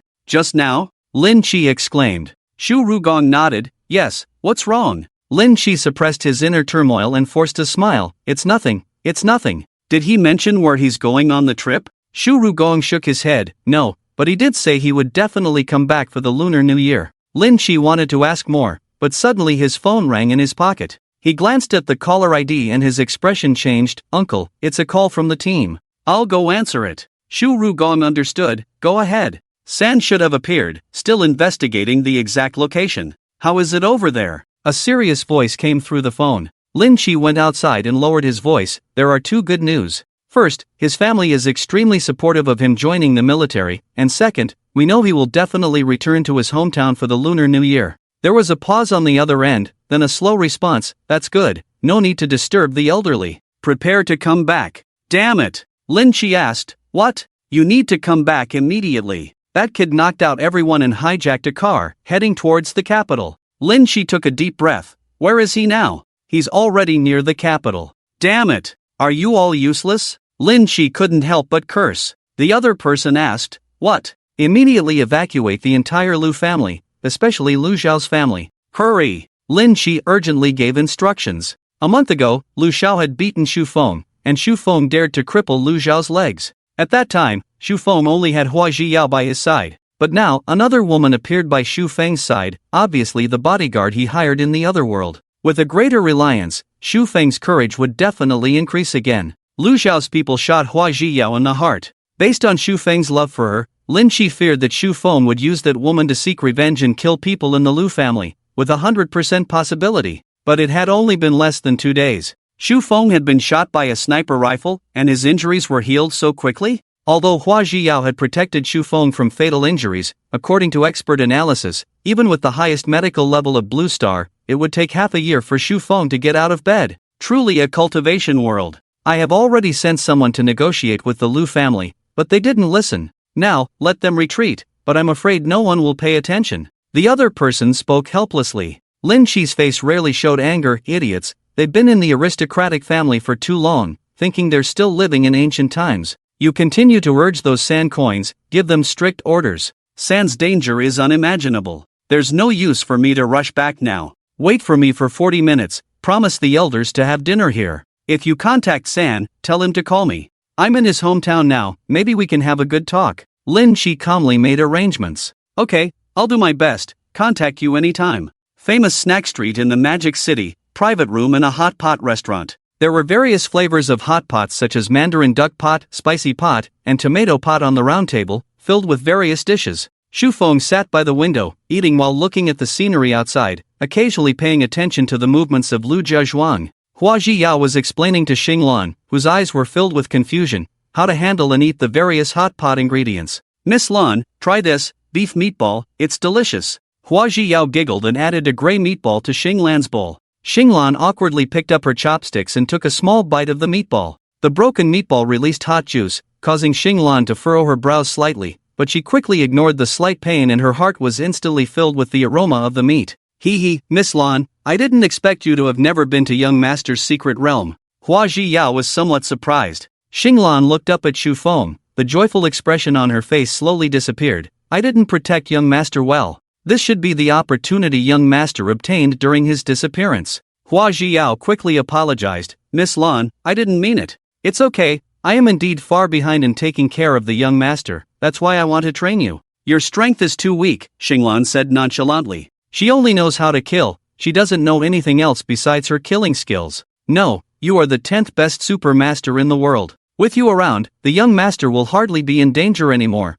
Wazio said earnestly, feeling both envious and eager for Xinglan's strength. You too, save the whispering for later. Let's eat quickly. We'll be leaving soon. Do you think we can eat this kind of food every day during our escape? Shufeng looked at the two in front of him, unable to understand the bond between women. They had only known each other for less than 2 days, but it felt like they had known each other for years. They were always whispering to each other and it made Wazio not want to play with him anymore. He interrupted their conversation, not out of jealousy. Wazio stuck out her tongue and asked, Young master, where are we going next? Shufeng shook his head, I don't know. We'll take it step by step. If all else fails, we'll go back to the Lost Land for a few days. But before that, he needed to find out about the mercenary who shot him last time. The person involved was dead, but the forces behind him were still at large. Shufeng didn't consider the foreign mercenaries innocent. He would rather kill them by mistake than let them go. He didn't want to be assassinated every few days in the future. He wanted to eliminate the threat completely so that foreign forces wouldn't dare to touch him.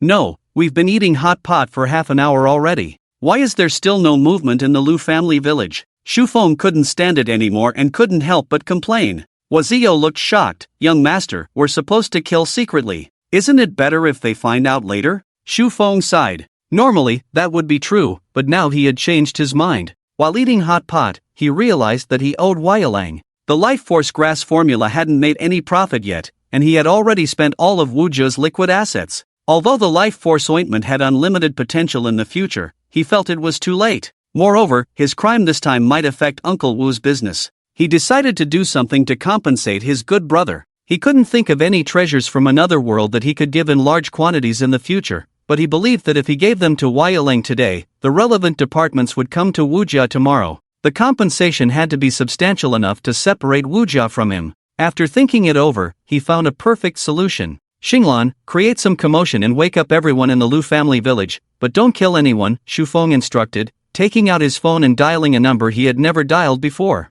Hello, I want to report a murder. Please come and save me. My name is Wailing. My ID number is 429 star. *XX. Did you hear me clearly? The operator responded solemnly, Sir, where is the location? Are you in danger? Please protect yourself. Shufeng sighed. If everyone in the world was as gentle and diligent as this operator, it would be great. He nervously replied, The location is Lu Family Village in the Magic City. I'm very safe, thank you. The operator breathed a sigh of relief. Okay, we have dispatched officers. Is there anything else you want to add? Yes. Shufeng was afraid the operator would hang up, so he quickly said, The killer is 1 man and 2 women, extremely wicked. Okay, please take care of yourself. Anything else? No, but I want to ask, is there a big reward for reporting a murder like this? The operator was taken aback. There is definitely a reward. After verification, we will contact you. Okay, remember, my name is Wailing, 22 years old, ID number 429 star. *XX. Wazio's mouth dropped open as she watched her young master report himself so seriously. She couldn't believe what she was seeing. She cautiously tugged at Xinglan's sleeve, wanting to ask if the young master was okay, but she found that Xinglan was also in a daze, clearly shocked. Shufeng, who had finished his work, felt refreshed. In this way, even if he didn't help the Wu family, it wouldn't be intentional to make things difficult for them. As for himself, he didn't care about having many debts. Have you eaten, ladies? Shufeng asked with a smile. Huajiao immediately came back to her senses. Yes, we've eaten. Xinglan's beautiful face blushed slightly. It was the first time she had heard the young master speak so casually. After losing her memory, the young master seemed like a different person. Compared to the previous reserved young master, she preferred the current one. Let's go. I have a plan for where we'll go next. Deep in the mountains, we'll go camping for a few days. Shufeng's previous university life was too monotonous and boring. While he was still young, he wanted to take Hua Jiao to explore the Blue Star and make up for it. Camping? Hua Jiao's eyes lit up. Young master, we still need to prepare utensils, seasonings, and bedding. Shufeng playfully tapped Hua Jiao's nose. Thoughtful little cotton jacket, let's go, time for a big shopping spree. Lu Jiazhuang, accompanied by the deafening sound of a collapsing artificial mountain shattered by Xinglan, awakened everyone. Countless figures shuttled back and forth, searching for the killer's location. Then, Lu Zhikong and the others' bodies were quickly exposed. The screams and cries were endless, and before they could even call the police cars had already arrived at the door. This accident was later recorded as the fastest response time in the history of major accidents in the imperial capital. The kind-hearted and capable police officer also received a lot of praise. To get back on track, the police quickly controlled the scene and surveyed it. Wang, Captain Wang, for lives, just like last time, one body is missing, and there's a pile of ice crystals on the ground, but this time, Captain Wang's face turned extremely ugly. But what? The reporter swallowed his saliva. Shouldn't you go and see for yourself? Captain Wang snorted coldly. After so many years of rushing to the first scene, what kind of cruel murder hadn't he seen? Captain Wang walked into Lu Zhao's brother's room and was horrified by the two ice sculptures that met his eyes. Suddenly, he remembered that there seemed to have been a similar case in Wangjiang City a few days ago, but in the end, special operatives will now take over this case. This is the handover procedure. Tai Haoren, who had rushed 800 miles, looked at the ice sculptures and felt shocked and angry. He was still one step too late. Captain Wang Yang, right? No problem, let's proceed with the handover. Tai Haoren spoke indifferently. Captain Wang Yang trembled all over. He hadn't heard of the Special Operations Team, but he had seen the seal on top. It belonged to the highest-ranking person in the military. Captain Wang, keep today's events to yourself. Wait for the news to be released. Captain Wang Yang quickly responded, understood. After that, he quickly left with his subordinates. Today's scene had completely shattered his worldview. Outside the house, Wang Yang hugged his two subordinates and said sternly, "You didn't see anything, understand?" The two subordinates weren't stupid. Understood, we didn't see anything. Wang Yang had come as quickly as he could, and now he returned just as quickly. Tai Haoren looked at the ice sculptures, his face unusually grim. Was this the legendary immortal technique? But could cultivators act so recklessly? This was the seventh life. He suppressed his anger and dialed Lin Qi's phone. In Ping'an village, Lin Qi was having dinner with Xu Feng's grandparents. When his phone rang, Lin Qi smiled apologetically, "Uncle, sorry about that." Xu Rugong waved his hand indifferently, "Work is important, go and answer it. It's confidential, I understand. Your grandfather was the same back then." Lin Qi forced a smile and quickly went outside. "Lin Qi, I'm going to explode that bastard." Just as Lin Qi answered the phone, he immediately heard Tai Haoren's furious roar. Lin Qi's eyelids twitched, sensing a bad premonition. Damn it, how many did he kill? Tai Haoren gritted his teeth, 4, a total of 7 lives. And he even froze them into sculptures, deliberately telling us that he did it, right? Lin Qi sighed, "Have you contacted him? I'll talk to him." "Talk about your uncle, I'm going to blow up that bastard, too arrogant and lawless." Lin Qi frowned, sighed deeply, "Will you blow her up? With her speed, her strength, if she stays in the city, do we have to level a whole city?" Tai Haoren gasped for breath, his voice deep, "So we just let her do whatever she wants?" Lin Qi shook his head, "Of course not, this time she has gone too far, find her first, we can use force if necessary. At all costs, find him within a day." Tai Haoren grinned, "Don't worry, I will find him within half a day. Stay calm, don't harm the civilians," Lin Qi said. Tai Haoren snorted, "I know. Taiga, take a look at this surveillance footage." The technician handed over a video with a strange expression, skipping to the most special part in the middle. Xu Feng's face appeared. He raised his hand and waved slowly, his mouth formed the words, "Hello. Thank you for your hard work." Crack! Tai Haoren's phone started smoking. Without a word, the technician dropped the video and left. He didn't want to touch the wrath of Taigu, but seriously, was that the suspect? He was too damn arrogant, actually greeting them and saying thank you. If they didn't catch him, it would be an outrage. On the other side, Lin Qi listened to the busy tone on his phone, his brows furrowed into a character for river. He didn't want to kill Xu Feng. For the sake of personal feelings or the bigger picture, Xu Feng couldn't die. Although he was truly heinous, but... Lin Qi looked at the two elderly people inside the house, sighed deeply. What the hell is going on? They agreed on cooperation and win-win, but now, just as he came to negotiate, Xu Feng killed 4 people. Shabai Lu Xiao. Thinking it over, Lin Qi felt that everything started because of him. Lin Qi rubbed his stiff face, forced a smile, and returned to the dining table. Regardless of the situation, he didn't want the two elderly people to know. They were old and couldn't handle the excitement. Although, it might not be able to be hidden, but if he could hide it for one more day, he would. "Uncle, I have a question for you, please tell me the truth," Lin Qi asked with a smile. Shu Rugong drank some wine and patted his chest. Tell your uncle. Lin Chi had a black line on his face. He was already 30, but now was not the time to care about that. I want to ask you, if someone hurt your grandson, what would you do? Lin Chi stared at Shu Rugong. He wanted to hear the truth from him. After all, Shu Feng grew up with him and was most influenced by him. When Shu Rugong heard this, his eyes instantly turned red. Who dares to hurt my grandson? I'll kill him. Of course, I would fight back. Lin Chi smiled bitterly. So that's how it is, uncle. Just kidding, don't get excited. November 12th, early morning, the sun was shining brightly. Shu Feng and his group of 3 arrived at their destination with a large bag of things. Mang Mountain, a famous wild mountain in the city, lived up to its name. It was said that every few years, there were rumors of sightings of wild people. Shu Feng didn't care whether there were wild people or not. He had seen otherworldly orcs and elves, and he wasn't interested in wild people. The main reason he came here was that Mang Mountain was remote and sparsely populated, known for its poverty and danger. He planned to hide here for a few days, see how the people above treated him, and make plans for the future. Young master, the barbecue is ready, here you go. Hua Jiao stood up and handed the largest skewer from the barbecue grill to Shu Feng. Looking at the satisfied smile on the young master's face, Hua Jiao felt joy in her heart. Shu Feng looked at the busy Hua Jiao, feeling a bit sorry for her. He walked up and wiped the sweat off her forehead, softly saying, "Take a break, I'll do the grilling."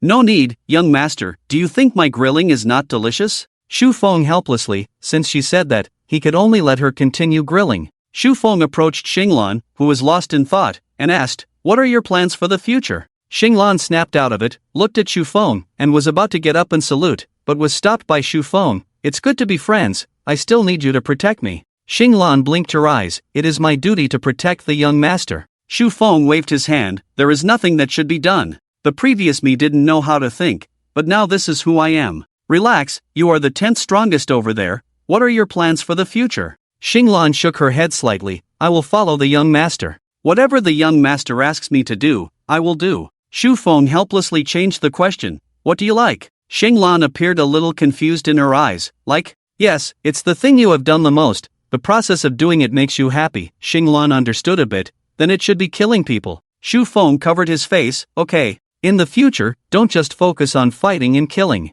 Is this barbecue delicious? Is the cola tasty?" Shu Feng suddenly changed the topic, causing Xinglan to pause for a moment and then nod slowly after thinking. Shu Feng breathed a sigh of relief. "That's good, life is meant to be enjoyed, take it slow. By the way, when I asked you about coming here to kill, you said you were enough alone. What does that mean? Are there other experts around me?" Shu Feng was somewhat expectant. Xinglan shook her head honestly, denying it. "Of course not. Originally the Xinglan family had another expert, but he went with the general." "Ah." Shu Feng smacked his lips, feeling a bit disappointed. But then Xinglan's words made him excited again. "Although there is no expert, the general left you a team, 5,000 star troops, ranging from the lowest innate to the highest celestial wheel." "The lowest innate? Oh my goodness." Shu Feng felt that with this force, plus Xinglan, conquering the Lost Land would be a piece of cake. They will gather in the Green Spirit City in the next 2 days and will completely obey the young master's orders. Xinglan added, "Young master, in the future, will you stay in the Lost Land or return to the Holy City?"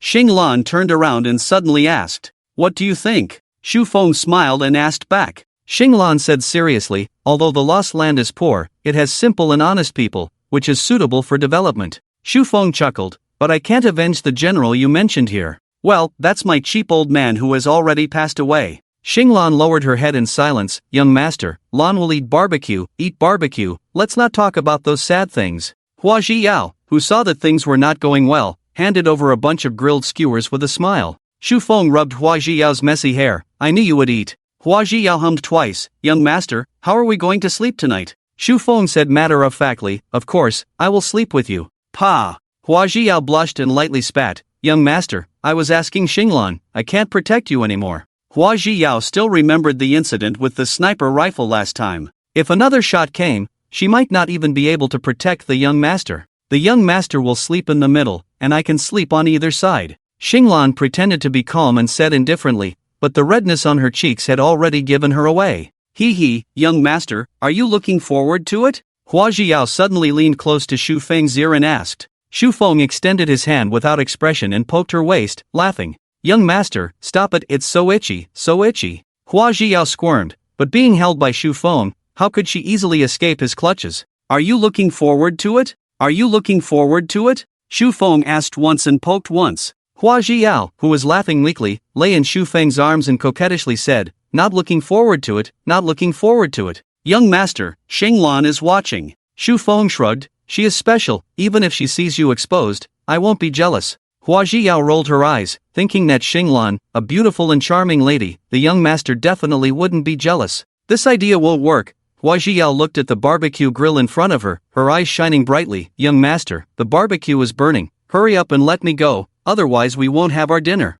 Xu Feng didn't continue playing with Hua Zhiyao. He gently let her go and, before leaving, gave her a hard pat on the butt. Hua Zhiyao glared at Xu Feng angrily and quickly ran off to the barbecue. Xinglan watched and couldn't help but smile. In Wangjiang City, at the police station, Wu Yulong, confused, entered with his girlfriend and came out in shock. Wu Yulong looked at the bustling streets in front of him and felt a bit lost. Sui tightly held Wu Yulong's hand and softly said, let's get in the car first. Wu Yulong nodded. This wasn't the place to talk. Did he really kill Lu Zhao's family? Wu Yulong still couldn't believe it. Although Xu Feng had hinted at it before, he never imagined that Xu Feng would actually kill someone, let alone an entire family. Sui's face was filled with a bitter smile. I don't want to believe it either. Now we need to think about what to do. Sui looked worried. Wu Yulong smirked. What can we do? Killing someone, is that a matter of ability? But when he thought about Xu Feng's relaxed expression and the video his father showed him, he had a plan in mind.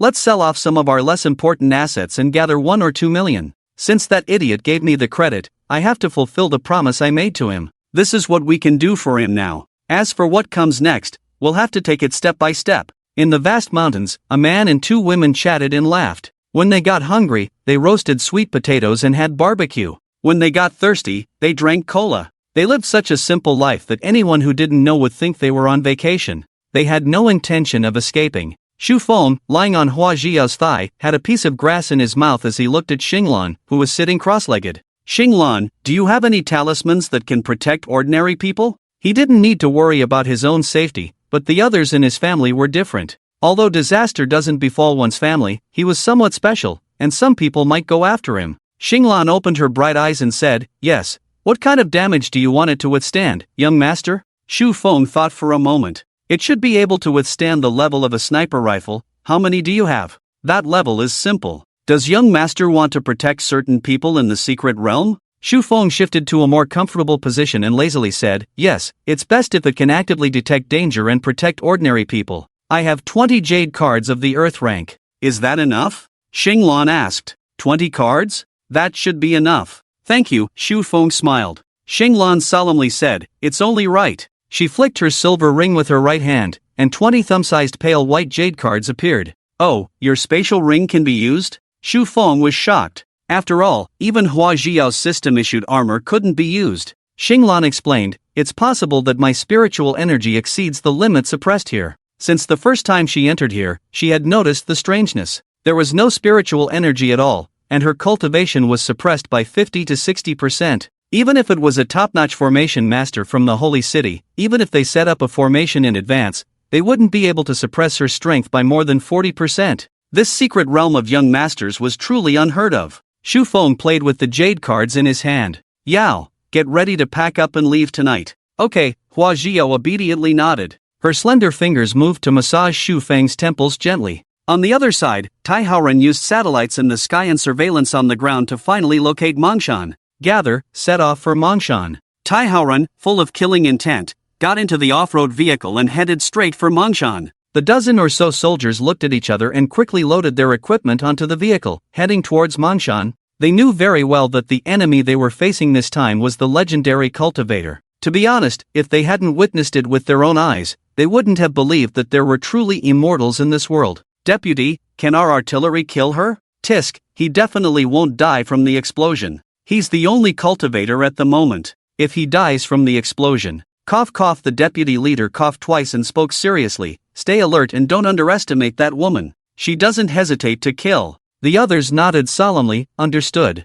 Their main task this time was to use force as a simple threat to lay the groundwork for negotiations later. The group quickly shuttled and arrived at the foot of the vast mountain after an hour. Tai Haoren got off the car and looked at the 3 red dots on the satellite. He snorted coldly and ordered, set up the cannons and prepare the ammunition. But, boss, Shouldn't we give a warning first and only open fire if negotiations fail? Tai Haoren sneered. We'll fire first to give them a greeting. Otherwise, they might think we're pushovers, that they can do whatever they want in Daxia. Tai Haoren knew very well that opening fire would offend the other party, but he represented the official Daxia government. What Xu Feng did was enough to be executed 100 times over. Firing the cannons was a warning to make the other party back off. Plus, the higher-ups also wanted to see how strong this cultivator really was and what he was capable of. If this shot ended up being ineffective, then this trashy cultivation inheritance wasn't worth keeping. If he didn't die, then the future would truly undergo a great transformation. Of course, they were prepared for the consequences if Xu Feng didn't die.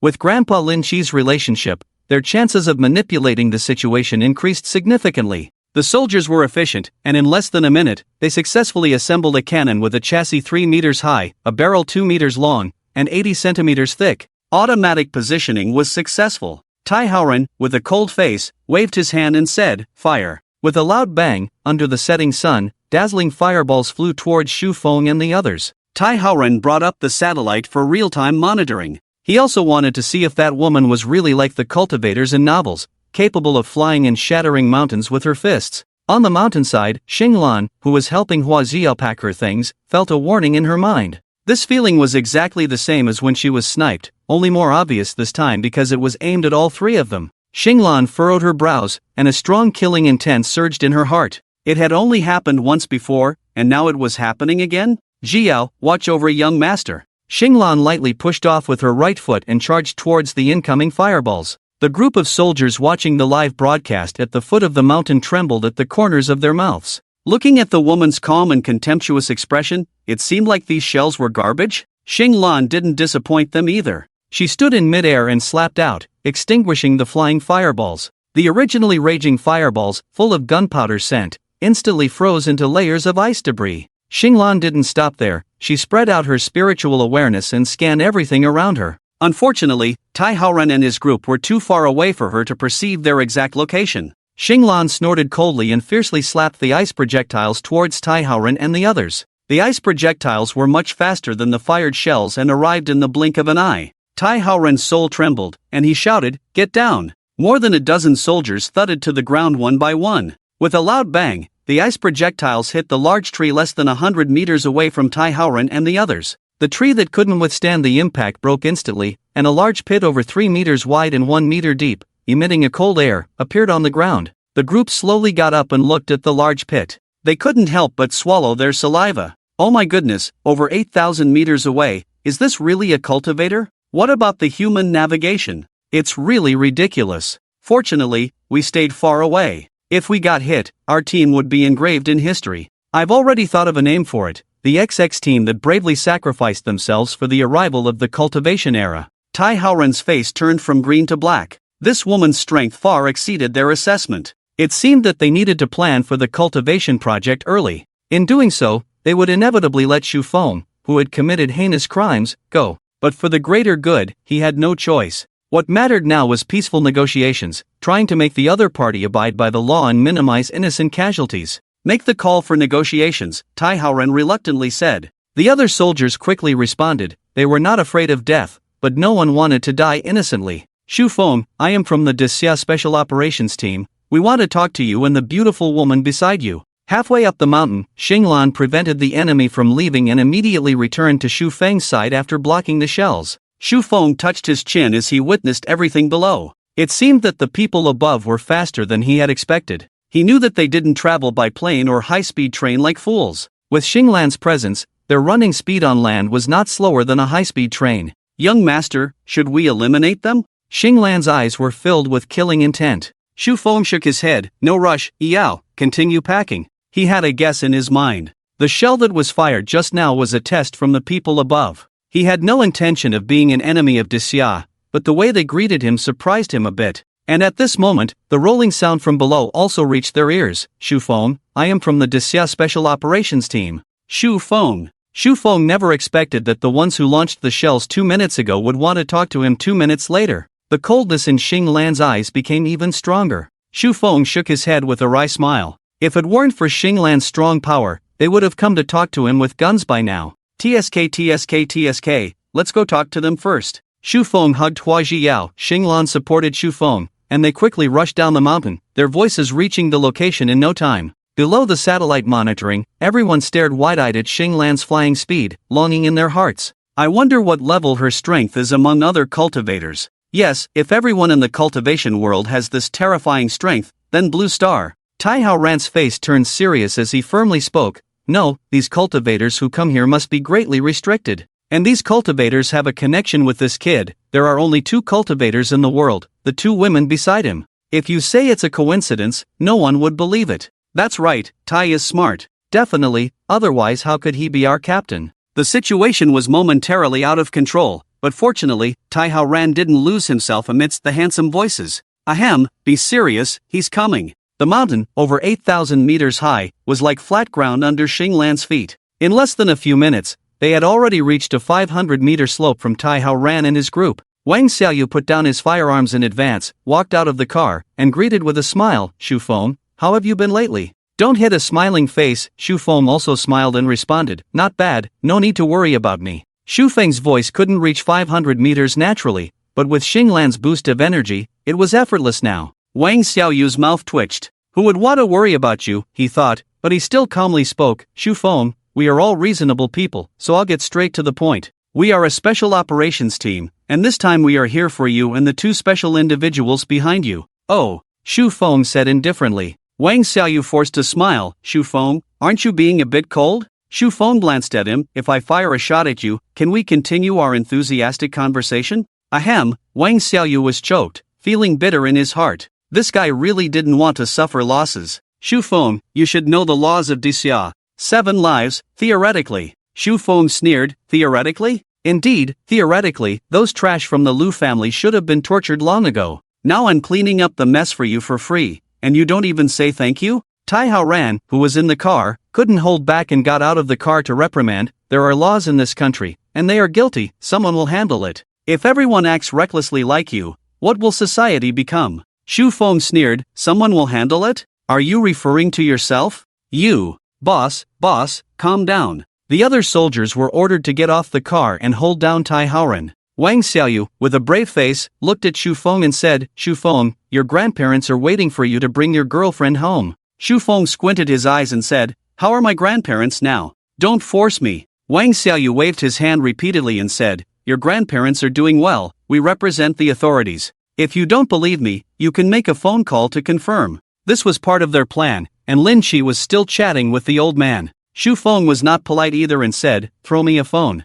After Wang Xiaoyu walked forward for 200 meters, he placed the unlocked phone on the ground and returned the same way. Xinglan sucked in her palm and caught the palm-sized phone, handing it to Shu Feng. Shu Feng gave a thumbs up to Xinglan, making a cool gesture, and made a video call on WeChat. After ringing for more than 20 seconds, Shu Feng's fingers tightened. Fortunately, a few seconds later, the call connected, and the screen showed the slightly ruddy face of his grandfather. Shu Feng was a little surprised and asked, Grandpa, have you been drinking? Hey, Xiaoxing, Grandpa is in a good mood today. By the way, are you and your girlfriend going on a trip now? If not, come back and let Grandpa meet the grandson of his high school classmate. Lin Chi's mouth twitched. This statement didn't sound quite right. Shu Feng looked through the screen and looked at Lin Chi in military uniform and said, Grandpa, is this the descendant of the general classmate you mentioned before? Yes, I didn't expect to meet again. Shu Feng thought to himself, of course, when I was poor, there was no trace of him. As soon as I discovered my special abilities, he immediately came to get close.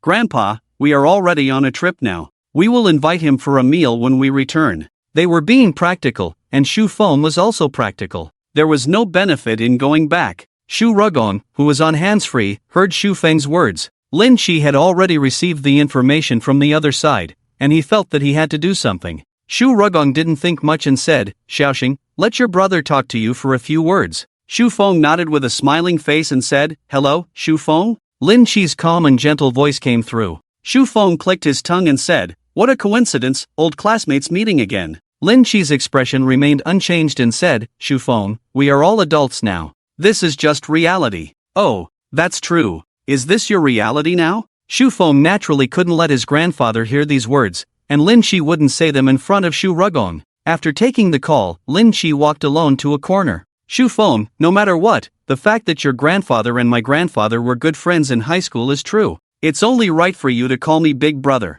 Of course, they are them, and now you, calling me Big Brother, I can't handle it. Now, with my rank as a colonel, representing Disya, I formally request to cooperate with you and have a serious discussion. Shu Feng chuckled and said, of course, but let me show you something first, so that you guys won't keep thinking about plotting against me and my family. After Shu Feng finished speaking, Xinglan, who was already prepared, stomped her foot hard. A thick layer of ice formed within a kilometer, as if entering an ice age. Hiss! The official personnel present and absent all took a few breaths of cold air. Wang Xiaoyu was so scared that he sat on the ground. He had a strong mental fortitude, but he was closest to the ice layer and felt the deepest chill. The cold penetrated his bones, but it was nothing compared to the center of the poles. Shu Feng, please calm down and please trust Disya. We won't harm your family, on the contrary, we will protect them. Wang Xiaoyu was trembling from the cold, but now that he had witnessed such magic, he had to negotiate. Shu Feng chuckled, I am very calm, and the higher-ups have also seen my sincerity. Wang Xiaoyu laughed awkwardly and didn't dare to interrupt. After Xinglan's kick, he heard at least 10 gasps in his invisible earpiece. Shu Feng, did you agree to negotiate? Of course, I am a good student and I never lie or deceive people, Shu Feng said seriously. Wang Xiaoyu's mouth twitched, a good student? A good student who kills a whole family without hesitation. But I'm not in a good mood now and don't want to talk, Shu Feng added casually. Wang Xiaoyu's eyelid twitched, Shu Feng, we were wrong this time. We will make appropriate compensation as long as you. Shu Feng waved his hand and interrupted Wang Xiaoyu, I don't blame you for attacking me. After all, I did break the law. Here's the deal, help me with a small favor first, and we can negotiate officially after it's done. What favor? Wang Xiaoyu asked cautiously. This person in front of him couldn't be reasoned with, so he didn't dare to agree casually. It's simple. I heard that the person who shot me with a sniper rifle last time was a foreign mercenary. I want all the information and real-time location of the key personnel behind him, Shu Feng said. Wang Xiaoyu's heart sank. Did this person want to go abroad and eliminate all of them? Agree to him. An old and majestic voice came to Wang Xiaoyu's ear. Wang Xiaoyu's expression remained unchanged as he forced a smile. No problem. Happy cooperation. This is our first cooperation, and I hope both sides can be happy, Shu Feng said satisfied. Definitely happy, Wang Xiaoyu smiled awkwardly. Can I walk openly in major cities from now on? Shu Feng suddenly asked. Wang Xiaoyu was taken aback. This. As if sensing Wang Xiaoyu's concern, Shu Feng considerately added, don't worry, I said I'm a good student. In the past 2 months, except for those few incidents at the Lu family, I have followed the law and haven't even run a red light. Wang Xiaoyu. Agree to him. Monitor from a distance and let him go as long as he really follows the law. Wang Xiaoyu received instructions and felt relieved. As long as you follow the law, you are welcome in major cities, Wang Xiaoyu reminded seriously. People like Xinglan, who appeared and disappeared mysteriously, couldn't be stopped even if they wanted to. Instead of blocking them, it was better to keep a distance and monitor their movements. Shu Feng made an okay gesture. Give me the location information of their key personnel within 3 days, and I will give you some precious herbs from their place. Even though he carried the burden of several lives, even with Xinglan's presence, they didn't dare to speak openly, but they definitely had many grievances. Giving them some benefits and hope for cultivation would be beneficial for better cooperation. Sure enough, Wang Xiaoyu changed his mournful expression and smiled. Shu Feng, I will give you a satisfactory answer within 3 days. Shall I send the information to your email? No problem, I'm leaving. Shu Feng clapped his hands, and Xinglan disappeared with the two of them in a blink of an eye. Wang Xiaoyu clicked his tongue. The thought of being able to come into contact with immortal herbs in 3 days made his heart burn with excitement. As one of the first people to have close contact with Shu Feng, they would undoubtedly be the pioneers in the era of cultivation. With the assurance from the people above, Shu Feng drove confidently with Hua Zhiyou and Xinglan towards their hometown. Although they had their promises, Shu Feng never relied on verbal assurances from others. The jade pendants from Xinglan still needed to be hidden on their loved ones one by one. As for how to hide them, with Xinglan, a master of illusion, it would be easily solved. In total, there were 5 members in their family, 3 in their aunt's family, and 5 in their uncle's family, plus a few close friends like Wu Yulong. About 20 jade pendants would be enough. For the next few days, he would stay in Wangjiang City. If the jade pendants reacted during this period, with Xinglan's full power, he could arrive at the scene within a minute. If it really comes to that point, he will have to consider whether to move his parents and loved ones to the other world to live. Of course, that is a last resort, but he believes that the outcome will be good. At 4 o'clock in the morning, in the secret base of the imperial capital. Less than a day later, an emergency meeting was held again because of one person. The topic of the meeting, immortals. Shu Feng and a few others who flew back and forth finally secretly hid the major jade cards on their relatives before dawn. At this moment, Shu Feng, who now has to deal with a troublesome matter, is destined to deceive his loved ones frequently in the future. He needs to quickly deal with the message he sent to his little sister last time, otherwise she might report him to the police. Fortunately, his little sister is now in high school and can only get her phone on Fridays. Shu Feng drove past a shopping mall, and his eyes lit up. "Let's go, I'll buy you some clothes, and also bring a few for my little sister." He didn't have money before, so his aunt bought clothes for him, but now that he has money, he naturally wants to pay her back. "Young master, you have already bought me a lot before, but Londa hasn't bought anything yet, so buy a few things for Londa." Hua Jiao didn't want to waste the young master's money. She had enough clothes to wear. Of course, Shu Feng wouldn't listen to Hua Jiao's words. "Everyone come in, each person must choose 7 sets, at least 1 change per day. Besides, wearing the same clothes every day will be aesthetically fatiguing," Shu Feng explained seriously. Hua Jiao blushed and whispered, "Young master, lower your voice, there are so many people here. So, are you buying or not?" Buy, I'll listen to the young master." Hua Jiao reluctantly agreed. Shu Feng held Hua Jiao with his right hand and held Xinglan with his left hand, attracting the attention of countless male onlookers as they entered the mall. The salesgirl looked at the 2 outstanding young ladies beside Shu Feng and approached with a smile, slightly bowing. "What do the 3 of you need?" Hua Jiao shook her head and looked at Shu Feng, while Xinglan's mind went blank. It was her first time being in such close contact with a man. This was just Shu Feng's way. If it were someone else, Xinglan would have slapped him and sent him to meet the king of hell. Shu Feng was full of confidence. "Recommend some clothes suitable for them, and if they fit, pack them all. By the way, we also need a few sets of clothes for high school girls with similar figures to hers." Shu Feng pointed at Xinglan and added, "His aunt's daughter, his little sister, developed early and was already 173 meters tall in her 3rd year of high school, which once made the previous Shu Feng feel depressed." The salesgirl's eyes lit up. "Okay, sir and ladies, please follow me." Less than half an hour after entering the mall, Shu Feng came out satisfied with them. Having a girlfriend from another world was really good. She was gentle, considerate, and obedient. As long as he thought a piece of clothing looked good, Hua Jia would never think it didn't look good, which led to Shu Feng pointing at one piece and buying one piece decisively and quickly, without experiencing the awkward situation of accompanying his girlfriend for 10 hours and not buying a single piece of clothing. Of course, Shu Feng always asked for Hua Jiao's opinion when buying things, but he always received the same answer: "I'll listen to the young master." They were used to each other, so he stopped asking. If Hua Jiao's gaze stayed on an item for more than 3 seconds, he would also buy it without hesitation. 3 seconds was Hua Jiao's standard for liking an item. As for Xinglan, who was stiff beside them, Shu Feng couldn't figure out her thoughts at the moment. According to the salesgirl's recommendation, he bought her a piece as well. When paying, the salesgirl wished she could send herself over nearly 20 sets of women's clothing, worth 100,000 yuan. Her monthly sales might not even reach that amount. "Please take your time, and welcome back next time." Shu Feng smiled kindly. "Thank you for your hard work, and I wish you a prosperous business." From childhood, his grandfather taught him to be a good student, and in most cases, he did live up to that. By most cases, it naturally meant that no one deliberately provoked him. "Jiao, when you meet my little sister later, remember, don't call me young master, or I'll spank you hard when we get back," Shu Feng repeatedly reminded her. He didn't want to embarrass himself in front of his little sister. Hua Jiao hummed a few times, understanding the postashaher.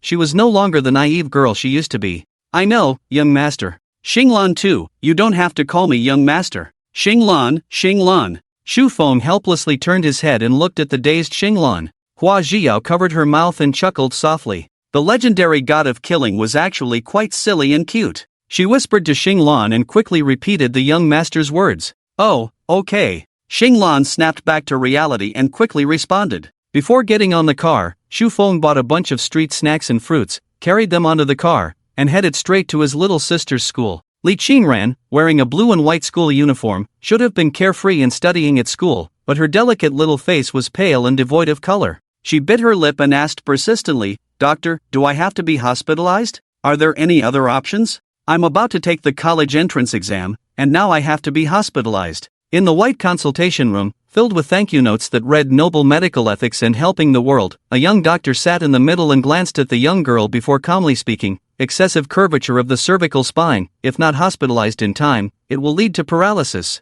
Li Qingran's face changed drastically. For a high school senior, paralysis was a fear that was hard to imagine. Go back and prepare. Bring an adult with you tomorrow afternoon at 3 o'clock, and I will handle your hospitalization procedures. I only have time tomorrow. The young expert finished speaking and waved his hand. Next, Li Qingran clenched the diagnosis report in her hand, feeling lost and scared. She couldn't accept such a diagnosis. She didn't dare to tell her parents, who had worked hard to raise her and had high expectations for her college entrance exam. Now, this unexpected accident happened. Li Qingran's pale face showed a bitter smile. Although she could try again next year, it was easier said than done. What if another accident occurred during her repeat year? Moreover, the doctor's words were so serious. Could her illness be completely cured in a few months? She was filled with confusion about her future. Should she call her older brother first? Li Qingran's spirit shook. Regardless of the outcome, her older brother was much more capable than her. Asking him might give her the courage to face reality.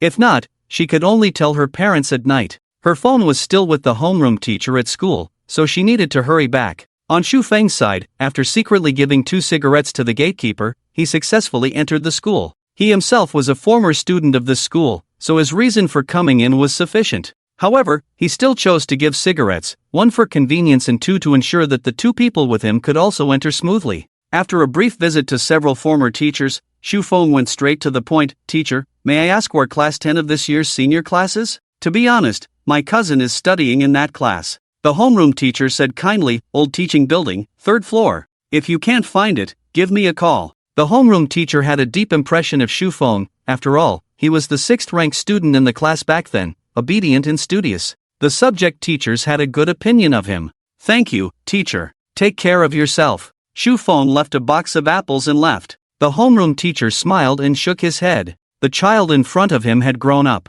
Those 2 beautiful girls with extraordinary backgrounds must be something. Hey, Lao Wang, is this your proud student coming to see you? Are those 2 young girls also your students? That's unlikely. Lao Wang rolled his eyes and said unkindly, what's the matter? Are you trying to rob the cradle? Aren't you afraid of your sister-in-law hitting you with a club?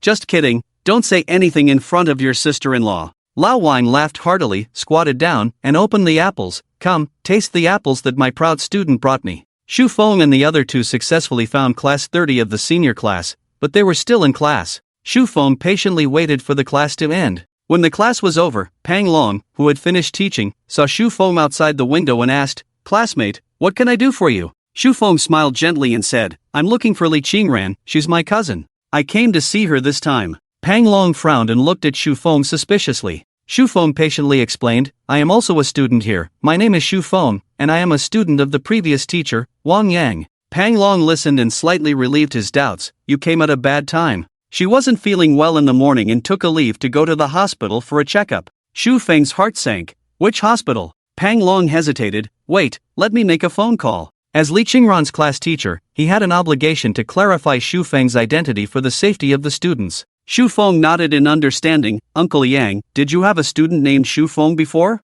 Yes, what's the matter? It's nothing, Uncle Yang. I'll treat you to a meal next time. Pang Long's face completely relaxed. Xu Feng was also quite satisfied with Li Qingran, the class teacher, for being so responsible for the safety of the students. Teacher, how about this? I'll give you her parents' phone number so you can be completely at ease. Xu Feng smiled and recited a series of phone numbers. Pang Long said seriously, it's all for the safety of the students, I hope you understand. Xu Feng nodded with a smile, I understand. Which hospital is she in? City Traditional Chinese Medicine Hospital. She has been gone for almost 2 hours, she should be back by now. Okay, thank you, teacher. After thanking Pang Long, Xu Feng turned and left. Young master, within a radius of 1 kilometer, I can quickly locate a person if I have an item they have touched within the past 3 days. Suddenly, Xinglan's words made Xu Feng return to class 30 of grade 12.